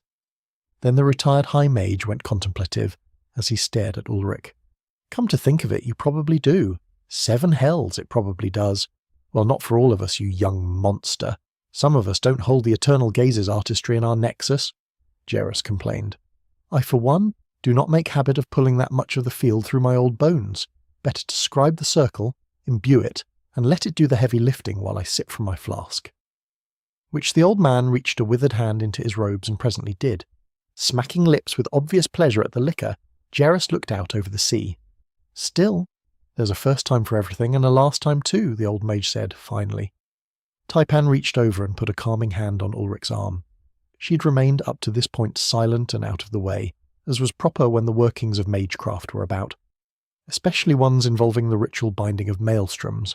Besides, Taipan, not a mage, nevertheless knew enough of it to see an absence of safeguarding artifice. Glade Chief, be at ease. Your part in this has come to an end. It is Master Jerus who will carry the burden. Let us leave him to it, she said gently to her husband, seeing that he had not yet understood. He turned to see her neutral expression, although there was the faintest hint of sadness there. He turned to see Brodin was shaking the old mage's hand, trading whispered words. The hell was going on here? The hell's going on here, he barked. What's going on here? Jerus said, raising himself out of his slouch with his catalyst staff. Is that I've got work to do, and you two pups should sit back and watch. It's not every day you get to see the telecos of a Nephil High Mage, especially not when it's been sweetened by the gift of a Saronic core, with a spice of German. Another swig from the flask, and Garrus looked like he'd shed 10 years, his arm limber when he flung the spent flask out over the ocean. Ulrich noted an aura of mana around the man, similar to what he felt when he concentrated on the radiance of a fire, or the notes from beast cores freshly extracted. The old mage's magic rose like an orchestral number, quiet but filling with power. When this is done, I'd like you to take my core, Lord Einar, to balance the debt. Put it to some use. I've cheated you a bit here. My service was offered to you in exchange for my life, and I've decided to put that service to use for my home. I'm sure you won't begrudge an old man that, Garrus said, almost cheerful. What? It clicked. The pieces coming together, even for someone as slow on the uptake as him. What have you done, Garrus? Ulrich asked, even though he was pretty sure now what the old mage had done. It was a fine swindle. I've done what we said we were going to do, lad. It couldn't be done by one alone, if only for your dominance of Seraeon you were necessary, although the might of that thing inside you helps greatly, the retired high mage said, still looking out over the seas, calm and composed. I gave 2 sons to Prosper, both spent too young, both wasted. Jerus said, grim, haunted by that loss still. My entire life I lived wielding my power like a butcher's cleaver, killing anyone who broke rank from the will of my Baron or Prosper's magisters. All for a lie, all under the twisting of a twisted mind, an evil magic that should never have existed. As I think on it now, an evil as black as the one in those slave collars we tolerate on the knife ears over their kin. Well, not all mistakes can be made up for, not at once. Today, though, there will be an answer for some of it. Today, the Black Skies will have his due. Cold blue eyes were hardened on the ships that swam toward the mage's home. Kistelfer has been good to me. The line of Kistelfer has been good to me. To trade a handful of years for repaying that debt is nothing, Garrus said with the conviction of the martyr. The high mage lifted the amethyst-crowned staff to the heavens, and the circle flared shimmering silver, grey, deep blue, all the colours of high seas and storm clouds. Ulrich felt the swell of energy, felt a ripple as the working came together, one that surged out across the rolling waves, climbing high into the blue skies. His core emptied in a moment, his entire strength stolen, and it was most of what he could do to stay standing against the mana exhaustion that hammered him. Brodin sat suddenly likewise drained. Taipan offered her support when she saw him wobble on shaky legs. Watch carefully, young Ulrich, Lord of the Ancient Glade, the Black Skis commanded as master to pupil. I learned much from your strange magic, insights hidden from me, in spite of my years searching for those answers. But where you're coming into your strength, I have mastered mine. For ones who touch Varda's field as we do, without the Akashic to buffer, without the protection of her classes, we might find, for a price, a greater power. Once and only once. When the cost of a life must be paid for its toll, Mana roared, twisting at the call of the rune circle, racing along circuits, burning the crystalline powder of greater cause, mixed with quicksilver and alchemical solvents saturated with unexpected mana, waiting to resonate. The pulse of Varda's field rang like the planet's heartbeat, too deep to be heard, but felt, as Kistolfa's retired high mage called the magic. Deftness born from a century of practice, assisted by the structure of a rune circle, and sheer will pulled the surface from Great Vatin, a mist rising suddenly as the mage forced the sea to form Nephil. Climbing into tight concentric spirals, the cloud rose, darkening the heavens. Incender joined to Kaelum, woven ribbons of superheated air rising, their shimmering heat waves distorting the ships. Sails caught in that flow ignited. So too did people, their shouts rising with the wind.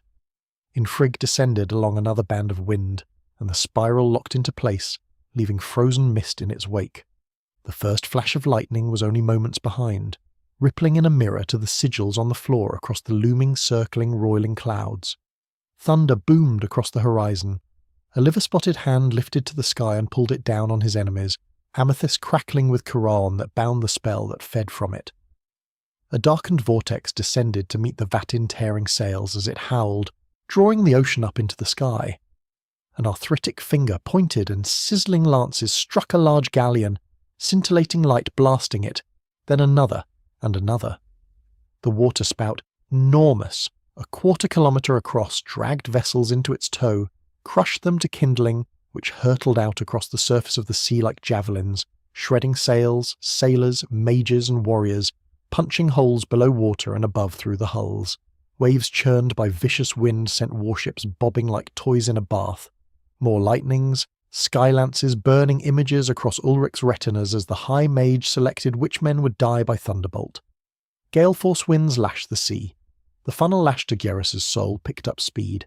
From afar seeming ponderous, but moving faster than a ship with full sails could ever hope to flee. Dozens of carracks and warships were obliterated by the wind-driven water. Dozens more attending vessels were sundered by the shrapnel of their peers. 3 of the golden sails were consumed whole by the vortex. Geras levelled his staff at the other 4 gold-crowned flagships, one by one, and expended his life in the spears of Quran that blasted them.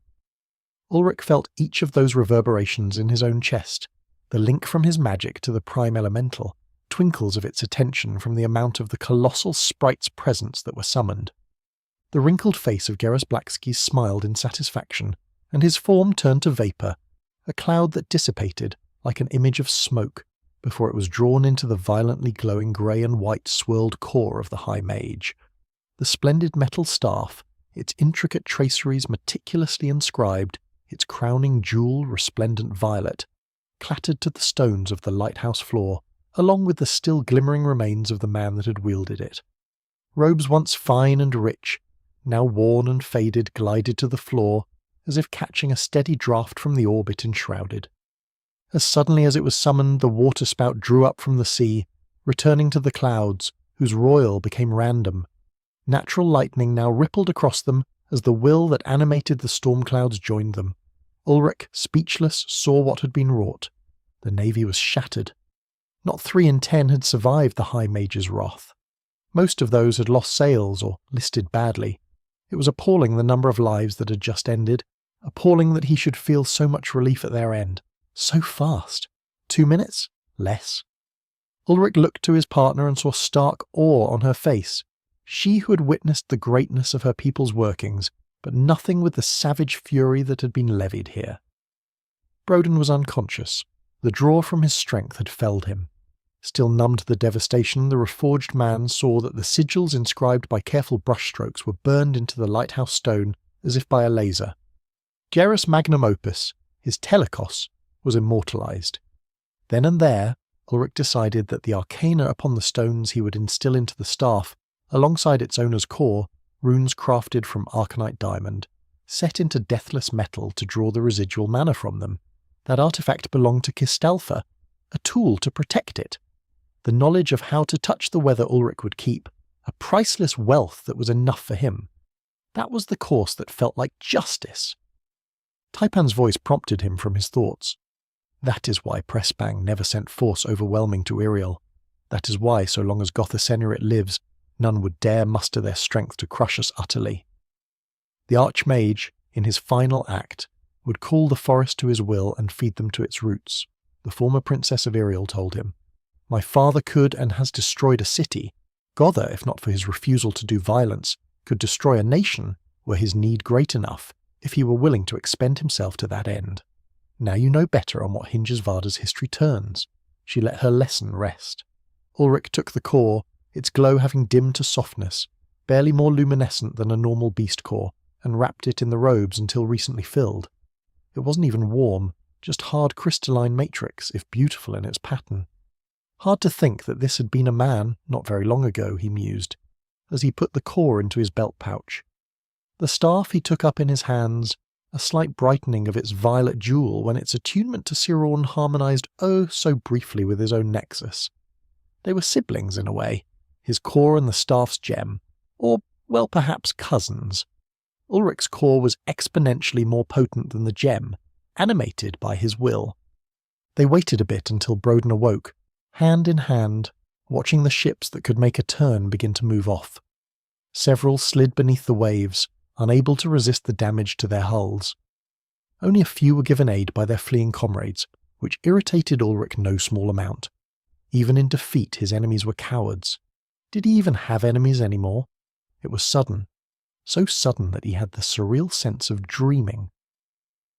The merchant lords were gone, their power broken.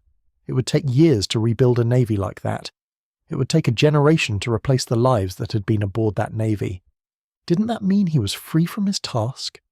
Ulrich Einar, Reforged, lord of the ancient glade, could finally go home. He found himself giddy, smiling like a boy at the thought, despite the wreckage, the flotsam of men and women's lives that drifted on the Vatin's currents. All thanks to a man he had barely known, who had tried to kill him and his wife on their first meeting. A man whose loyalties to home demanded a price be paid to preserve it. A man who paid that price gladly. It was a funny old world sometimes.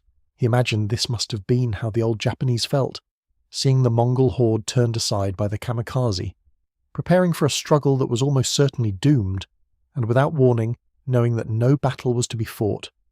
For some reason, Ulrich almost felt like he might cry for relief. So heavy had been the burden of leading the glade folk against an enemy he couldn't defeat. Now there was just the quiet sea breeze and the discordant song of seagull things. Broden came around after a few minutes, unsteady, obviously racked by the man-air exhaustion. Ulrich's unnatural physicality let him ride over the punishing effects of the debilitation with far less consequence than was normal, he had discovered. Yet another blessing he would count. He had a few by this point. The lady holding his hand, for one. They and the men upon the walls and the Baron from his keep had been the only ones to witness the coming of the Black Sky, to destroy Prosper's punitive force.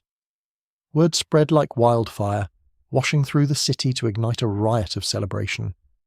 It took nearly an hour to push through the jubilation to the Baron's keep, to hand him the staff and the crystalline soul of his foul-mouthed, belligerent, habitually insubordinate and most faithful servant. Traskistalfa didn't bother to hide the tears he shed for a life so spent. He declared it the end most fitting for Geraskistalfa, grand uncle to the ruling line. Ulrich and Taipan left the Baron to his Miria's attentions. They had their own people to attend to. Short and bitter-sweet the tale, and at its conclusion. The elves raised a mourning song for the one who had died in their lord's service. Issa didn't really do funerals. The circle of life, return to the forest, all that kind of hippie nonsense. They interpreted death as a natural and inevitable part of living, not a separation from it. Theirs was the more enlightened interpretation in Ulrich's mind. Sadly, he was human, and didn't share it, even if he wished he could. Celebrations lasted most of the day, jubilation, relief and exultation, over the vanquishing of some great enemy who most of the citizens had never even seen. Almost as if a ghost had been exorcised, Traskistalfa, never a man to allow an opportunity to go wasted, sent a vessel with an official courier, destination Prosper, with the Praetorian Ulrich had crippled packaged, alongside news of what overwhelming defeat had occurred. The courier bore, along with the Praetorian, as both evidence of Kistalfa's defiance and a show of good faith, their official decree of independence. 3 more vessels bearing that same declaration were sent across the Vatin. Within the season, at the height of trade, with so many peoples coming and going that limiting the spread of news would be impossible, the disintegration of Prosper's empire would begin. Hidden inside the declaration was a code for the other barons, normally reserved for messages containing battle plans, that revealed the treachery of the hidden weaving on badges of office. Only a handful of magisters survived the initial declarations of persona non grata, and grudges borne silently for decades were given free permit. Had he known about those doings, Ulrich would have laughed heartily. He didn't, though, and wouldn't for many weeks, because he was too busy wrangling almost 300 migrants onto ships, 2 more of which he had bought separate from his dealings with the Baron, and dickering with cutthroat merchants over supplies enough to make the run into the Zealous. It was a 2-week course to the gateway held by the iron-walled home of the merchant lords. They had to penetrate the blockade and then, hopefully, would find an escort of Zealosin to assist them down the high-running river, full to bursting with meltwater and violent in its fullness. Ulrich wondered frequently at how such a victory could have been won those first couple of days. Taipan solved the riddle, and he felt stupid for not seeing the obvious answer. Prosper didn't know their long con had been discovered. Glade Chief, you only stumbled across the secret a mere handful of days before those ships arrived. The Irilan Shadowwife pointed out, for who knows how long, these items have passed hand to hand down the lines of those who ruled the city-states of Prispang, and were worn proudly by all those who graduated Prosper's academies for magecraft. How many who had the talent for touching and wielding mana do you think the spiders on their web let free to cause them ill or to discover the ploy? Never in their most wicked nightmares did they consider that one of their high mages would discover the manipulation, would sell themselves to undertake a magic that has not been performed ever before to destroy them, his huntress wife explained to him, slowly. So, they thought they were just going to sail up here with a huge-ass army, a gaggle of warmages and pound Kistalfa to sand, Ulrich asked. A lifted eyebrow and a small smile accompanied the words he frequently employed against her. What is not broken does not require mending, no? Beaten by pure happenstance. He could almost sympathise with whichever of those sons of bitches was actually pulling the strings of the others that had certainly been out on the water. All that planning, strategising, so many plots woven just to be unwound by a hunch and a chance meeting. What a kick in the balls that must have been, he chuckled. The irony gods had claimed another victim, brought low under their hammers. He who plots most deeply and strategises most grandly discovers, with victory in sight, his end in sheer bad fucking luck. Delicious. Ulrich Einar, accompanied by his grand lass, shared one last magnificent feast with the Baron of Kistalfa before they departed the great seaport. It was a pleasant affair, all things considered. Opportunity, like the regreening following a burn-off of forest undergrowth, was uplifting to everyone. All of Prispang must have been heaving a sigh of relief. All of it that didn't wear white robes or continue answering to the will of the departed merchant lords, that is. No few there were that never needed a hexed signet ring or some schlock to convince their greedy black hearts to commit to any evil asked of them. Those were about to find life a much more difficult affair, absent their master's backing. Not his problem, though. Ulrich was going home. Taipan, if I have to dick with one more guy over rice and beans and fresh fruit, I am going to be forced to stab them, he grouched. Merciless the cinnamon-skinned Amazon informed him, oversight of the goods and plenty of the kingdom is the duty of a lord. This and a great many things more will you be responsible for until a court of subordinate lords has been established under your domain. This would go faster if you did the negotiating. I was born a year ago. How the hell am I supposed to know what a ton of these little red beans is supposed to be worth? He pointed out. You offer to buy a very small quantity, a few sacks at most, and overbid slightly. Then, when you have won the exchange with the merchant to claim those sacks, you go to a second seller of that same item and bargain harder for the bulk. When the first merchant discovers he lost out on a large contract by pushing too hard for profit on that small sale, he will attempt to underbid the greater order. So long as you have not signed a contract, you are free to renegotiate between both sellers. Because ship's ration contracts are guaranteed profit that do not require transport, they will come to an arrangement splitting the order for a better bargain. That coin can be applied to get ahead of other ventures for the early summer, such as ore or silks, or stake in the hunt of a leviathan. Both of the merchants involved will come ahead in the deal, Taipan instructed dutifully. A rough hand scrubbed down over his face as he considered the coming future of haggling with sharp-eyed wholesalers. First thing, he needed somebody to handle the acquisition of goods and plenty. An idea came to him. Taipan, surely one of the people following us around has experience in trading or operating a shop. Can't I, delegate this shit? Finally, he realizes that he doesn't have to do it all himself. Taipan sighed, looking perturbed. I did not think you were going to ever come to this by yourself. Ulrich tapped his leg, glowering at the tall elf. Is this why you kept bringing every teensy tiny little goddamn thing for me to fix? It was, yes, Ulrich. And a far longer time did you last than I thought when I started, she answered, smug in her deception. Dealing with elves was a pain in the ass sometimes. You couldn't have just said so? He inquired hopelessly. Taipan shook her head slowly. The lessons do not root as deeply if they are not watered with your own sweat first. That breeds dullness of wit and over-reliance on others. Of course it did. Friggin' Taipan. Good to know, lass. Consider yourself drafted. Nice to be working with you, First Minister of Feeding Our Asses Taipan. Ulrich declared loudly, Your first order of duty is to negotiate favourable bargains for the supply of our transports. I will put Mage Brodin and his attached to the task of assisting you. I cannot! You cannot! The former princess spluttered. How am I to stay at your side and protect you if I must thread through this great tangle of Valin to secure food? Ulrich nodded sagely. That is reasonable and fair, dearest Taipan. I delegate to you the power to delegate. Now make it happen. I'm going to go make sure those 2 extra crews aren't too drunk to sail tomorrow morning. We're gone from Kistalfa nice and early tomorrow. Ignoring her indignant shouts at him, other than to raise a hand in wave as he took off down the wide streets, Ulrich set out to make certain that the captains of his 2 newest schooners knew the marching orders. He was no hero, but responsibility sat heavy on his shoulders for seeing the glade folk cared for, and it wouldn't do to permit his return to the glade to be delayed by some piss-drunk sailors. A few weeks' sailing, maybe little dust-up with what was left of Prosper's goons as they ran upstream the Zealous, and then Orlithrum. From there he could leave orders, and money to keep his newest ships in port, until he could send half of them some things to run down to the sea-faring Actinian to sell, and half to make way to Traknir, those to be loaded with as much reaper fern as could be harvested without damaging the herb's ecological stability. He would have greenhouses of basically every desired plant going before summer was done, with Mage Brodins and a few of the green Tharmisa in his hodgepodge for assistance. In any case, when he'd left the ships they would make way to Eriel, to meet again with Taipan's parents and young Bright Eyes, as he'd promised. He was thoroughly prepared for Galad Uldin to blow a gasket at seeing his secretly married godchild returned. After that, as fast as possible, he was headed back to the glade, with a ragtag band of subjects tied to his apron. Despite that unexpected wrinkle, Ulrich Einar couldn't wait to be home. Chapter 2, 101. Convergence. Ulrich breathed deep of the misty, salty air. Dawn was one of his favourite times to stand at the rail of the ship and drink in the experience of sailing Vatin.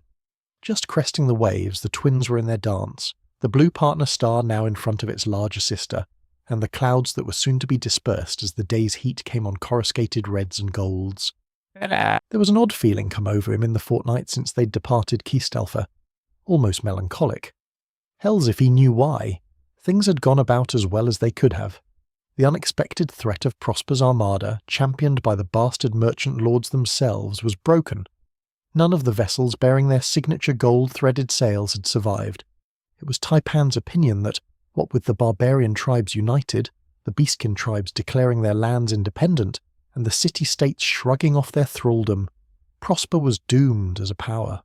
Further doomed, because Bright Eyes and the Orlithrim were going to lay claim to the heart of their long-time enemy and bring that fortress city under Issa dominion. Never again would the mouth of the Zealous be permitted to be held by otherkin. The Zealosin had made it their clan's entire mission to assume guardianship of Prosper, to secure the Orlithrim's hold of the southern part of Esvartheim. She had told him of that decision made while the lords of the various tribes of elves met in war council. Looking out over the Vatin, it seemed like a good idea. Speaking of Prosper, they were close now to the iron walls of that fortress. It was the last great hurdle to be leapt to make for safe havens. It was a great relief that he no longer had to worry about infiltrating the heartland of his enemies and murdering them in their chambers. Bit of an anticlimax, really. But a welcome one, and paid for by the culmination of their own plots, in the form of a high mage who'd had everything that mattered taken from him through the web of lies, compulsion, and institutions designed by Prosper to secure its chokehold on Prespang. Ulrich owed that old geezer a lot. His eyes glanced back toward the cabin he shared with his lady wife, and he thought of the iron-bound chest that held, amongst other things, the core of the man that had guided a maelstrom against the Armada, who had raised its power from a decisive first strike to blunt its advance, into an axe that sundered it apart. The working was more than Ulrich could have managed. It was more than any one mage could manage on such short notice this side of an archmage. Jerus Blackskies burned his candle bright to use the working they'd developed together to destroy the threat to his home, and died in the doing. Ulrich's own strength had contributed to it. His core's control over the lightning that strengthened the storm, that bound it to the old man's will, leashed under the High Mage's direction by the runic circle he'd scribed. A neat trick, one Ulrich would be aware of in the future. That core and the incredible staff, the catalyst made by Garrus himself, Ulrich was going to use to create an instrument that would call the storm, according to the runes the old mage had inscribed on the stones of a lighthouse overlooking Vatin's seas from Port Gistalfa. Not as insanely powerful a storm, mind, or it would kill anyone that tried to use it. No, this would be high cyclonic winds driving pelting hail and enough lightning to make anyone attacking from the sea regret their choice. Ulrich considered the project his graduate work in the art of magical bullshit. He looked forward to it. It would require rune inscription, of which he knew only the barest of basics. It would require precise control of mana, which he was confident he possessed. It would also require handling about 5 different forms of mana simultaneously, which he thought he might be able to do with a few months of practice. Their initial plan had the High Mage, with his finesse at weather handling, doing most of the heavy lifting, with Ulrich contributing the purified mana and holding things together with Sauron. Doing the thing by himself was a tall ask, if not as tall now that he'd had front-row seats to Geras's telecos. As the mage had commanded, Ulrich had watched closely that act of mastery and power. Ulrich Einar was an excellent student. He had that much going for him. A yawn behind him alerted him to Taipan's presence, the soft, bare feet making no sound as they tread across the wooden deck. She was already in stabbing range before she deigned to make a noise, so that she didn't startle him into jumping off the boat when she put her hand on his shoulder. The evil wench knew he was jumpy. "It is a fine morning, Ulrich Glade Chief," she announced, as if it were her declaration that made it so. His shadow wife was nothing if not confident. And lovely, which was emphasized when she leaned against him to join his study of the sun's rise. He looped an arm around the tall elf's shoulders. "That it is. Taipan of the Glade, that it is." Ulrich agreed. They said nothing for a few minutes, just enjoying the gifts of Varda's suns climbing above the horizon, the spray of sea, and the thinning of clouds while the coming day dispersed them. "We shall come to the heart of our enemy this day," she told him with certainty. He breathed in slowly and let it go. "Yeah, we will." Ulrich agreed again. A single sidelong glance assessed him from the corner of her eye. "You seem to have much on your mind," she prompted him. "Aye, that's true," he confirmed without expounding. Another minute passed by slowly as he stood there taking in the passing coastline. The not-so-distant shores revealed a speed faster than a horse could trot, if not gallop. "You are insufferable when you do this, Ulrich," complained Taipan at last. He acknowledged her with a slight bow, glad that she caught onto the game quickly this time. Baiting her when she wanted to talk about something was a pastime he didn't often get to enjoy. Intrepid lass that she was, she didn't normally come sideways to topics, so he was glad to prod her a little. Still he said nothing, drawing a deeply discontented sigh from his side. "Very well then, Glade Chief, since I must drag it out of you. What do you intend to do when we are come upon the fortress?" his mate finally asked. "We'll," he drawled dramatically. "I think I'll just cut the chains on that big barrier you say that they use to block the river's mouth, and run our ships right on through. If anybody in the Citadel has any complaints about it, I'll turn them into meat confetti so they can think it over." He watched her mouth the words meat confetti, and give him a disappointed look that she sometimes used to cover great amusement. That is, a startlingly visual way to describe slaying your enemies to present me so early in the morning, Ulrich.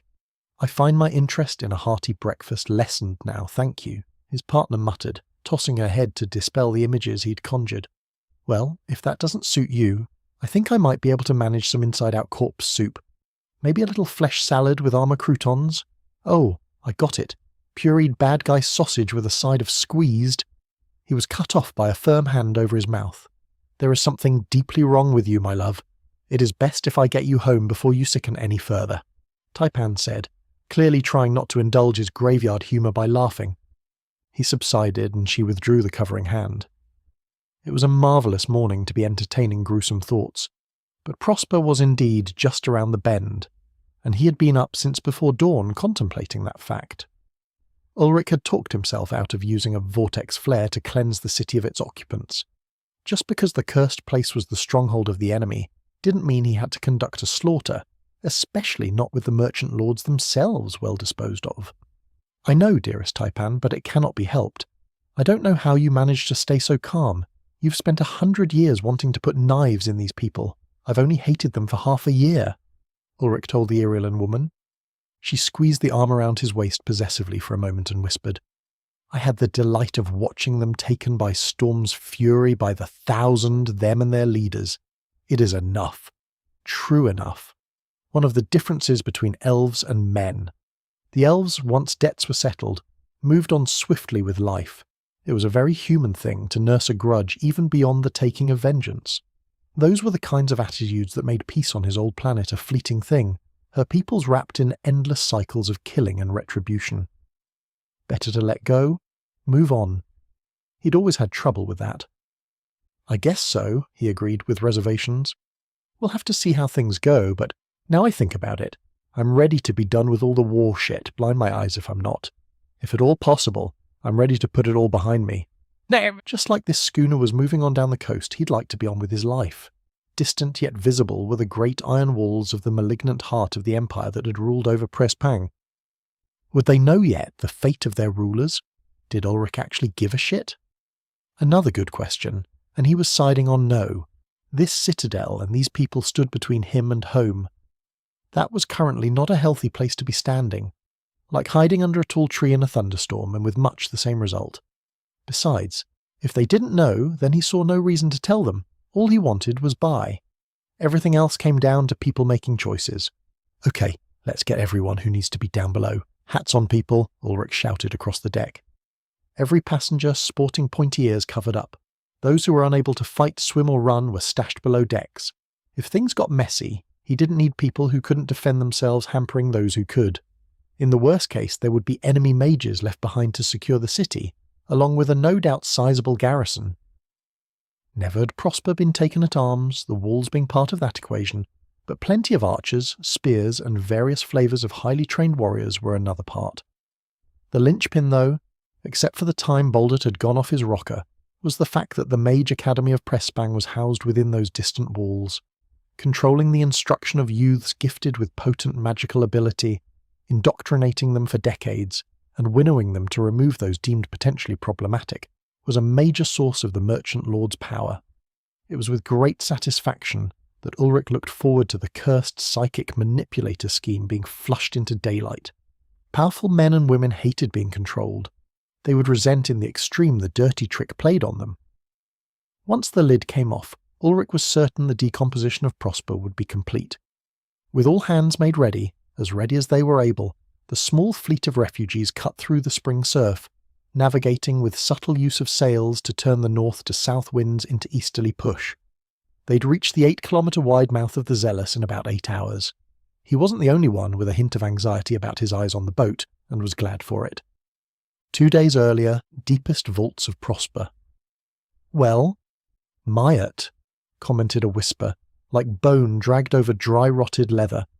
Baleful pinpoints of animus lit the husk of a face, barely more than a skull, and the Lich of Prosper raised itself from the sarcophagus that had held its original body, abandoned for nearly 600 years. If it had felt anything, it might have felt the need to stretch, uncomfortable in the now unfamiliar shell it wore, a consequence of its current form having been blasted to lightning-shattered pieces. Who knew the old black skis had it in him, wondered the animated corpse as it dragged itself through the tomb, phylactery clutched in a bony fist. The connection to its soul was tenuous now, having snapped taut through the field of Varda's mana to catch its drifting consciousness, dragging it back to the safety of an incarnate form. That journey had been agonizing and not swift, taking days for the link to the phylactery to wind it back from the brink. Pure souls did not last long in the field. They were eroded, washed away in the river time, returned to the cycle of birth and death. The Lich had not sacrificed so much and so many just to be another grain of sand in the sea. It had become something eternal, as bargained with the corrupted ones. The demon had gifted the once Iriellen with knowledge to break free of mortality. For a price, the touch of the Akashic, to be wrapped in the embrace of Varda's field. The Lich of Prosper paid that price gladly. It had found workarounds for being unable to directly harness the field. Catalysts with the appropriate mana-resonant stones and rune structures could do most of what wizardry it had been able to achieve with its core, with less flexibility, but there were always costs. Costs. For a moment the details of the crypt fogged and it felt a weightlessness. Its thoughts scattered, and it took a will to concentrate itself. Candles had burned down to suggest the passage of hours in that time, and the Master of the Golden Thrones, the eternal puppet master, knew a moment of concern. It had lost something in the passage from its host. Memories, bits of itself. An abyssal's gift, mighty as it was, bore heavy cost. The phylactery and the nets of magic binding its soul to it could not completely negate the erosive effects of the journey when it had died. Blasted, timeless parasites. It commented to the echoing dampness of the tombs and monoliths of Prosper's interred rulers. The entity that the Lich had summoned used its soul as a shelter, to enact its designs upon Varda without being eroded by time. The influence remained, even when the being itself returned to the fringes of existence from whence it came. When the Lich's last contact with Varda was severed, if its safeguards were broken, its soul would unravel, and it would face true oblivion. That cost need not be paid, so long as one could arrange to never die. The Lich had spent hundreds of years on just such arrangements, their rarity and cost beggaring the imagination of most mortal creatures. It helped to wield the might and riches of a continent-spanning empire. A few moments questioning what could have led to the revolt of one of its mage pawns, so carefully chosen and cultivated were they to prevent that very thing. Ultimately, it found no flaws inherent to its designs, and so, naturally, blamed the source of most of its problems in this last disastrous year. It was the Watcher's pawn, the Lich rasped, recalling the final moments wherein a coalescence of power circled high above, beyond what should have been achievable by one of its crippled mage minions. Truly the Lich was vexed, hundreds of years of careful strategy unravelling before its eyes, or whatever manasight that granted it sight in place of the withered orbs within its sockets. In tatters now the manipulations born from obsessive study of the cultures and traditions of tribes of Lesserborn, the Jorman and Valian that had lent it the insight to twist those peoples to its designs. So short-lived those animals that they never realised they were being domesticated, and the ones that did, well, even smart animals could be dealt with swiftly. The use of a carefully hidden compulsion array was a gamble that had paid dividends, a risk, but one so deftly hidden in layers of subterfuge and ceremony that it had gone undetected by generations. Undone, the Lich realised, for why else had its most loyal baron defected? Why else a high mage enmeshed in a lifetime of faithful service turned traitor? Logical connection said that somehow the occult domination tools had been revealed. Proximity to the Watcher's instrument pointed to that infuriatingly difficult to eliminate pestilence being at fault. But then, the Watch ever did choose with careful purpose its minions, especially when it sniffed out the influence of a corrupted one in its domain. How to impose order on a creature woven from the chaos of another realm? The Lich wondered rhetorically, considering the many broken knives it had sent that one's way. It had dealt with other such specimens, carefully documenting the signs of these presences, coordinating swift dispatch of triads to snuff them out. This one had broken the pattern. Or perhaps the Eternal Gaze had simply decided to take chances, to play an unconventional style in the game. A gambit! Yes! The Lich followed with dispassion that logic.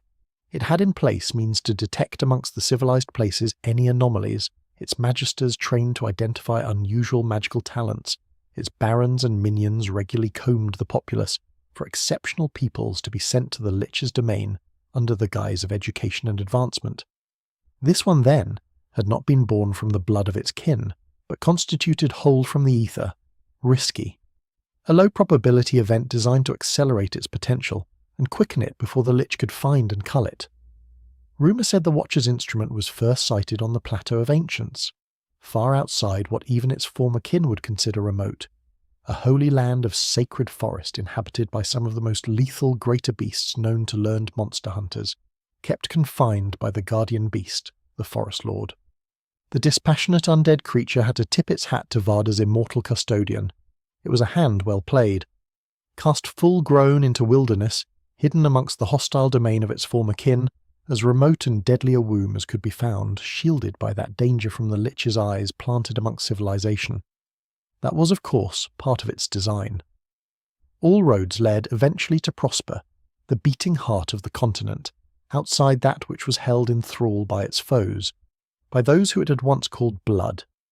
Blood rejected for the sin of greatness, for daring to explore realms of magic they were too cowardly to even contemplate. Sacrifices were always necessary for great deeds to be done. Creation necessitated destruction. It was a law of Varda, unstated but clear to any with the vision to see. The blind ones had not seen, had cast it out. Banished to the uncivilized lands amongst wildling clans of animals barely capable of common speech. They had held tightly to their own tribes, until it had managed to bind them all to its will, a doing of most of its natural lifespan. When it knew that vengeance would not be found in that lifespan, it had prepared the ritual, the summoning of a corrupted one. One boon asked, one price paid, its soul, its core, to act as a vessel for the abyssal to hide within, outside of time's erosion, that it could work its taint into the Watcher's glory. But it had achieved what those fools who thought themselves wise amongst the Orlithram's magical dogmas declared impossible, or, if not impossible, merely anathema. A soul unbound to flesh, a core abandoned in place of a piece of alchemical and arcane mastery unmatched. Arcanite diamond bound to arcanite onyx, life to death in perfect symmetry. The phylactery. Within this cage of enchanted crystal, the Lich was immune to time's influence, as was the abyssal. From there it had centuries untold to spin its designs. 500 years of possessing avatars to slowly consolidate power, to build roads, to wall the hovels of tribes and establish cities of grandeur unthinkable to the animals. It expanded its reach and dominated most of a continent. The artifact it took with it, stolen from a hidden vault deep inside the heaven's reach, a piece of the ancients' wisdom, from which the wards that covered Orlithram were woven. That artifact it had burned, a price paid to eliminate the final barrier that separated it from its conquest. Baldurt Iriel, the freak, the starborn. A nexus of might born once in 50 generations of Isa. It had thought to erase that line, but had not reckoned that one of the inward-looking descendants of Grove Tenders would respond with such ferocity to the loss of a single whelp. That mistake had cost it an avatar, and 80 years of progress toward its plans. Plans now unmade, it ascertained. Unfamiliar emotion caused it to clench animate jaws, aged teethed, grinding to literal dust as it did. Rage burned within the phylactery. Another year, 2 at the outside, and its vengeance would have been complete. The bane it had managed to produce through years of enslavement of its kind, torturing them, breaking them, tearing apart their essence to find the surest path to creating the soul poison. And in a spring it had suffered devastating counterattack to the ambush meant to cripple the heartwood of the Orlithram. It had lost so many ports and ships that its vice grip on the Vatin was gone like smoke from a fire, and now it had lost its armada, its gauntleted fist against those who would attempt to rise from their place. A lash of magical force from a ring upon its bony finger whipped through priceless statues, scoring deep the precious metals of their construction, flinging symbols of untold wealth across the tomb without care. They were nothing. The Lich's punishment for its exile was everything. Undeath had taken many things from it, including most mortal concerns. Only the need to see those descendants of the ones that had exiled it, flayed to their bones, kept it engaged. Without that, what were the doings of ephemerals? Why rouse itself without an enemy to be fought? The Lich needed its hate, or it would sit in the darkness of a forgotten vault and reside without motion for an eon, maybe forever, in the cool, comforting dark of a place outside of time, banishing such encroaching thoughts, the calls of the void that haunted the undead. The Lich made ready to prepare the glamours that would let it move freely in its own kingdom. None would tolerate the presence of a withered skeleton strolling around. no matter how fine the robes it wore or the wisdom of its death-rattle voice. All they would see is the unclean, and then it would have to destroy its own instruments, rather than have them turn on it. Better to cast the spells that would cloak its rotted form, while it selected another suitable host body to serve as its avatar. Climbing secret stairs high into the rooms formerly occupied by its prior host, one of the most powerful women of the Empire, a lady renowned for her cleverness and subtlety, it picked through items hidden inconspicuous amongst more obvious treasures for just such an occasion. Decades plotting on one's enemies made for an almost insane degree of preparation for those just-in-case scenarios, especially after having your host body disintegrated into bloody mist and your home levelled, having to wait 3 years for a scavenger to find your phylactery so that you could rip the weak soul out and possess its husk. For the mere 2 weeks its feeble body could hold your majesty. That had been an eye-opener. Never would it have believed one of its fellow gardeners would cross the continent and erase a city over a whelp.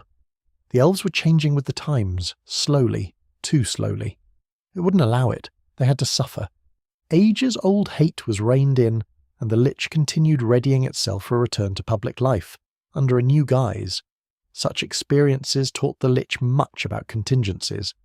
Barely had it completed the layers of woven illusion that hid its true nature, when came a thief to steal from Horde thought unguarded. News having arrived hours ago of disastrous calamity on the high seas. The Lich ate the thief gladly. It did not need sustenance, could ignore the hunger for mortal flesh with ease, if it cared to.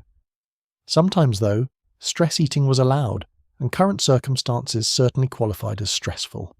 In new garments, the Lich began dispatching messages, began taking up the thread severed by its previous incarnation's untimely demise. In a matter of a few hours, it had a veneer of control imposed on the great fortress city, mechanisms it had laboured over for hundreds of years, operating by sheer inertia to maintain its systemic power over the Empire. Soon enough it had the information it sought. Ships carrying, if it wasn't mistaken, and it wasn't. The very creature that had turned almost 1,000 years of plot and plan into dog water, and headed to prosper in a mere day if the winds held. Aggravating though this past year was, perhaps there would be some salvaging of its wounded pride. That was worth 1,000 years. After all, what was time to an immortal? Is it weird to get the creeps from a big iron wall? Ulrich asked rhetorically. For the last few minutes, as the sharp angles of the massive structure that was the Citadel City began to rear up in his sight, Ulrich had grown increasingly anxious. He couldn't put a finger on it, but the place over there made his skin crawl. Never would he be so happy as to have it behind him. They had more immediate problems, however, in the form of the huge chain barrier. It looked like anchor chain, thick and strong, far too large to be cut with any kind of blade. Too big to push through, no matter how large the ship. Pylons of stone-like bridge support stood proud from the water, evenly spaced, one rising 20 metres high about every 200 metres. These were capped by big metal brackets, into which the anchor chain was, well, anchored. The rest of the chain dropping into the water through huge loops to let out slack. Grimacing, Ulrich had found a problem with his plans, namely in that the pylons he'd planned to break had a marbled structure to them, streaks of obsidian through granite. He was familiar with that stone. It was all over the place in the Jaggeds, a wild place far to the west, where the barbarian tribes of the outer reaches of Prespang dwelled. That stone, for reasons Ulrich didn't know, disrupted magic, soaked up mana. The Marakur lived in a giant sinkhole lined by it, which made them almost completely immune to mage assaults. That, coupled with their tendency to kill anybody not invited who found the place, had protected them for hundreds of years. These big square pillars were made of stone laced with the stuff. That meant that his plan to just use a bit of stone shaping with his stone wall spell to weaken the pillars or loosen the chain wouldn't work. Plan B, Ulrich announced to the raised eyebrow of his mate, which was accompanied by a collective eye roll from most of the other Orlithrum. They'd been around long enough by now to know that the dreaded Plan B meant that shenanigans were afoot. Whatever. A man had to roll with the punches, didn't he? Why not operate the lowering mechanisms, Mage Broden suggested from the side. These chains could be lowered. A system of pulleys and gears would let out the slack on the massive chain, dropping it low enough for even the deepest keel to pass easily through. In terms of scale, Ulrich couldn't not be impressed by Prosper's commitment to ruling the world. It couldn't have been easy to shape that much metal, not with what forging technology he'd seen so far. They must have poured the links somehow, probably with massive moulds, and hand-forged them together by methods unknown to him, quite possibly by magic. A monstrous task, however, they'd done it. Expensive, too. High had been the wages of sin around these parts. "Slaving bastards," Ulrich muttered before getting around to addressing the tree-weaving former battle mage. "I'm pretty sure the mechanism has been scuttled." He followed that statement by pointing to a set of gears that appeared to have been welded together. Nobody was going to be using that anytime soon. "Does this plan B of yours involve something you know well I would find objectionable, Glade Chief?" Taipan inquired dutifully. As part of their growing accustomed to each other, Ulrich was supposed to think about safety and low-risk alternatives before he did things. Somewhere, across worlds, boxes containing long-forgotten OSHA regulations rattled joyfully within their forgotten chambers. "Natürlich nicht," he declared. A sigh greeted his assertion. "Ulrich, you know I do not speak your grandam's mother tongue," Taipan said with resignation. "As well speak to me in Svartalfin High Chant. Fine, do as you will, but I will be cross with you if you are killed stupidly." Thus given the go-ahead by his keeper, Ulrich had the ship brought alongside the pillar. If they couldn't bring the pillar down, he'd just cut the brackets holding the chain instead. Suppressing a mad scientist's chuckle, Ulrich was fairly certain nobody around these parts counted on a man being his own plasma cutter. That iron or steel or whatever was toast. How to get up there, though? Ulrich ended up climbing the rigging of the ship and jumping. He did not succeed his first attempt, having too much momentum and the iron cap of the pillar having been polished smooth. Getting a good soaking in the cold Vatin salt water was not how he had wanted to take his bath, but there he was. The encouraging advice given him by the onlooking refugees was sufficient motivation to try harder, and he plotted maximum ear-length mandates as equivalent punishment. Round 2 went better. He jumped from the rigging and grabbed the bracket, hanging from it instead of trying to land atop the pillar. From there he was able to easily clamber to his position. Scintillating touch. Siran tamed to concentrate its electric fury to a confined space, created a brilliant lance from his finger to the bracket, and Ulrich, face turned aside from the blinding light, guided the potent spell around the supports holding the massive chain. It took a few minutes. The brackets themselves were girthy things, over-engineered because their manufacture had to be done by hand, and no craftsman wants his name stained by failure, or his time wasted to repeat a project for trying to be totally efficient. When he noticed the bracket's structure sag against the weight it held, he changed his position to sit atop the polished cap and avoid a second dunking by having the chain and bracket he held fall free from under him. Careful unwelding of the sturdy bracket finished with a sudden clink of snapping braces, and the chain dropped to splash into the salty Vatin.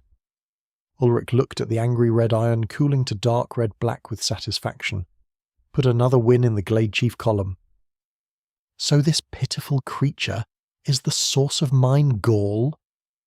A voice that seemed to boom from the air around the ships called out, amplified beyond normal vocalization.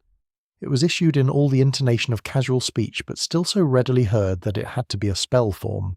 For a season made long by the interference in plans beyond your insignificant life, I have wondered what form you would take. A Valin barbarian. One of the lesser kin I should have known. The immortal gaze has a sense of comedy, it would appear. Ulrich's eyes locked on the wall a mere kilometre distant. There, in fine robes, stood a staff-bearing form that, from this far away, appeared to be a blonde-haired man of indistinguishable feature. In response, Ulrich raised a single digit of contempt high. Some gestures transcended realities, for the voice that addressed him took on a harder edge. "Insolent! Vexatious! Not without repercussion will be your impertinence for your crimes against my empire." The staff raised, even as the ships had begun their advance through the barrier that Ulrich had dropped.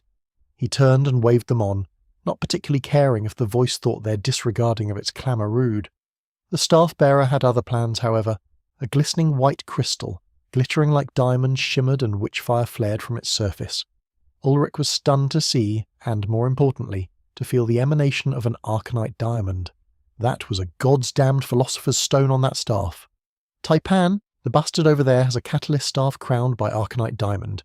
There's no telling what he might be cooking up," Ulrich warned. It took no genius to figure out quickly what working was being fueled by that staff. The sudden fog of water cooling rapidly, crawling frost, and sudden lurch of ships being seized by the grip of the frozen sea told all. Ulrich's mana sense was saturated by the massive enclosure of Infrig that stole the motion of the sea, locking it in a frigid ice over a metre thick. He suppressed a thrill of fear at the sheer amount of mana that would have been needed to so rapidly freeze that much salt water. He was pretty certain he could have done that, if he were willing to core capacitor the spell and squeeze himself dry. Taipan's voice raised and she called, "Where Ulrich? That is an archmage, or of similar power to still the sea so. Fun, fun, battle rhythm, warrior's instinct." Familiar calm of a veteran warrior fell over him, and free from distracting tangents, Ulrich began to pass options for terminating the source of the voice. First, test their control over their magic, the precision of their will. He extended his own strength, reaching out with his core to pull at the mana being woven around him. It was like hauling at a steel cable staked into the ground. He shoved and ripped at the magic, unable to dispel it. Ectilert was not some ultimate anti-magic. It depended in no small part on sloppy casting by the enemy. This, it would appear, was no crippled adept. When the water around his wife's ship melted, a sliver of the weave against which he exerted himself unravelling though, Ulrich saw hope. A greater enemy than the mages against which he'd tested himself thus far, but no Gotha Tenurit. No archmage was this, which meant he might stand a chance yet. Grinning fiercely, Ulrich felt the mana weave tighten, felt the effort put into the doing of it through the magic. He lowered the visor of his helmet, latching it in place, to complete the visage of a roaring forest lord. "Not an archmage, dear Taipan! Just a fool with a toy greater than his own talents!" Ulrich shouted, hoping the asshole across the way heard him. A spear of wind gathered, Calum forged into a 3-metre pillar tipped like a pike, and which form multiplied by 24. Ulrich leapt from his position in time to avoid being skewered by half a second, his armoured feet skidding on ice as he caught his balance and ran across the ice-powdered ice clouding behind him from the strike.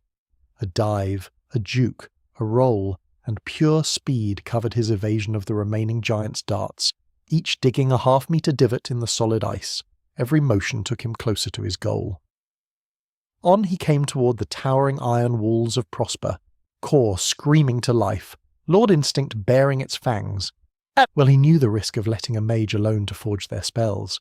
It was paramount to push them, pressure them, force them to work quickly and expend their mana, and above all, keep them from tearing the ships apart, their rescued peoples with them.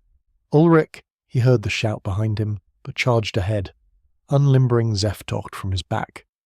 "Your bones will decorate my throne for 1,000 years, threatened the voice, and Ulrich couldn't help but imagine a serial Holovid villain, in spite of the certainty that his enemy meant every word. The Lord of the Ancient Glade replied with Stormfire, a swath of sparkling flame that collapsed on itself before rocketing toward the city wall. Its round fed on the air, fueling the incendiary within, amplifying the terrifying magic far beyond the mana Ulrich had triggered it with. The cataclysm was the size of a train car when it splashed over the form on its wall, held together beyond any range Ulrich had attempted before. He wasn't the same man who he'd been before Kistalfa. He wasn't the same man he'd been yesterday, for that matter. Better every day, his mantra against the struggle that was his reforged life. Ulrich Einar hammered himself over the anvil of dissatisfaction daily, but he would be lying if it wasn't the last weaving of a former battle mage that had shown him how to work beyond limits of which he hadn't been aware. Geras's legacy lived on in Ulrich's magics. Atop the battlement's sparking flame billowed, chewing hungrily on the fortress's symbol of invulnerability. Molten iron ran down the wall like wax congealing. A sphere of protected space stood when the flames dissipated, standing lower than it had been as a large divot of wall had been melted from under it. The mage was alive and evidently unharmed. Bastard! An arrow laced in shadow flame arced down to strike that globe of shielding. Ulrich spared a glance to see that Taipan had come in a dead sprint, closing behind him at incredible velocity. Akashic gifts empowered arrows to far greater range than a mere longbow should possess, even one as fine as Blinder. 2 more hit within a breath, Taipan of the Glade joining the fight with her mana-corroding arts and mastery of her bow. The form seemed to stiffen with surprise when glimmering cracks appeared in its shield. Siron streamed gladly, guided by the reforged man, and he built a pathway of ionized air, like spiderwebs extended to touch that form, so certain of its safety, its freedom from harm. If the mage felt the minute presence of the filaments, it ignored them. To its peril. Running still, he'd closed 100 meters, a tenth of the distance in the time the flames of his spell burned away. By the time his wife's volley impacted, he was 50 meters closer still. He felt the aqua gathering beneath him and reached into his class's enhancement of his body. Surge sent him forward in a sudden lurch of velocity. The raging whirlpool that tore the ice down into its hungering depths missed him by 10 meters, and he continued tightening the lace of his spell, the focus of it demanding nearly all of his will. He regretted the expenditure of his reserves, but the scale of the whirlpool and its incredible violence demanded maximum fucking off. "Insect! This farce will end!" the belligerent voice cried, clearly furious. Taipan was the one who answered this claim, pouring her ischios into a blizzard of razored petals of blackness that soared through the air and ripped away at the staff-wielding form, the violent storm of shadow held under the huntress's emerald bronze eyes, locked over her prey in her concentration. The hissing snap of her magic's corrosion against the shield ate away at its layers visibly. The forms on the wall next to the enemy, so far protected, evaporated under the assault when the outer edges of the shielding spell boiled away, already nearly destroyed by the shadowed blades eating away at it. 500 meters and counting, the Glade Chief ran. He watched the figure atop the melted battlements scatter Taipan's spell, fragmenting the mana that powered it. The Irielen woman was about 100 meters behind him, and closing, but not in a line. She was forcing the mage to split his attention, his focus if he wanted to deal with her. The sheer amount of mana that had been expended already by the arrogant bastard heckling him was outrageous. Ulrich could move magic like nobody's business. He was an anomaly in that regard, courtesy of the Watcher.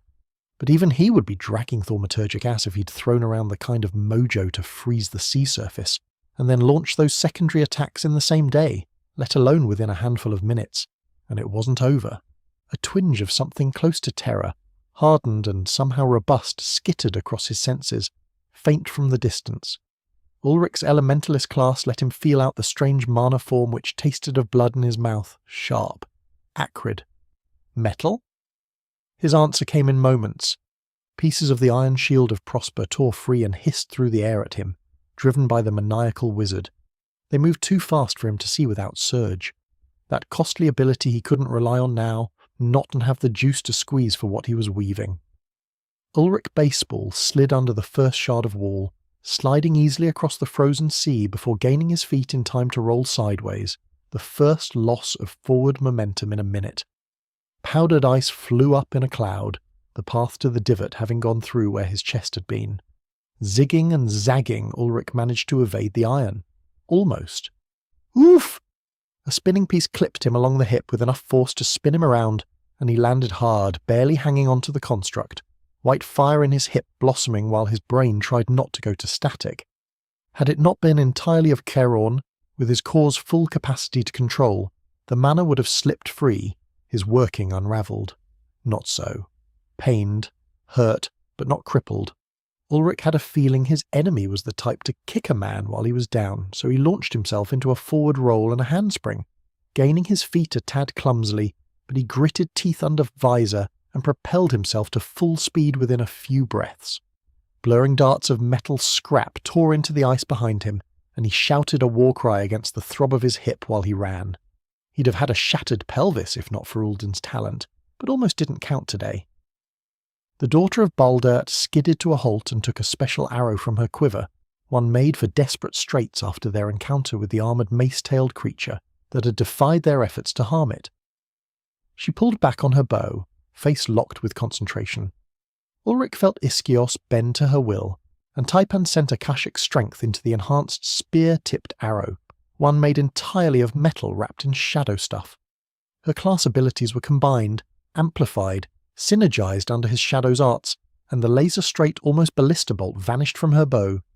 It impacted a moment later, breaking through the shield of the mage and jerked the hood from the golden locks, rocking the figure backward. Even from that far, Ulrich saw consternation in the features of the magus, not expecting its shield to be defeated with such gusto by a mere archer's bolt.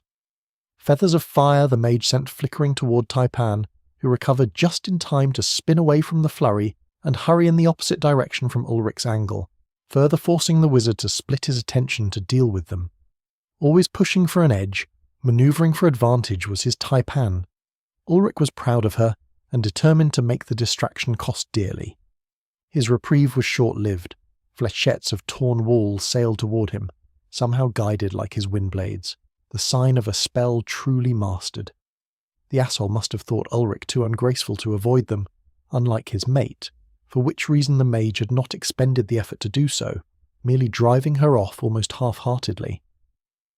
That he was correct did not well please the Glade Chief, so he didn't bother trying. Impulse soak? Instead of wasting momentum and energy trying to avoid the attack, the retired engineer trusted his armor and used the magically resistant sword like a shield, absorbing the needle hits, powering through them on forward momentum, further tilting the odds by converting some of the kinetic energy into heat through Akashic skills.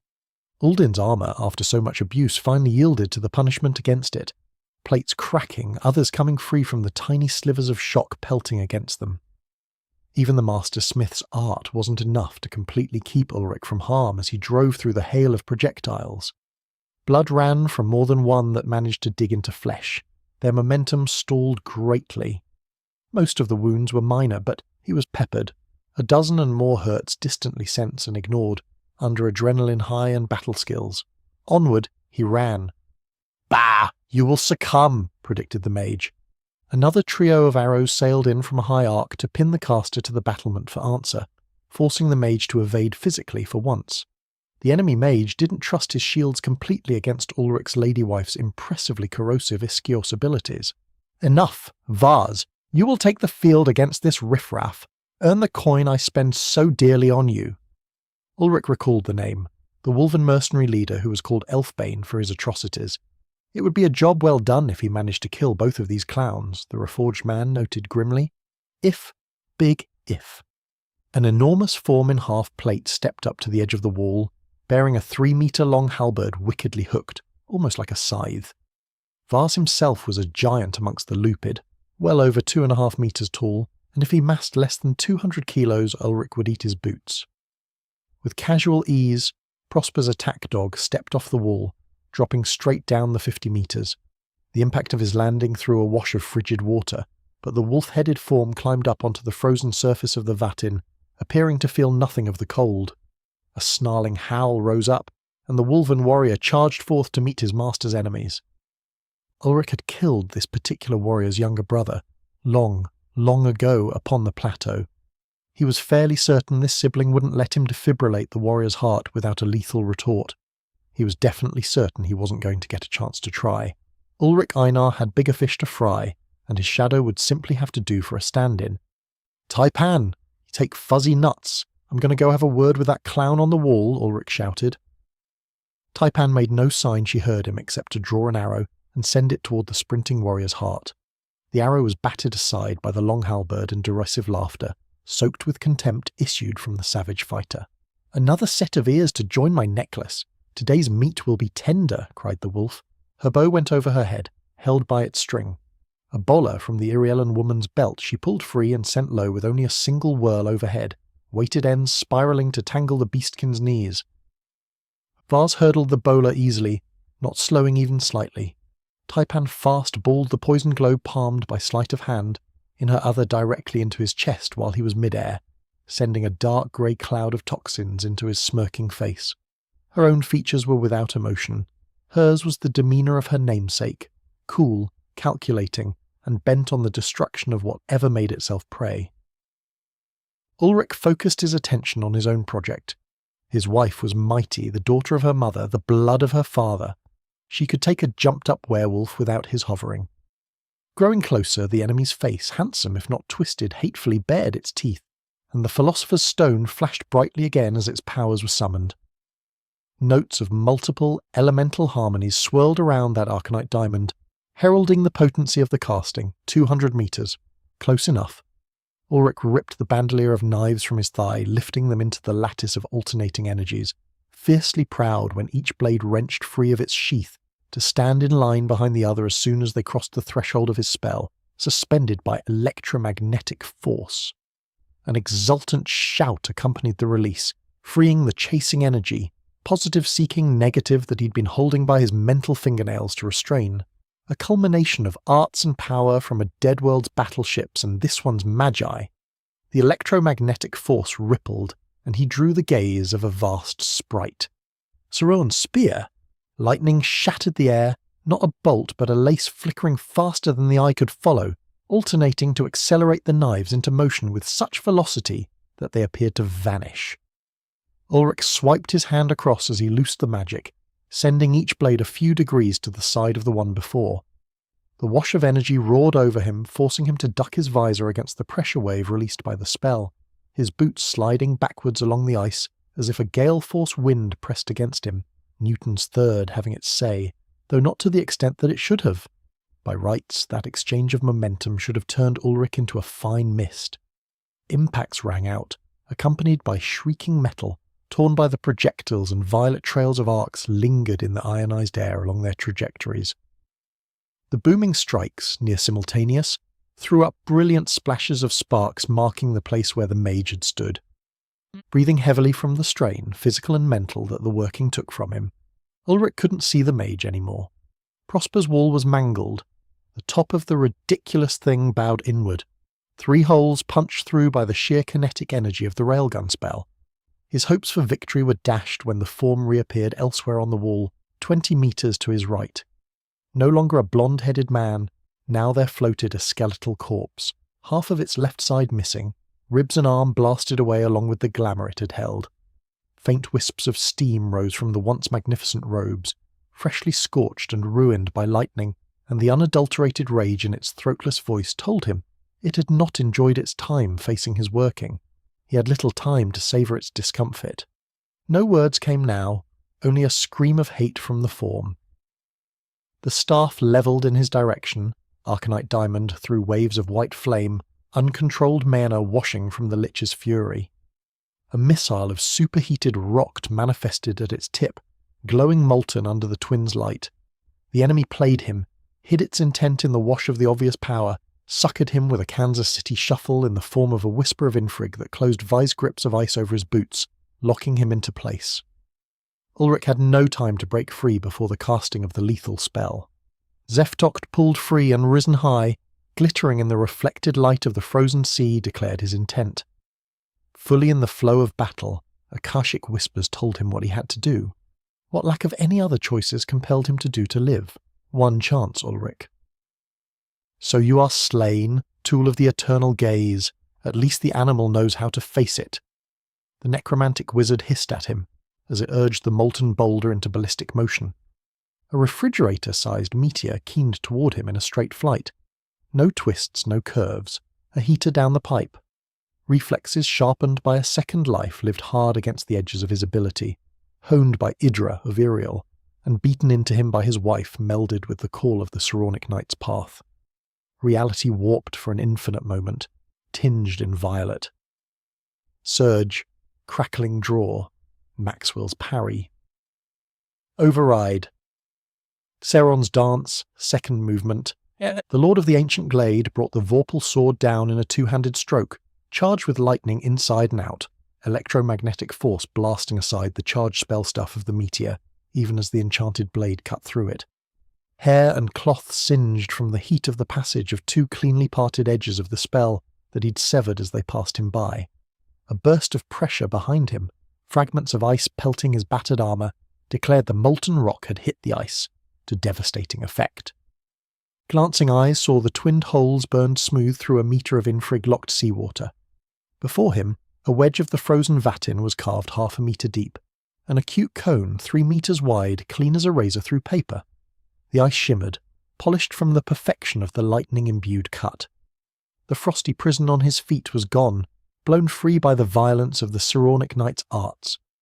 Gwalladolden's masterwork had come through again, its wicked edge cleaving through even magic, just as the Ariellan smith had promised that it would, and for once Ulrich wasn't willing to question the Akashic nonsense of his status. His entire body felt like a rung bell, shivering echoes of the skill reverberating, but he couldn't stop now. The enemy awaited. The Reforged man didn't have much left, but he was going to make it work. No matter what. Promises to keep and all that. Ulrich ignored the disbelieving rant from his enemy. The backlash from his skill was fading enough to move, and move he would.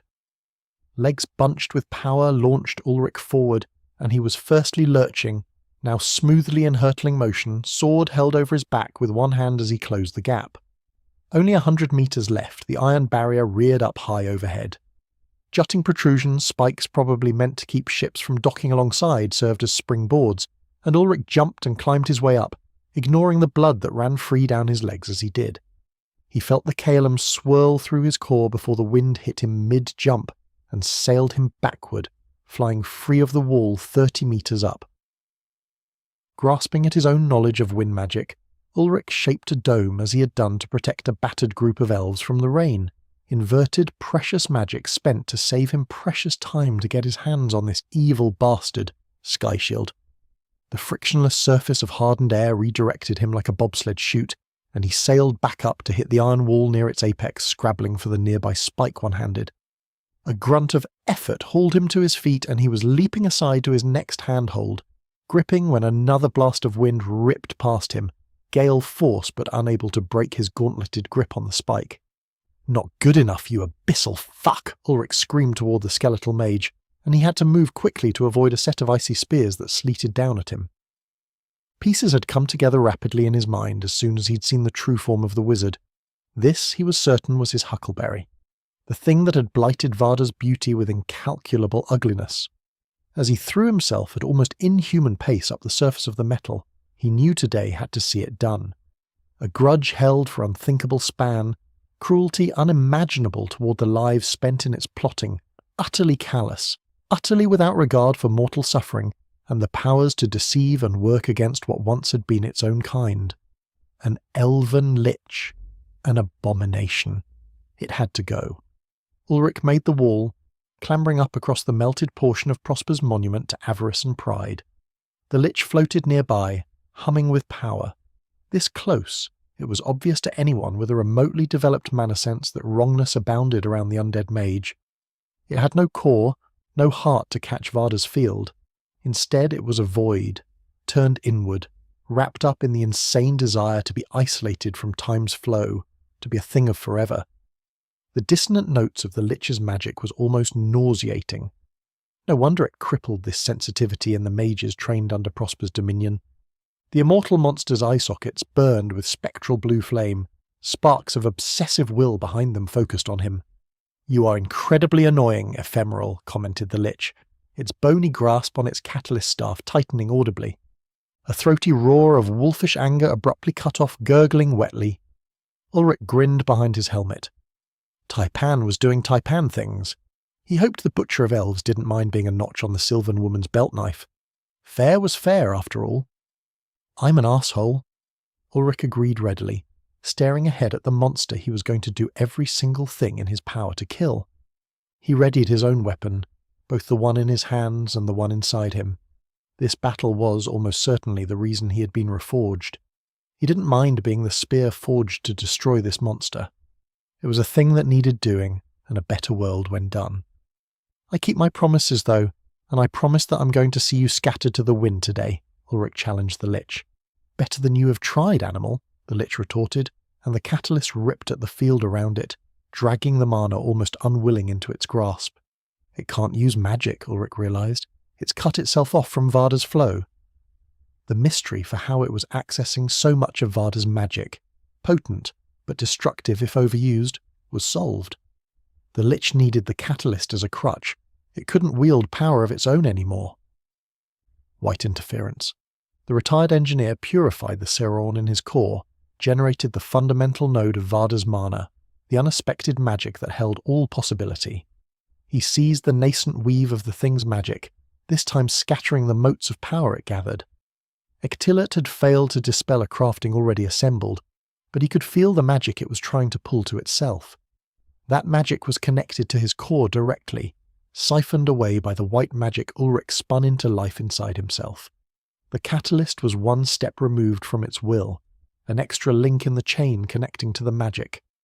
Whatever fell spell it was trying to use failed, unable to drink of the mana around it. A flash of eerie green haze sputtered, acidic droplets falling to smoke on the metal beneath the lich's bony feet. The lich clicked its teeth at him, Chich! That hypocritical old pacifist has been showing you his tricks, I see," hissed the undying wizard. It reached a skeletal hand under its robe and held a glittering assortment of gemstones, faceted surfaces reflecting in myriad hues. The grip turned into a fist and the tiny droplets of condensed magic siphoned away into the catalyst, accompanied by another brightening of the arcanite diamond atop its stave. "I have taken steps to see not even Gothis and Urit could stop me," boasted the creature, swollen with new strength. "Say that to his bearded face, coward," Ulrich spat, calling the arrogant pricks bullshit. The figure rocked slightly as if slapped. Then it pushed its stolen magic at him, weaving something that turned the air dark, and Ulrich Einar's world turned into agony. Grasping claws ripped at his soul, wires of steel pulling at his core. Ulrich gasped at the shock of pain that had no obvious source, and knew that this was one of those schools of magic the people who'd trained him had been too decent to dabble in. Soul magic, another evil of the abyssals. He fought the tangling threads, used the white magic to resonate with them and sever them, before they could carve what was him to pieces. His was a valiant effort, but he knew he was losing.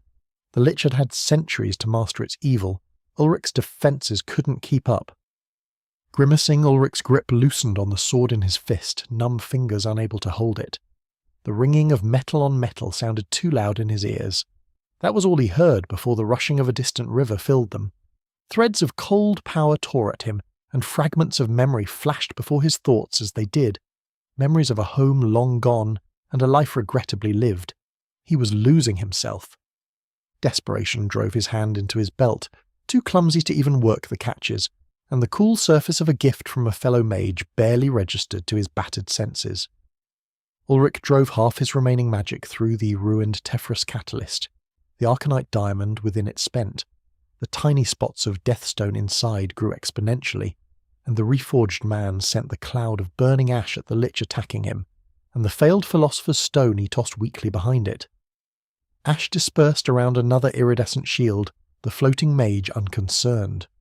The Tephrus catalyst flared black flame and went dark. Grasping, tearing claws of magic vanished, along with the Lich's shield when the Deathstone exploded, pulsing a wave of anti-magic at point-blank range. The wash of it tugged at his core, but he'd experienced the sensation before and powered through it, strength coming back into him at the retreat of the soul attack. The Lord of the Ancient Glade scooped up the artifact blade and summoned all that remained of the lightning bottled inside his core. Robes haggard, half its body gone from the electromagnetic strike that had blasted Prosper's walls, the Lich now had cracks running across its exposed bones, the animating spellwork that it had woven around itself compromised by the unexpected anti-magic. Zeftocht's indigo metal seemed to drink the light of the twins hungrily, and Ulrich roared his fury at the thing that had caused so much pain on this world, rolling thunder on the monster. Ulrich's form, rampant with Khorne, tightened, as if condensing, and he gave himself to the Akashic whispers, leaning into the lightning's flow, a prime elemental's might to wield. The Lich raised its staff once more, this time in defence. Khorne's dance first step. Crackling lightning, a blast of thunder brought his strike through the Lich, blasting through its reforming barrier, shearing apart the intricate staff in its passage. The skeletal form evaporated in violet light that left Ulrich Einar standing numb where it had been. The sudden shift in position, the immense drain on mind, flesh and core slammed home, and he staggered a step, catching himself on the wall. Zeftocht fell from nerveless fingers and he sat hard against the ferric battlement. The armour, once beautiful, so perfectly crafted and fitted for once felt heavy on him. Bone plates were shattered, several shorn free entirely. His chest plate was half gone, most of his arm guards too, from protecting himself from metallic shrapnel. Leaden limbs barely managed to unclasp the helmet and pull it free of his head, so he could feel the wind on his face and see the twins in all their glory. Done, done, and done. Thrice I've said the Lich is gone.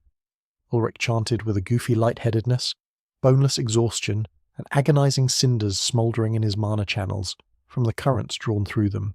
A man might never touch magic again after doing a thing like that to himself. He managed a wry chuckle at that notion, but he was starting to hurt too much to be sad. Chapter 2, 102, on the Zealous.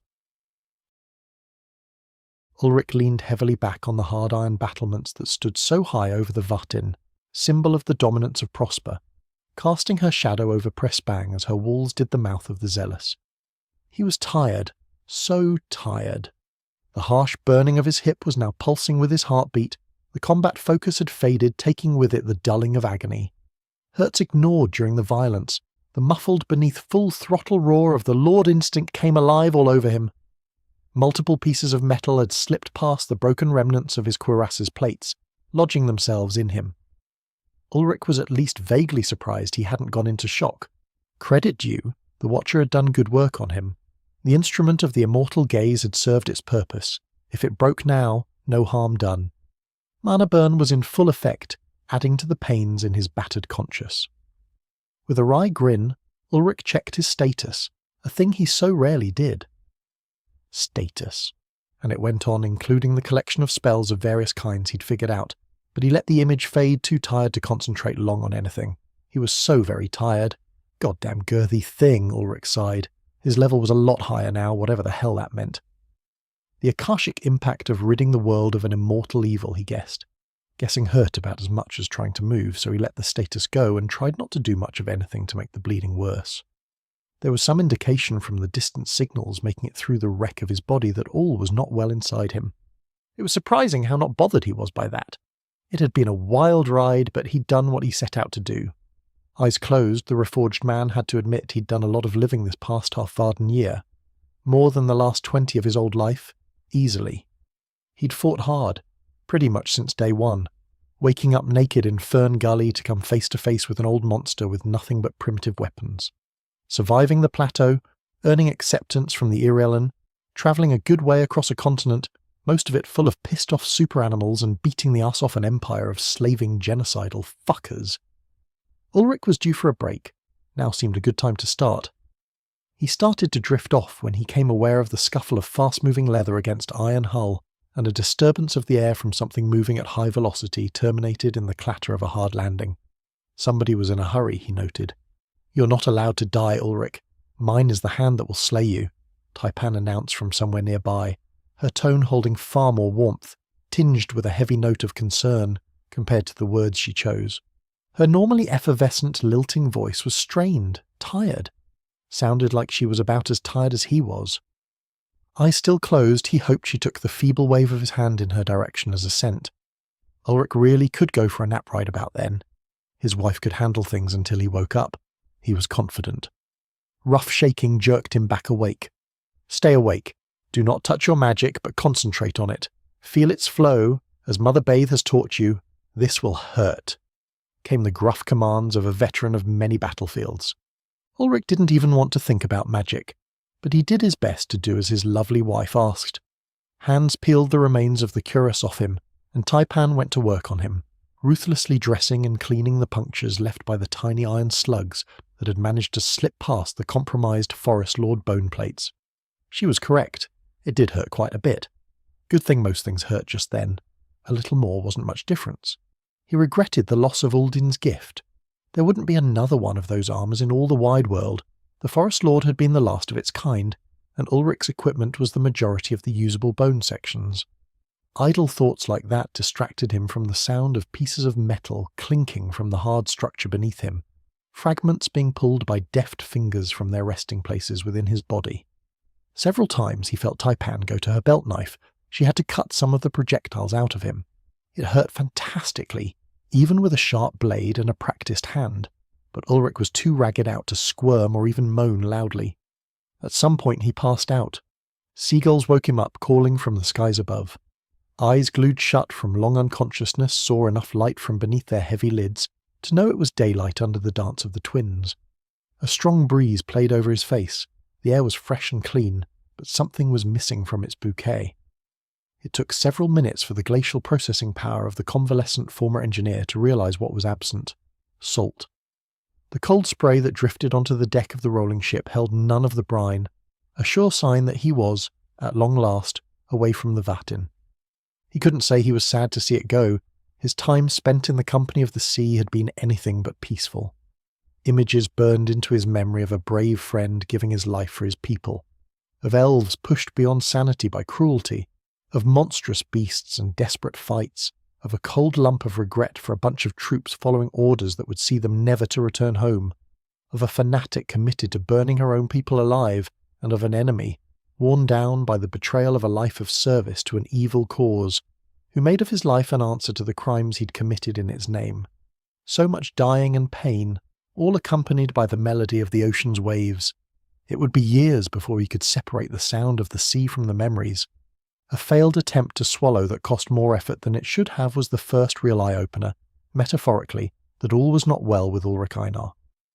Fortunately, the watching eyes of a shadow noted his minor movement, and she came immediately to prop him up and force water past cracked lips.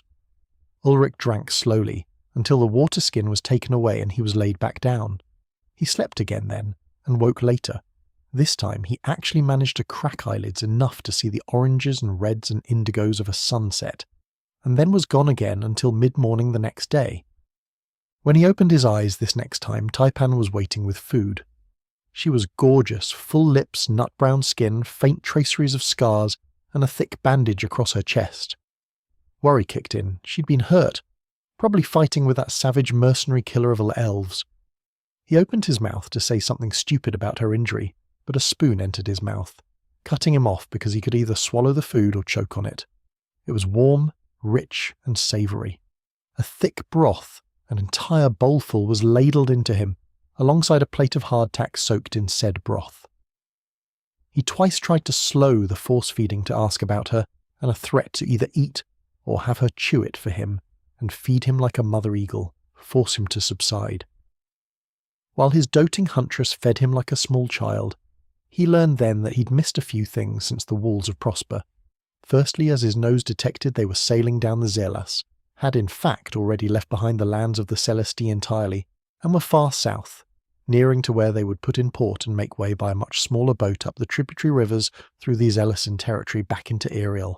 Oh, right! Ulrich distantly recalled that the abandoned city beneath Irielos used many water wheels fed by a big river. Second, as soon as the Lich of Prosper had been killed, the spells holding the ships had unravelled and they'd sailed over to the wall. Mage Brodin had woven a willow scaffold to help get Ulrich and Taipan back down to the boats. She glossed over her injuries and said little of the fight against Vars.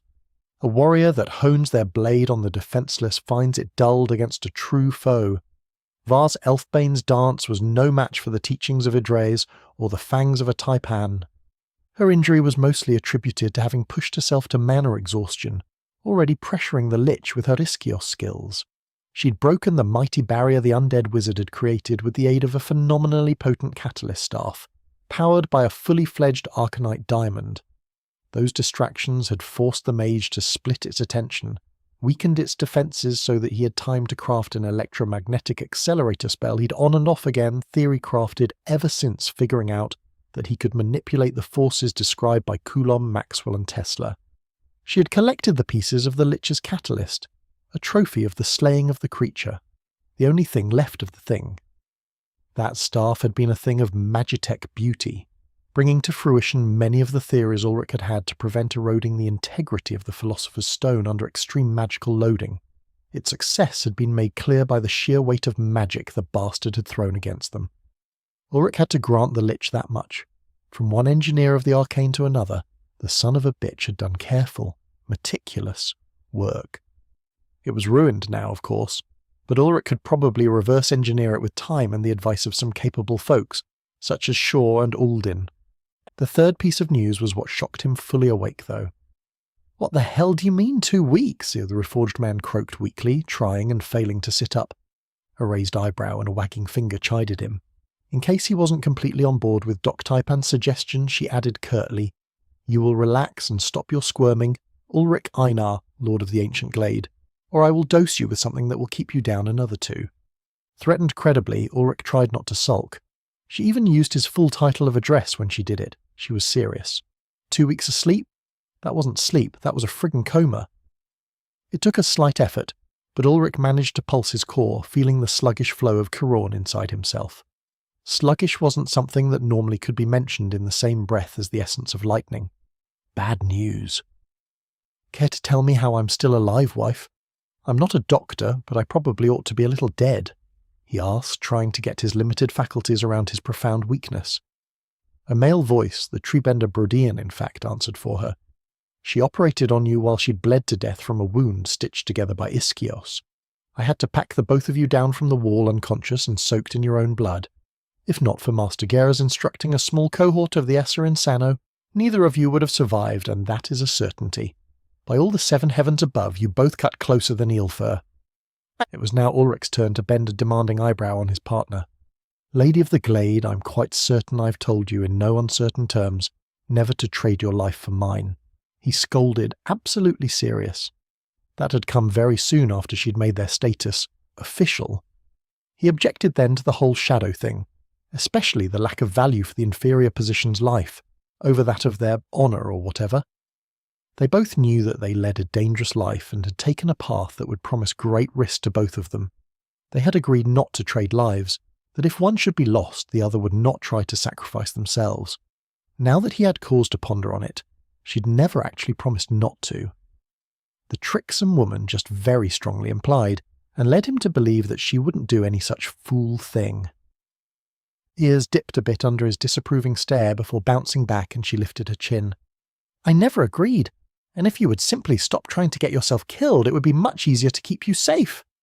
Taipan, was all he said, his tone telling her the rest. He wasn't letting her off this time.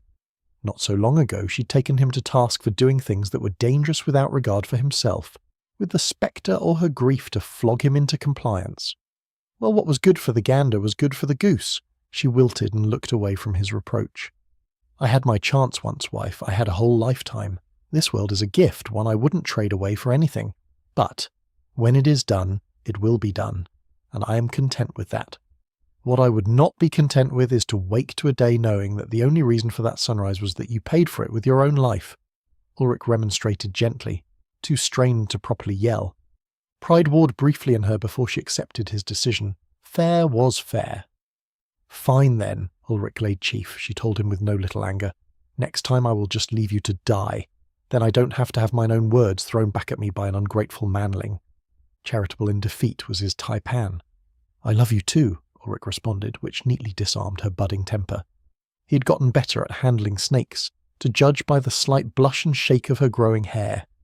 The black, almost blue, was almost completely down the back of her neck now, and a loose tuft of bang covered one eye, fiddled with by a finger absently. Brodin went on then, rolling his eyes at the both of them. Behave, the both of you. It was not certain that you would wake, Lord Einar. Those who drink too deeply of the mana sometimes never do, or, if they do, are lessened greatly. Whatever gifts imparted to you seem to have preserved you from that fate. Lady Taipan should have lain on a stretcher beside you, rather than taking watch. It has slowed her healing greatly, in spite of the tending of our budding healer's choir. Eternally at the young mage's side was his once slave Leor wife, her cat ears flicking and her smile disarming. They cannot help it, my gentle darling. Look how they dote on each other, like ones who have only eyes for the other. I would also rather throw the coin of my life to buy your own dearest, she exclaimed, embarrassing basically every sentient in earshot. Say not such a thing, Mage Brodin scolded, and he whirled away with the catkin girl, her giggling all the while, in spite of his muted whisperings of outrage. Twice-born Valin and Essa Irialan both sighed relief at the departure of the taxing lovebirds. When they were gone, Taipan moved to sit beside him on her bedroll, which was laid out next to the rather comfortable feather-down mattress that had been summoned from somewhere to be his recovery bed.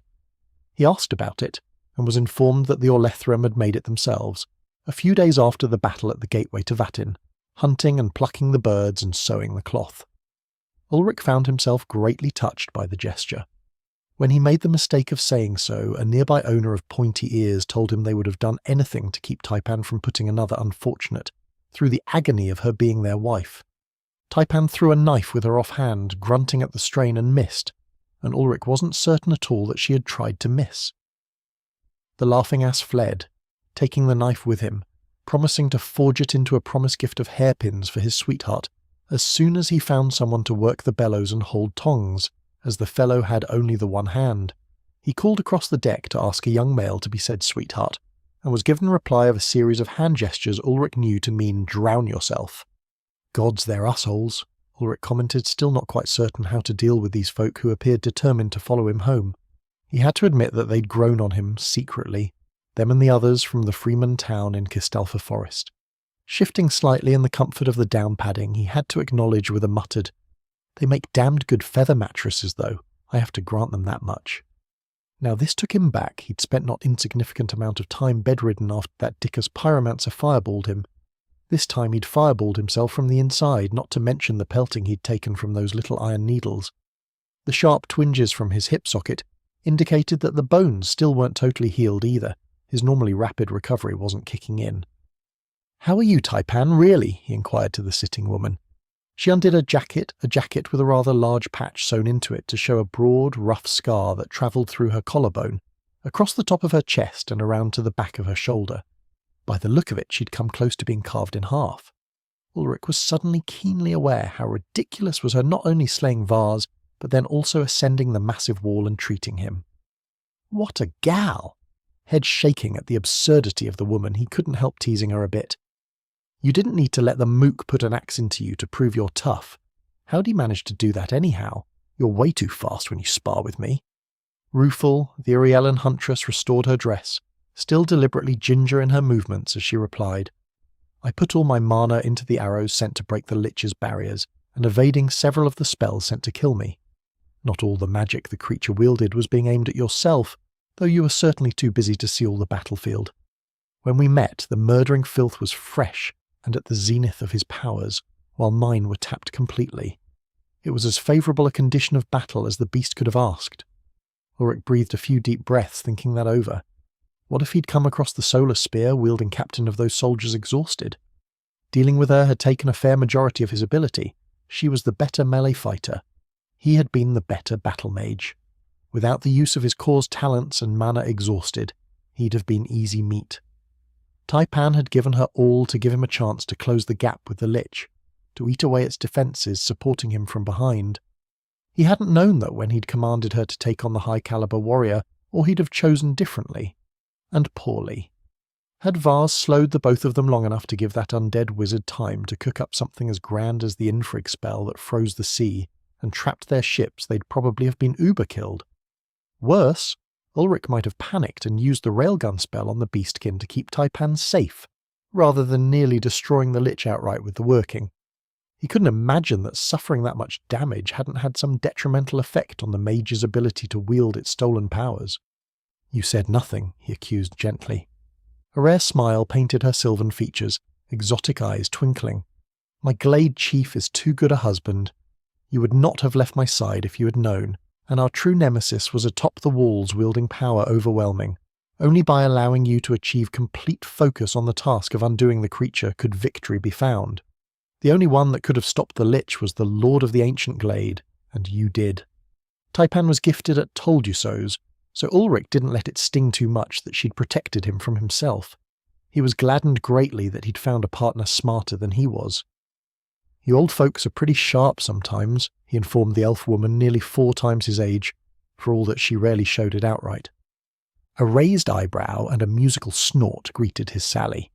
"And it must be the fervour of youth that lends you such vital energy, Ulrich," she rejoined, growing more sombre.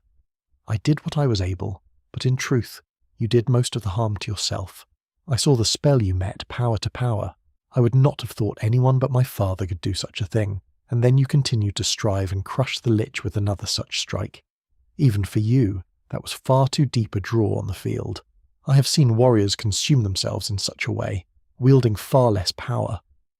The athletic woman scooched over to sit next to him, placing her hip and side next to him to share the warmth of contact.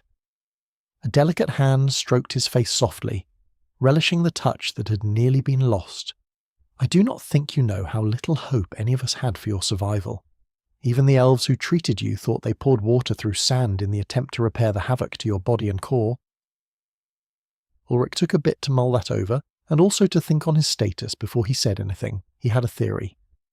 "I have a theory regarding that, Taipan, and you may feel free to tell me that I'm worms in the head again," Ulrich began.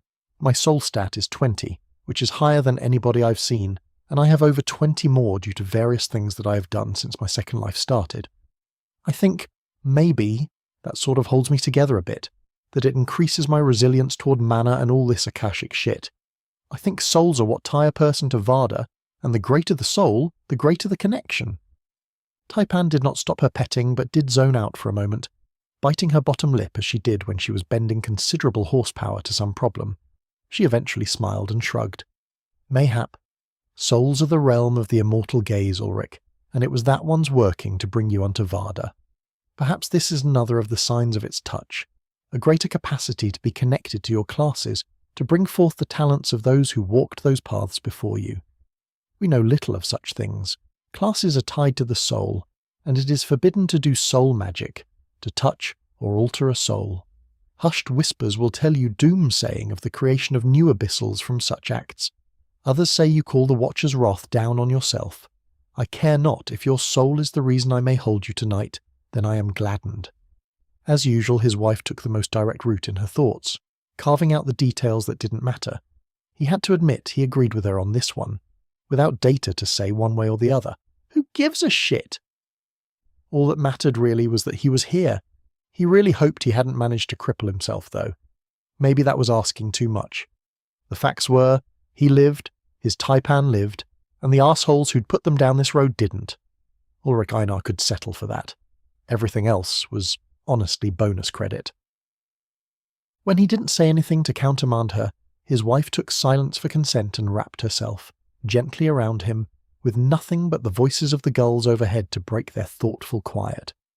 Ulrich fell asleep again, not so much later, warm inside and out. Waking later, he was not subjected to Taipan's ruthless feeding and enjoyed another substantial broth and bread affair. This one was spiced up by the injection of a fresh-caught fish, tangy and pleasant, kind of like alligator and salmon. He devoured the meal heartily, accompanied by wife and several Orlithrum, who Ulrich realized somewhat belatedly were the healer trainees that had maybe saved his life.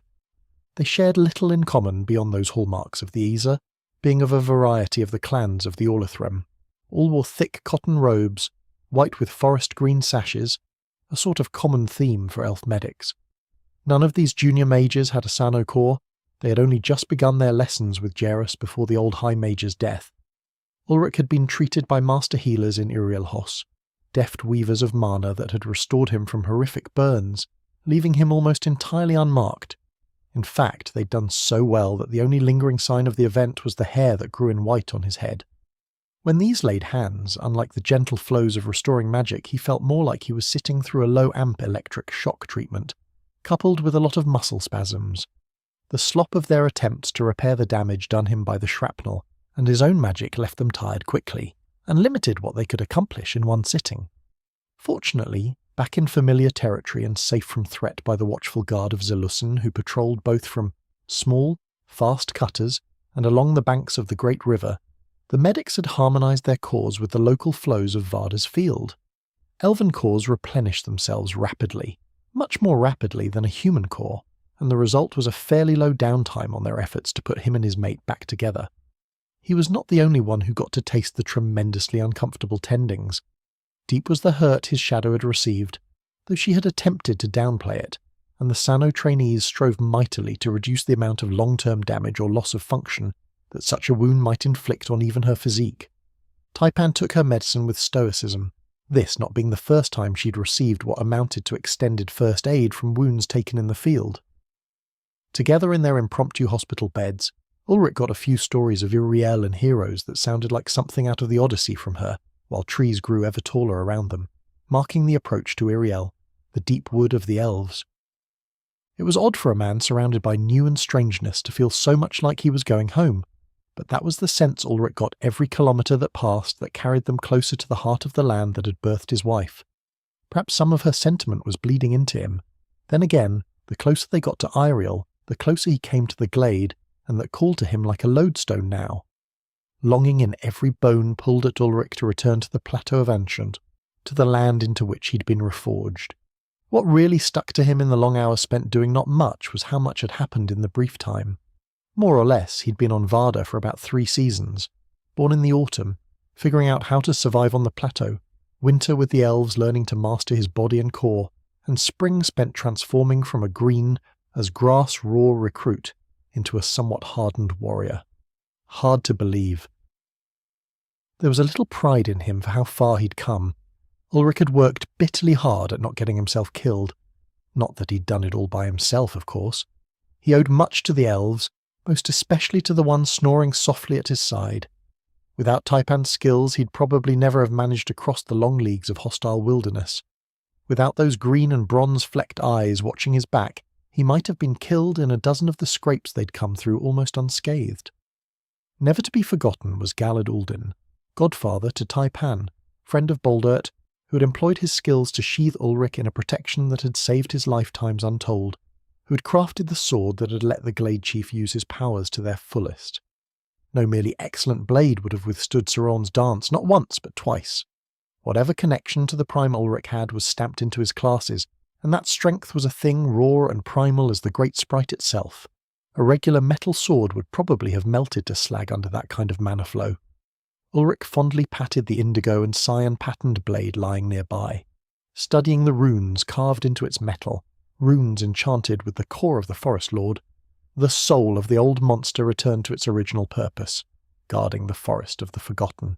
It was only a couple of days later that their stalwart ship brought them to an unassuming dock next to a sprawling elven city, one that was similar in some ways to that of the Eirilan capital and Trachnir of the Celestine, but distinct. Potemal, it was called by Taipan. Ulrich walked slowly down the gangplank from the vessel, the big carrack now one of three that was his very own, by virtue of a bargain struck with Baron Traskistalfa.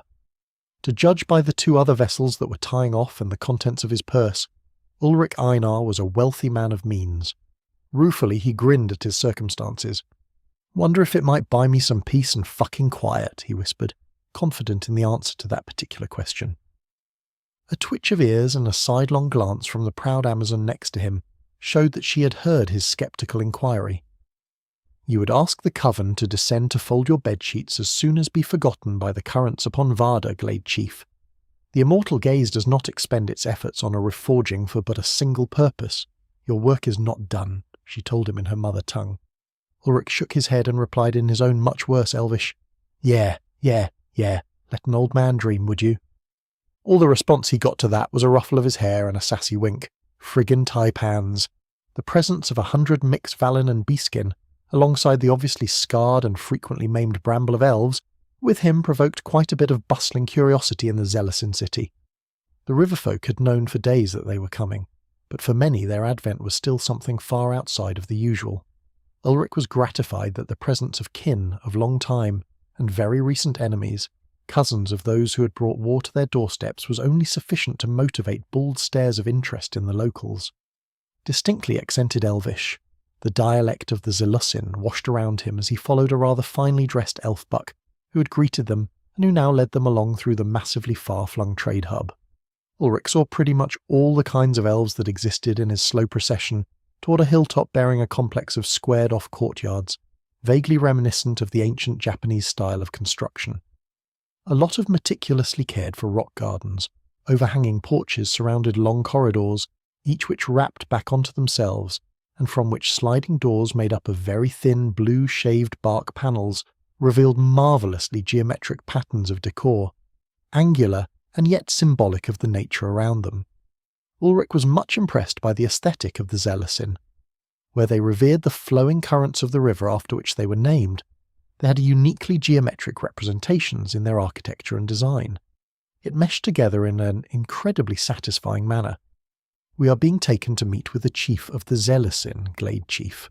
Much shame did the Lord Morion bring on the riverfolk, and they will strive mightily to save face after the treason of his former house.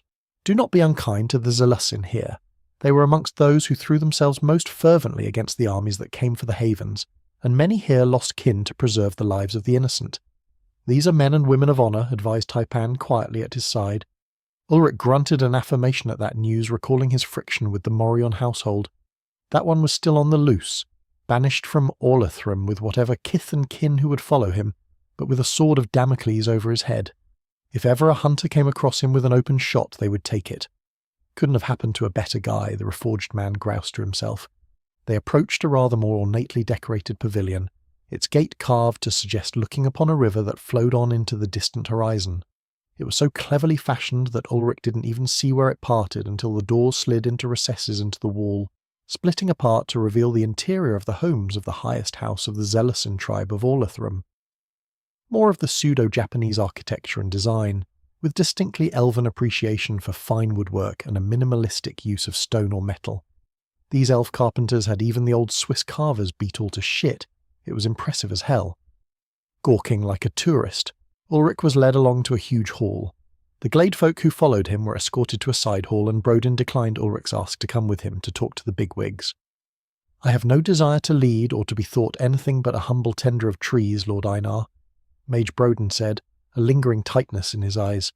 "Too much harm have the mages of Prosper done to the land. I will see to things green and growing, and a life of peace with my dearest. I think I will renounce violence, to harm nothing and no one, until my ending, to atone for the blood spilled by my kind." With a gentle pat on the shoulder and an understanding nod, Ulrich let the man go to his chosen path. The part of him that had grown up on old Earth wished he could have done the same, but that wasn't in the cards. As Taipan liked to teasingly remind him, Ulrich Einar was lord of the ancient glade, and that meant his was a different course. And, if he was being completely honest about it, he was satisfied with it. Peace was a warrior's garden, tended lovingly through exquisite violence.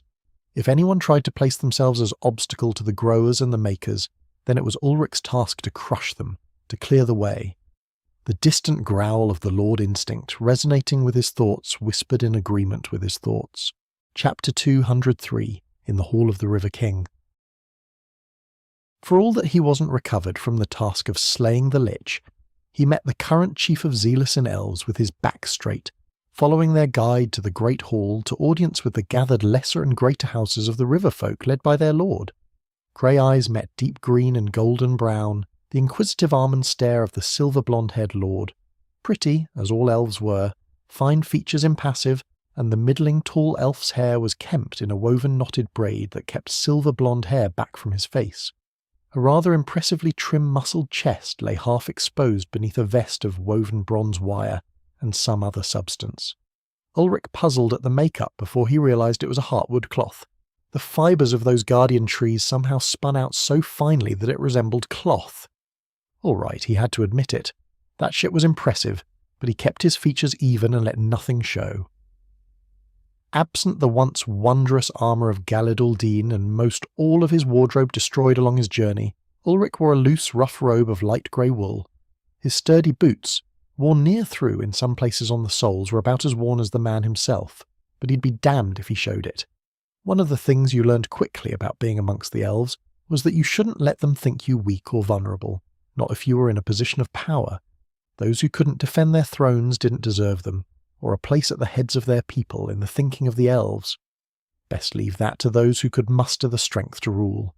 It was somewhat regressive, but there was a simple, straightforward logic to it. The Lord of Zelison broke the mutual examination with a short bow and a declaration.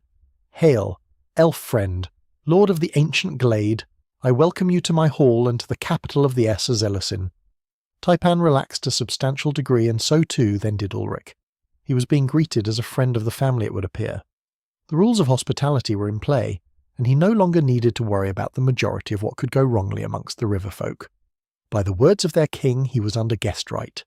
Schooled by his former princess wife, Ulrich had the right words for the occasion, and he delivered them as he'd been taught, with steady courtesy. "It is my honour to accept such hospitality. I am as at home as in mine own hall. You have my thanks for seeing to those who come in my steps. The ancient glade remembers this courtesy." A not-so-complex sort of bargain, the guarantee to any river folk who should find themselves at his door that they would find the same welcome. He was assured by his shadow wife that this was a very standard kind of exchange and wasn't some great treaty. However, to make no offer of similar treatment for his hosts was viewed as an incredible arrogance and a rudeness that would live long in memories. These were the kinds of games that he had to be careful playing amongst the Issa. The proper response brought him some measure of goodwill by the marginally pleased tilt of the Zelison king's fine-boned chin, a solidly handsome countenance that would have melted ladyfolk from the before down to their knickers. Tired as he was, Ulrich strove to put up a solid front before the movers and shakers of the river folk, not. Entirely because of the advice of his mate, in all her wisdom garnered from having had to run in these circles when she was unable to escape into the wilderness as a hunter. Not so very long ago, Ulrich had been more or less cornered into a duel against one of the sons of the high houses of the Zelusen, and had killed him quite publicly in Baldert's Hall during one of the major holiday sealiths of the year. That house was now abolished, its head and many of his subordinates having fled for being traitors, did not change that fact. He wasn't so naive to think that the youth had had no friends amongst those who now stood attendance in the court of the riverfolk. That had been back when he was in more or less fantastic condition. The pendulum had swung now. Here he was, threadbare, worn down, ragged out, and generally cranky from repeated and thoroughly unpleasant sessions from the healers in training. He was providing a quite stark contrast to the elven fitness assembled around him, and that might get some folk to wondering if they might test him. It was not fun times to be wearing his skin, that was without question. "The road wears heavily upon you, Ulrich, Lord of the Ancient Glade," commented the River Lord, cutting directly to Ulrich's most pressing insecurity. "Last I saw you in the hall of my Deepwoods cousins, you were fresh as first dew on spring flowers. It seems you have suffered in your efforts to take the Golden Thrones to task." Ulrich stuffed down whatever lingering anger that observation sparked. No sense denying the obvious, not in front of people who cared not for lies, where they greatly appreciated subtle misdirection. "Any blade that has felled so many foes should be so notched, excepting that Galid Din crafted it, I find," came his response. A reminder that Ulrich had well earned his current state hammering the piss out of anything that the servants of Prosper had managed to throw at him, and also a reminder that he wasn't defenceless. Nods went around the room in acknowledgement. It was becoming well known what the Glade Chief had gotten up to in the distant lands of their enemy. Word returned by Orlathram's scouts who had gone north, searching for sign that more attacks might come, only to find the Vatin coast in disarray, to hear rumour of multiple breakaway factions and rebellions, and, at the heart of them all, were tales of a white-haired man in dark armour who had come like a thunderbolt into their midst. Messengers bearing request for parley, declaring alliance immediate and unconditional against Prosper, from a known entity in the Baron of Kistalfa, were also spreading rumour of an Eater of Lightning having discovered a foul web of compulsion on the nobility of Prisbang city-states. All things that had happened even before Ulrich had tripped across the Elflich, who'd manipulated a centuries-spanning war to satisfy its grudge against its former kin. Ulrich further cemented in the minds of the gathered houses, greater and lesser, his position amongst them by a bit of intentional rudeness. "Forgive my abruptness, but my shadow and wife is recovering from her wounds, as I am from mine, and her labours on behalf of us all have been as great as they are wearying. To languish in the halls of the Zelusin would be a fine thing, but my own halls call, and a chance to lay down arms for us both is needed." Thus he had made clear his lack of intent to remain at hand, and had put the ball back into the court of King Aserha Zealous, with reminder of who he and who his wife was, and what the former Princess of Iriel had done for Orlathrem on her great run, and the months of fighting thereafter. By all rights, Taipan was a hero, to say nothing of her role in events outside of the lands of the elves. By all rights, Ulrich might also have been, but he was hoping, in the short term, to settle for forgotten hermit king of the Glade, and if his ability to channel magic ever recovered, humble bush sorcerer. That status couldn't last, but he'd settle for a couple of years of not being fucked with, if at all possible. Lord Zealous was as fast on his feet as any ruler of the enigmatic elves, and also saw the path opened by Ulrich's rushed diplomacy. Taipan's guidance was, yet again, safely leading all who followed through the dangerous tangles, bypassing the likely places where lurking predators might lay. "So it must be, agreed the ruler, gladly taking the chance to establish good standing with a neighbouring lord, if an unexpectedly round-eared one, and rumoured friend of the troublesome Balder at Iriel. Grim indeed was this spring harvest, and many amongst us carry heavy hearts, scars that do not all show. If you could be compelled, Ulrich of the Glade, I would ask that you and your mate, and the cousins we all thought long, long lost, be at ease for this day, to sup and to rest for a day or so, before you press onwards to home. It is my honour to keep you and yours within my home, even for so brief a spell." And, just like that, Lord Aserha Zealous put a bow on the entire situation, placing Ulrich and his people under the king's own roof, which would neatly sever any feelers at a smouldering resentment, being able to nip at Ulrich's heels. Taipan had spoken highly of this man, who led with wisdom for all that he was only a few decades older than Baldert. It took keen mind and guts to wrangle the vast networks of trade along this continental artery, juggling the needs and wants of all the competing tribes of elves against the desires of his own clansmen. Gratified was Ulrich to know that Morion and his get were outliers in great houses of elves being cutthroat sons of bitches. Ulrich smiled, a genuine thing, full of relief that things had gone so smoothly, and bowed deeply before offering honest thanks, as well as his intended course. That kindness is welcome and accepted, Lord Zealous. A day or two and no longer, in calm and peace, are just what those who follow me need to gain back a measure of their spirits. We will depart then for Iriel, on our way home to the Plateau of Enchant. I did give my word to Lord Lumitseat Iriel, and to the one-day returned Lord Baldert Iriel to join them again in their hall, before I made for the glade. If anyone here had thoughts of bypassing their own lord's will, a reminder that the Irielen were friend to Ulrich would put that to bed. Bright Eyes had gained big heap standing in the eyes of the Orlethrem for his handling of the war and his grace in court at such tender age. Ulrich always had a feeling the kid was a gem, and Taipan's proud recounting of her youngest sibling's doings fully validated the suspicion. Then there was, of course, the boy's parents to be accounted for. Baith had ravaged blocks of heavy infantry like a tiger set loose on quail, and Baldert, from his sickbed, had atomized divisions whenever they tried to consolidate to push the Orlethrem lines, and that was only if the other two wives, Shaw and Vedir, stayed passive. Unlikely. Shaw would tolerate no slight to her family, and Vedir hadn't left an enemy alive behind her in a century. Not many would find the stones to play games when they might make enemies of that caliber. Just like that, without bloodshed, without a single word of protest or a voice lifted in anger, Ulrich and his lovely wife got to sit their tired asses and have a damned fine meal. Dining amongst the river elves was not quiet, as it was amongst the Irielen, nor as boisterous as the Legranel. Instead, it was a fine middle ground, where clusters of elves sat and took their meal together in hushed conversation, but occasionally one or three would come to visit briefly with Taipan, almost always with word of thanks or appreciation. Disgraced so recently, only yesterday, to the thinking of an elf, who would live to see hundreds of seasons, she'd come through the fires like tungsten, strong and pure.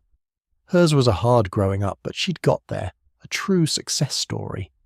He was proud of that lady. She'd come a long way from the woman who shot arrows at her brother's guest from ambush, and who'd turned a hate towards all the other kin into, at worst, a healthy suspicion of motivations that might countermand her honour's ends. Seeing the esteem the river folk showed her, absent the almost begrudging respect he'd seen at times from her own kin, was a refreshing experience.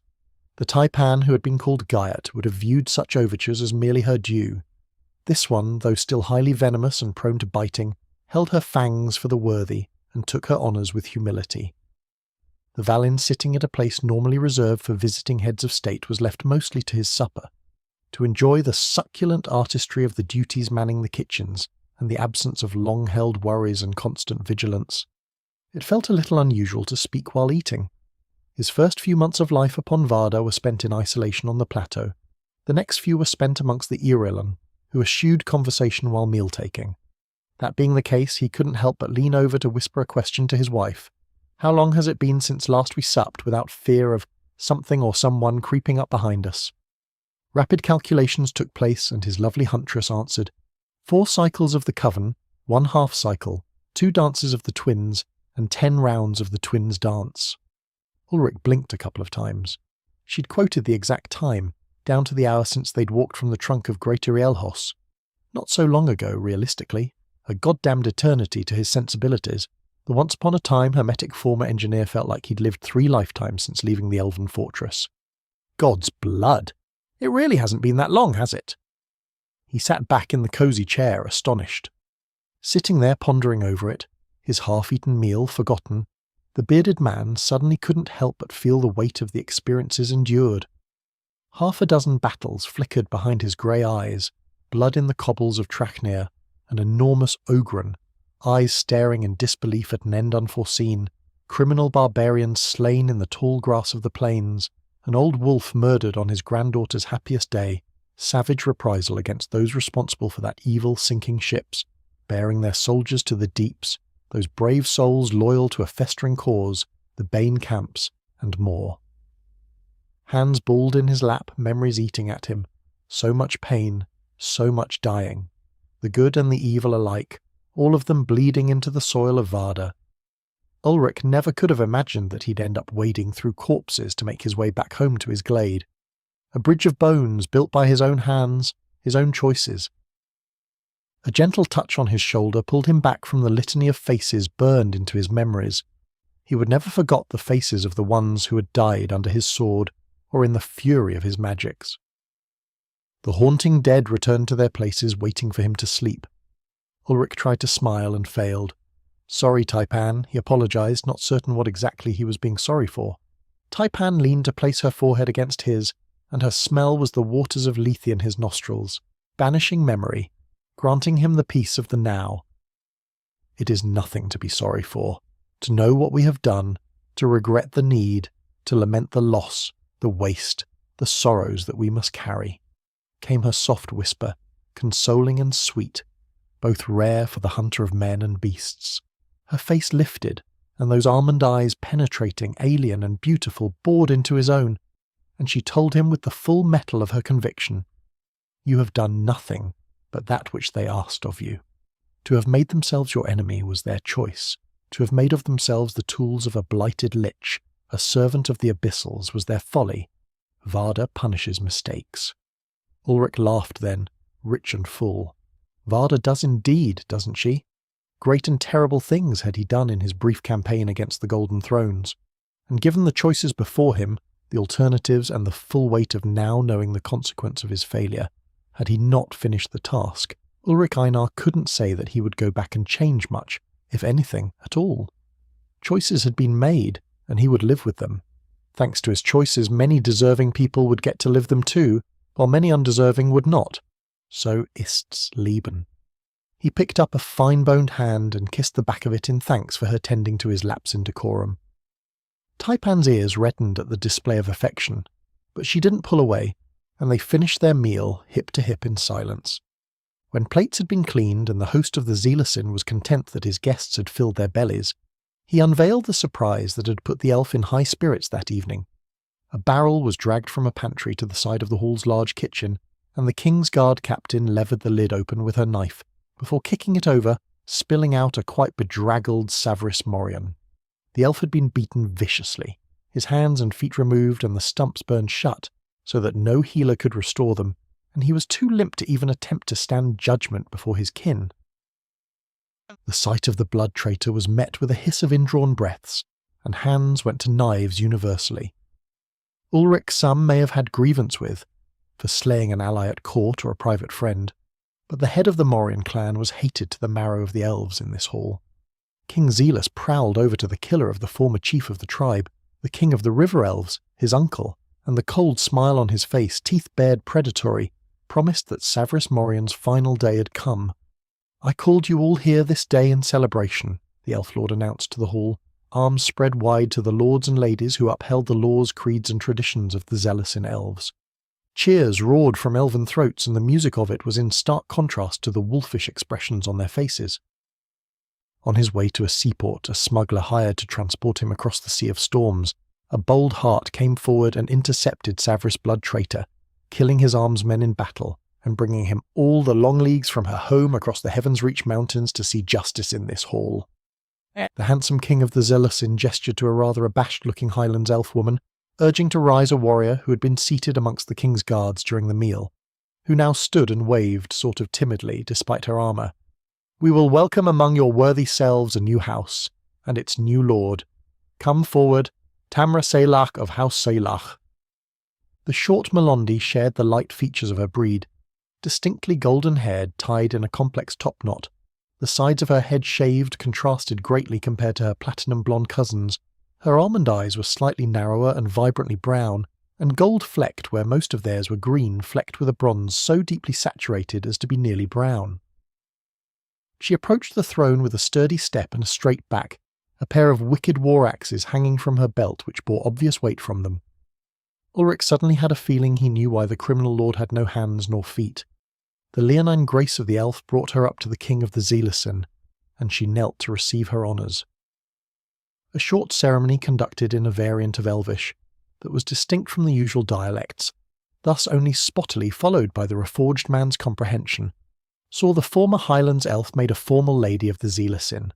She rose and the elf king presented her, as he would have his favourite cousin. For your great service to the throne, to the Orlaithrim, the 60 leagues of shoreline most precious to what was once Morian is yours, to oversee, to hold and succour as you see fit. Hail, House Salak! The hall raised again their voices to cheer the newest member of their court, one who would have no shortage of resources available to build a respectable house amongst this peerage. Take your place, Tamra of the Willows. Your valiant role in this drama has ended in glory, Esarhazilas said warmly, guiding the new lady to stand amongst her peers. Mine is the role of executioner, and as much as death should not bring pleasure, I find that this one will, declared the king, suddenly smouldering. Anger repressed while he had given a deserving worthy their honours, tainting not the achievement and celebration of that moment, for one who had so great a favour done him was on full display now. Savras of No House, you did sell your own blood as lambs to slaughter, and worse. You treated the Aesir as coin to be traded, hoarded, spent, and wasted. You drove a dagger into the heart of a man who called you brother for over 200 years rather than face your crimes with honour. I wanted you alive, so that I could see into the eyes of one so loved by my uncle that he refused to see the poison in them, so that I could watch the corruption die out in them.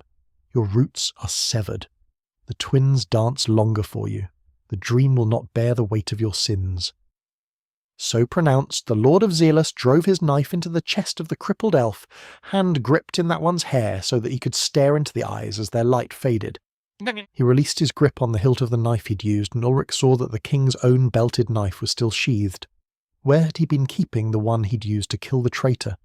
Shaking his head wryly, he was reminded that there were so many things he didn't know, so many secrets hidden by Varda's vastness. My uncle's blade will go sheathed in his murderer's heart forever further. Tyrannor, please pack that stain on our kin back in its barrel, and have it thrown overboard by a willing Actinian captain in the Sea of Storms. I would not taint fair Zealous with the traitor's corpse, requested the elf lord gently to his chief guardsman. A brief salute by the woman who'd cracked the barrel was followed by a rather unceremonious stuffing of the body back into the barrel, and it was sealed with thick, almost resinous tar. A small cart was brought in, and the barrel was escorted from the hall to find its final destination well outside the realm of the Orlaithrim. Ulrich was struck by how decisive it all had been. A book closed for good. The king looked for a moment as if he might say something, but instead he raised a lithe arm above his head and gestured his hand in a flourishing circle before he retreated with dignity from the hall, trailed by his remaining guards. Duties sprang into action, more barrels were dragged out into the hall, but these sloshed heavily with booze and were tapped rather than cracked, with mugs passed out to the attending. The doors of the halls were then thrown open, and the gathered crowd of kinfolk joined in the festivities, which soon couldn't be contained even in the expanse of that great throne room. Ulrich was soon hauled by his arm by Taipan to the streets to join in the festivities. The city, already a diorama of beguiling wonder, was almost on fire for all the celebratory torches lit, the bonfires carefully arranged in wide streets, and paper lanterns that threw caricatures of elven lore into relief against the walls and doors lining the avenue. It would appear that word of their shame's symbol being caught had gone viral, and the capital of the river folk was gone full tilt. Bodies dancing sinuous inhuman steps laden with grace cavorted along sidewalks. 100 different songs chorused together, forming a din of fierce joy. A rather comely young man dancing playfully away from several suitors was cornered by a trio of bare-chested women, and summarily was packed off laughing by the bunch, carried like a captured deer to who knows where. Elves partied hard. The persistent tiredness meant that Ulrich wasn't up to joining the city in its abandon.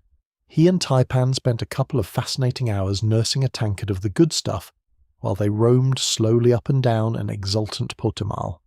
The capital was being painted red in its entirety, thousands of its citizens tossing inhibitions aside to embrace gaiety. It was, in part, a way to grieve the pains still lingering from the brief but intense war, a pressure valve to vent the trauma. But that aside, the Orlaithrim just seemed to enjoy a good old-fashioned hella from time to time. In lockstep, they drifted through pockets of glade folk who had been subsumed by the chaos, and he was glad to see the elves who had survived hell treated to a little heaven. Raised mugs from the glade folk punctuated their meander through Potamile right up until Ulrich felt like his legs were going to go, and he was led back to the king's estate, where a pair of duties showed them to a cosy little room with a big bed and a large wooden tub full of steaming water. Paradise. Husband and wife helped each other wash, with perhaps a bit more rubbing than was strictly necessary, soaked together until the water started to cool, and retired to bed with the sounds of vibrant sylvan rejoicing serving as lullaby. They both slept until well after dawn the next day. Warmth, softness, familiar smell, all the joys of bedding down with Taipan were contrasted by the tendency for the tall woman to wrap herself around him. So it was that he was used to coming to consciousness with anaconda strength legs wrapped, and his face stuffed down between a most rocking set of elf boobs, quietly suffocating in glory. There was a trick to escaping this intimate entrapment, however. Gently, Ulrich nuzzled around and then bit the brown nipple before his nose. Hey-ya! Rose a melodious shriek, and the woman came awake fully, limbs spasming from the unexpected stimulation to sensitive bits, unwrapping swiftly. At least he hadn't bitten an ear tip, that really got her attention. Freed from the narcotic embrace of his dearest wife, now sitting up against the back of the bed, he grinned against the scowling face, and enjoyed, yet again, the sight of a hand rubbing an offended nipple, while she knuckled an almond-shaped eye. Musical elvish poured from the rudely woken daughter of Vedir. One of these turns of Varda's sphere. My knife is going to be nearby when you do that, Ulrich Einar. And then... She made a stabbing motion with one fine-boned hand, which sent violent motion made lovely parts of her jiggle. Ulrich shrugged and replied in his own somewhat less refined version of the Fey folk tongue. Valhalla will take me to its halls with open arms, who so bravely faced down a shadow pantheress in her lair. Yeah. It was purely a shame that their healers had vehemently insisted that sexy time be put in abeyance until they had recovered at least another week. Seeing the figure of the huntress bare to her skin still revved his engines in the extreme. Seeing a glimmer in his eye, Taipan pulled the sheets up over her chest, hiding the altars of his worship. "Oh no you do not," Taipan warned. Very clear were the prohibitions outlined by our tenders. There will be none of that for at least until we are returned to Irielhos, and do not think that I will not leave you a shriveled raisin of a man when such time comes. God's blood, I cannot wait for her to make good on that threat, he mused gloomily. After their long separation, he was finding it difficult to resist the lure of Taipan's blistering hotness. Wait, he suddenly realized. Am I whipped? Has this temptress of the Fae broken my will so easily? Suspicion painted his features, and the elf woman raised an eyebrow at the obvious reservation in his expression. What is it now that crawls through worm-eaten tracks in your mind? She asked reluctantly.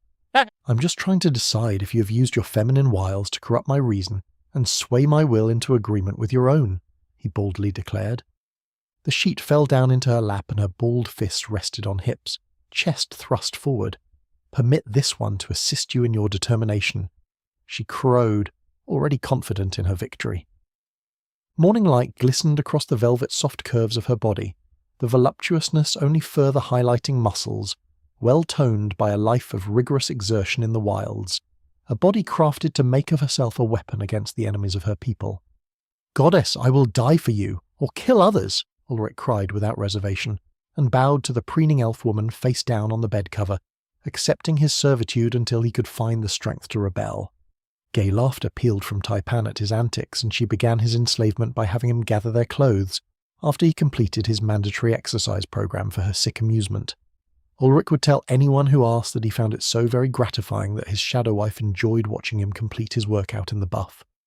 As for herself, they had quickly learned that she was not able to complete a similar performance while nude. The sight was maddening to the poor lizard that lived in his brainstem, sending it into a berserk overload. The morning games of husband and wife, absent the rigours of love-making, kept them occupied until well over 2 rounds of the twins, since those paired stars had risen above the forested horizon. They strode from their guest room arm in arm and set about finding their charges. A duty responded to their inquiry by guiding them himself to the correct square-shaped compound, through a set of handsomely carved doors depicting a flight of birds rising from treetops, and into a well-tended interior. The glade folk, as he couldn't help but think of them now, were already roused and going about their various tasks. An improvised charcoal forge had been set up where a half-blind elfsmith guided the two-handed hammer strokes of a lupid beastkin, using a willow switch to indicate on the length of metal being pounded where the next blow should fall. The rhythmic ringing of metal set a tempo to the entire courtyard, and Ulrich was reminded again how robust these adopted peoples had proven.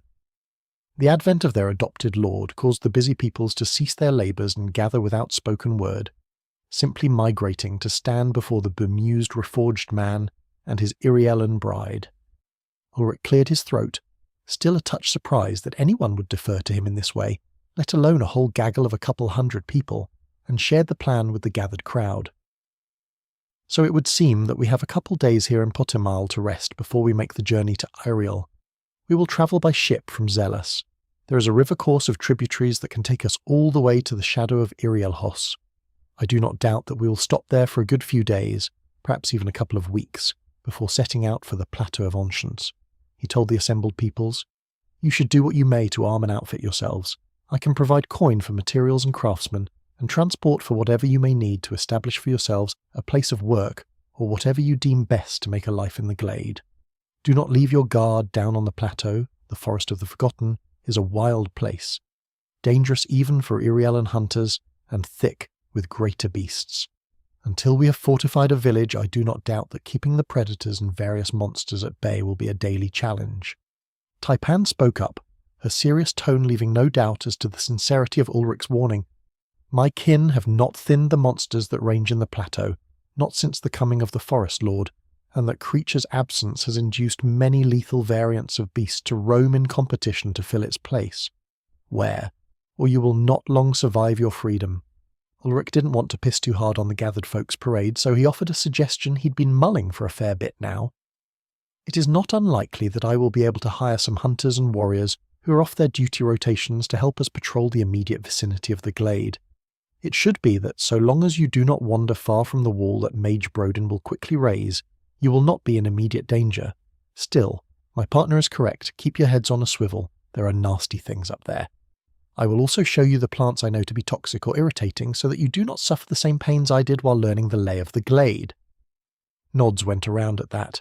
The Orlathrem amongst them looked obviously relieved to have some Deepwoods braves available to pacify the wilderness. The non-elf component of his assembled helots was slightly uncomfortable by that news. The Iriellen had been, for them, something of a boogeyman. Fierce killers who came silently from the wood to claim the lives of otherkin who wandered too far from home. Some prejudices weren't wholly without basis in reality. Ulrich was well aware that his wife had spent a solid half-century culling spies, scouts, and 2 ambitious border patrols from Prispang that crossed into Iriel. He wasn't going to get them all past the baggage of the past anytime soon, but the best way to overcome ignorance was exposure therapy. The same applied for the isolated Iriellen. They would soon learn that their voluntary enclosure in the deepest, darkest forests of the Orlathrem had left them too isolated. It would do the elves good to have neighbours of more egalitarian bent. He would have to make sure the otherkin knew the rules when dealing with the Fey folk, though. The Iriellen weren't as tolerant of broaches to their norms as the other tribes. His elves were teaching them as the groups merged and interacted together, but establishing a shared culture was a process. He would make certain that the Iriellen understood that these people lived under the aegis of the Lord of the Ancient Glade. He would not be tolerating bloodletting over minor faux pas. Just thinking thoughts like that made Ulrich tired, but it was what it was. Anyhow, Ulrich waved his hand airily, dispelling the funk of responsibility as best he could. "I just wanted you all to know where things stood and to let you know we have a few days to rest in place. Please, go on as you have. It's been a long road, but we come to the end of it and you deserve to have some peace." No. With that, he turned away from the gathering and left without further word. He was famished. Where to find a bite to eat? "Come, Glade Chief, follow me. I could also eat," Taipan said from his side. "Huh? Oh yeah, thanks," he said, surprised that he'd spoken his question out loud. Firmly in tow, his shadow led them surely back to the compound that housed their apartment, and from there to a dining hall. Low tables with padded cushions to sit on provided the surface on which a fine repast was laid. Duties were miracle workers, casually imposing order and maintaining the comfort of their wards without seeming effort. A fish soup was brought out, along with a bowl of fine grained rice, a fresh egg, and a whole roast bird, a pheasant or something. Ulrich wasn't sure how a rich, fatty, dark meat bird would pair with the rice, egg and soup, but he needn't have worried. The duties tended their culinary business with refined taste, and he added another pairing to the arsenal of his prior life's experiences. He'd be stealing this one for certain. Post-meal bliss inundated him, and, coupled with that lingering sense of exhaustion that never quite faded since he'd fried his circuits, he was content to sit there in the dining hall, leaned over the table, chin on one hand, swapping tales with Taipan. She indulged his sloth for a time, herself not particularly motivated since she couldn't do anything to aggravate her extensive wounds.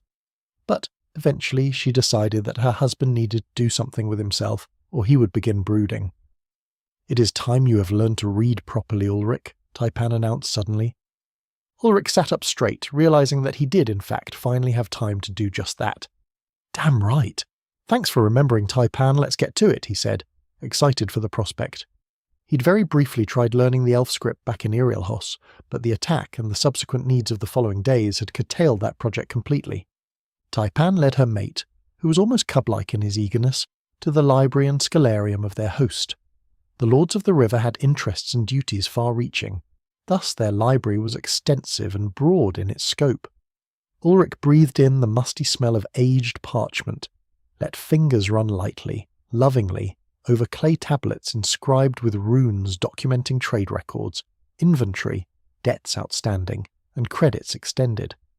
He was diverted from these to a rather bulky set of beastkin leather-covered books that were so large they filled his lap and occupied an impressive span of the low table Taipan situated them upon.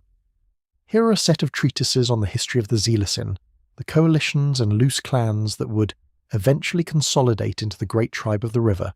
Since you find histories of particular interest, it will speed your learning to use these as primers, judged his wife correctly.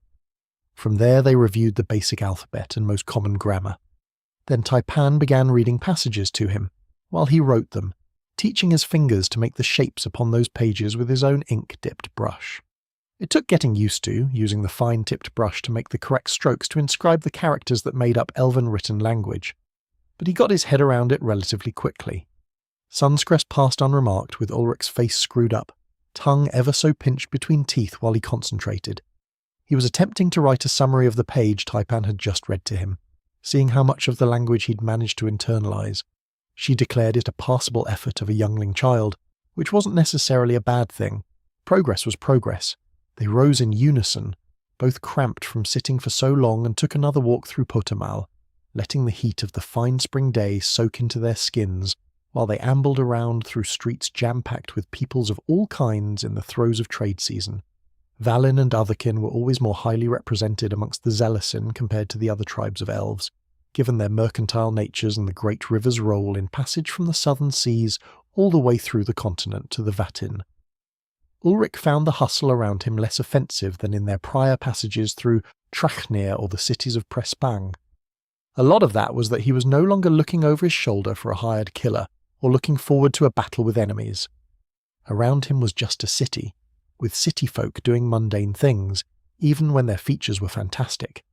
Iriellan hunters stood beside sleds layered in furs, hides, and assemblages of organs, horns, teeth, cores, and all the trophies of their quarry.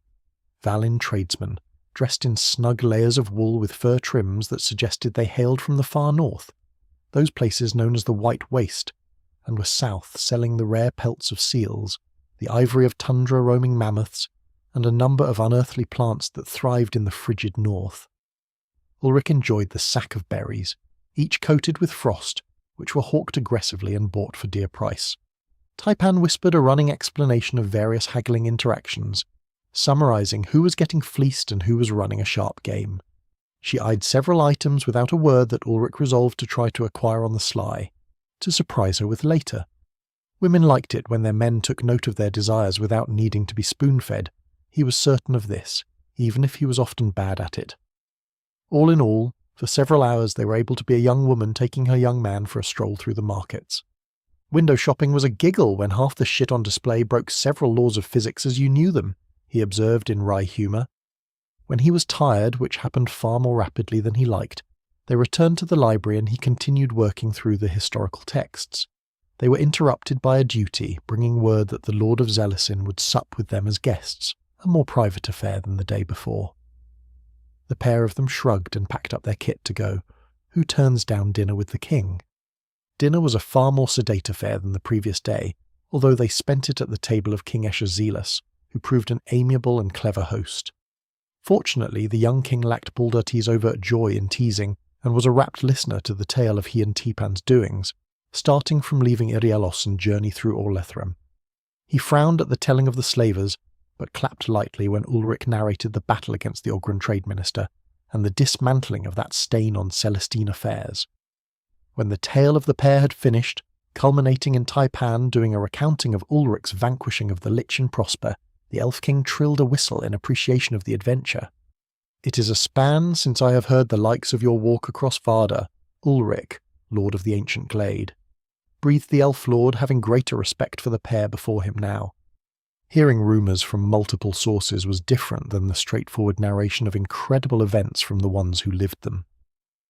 "It seems fate did indeed have a role for your reforging. To think one of the unliving would obtain an artifact from the time of ancients, and be so malignant in their plotting." "Did you find the creature's phylactery?" he asked, as if that went without saying. "Phylactery what?" Ulrich replied, confused. The Elf King's head tilted sideways in surprise. "The phylactery, Glade Chief, is the repository where the unliving house their twisted cause to hide them. It is how they avoid being destroyed by time's influence. I would have thought that the creature would have kept its soul housed within that magnificent catalyst staff. But your description of that instrument does not match what I know of such things," Escher Zealous informed him. Ulrich's face fell and he saw his expression mirrored upon Taipan. "Are you telling me, Lord Zealous, that the thing I slew may not have been destroyed when I shattered its form?" Ulrich asked, disbelieving that such a thing could be possible. Seriousness in every line of his ageless face underlined the Elf King's response, and he met Ulrich's eyes to be certain he was being understood. "A lich whose phylactery is not destroyed will return, Ulrich Einar. It might take time. The law on such creatures is not clear, as they are abominations, whose very being is wrought of abyssal magic, but someday the soul of the lich will gather itself and it will regain its consciousness. Should a sentient being touch the phylactery, the will of the unliving might overwhelm that of whoever stumbles across it, and take hold of their form for its own to be among the living again." Ulrich sagged against the table, his hand over his eyes. It took basically everything he had to kill that thing the first time, before it knew what he could do. He'd spent most of his strength doing it too. Could he beat the creature a second time? He honestly doubted it, even if he regained the full use of his core. If the lich was on its guard, was as methodical as only an immortal could be, Ulrich had few reservations saying he wasn't favoured against it. He'd come across a chess master, and instead of sitting down for a game, he'd flipped the board and punched it in the mouth. If it came down to a battle of manoeuvre and subtlety, he didn't stand a chance. "Myert," Ulrich whispered. Then he shook his head. Problems for future Ulrich. "How long does it take, if you can say with any reasonable certainty?" Ulrich asked of the Elf Lord. A shrug and a rueful smile were the Escher Zealous's response. "Damn." Ulrich turned to Taipan and she answered his unspoken question with determination. "This creature is responsible for untold suffering. The Orlethrem will not permit its rise. It is almost certainly housed somewhere in Prosper. Such creatures would not leave their souls where anyone might accidentally compromise the wardings that preserve them from time's influence. A vault, a hidden treasury. There will be a place all are forbidden from entering, and that place will hold the creature's phylactery." The chief of the Zealosin nodded his affirmation. "This is most likely. Somewhere forbidden entry, yet heavily guarded, warded from scry, its existence under stricture of higher secrecy. Such places almost always, by virtue of how determinedly they are hidden, discoverable. I will send word to my peers. If the creature has already subsumed a host, it will be more difficult to find. The body hides the creature." One of the recent changes to his status, a sense for those corrupted by their devil's deals with the abyssals, flashed behind his eyes. "Figures. It seems that I have something of a sense for the manner of creatures tainted by the time demons that spawned the Lich," Ulrich revealed, concerned that this great enemy was not vanquished. "I don't know the exact range or precision of this new inflection of my abilities, but it seems I have some hunting yet to do, with the help of whoever will offer it." The intense green and brown eyes of the Elf Lord widened, and he grinned. "This is well, Ulrich Glade Chief. You may yourself bring my request of aid to one who should be of paramount assistance to us all in this endeavour. Sure Iriel is renowned for being skilled in the breaking of secrets. Gain her aid in this, and I believe that the unliving will not quickly enough gather its sanity, even if it has obtained a corporeal form to become a threat again on Varda. Quest accepted. Sure thing, yeah, that makes sense, Ulrich said, more to himself than anyone else. Baldurit's second wife was something of a genius in mage arts and a formidable mind outside of that. When faced with a problem you can't solve yourself, outsource it to a specialist. He suddenly felt much better about the situation than he had a minute ago. Okay, that works out just fine. We'll be in contact with the Uriels in just a couple of days. From there, Shaw can come up with a way to help me locate the Lich's soul, and the Orlithrum can send a group to make certain it doesn't rise again, Ulrich said, relieved. He wouldn't be lying if he said that he was tired of adventure. Learning to read with Taipan was one of the most outright pleasant things that he'd done in recent memory. Damn it, Jim, I'm a nerd, not a warlord. That will be more than sufficient to the appeal I had intended to send by runner. In any case, the two of you have played your part in the affairs of the great houses of the elves, for now, decreed the king of the Zealosin, looking not unkindly on the somewhat ragged couple. Your rest you have earned. It is our time now to earn our thrones and titles. I would hope that my cousins in the other tribes feel similarly. Their host told them, his features slightly chagrined. The Elf Lord did one of those brief scans that people do when they don't want to be overheard saying something, even though Ulrich knew for certain that the king's guardsmen could probably hear the mice in the pantries. Not that the duties permitted mice in the pantries, likely because they would hear them if they were there and deal with them. Damn it, Ulrich. Focus. Ulrich pulled Wandering Mind back to the Riverfolk Lord as he confided, leaned forward conspiratorially. It is a matter of no little shame that it took a Valin pup and Baldert's thorny daughter, no offence to yourself, Lady of the Glade, to change the course of the Orlithrum. Far from offended, Taipan gave a small salute from her seat, and made the hand sign, "It is my pleasure." She was entirely aware of her thorns, and would proudly display the blood on them if given the opportunity. Fewer thorns than before their marriage, he was willing to admit, but just as sharp, perhaps even sharper for their being scarcer. His Taipan was growing slowly more similar to her mother, and it gave him some reason for concern. Vedder, while often put out with him, managed to effectively keep her husband in line, often at knife point because the shifty elf required that it be so. He was going to tell Essra not to worry about it, but his shadow wife beat him to the punch. Your seats were too comfortable, and left too seldom by royal withers to make of yourselves the force amongst the Orlithrum that they should have been. Criticised Taipan, remorseless. It is the reason my father and his triumvirate combined their efforts to take the reins of the Aesir, to guide our peoples away from lackadaisical course, to reinvigorate our kin, and take a more active role upon Esvartheim. Lord Zealous received that scolding without anger. It was true, and his own rise should have come sooner. He was the better ruler for his kin, and had set the duty aside to preserve his uncle's honour, at the detriment of his people as a whole. Taipan softened the blow with her next statement. We were all of us at fault. It was Iriel's complete closure, born of my parents' grief and grudge, that kept us blind to the outside, that prevented us from seeing the signs that should have been there to be found to prevent the war instead of respond to it. That the other tribes should also turn inward was a thing my father should have known would result, perhaps did know, and was content with in his pain. Just because he later tried to correct this mistake doesn't make it less of one, especially when the Aesir are a difficult people to induce to change. We are all of us responsible for the state of this world. Taipan judged somewhat harshly of her own kind. Esserhan nodded his agreement. We are all of us stewards of the land. The gardener cannot blame the plant for its wilting, or the shipbuilder the river for the leaks in their boat. All the more reason that you young ones should not have had to carry your elders upon your backs. Still, it is done now, and I at least will put the weight of my throne to work. The Zealosin have much to answer for, and we will, to erase Morian's taint, to reach outward to city-states which have sent overture on behalf of the Lord of the Ancient Glades intervention. Clearly the leader of the river tribe wasn't done chewing that bone. It is good enough a start, Lord Esserha, and if it matters, what I have seen of Potam'al gives me reason to believe the river folk are going to be fine in your hands. Hopefully all the elves will be fine, now that Maniac doesn't have an empire to swing against them. All I know is, I'm taking a vacation from roaming around, and I've got a village to build, Ulrich said, glad to exit the main stage, other than to tidy up some business with a vengeful lich. The Elf Lord raised his cup to that, and they drank deep, a silent toast to a peaceful future. Thereafter, the hearths flickering as a new wood was provided, more for atmosphere than heat, Ulrich was treated to a set of plays, an art form he hadn't gotten to witness before. The actors mimed adventures of sailors, set pieces of waves were moved by dark-clad stagehands, and the whole thing was quaintly brilliant.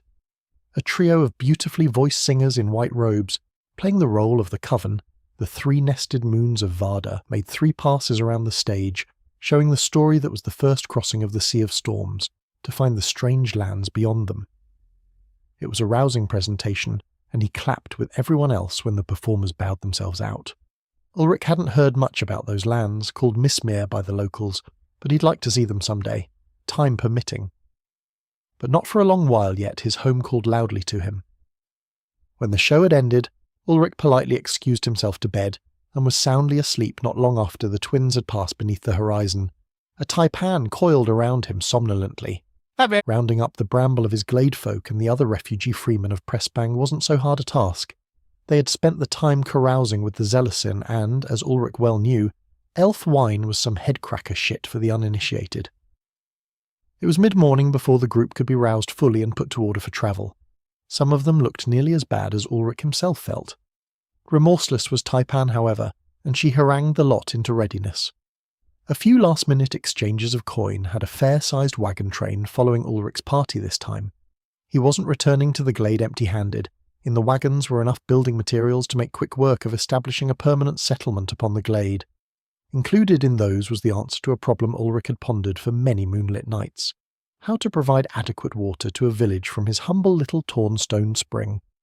The waterhole that had been created by the uprooting of the colossus that created the glade was more than adequate for a single man. Ulrich had never so much as lowered the water level of the spring. Meeting the needs of some 300-odd persons was more than he was certain could be handled by only that water source. The answer to the problem was a traditional one: damming. The large rolling hills, the prehistoric remains of god trees long since dead and buried by their living brethren, created many valleys and channels through which water ran freely in the somewhat frequent rains that rose from the uplift of air masses laden with moisture fresh off the Vatin. By dressing a few of those channels and routing the flow to a couple of the big hollows and damming them, a set of several deep lakes could be formed from which to draw all the water he and these folk would ever need. Elves were artisans at working themselves into nature's flow. He could trust them to solve through experience many of the problems he hadn't imagined he'd have to deal with in the before. Ulrich was a materials engineer, not a civil one. He could do the math to solve for the structural anchors and statics of bridges and whatnot, or the gearing ratios to operate turbines, and all sorts of applications for motors and generators, but the elves could do it all without needing to reinvent industrial machining tools, which would save him years. There was also cheating-ass magic to be considered. Taipan assured him that they would have no shortage of offers from builders and craftsmen amongst the deep woods elves to embark on a journey to their sacred hinterland, a pilgrimage long made impossible thanks to the Forest Lord. These would have the skills and knowledge to pit their cause against innumerable weavings of magic and material. Much as Mage Broden could compel trees to grow into a great green wall barrier against the monsters, the artisans of the elves would work similar miracles for wells, flowing water sewers, sunlight-catching spells to harness the thin light beneath the dense canopy for growing crops, and more. They would go with a strong detachment of Uriel's much-vaunted foresters. Danger still abounded upon the plateau. The greater beasts and monsters were thick in its forests, but he had a feeling the Uriellan would be happy to send hunters to cull the creatures, each brave eager for the chance at claiming a trophy for wealth and prestige amongst their peers. If Taipan was the standard by which the other hunters were measured, Ulrich would be lucky to trip across a greater in a few years hence. Chapter 2, 104, in which debts are settled. Thoughts of the glade, deeds fair and foul, and an uncertain future turned the long kilometres of steady travel upriver into a passive span of time with sylvan scenes, blurry before the weary man's meandering mindscape. Behind it all, though, what he was trying to avoid thinking about was the sluggishness of his core, the muted hum of his magical pulse, still dim after these weeks past the struggle with the Lich. Physically, he was more or less whole now, but even rudimentary magic use induced a twinge of warning that suggested he find a better use for his time, like sitting down somewhere doing not much. So, while he leaned against the railing to their humble barge and took in the sights of the heart of Elfland at peace. He devoutly hoped that a solution to his dilemma would present itself, even if it meant more magical horseshit. Question was, how did he fix his own cooked circuits? He purely wasted the majesty of the river ride into Iriel with his labyrinthine worries.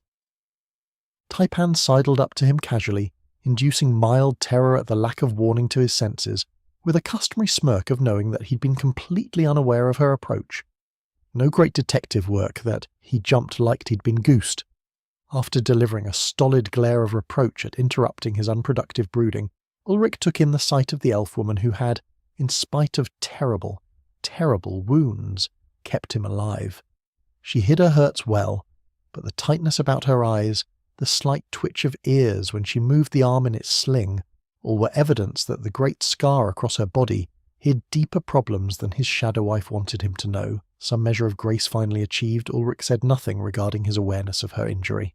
He could offer no aid on the matter, and she would speak of it when she felt like it. 2 peas in a pod they were. "And how have you occupied yourself, mine wife, when you are not stalking behind me like a murderer in the night?" Ulrich inquired innocently. A casual lean against him was all the reveal to that mystery he received. Ulrich, a man of the classics, could not help but take this opportunity, even though he knew that none here would get the reference. It was too fitting. "Keep your secrets, then. I was getting along here very well, I'll have you know," Ulrich quoted. "Were you? Because the chewing of your cheek was nearing a draw of blood, O Glade Chief," she retorted without particular inflection. Melodic sarcasm was an unfit use of so pretty a voice, Ulrich concluded. "Yeah, well, it's been a wild year," he groused mildly. "I'll have you know, some of us weren't trained to slaughter beasts and men from the crib." "Oh? Curious, because you seem to have spent your previous life well immersed in the ways of warfare. How is it that a mere scholar of whatever witchcraft these orbitals may be deciphers the machinations of an empire as if they were privy to its founding, and finds the levers on which to turn it inside out within a mere month of being inside its borders?" she wondered aloud. "I read a lot of history, and most of it on my world was people recording the run-up to, execution of, and fallout from, literally I might add, wars. You know that." Ulrich defended himself. He'd told her this before, it wasn't a secret. "Ulrich, most peoples have read the histories of strife. We tell these stories often and recount them to the youth in their preparations for adulthood. Few understand the implications of such well enough to outline a strategy to dismember an empire within a season," she replied, amused at his refusal to see the obvious. "As much as you claim to have no head for tactics, yours is a mind designed to find the means to take things apart. It is only because you enjoy putting them back together afterward, and have no particular malice in it, that you are not an incredibly dangerous creature that I would one day be forced to destroy," his wife dutifully reported. A grunt was all the intellectual rejoinder that he found for that sharp observation. He did not often enjoy the thought that, after all the disgust he held for the peoples of his old world, and what their instincts led them to, the fruit fell not far from the tree. His mate was correct. Ulrich did have a mind for finding the seams along which structures, material ones and political ones, failed. It was an important trait in an engineer, one that carried his career. You had to identify the problems to fix them, after all. He'd never considered that form of inquisitiveness to be something dangerous. Curiosity was harmless, right? "Right," he chuckled silently to himself. "Well, try to make it quick then, if you decide I'm in need of a swift dirking to prevent catastrophe," he said, after a minute or so. A gentle laugh preceded her promise. "Of course, you will not even feel a thing, my love." He didn't, at this point, even have to question whether or not she was serious. Taipan was a Taipan. "Did you come over here with the intention of busting my balls, or was that just a bit of garnish before you sandbagged me with something else?" Ulrich complained, not really upset that his wife made him think about things he'd rather not, but more so that she was in top form in their verbal jousting this day. It was going to take some real effort on his part to stay even. He could feel it. A toss of hair, just long enough now to require tying back in a sort of silken spray from the back of her head, whisked across his cheek. Is it so wrong to want to enjoy the smell of one's mate and their warmth, Ulrich? The words themselves, innocuous enough, were not matched by the devious twinkle in her emerald and bronze-flecked eyes. Ulrich knew better than to fall for evil's lies. With a long roll of his own orbs, he made certain the cruel wench knew he was onto her games. In truth, The problem was that his lovely huntress was bored. Hell, he was bored in a distant sort of way. Since just before spring and on into summer, 6 months by his reckoning, he'd been pretty much immersed in high adventure. A calm, relaxing boat ride along a gentle river in tamed lands was damned near unnerving for its lack of stimulation. Taipan lived for the test, to walk the razor's edge against the creatures of the forest. Ulrich hadn't before. His idea of a challenge was a more intellectual exercise, but he couldn't deny the immediacy and sheer life that came amid battles. The purity of a single moment was tantalizing. He got that same rush from creating magic, though, whereas Taipan didn't have any other outlet than to throw herself into the wilderness. She needs a hobby, he decided, one that isn't glade chief baiting. When her wounds were properly treated, he'd have to find her something to occupy her talents, lest the beast become restless. For now, Ulrich would fulfill his lover's needs and play the game they both enjoyed, putting needles in one another for no reason. They filled a few hours that way, perched along the railing, quietly shitting on each other. Taipan carried the day, and Ulrich conceded his loss by yelling, "Damn it, woman! I'll buy another boat if it means I get to ride it in peace." The tinkle of her victorious laughter was his reward for playing. The rest of that day, and most of the next, they sprawled along the deck in various places or hung in bed hammocks, while his wife helped him learn to read. A ringing of brass bells heard not so distant outside their cabin announced that they had returned, at long last, to Erialhos and the great city of the Deepwoods elves. Water wheels that had been unattended when first he was escorted by Bright Eyes through these woods were now mated to their respective mills. The smells of grains, herbs, compost, a host of small rotundas powered by the course of the river running around the roots of Erialhos, like a child romping around their parents' legs, was pervasive. Taken together, it lent the undercity an almost medicinal smell. Gardeners were cutting back overgrown plots, preparing beds that spiraled up the trunks of trees, connected to the upper city by lifts, rope bridges, and winding tortuous paths through the lower branches of the great heartwood trees that grew around their demigod sire. Ulrich watched skillful hands peeling bark, pruning arbours, and giving off the feel of leaf-cutter ants busily tending their groves.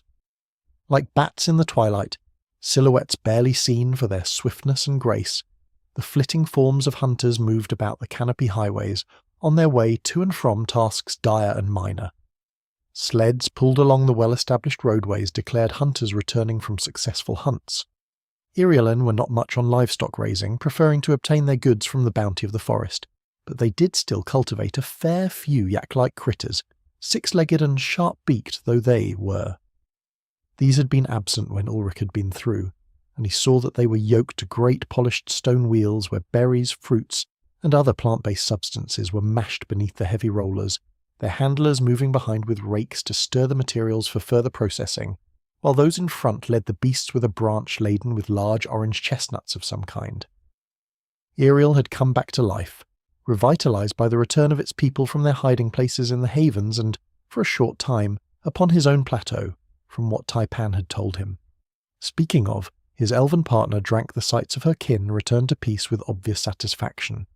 His spirits lifted at the display of these people interwoven with their forest, with such harmony, even through the burdensome tiredness that haunted his limbs and lingering worries that refused to completely loosen their grips on his thoughts. Awareness of the large band of glade folk was unavoidable. They stood out amongst the predominantly dark-skinned, black-haired Iriellan like a sore thumb. No little reason for that was the presence of nearly half their number being of the Valin and Yorman races. Infrequent enough had been the representation of the other Issa tribes in Iriel. The other kin were unheard of for a long span of years. Fortunately, word must have travelled well ahead of them, because they received nothing more than curious glances from the busily working elves of the deep wood. Warrior caste elves were shadowing the pilgrims he led, no doubt under instruction from the substitute Lord of Iriel Bright Eyes to ensure nothing untoward happened. Ulrich noticed that he was rather less a focus of the stairs than Taipan. Here, amongst her direct kin, she had not at all gone unobserved. Many and profound had been the changes in his partner since their initial meeting. The peoples of Ariel were not likely to be privy to all of the details of those changes, not all of them so flattering to her person. A former princess turned shadow to meet debt of honour, become bride of a Valin lord of no repute, other than the rumours not to be taken seriously that the unimpressive-looking man had slain the forest lord among other doubtful doings. He hoped nobody felt like getting even on a grudge against her. His partner had left a trail of hurt feelings a league wide for nearly a century in her more abrasive youth. Elves didn't dwell on the past overmuch, but they definitely knew how to nurse a grudge and did enjoy the balancing of scales. His misgivings were unfounded. Taipan whispered into his ear, in reply to his concern, "They are fools if they continue to hold animosity for a dead woman. Giat Iriel is long gone, stricken from the rolls of House Iriel. Taipan of the Glade strides with her face and her limbs, but only a fool would ignore the significance of mine hair, among other things. To their ill, if they think to test me in that woman's stead." Granted, Taipan's already impressive skill set had expanded greatly since their meeting. She'd trained every bit as hard as he had with her Royal Guard kin, polishing her abilities. In their adventures since leaving the safety of Irielhos, she'd elevated her class and broken through several long-standing plateaus in those abilities, courtesy of their facing off against monsters and enemies in droves. Even so, he knew that the lingering injuries she bore were not even close to mended completely, and wasn't confident in himself to be able to brute force their way through any potential problems. His magic was stiff within his body, his core only fitfully driving the surround to its cyclic run through damaged pathways of power. Far from ill will, the Reforged man became cognizant of a distinctive atmosphere of deference from the hardy Deepwoods elves, and he was much pleased to note that, while the common folk with which he'd had no contact did not fail to note his presence, he wasn't the target of their regard. The once unwilling princess was gone. In her place, a hero of their people had come to guide them from dark times. It did him no little good to see her shyness when she realized that she was the source of a budding sense of hero worship, the sort her parents had to endure. Taipan had once come to expect deference. The open gratitude of her folk had her flummoxed to no small degree. "What?" Ulrich teased lightly when he saw her expression grow cagey at the adulations. "Didn't expect to find a much-deserved saviour's welcome." She blushed a bit, the tips of her ears reddening. "No saviour, am I?" the serpent hissed at his side. "Are you not?" Ulrich countered, somewhat gleeful that he could give her a hard time about it. "Flying like an arrow through the lands of your people, shattering slavers' circles, and hunting dread assassins before uncovering foul plots, which were unmasked in the moment of their crisis." Her protestation was further hampered by the growing murmurs from her kinfolk, their praises and adulations becoming a litany of great deeds and warm comparisons to her sire and dam. "See," he whispered, "they all know who came to their aid, and who went from one battlefield to the next to free their cousins from worse than slavery, slay a butcher of elves, and join to strike their greatest enemy dead where it lived." Taipan sputtered, "But that was all your doing. I followed your path and left it only because you asked it of me. I did not know that there would be a void born sitting at the heart of the web, or that we would wander across those camps in furthest reaches of Prespang's wilds. And Vars was a glorified guard dog for that lich, a rabid one that had to be put down." "True," Ulrich conceded, "and so what?" Normally it was him that was too busy being thicker than a rad shelter wall. It was good to walk in the shoes of the socially enlightened. "Your Irilin don't care why their ex-princess became a hero, or that her heroics were born of happenstance, only that she did, and that her doings were. Face it, wife, you'll have to kiss babies and suffer their adulation at every turn," he gloated. "Why are you enjoying this so much, Ulrich Einar, Lord of the Ancient Glade?" Taipan asked archly, trying not to cringe from the pressure of her people's approval. In her own way, she was more hermit than he, having virtually fled from court life to hide out in the wilderness. "Because Schadenfreude is a genetic legacy of my species," he returned, grinning happily at her wilting from the almost parade that had formed as they moved through the city. She sighed and cursed softly. "Miet." More than one of the royal guard chuckled at her discomfort. The lift that would carry them up to the fortress winding around Great Irielhos was exactly as he'd remembered it, with its great ropes, and the effortless glide as it rose to the lower limbs that sheltered the city beneath, some 150 metres above the ground. The towering pillar held an almost overwhelming aura about it now to Ulrich's heightened mana sense.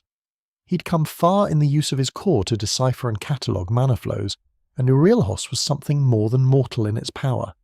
The protective magics were almost audible in their buzzing potency. "Hoo boy!" he exclaimed. "Am I imagining it? Or does this old tree pack more of a hollop?"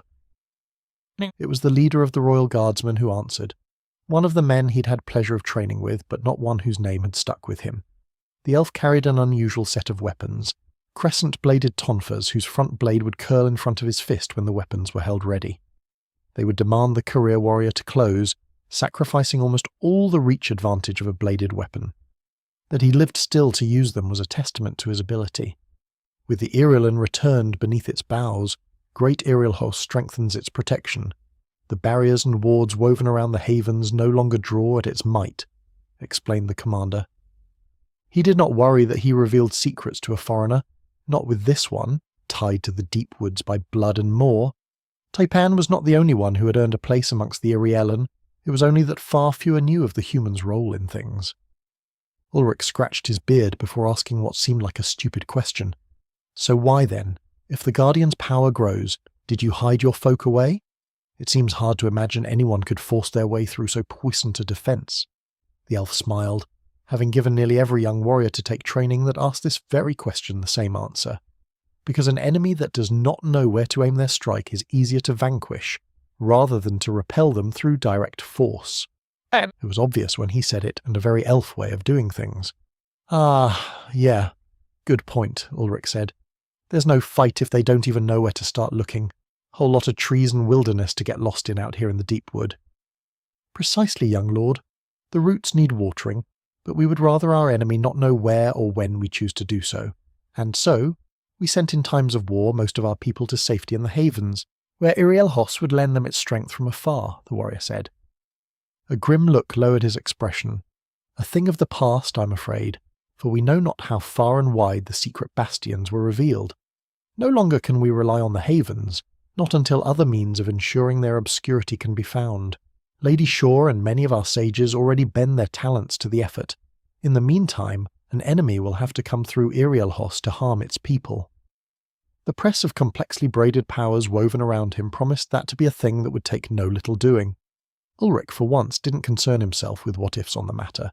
Anyone dumb enough to try to cut their way through the Issa, just to come face to face with a demigod tree, and every last gram of Irialan firepower was going to get what they deserve. It will be well, guardsmen. I didn't have long to learn from them, but I did not leave Shaw's lessons, nor Gotha's believing that they were not up to the task. Only that they had never been given cause to consider it, Ulrich said, confident. No. Shaw had been the only person he'd met in this world that actually understood when he explained electrodynamic theories or energy wave interactions. Gotha saw the weaves of his personal magics and instantly saw a dozen ways to improve them, to tighten his casting and improve its output. Other masters of the arcane were no doubt available with their own insights. This, again, was not a problem for Ulrich Einar.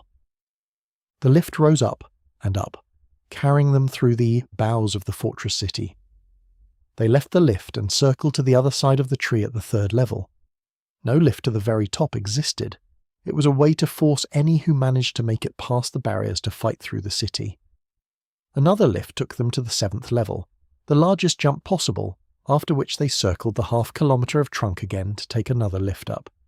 Yet again, an enemy seeking the fastest path to the top would have to fight its way around the city. From the 7th they made the 12th level, much smaller now as the spreading crown diverged into myriad smaller avenues diffuse. From there they took a now familiar path through the fortress to the last lift to the 13th and final level, which held the citadel's keep, the great hall in which resided the chief of Iriel, its king and his family. Ulrich found himself a little antsy. In part it was because he was actually tired and afraid that he was showing it. The physical effort of, at a rather brisk pace, rounding the circumference of the fortress was almost alien to him, so used to a bolstered physique had he grown. Remembered life as a cripple came unbidden to him, and he shook it off with difficulty. Even now he was better off than in that previous life. The other reason was that he wasn't certain where he stood with the powers that be. He'd been a guest once, but now no longer. Ulrich wasn't here as a guest, he was here as a lord of men and elves, with all the responsibilities and duties that carried. He wasn't trying to peddle a few wares and haggle a bit of good faith. He was trying to ascertain the fate of his newfound people, and to lay the foundation of a new city, a new nation, for all he knew. The plateau of Unchance was vast, its riches untouched for many generations of the Fae, and considered holy ground by most of them. Ulrich and his crew were in uncharted waters to found a settlement there. Those great burnished doors opened wide without a gesture by their guards, the same pair as last time, now that he looked. In he walked, huffing a bit, with his wife at his side. Even her robustness was being tested by the somewhat uncomfortable pace of their course through the fortress. The glade folk were on the level below, being permitted to rest and receive attention from the duties of the fortress, and healers notified of many that had been harshly wounded in recent months. That they had already been tended mattered not. Doctors most always figured they knew better than the last bonesaw that had been let loose to savage their patients. It was all so familiar, the arching curves of living wood intertwined with the architectural demands of the great hall, the artistry carved into every post, pillar, wall, or piece of furniture, the arrangements of tables, magical lamps that cast soft even light throughout the hall, gently filling out the shadows cast by sunbeams that entered through the apparent gaps in the ceilings, through which the surrounding forest might be viewed. And there at the dais, upon a central throne, sat Balder Tyriel, lord of the deep wood, and his 3 wives sat to his left on their own comparable seats of power. Their dress was the same as his first meeting with all of them together, and he got a sense of déjà vu, having stood powerless before them once, with all his future uncertain, and now again. Time marches on for everyone. The months had restored much, if not all of the presents to the 3 jewels of the ruling family.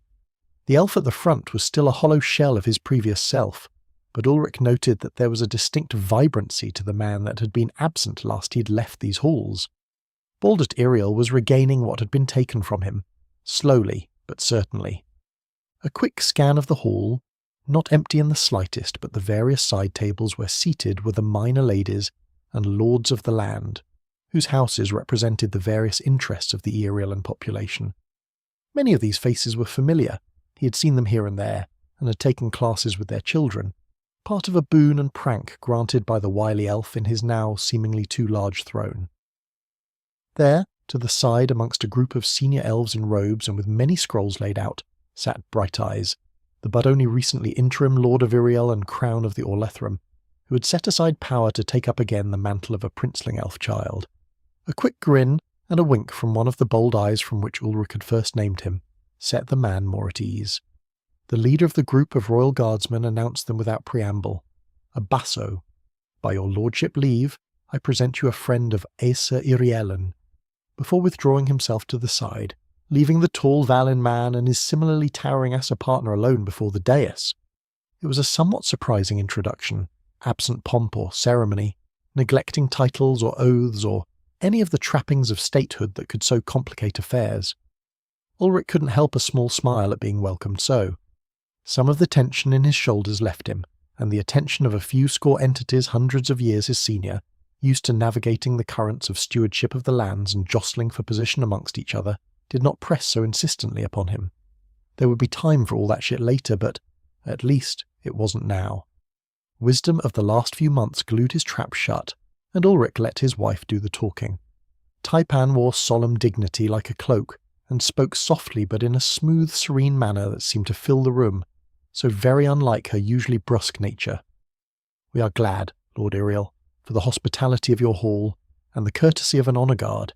It has been not long since our departure, but many twists of the road have we taken ere we returned. We bring good tidings, the enemy is slain, and his empire broken.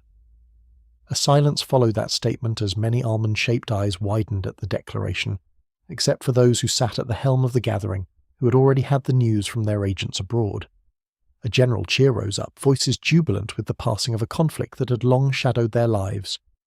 With a gesture to the room, Balder calmed the exclamations and restored order to the room, but many were the bright expressions that remained. The elf king, his deep voice at odds with the relative beauty of his face, a male echo of his daughter's glory, replied thusly, "What took you so long? It's as if you lost the road and wandered aimless half the spring. It is small wonder you appear so road-worn." Ulrich gritted his teeth and immediately dispelled any warm thoughts about the black-hearted jackal disguised as a noble lord. Not content to begin their long-running exchange with a light volley, Balder Tyriel brought all the weapons he had to bear, trying for an overwhelming victory. Indeed, so long were the 2 of you gone. I have already made arrangements to have you replace daughter lost and found. The child will likely be full-grown before either of you find your way back to Irielhos, if certain peoples are permitted to lead the party. Vedr, mother of Taipan and first wife, rolled her eyes at the uncouth reveal of her only barely confirmed pregnancy before the hall. coming in the form of a joke toward their daughter and her mate. Bathe, third wife and mother of Bright Eyes, patted her hand consolingly and mouthed, "Soon," at her sister in suffering, promising reprisal at a time of their choosing. Shaw contented herself with a nod that sent shimmers of motion through the fountain of crimson hair around her. Seemingly ignorant of the punishment that awaited him, the Lord of the Deep Wood pressed his attack, exclaiming, "Fear not, though, friend of the Irulan, and fellow steward of the Varda. My generosity is not so short-lived, a blessing not all share. I will have a wheeled chair, the very one you once described to my physicians, provided to make easier that journey. I may even permit my skin to wrinkle, once, in solidarity with your dotage. Impending mortality aside, tell us, Ulrich Glade Chief, how did you enjoy your walk across Esvartheim?" A light hum of muffled conversation and predatory gazes fell over the centre of the room at these carefully lofted arrows. The Irulan knew when a game was afoot. Ulrich nodded and sucked a tooth, considering now his options. He raised his voice then, and returned in mellow joviality that belied the content of his rebuttal. As always, the hospitality of Baldurt is boundless, and none of any vast experience can impugn his character. He began, which used the king's commentary on his limited lifespan to suggest that he did not have vast experience, and was impugning said character, not a hard line to follow for the attendant Issa lords. The assembled elves glanced to their lord, noting his earnest attention on the counter-offensive, though that was merely the softest of initial jabs. So greatly does he struggle for the good of his people that his clothes fall slack and his throne seems grown larger. Forbid the thought of wrinkles upon your person, your lordship. No matter what appearances may be, you are in the prime of life, or so I am led to believe. To have so bamboozled your rivals with a caricature of impotent feebleness is a trick I have attempted, though you do it better than myself. How convincingly, I might add, Ulrich declared, starting with the obvious frailty of the elf. Smiling widely, directed a glance toward the youngest of Baldurt's children. Before I bore my hosts with unworthy doings, it seems congratulations are in order for the leadership of the young crown in war times. Many have regaled me in my travel of the dignity and wisdom of Crown Lomitsate, and none even thought to mention the sire, that role having been so fully filled by a lad of tender age. I must credit your grace's decision to marry so strongly in favour of a bloodline that shores up one's own wants. The jab at his health went largely unnoticed. The mighty elf was still potent enough to birth fear in the hearts of men, even absent much of his strength. The commentary on his son's perhaps more effective leadership, though, stung by the slight twist of lips. Baetheriel delivered a smug side-eye to her husband at the commentary of whose bloodline might be leading whose in their arrangement, and that certainly did not go unremarked. Judging by whispers carrying in the hall, they were being treated to a real contest on this occasion. With the slightest frown from the elf lord to bolster him, Ulrich put into play the line of attack he'd anticipated months ago in this long-awaited battle. He hadn't expected Balder to make the mistake of so completely putting his foot in the trap, but he was ready. "Glad am I to answer your lordship's question of timing and doings," Ulrich proclaimed without exaggeration, but as he went on, his sincerity decreased faster than a senator's at the victory dinner. "I must plead youthful impatience. Unpleasantness makes the twins dance slowly, but it scarce feels like 6 moons since departing. That long, elusive slavers and their allies were purged from Orlothrem, and ages-old enemies should be vanquished. I hope you don't mind the abruptness of their removal. 1,000 years of protracted conflict seems like a sudden adjustment for the longer-lived races, especially when one goes to their sick-bed with familiar foe awaiting, only to rise from to see lingering difficulties dispatched cleanly." Their reminder that Ulrich had, in rather expeditious fashion, brought ruin to the enemies of enemies foreign and domestic, and now, for the finishing touch, the coup de grace. Ulrich used the tone and timbre of a bored departmental manager describing quarterly project goals.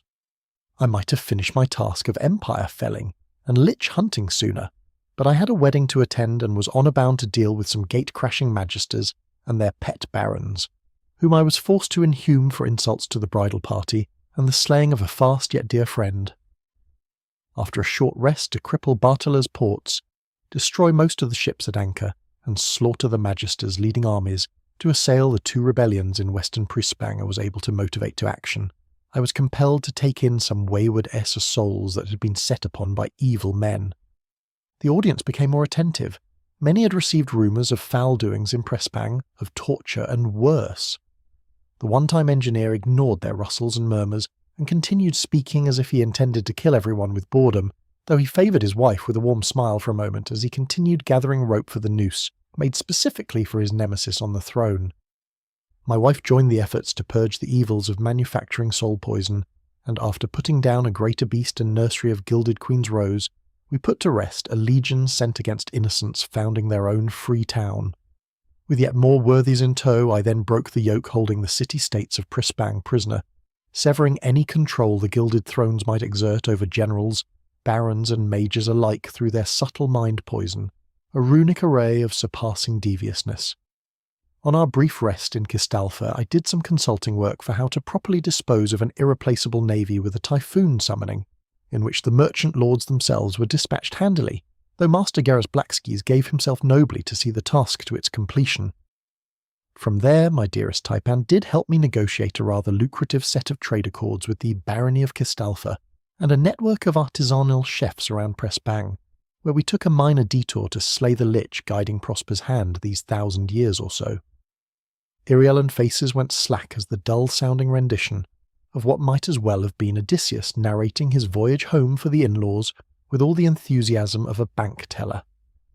With the major events recounted, Ulrich put the finishing touch on his rebuttal to Balder's suggestion that he had been slow or ineffective.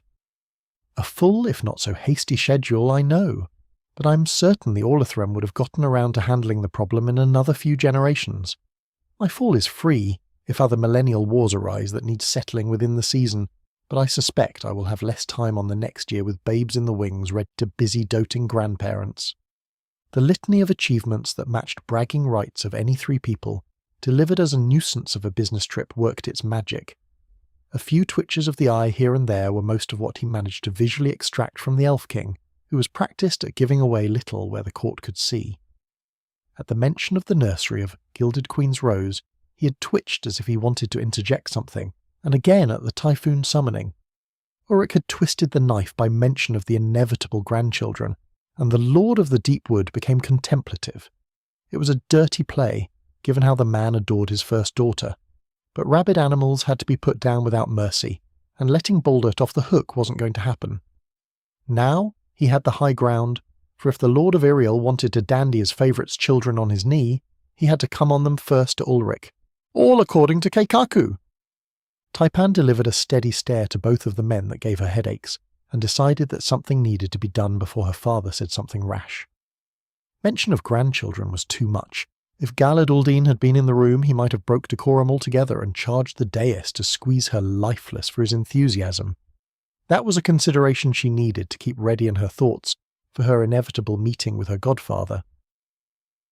Perhaps my mate is being a touch hasty. There is much that needs tending on the Plateau of Ancients to make a home for the glade folk before we should be ready for air-making, she said, somewhat unnerved by speaking of parenthood before the highest men and women of her kindred. Surprisingly, it wasn't Baldert but Vedder that cut her legs from under her, placing her back to a figurative wall. Perish the thought.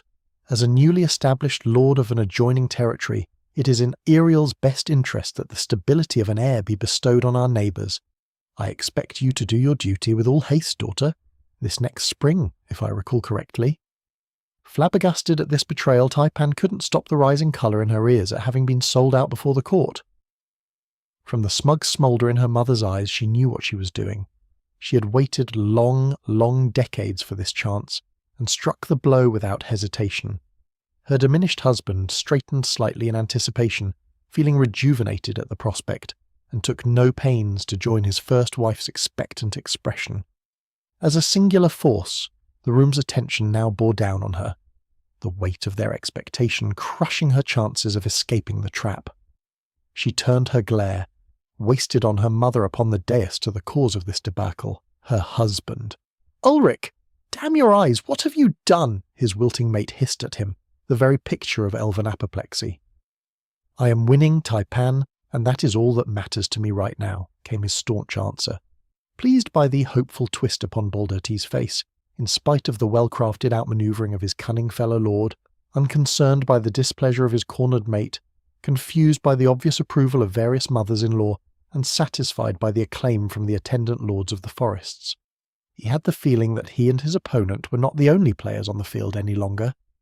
A new challenger had appeared, ready to attack from the flanks. Tomorrows were a hypothetical in the best of times. Ulrich had waited a long time to settle his score with the Elf King, first for saddling him with a shadow he hadn't wanted, then with a wife unasked for, and lastly a debt of gratitude and hospitality he hadn't been able to hope to reciprocate. Leaving aside all the joys those events had led to, and the good it had done him, Ulrich Einar was not a man to forget a debt owed, and he had dreamed of his chance to punish Balder Tyriel. Now, at last, he could taste victory, no matter the cost. If being crushed between hammer and anvil was what it took to crack the brown nut in his royal chair, then Ulrich was willing to be the sacrifice. He saw the look in the three dragons sitting to the side of the king's throne, and nodded to accept his fate. Shore, knowing now that the opportunity long awaited had come, joined her partners in royal crime, commenting almost vapidly, "It will be lovely to hear the babble of babes in these halls again. Surely you both will bring your own to play with their uncle or aunt, as it turns out to be often. My lord would be well pleased to put aside some time from his many duties to see his legacy, when the lord of the ancient glade and his lady find time to visit again great Irielhos. For what necessary obligations of alliance inevitably arise between great powers. We should, as elders, offer to host these events. Not all can so easily endure the rich field of the Forest of the Forgotten."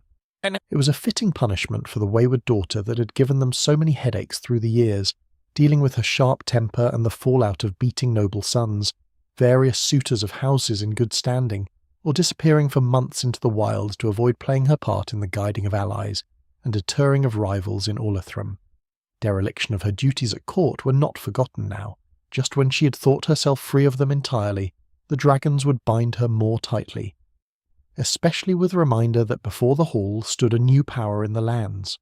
The Lord of Iriel tried to follow his second wife's corralling of his eldest daughter, conceding defeat toward the well-prepared offensive of the young Valin warrior, determined to angle her into a commitment of joining them again with a fresh babe come the next year, and for the accompanying celebrations throughout those coming seasons.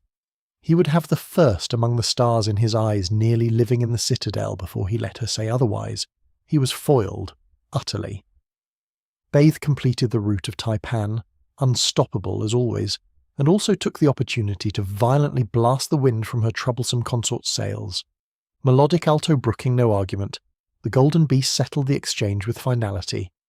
Certainly 2 valiant men would be bored attending saplings so newly budding. The Lord Husbands can be found occupation while mothers enjoy the fruits of our labours, perhaps a hunt or sport to taste the excitements of the deep wood, and keep them from under matron's feet. But enough waste of the court's sufferance, dear Taipan. You must find us later, and we can speak of names. I am afraid the newly risen crown will be busy with affairs of the Olethram and won't be able to join us. Now our guests are tired from journeys long and arduous, as we here have been so earnestly accounted. Let us enjoy a repast." Baldert's horrified expression at being left out of the naming and coddling of his youngest, and also his only grandchild as babes, left no doubt as to his feelings on the matter, and it was an effort to restrain himself from undignified outburst. Already duties were executing the tasks of offering courses of steaming soups and plates of freshly butchered monsters, greens, fresh fruits, and all the bounty of Iriel on display. The king could not break the taboos of taking meals in silence, and had to choke back his complaints and control his features. He had been expecting the Lord of the Ancient Glade to make good sport, but he had not thought that his own wives would— well, wait, yes. He could actually believe that his wives would find a moment of weakness in which to publicly sandbag him. It was well done, and as he chewed a delicious slice of roasted beast, he found himself approving of the results of the defeat. Such was why he had agreed to their unorthodox union. His neighbouring lord and budding friend's status was now beyond reproach. The exhaustion and toll of his exploits were obvious, but none would be so crass as to approach a man still fresh from the battlefield to jockey for position. Baldert had also gotten a near guarantee of a granddaughter from the exchange, although his wives had very cunningly crowded him out from the rampant spoiling he had begun planning. A way around that could be found, however. He had a full year and more to plot. The scowling of his first daughter at the young Lord Einar said that he was not the only one plotting. With a steady hand, Ulrich Einar poured the gravy of conquest over a fluffy slice of rye bread. He had come away from his attendance with the elves, having accounted himself handsomely. His wife was mortified. His mothers-in-law were quite sated, having served just desserts to both a one-time thorn in their side daughter and an all-of-the-time thorn in their side husband. After so long, the talents of the duties of Irielhos in the kitchen were his again to taste, and he was taking full advantage. Nothing against the many bush meals crafted by himself and his partner in the wilds, or the culinary traditions of those few inns in which he'd found himself, but the elves in charge of feeding the fortress were unimpeachable artists of food. This reprieve from Taipan would not long last, so he was set to enjoy all of it. Never could he have anticipated that the dragons would have lain in waiting so long to claim their comeuppances, but he'd enjoyed the sight of both father and daughter completely gobsmacked. Clearly he had a long way to go in the game of placing needles. Eventually, when none could even pretend that they were not sated, the tables were cleaned, and peoples begun to circulate. Bright Eyes rushed from his seat at his father's table to accost Ulrich immediately. The careworn expression he'd held in those brilliant eyes was gone with the crown he'd been forced to briefly wear. "Ulrich, it is good that you are returned. I did not know that you would survive the journey, but the eternal gaze rarely moves in vain, so I was confident that you would prevail, or, at the least, survive to fight another day," the young lad said, beaming. Yeah, it was good to see the kid again, and he wished he had that sort of certainty. He'd given himself a coin flip at best. "Your estimation is appreciated, young Bright Eyes. How have you kept these long seasons since my departure?" Ulrich returned, eager to hear of the doings of a boy turned king, ears twitching as he recalled the brief duration in which he'd worn his father's mantle. The youth sat and ensorcelled the Valen man with tales of manoeuvre of the other great families of the nations of elves, the desperate defence of the havens, and a campaign to rejuvenate the Aesir as a power not only over their own lands but those outside. New trade routes had exploded across the territories of the Orlithrum, with the Highlands elves most particularly leveraging themselves to open 3 new caravan passes through the Heaven's Reach Mountains, an incredible undertaking. The Svartalfin had been conscripted in the projects, with hundreds of years of favours owed called due. The long-lived races hoarded debts when it served them, and these, alongside the promise of wealth from trade both diverted from Prespang and to it from the Sea of Storms along Esvartheim's eastern coast, motivated the dwarves to commit fully to establishing new courses through the jagged, inhospitable ranges of mountains. Ulrich had already seen some of the changes along the Zealous, although he had nothing against which to compare, but Bright Eyes went on at length about the cleaning of house that had accompanied the new Zealous Lord's rise.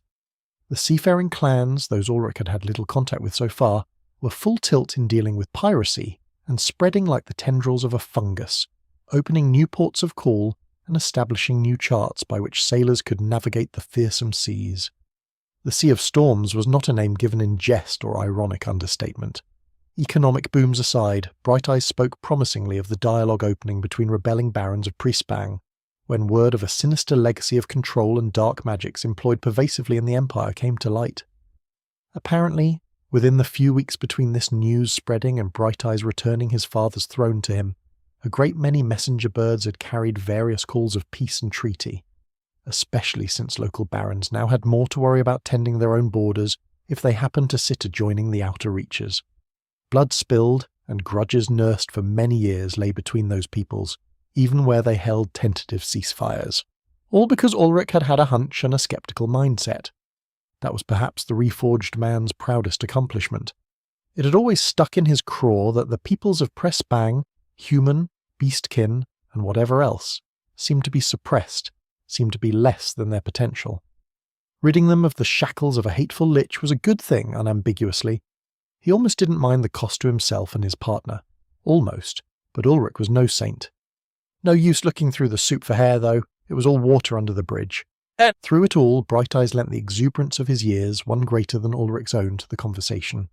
It was refreshing to let the princeling chatter, and also he could have sworn the elf was slightly taller. "Did you grow in my absence, Ere Bright Eyes?" he accused at last. The young boy raised himself straight as he could and declared, "By 2 buds of a heartwood, I will reach adulthood rapidly now that the change has begun. In only another 10 years I shall be full grown. I would have you at my investiture, Ulrich. You deserve that honour." Investiture. The hell had he picked up that word? The boy was only half capable of pidgin when they'd met. Damn, You sure picked up human tongue quickly enough. Not bad, little guy, he complimented the youth.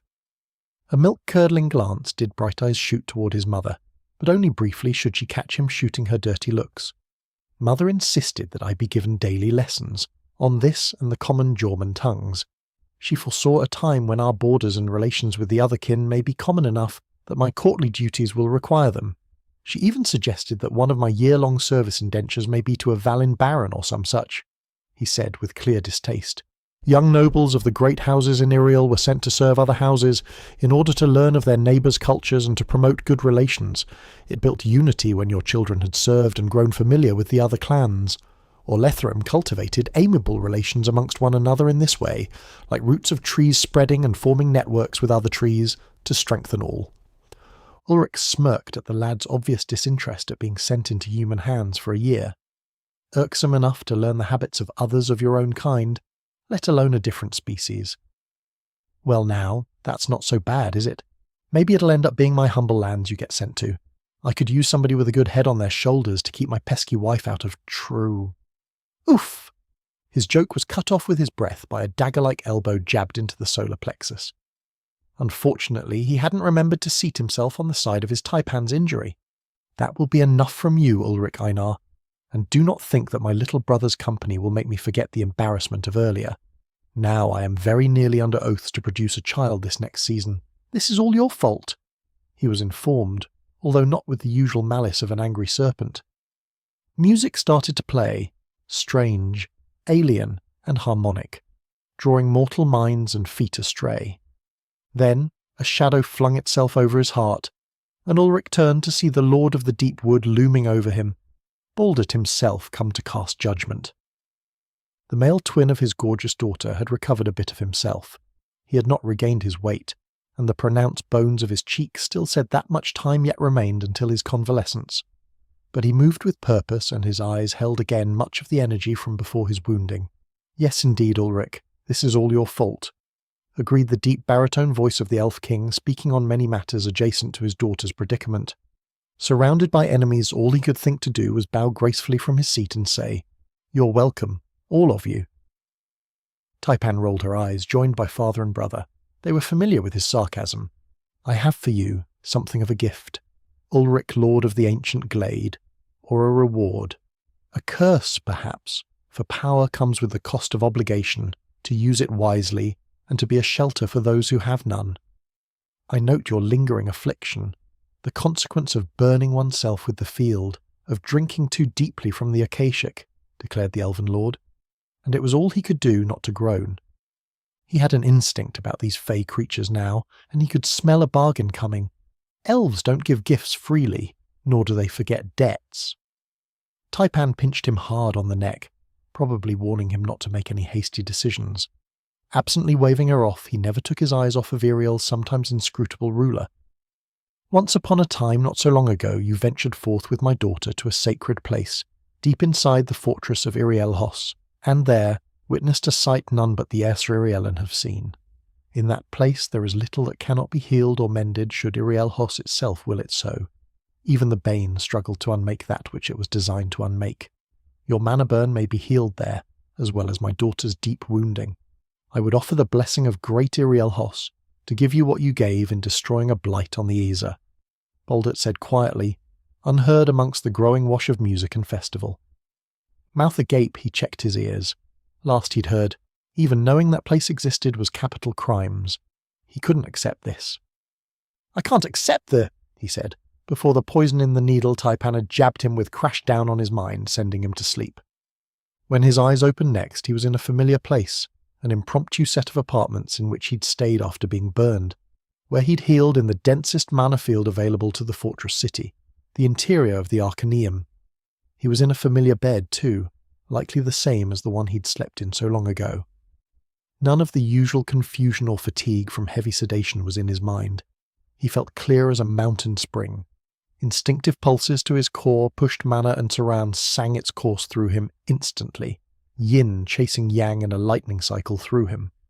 Absorbed in the surging flow of magic, one he'd more or less accepted being reduced to a trickle, he didn't notice the stealthy approach until another familiarity of this room announced itself.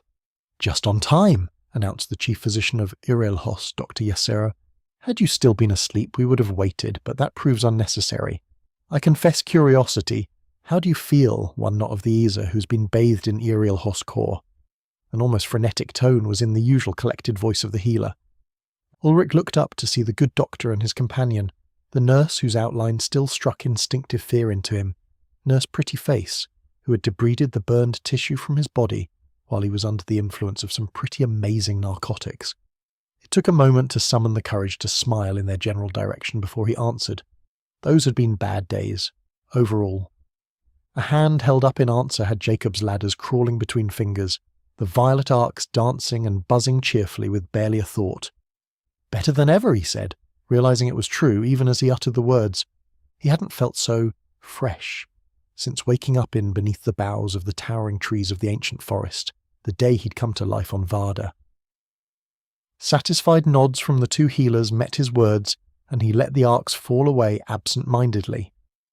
In the heavy air of the interior, Ulrich felt comfortable in the dense field of mana. Like a heavy blanket made of invisible fog, the curl and drift of wild magic pressed against his skin. Its flows mysterious. It reminded him of home, the glade where he had claimed a small pocket of the world for himself, not the dead world, with the empty life. "Everything appears to be in working order," he said to the pair, cognizant that most experienced in this place at least mild discomfort. Lower-level warriors and non-combatants would risk mana sickness if long they abided in the dense wash of magic. Another nod, and a clay tablet with a sharp, narrow scribe appeared in Nurse Prettyface's hands. Doc Yessery gave him a fairly thorough working over, and his dutiful nurse annotated. What any of it meant was of little interest to him currently. He was still overjoyed to feel like he hadn't microwaved himself for a bit too long. "Very good. Yes, indeed," the physician said at the conclusion of his checkup. "It is good to note that a saturation of Sano does not, as some theorized, produce cancers uncontrollable by any means, or core feedback that creates a resonance. No risks of a patient would I take to gain such knowledge, but when the opportunity arises to the benefit of the healing arts, we must harvest whatever fruits we may from it." Yesir exclaimed to his assistants, a skilled healer herself. "It may be premature to make certain statements, Doctor. The patient's clearly unnatural tolerance for mana may represent a different response, compared to less aberrant constitutions," Nurse Prettyface said coolly, without so much as a glance in his direction. "Ah, right." She didn't like him for some reason. Well, you can't be popular with everyone. Nodding, the healer made a few casual annotations in the margins of the clay tablet, no doubt detailing subsequent lines of inquiry. Ulrich had been a scientist long enough to know that, occasionally, you found yourself looking at exceptions to the general rule before the more common cases. It was good to be thorough. You may wish to start your examination for trends based on scanned values of soul and vitality. They appear to both relate to an individual's resilience to strong mana fields. An index of the two separate and together may help correlate data, suggested the experienced scientist. It was where he would start if he were doing such a study. He received a blank stare while Elven Wetware churned over the idea. Then the doctor turned and took back the stylus he'd just handed to his assistant. Another note went onto the tablet, and Dr. Yesser bustled his companion out of the room, gesticulating and whispering rapidly in flowing Elven. "Well, that was fun," he remarked while watching the pair ascend the stairs leading from the Arcaneum's improvised apartment. "Do you remember our first lovemaking here, Ulrich?" a silken voice said at his ear. Sudden sound and presence from deep within his bubble of personal space made him holler, and limbs trying to each take a different action sent him scrambling. Nothing worked, and he only managed to become tangled in sheets, spilling himself onto the hardwood floor without grace. Ulrich rose with an accusing finger pointed, its vibration letting the sneaky elf know he did not enjoy being startled, as he demanded a touch breathlessly. "Will you not do that?" of the Amazon female who had materialized from ether next to him. A thoughtful finger tapped against full lips, faded silver of scars recently received in battle, spiderwebbed across her form, their snaking ribbons standing out on cinnamon skin, her pose one contemplating a life's work. A soft shake of black silken hair, blue height lights in the warm witchlight of magical lamps shimmered, and she said with certainty, "No, I think I cannot agree to that, husband. Just as you cannot help the worms in your brain, I cannot be other than a stalker of prey. Sometimes You are that prey. Sometimes I enjoy allowing you to do the stalking, but it cannot always be so. Do you recall? We were both enjoying the bliss state of that potent cultivar of your glade. My entire body rang with the feel of your hands across it. I would not mind if we, on occasion, indulged again in that experience, she said without a hint of humour. The cool of the air in the chamber she did not acknowledge, nor did she evidence any inclination to remedy her nudity. He was naked as well, he realised, and the pleasant chill on his bare skin, coupled with the magic in the air, put him in mind of his waking on the forest floor of the Plateau of Enchel. A snort and a chuckle at her reply was his summary of her position. Taipans would be taipans. Ulrich sat back down on the bed and ran a hand over the beard that was thickening over his jaw. It had grown significantly since darkness had taken him, meaning that he had been unconscious for some time, something close to a week if he was any judge. "You poisoned me," he stated, not expecting any answer to the accusation. "Yep." "Something you've been working on for a great while, I imagine. What did you find to act so rapidly and completely against my resistance to toxins?" Ulrich asked, curious. One of the aspects of his reforged body, crafted by the Watcher of Varda, was a robust tolerance to being poisoned. Not immunity, by any stretch of the imagination, but dosages had to be quite a bit higher than his mass and species would suggest. He was akin to a honey badger, and it took some doing to put him down so quickly as Taipan's little concoction had. That meant that she'd made it just for him. She smiled his praise of her skill as a poisoner, preening just a bit in the soft glow of the lamps. "It was a challenge, Ulrich, do not doubt." Delicate fingers raised as she counted off the components of the blend. "Too much of the dusk scorpion and your heart and lungs would be paralysed, rather than your limbs. Not enough oblivion orchid and you would not lose consciousness. Adrenaline helps combat 2 of the sleeping agents, especially dreamfern root. They needed steeping together for 2 entire nights, and I was worried you might wake in the night and accidentally drink the mix thinking it a tea. Fortunately, you do not wake when I sex you well enough. It was worth the effort, both the poison and the mating." He frowned slightly. She had gone shopping for alchemicals in Kistolfa, and he hadn't thought anything of it. Nor had he been opposed to the particularly exuberant bonking those nights, or the odd-smelling herbal tea, the vixen. "And how did you know that you had found the appropriate ratios without killing me or giving away the game?" he asked, not really wanting to know, but morbidly curious. Now she grinned without guile, and he knew he didn't wish to receive an answer. "I erred on the side of killing you, and using hand signals while your head was turned, had healer Yesoi on standby with anti-venoms, in case the dosing proved too aggressive," she declared proudly. A grunt was all he managed, and Ulrich took a few moments to consider what his future held in store, married to this wonderful and terrible creature. The difference between an anesthesiologist and an incredibly proficient poisoner was basically dosage. Resignation heavy in his tone, Ulrich Einar asked the obligatory follow-up question, "And you got any more of that stuff?" A pleased nod confirmed that of course she did. "Fantastic. Can't have me getting too uppity," Ulrich said, sarcasm dripping. He sighed, and decided this conversation was just going to make him more unhappy, the longer it went on, and changed the subject. "So why did you decide to poison me again? I was objecting to owing your clan a debt that was literally unpayable," he said, not pleased at her having gone around him, even for his own good. "A shadow's duty is to the good of their honour, to do what is needed to advance the interests of their house. A wife's duty is to keep her husband and to guide him in the best for himself and for their future together. Both of these required that your odd moments of obstinate pride not be allowed to prevent your being healed," Taipan said without so much as a hint of regret. Before he could say that was not her decision to make, he stopped and thought it out. Of course it was her decision to make. She was his mate for life. She had decided that, rather than ask permission, she would not ask for forgiveness either. Never mind, that didn't work here. Graceful steps took her to his bedside, and she hugged him to her stomach, fingers running through his hair. Ulrich let her petting mollify him somewhat. The steady hum of Keran in his mana channels helped as well. Softly rocking, his partner spoke softly. "You owe my father and Iriel nothing," Ulrich Glade Chief. "It is the other way around. Iriel, all of Orlithrim, owed you a debt beyond repayment. Owed it 1,000 times over. None expected that you would actually succeed in your task, myself included." That surprised him somewhat. If she hadn't thought that they would succeed, why go? and why not mention this earlier? He voiced this inquiry into the firm softness of her belly, enjoying greatly her smell while he did. Young hunters often do such things chasing dragons.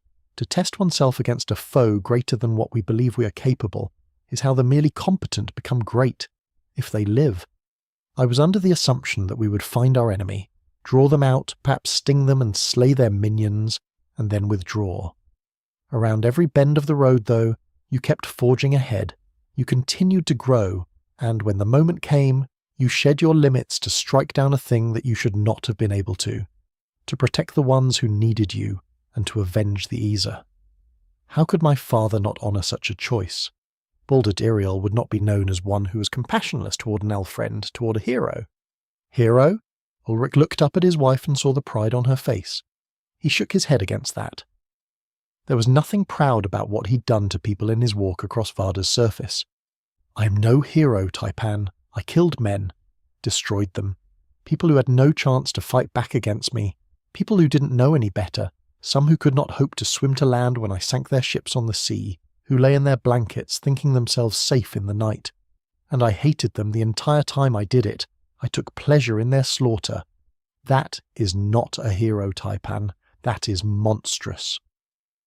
Ulrich spoke his shame aloud. Strong hands returned his face to her stomach, and Taipan spoke the wisdom of the Deepwoods elves to her young husband, a man who had been born in a world she did not understand, who had never taken a life until forced by the hardness of Varda to survive. Heroes without the stain of blood on their hands are cowards who let another wet their knife in their stead. That is not the way of the Irielen, we who live to guard the Isa from all threats within and without Orlathrum. There is a thing my father said to me once, not long after he had raised Prosper. Taipan, if it be that you come to hate conflict with your enemy, then make yourself so terrible that your enemies will not stand against you, and only then do you know peace from it. He wouldn't have called her Taipan, of course. She had worn the name Geert in those days. That was a name she no longer bore, not even by the reckoning of the Akashic. He was surprised, though perhaps he shouldn't have been, that such a human thought would have come from the lips of Baldurt. Not just a human thought, but the way of thinking of his old world. How many lives had been spared because none would risk again open war knowing Baldurt Iriel sat in his throne ready to answer? It wasn't necessarily the answer he wanted, but it was one he could live with. Ulrich wasn't arrogant enough to believe he was better than the chosen crown of the Orlathrum. Okay, but I still don't think heroes are forced to give their wives massages because they track mud into the tent, he said lamely. A ruffling of his hair was joined by the observation, if they wish to live to be old heroes, they'd better. A lilting voice spoke a word of power and the lamps dimmed, leaving them in darkness. Taipan of the Glade joined her husband in their bed, and showed him that she had also been healed of her injuries, the blessings of Irielhos offered to two who had bled for its charges. Ulrich lay awake after, idly toying with a lock of silken hair from his partner who slept soundly. Soft snores she would deny viciously occasionally broke the silence of the great chamber, which seemed to project sound into the seats surrounding the three pavilions at its heart. Siran danced between his fingers, the elemental mana derived from some kind of god creature, a primeval force that manifested an alien sentience on this strange world. What would his colleagues have thought of the prime elemental?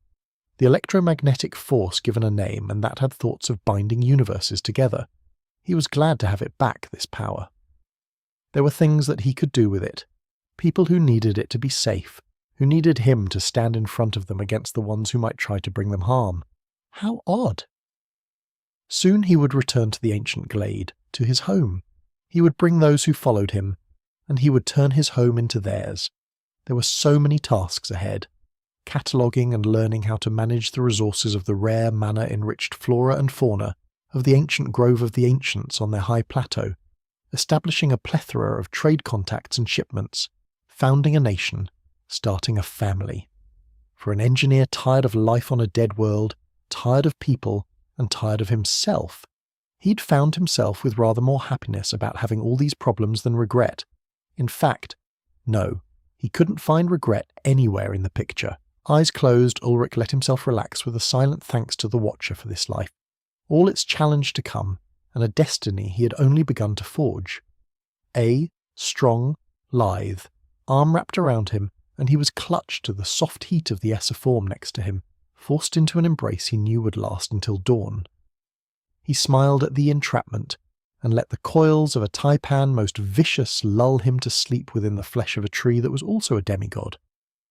Beyond the banks of the river time, an impossible being watched all the world and permutations of the futures distant, shifted toward the paths that birthed more joy. The watcher smiled, seeing the broken instrument reforged by its craft and put to worthy purpose. Such was life upon Varda.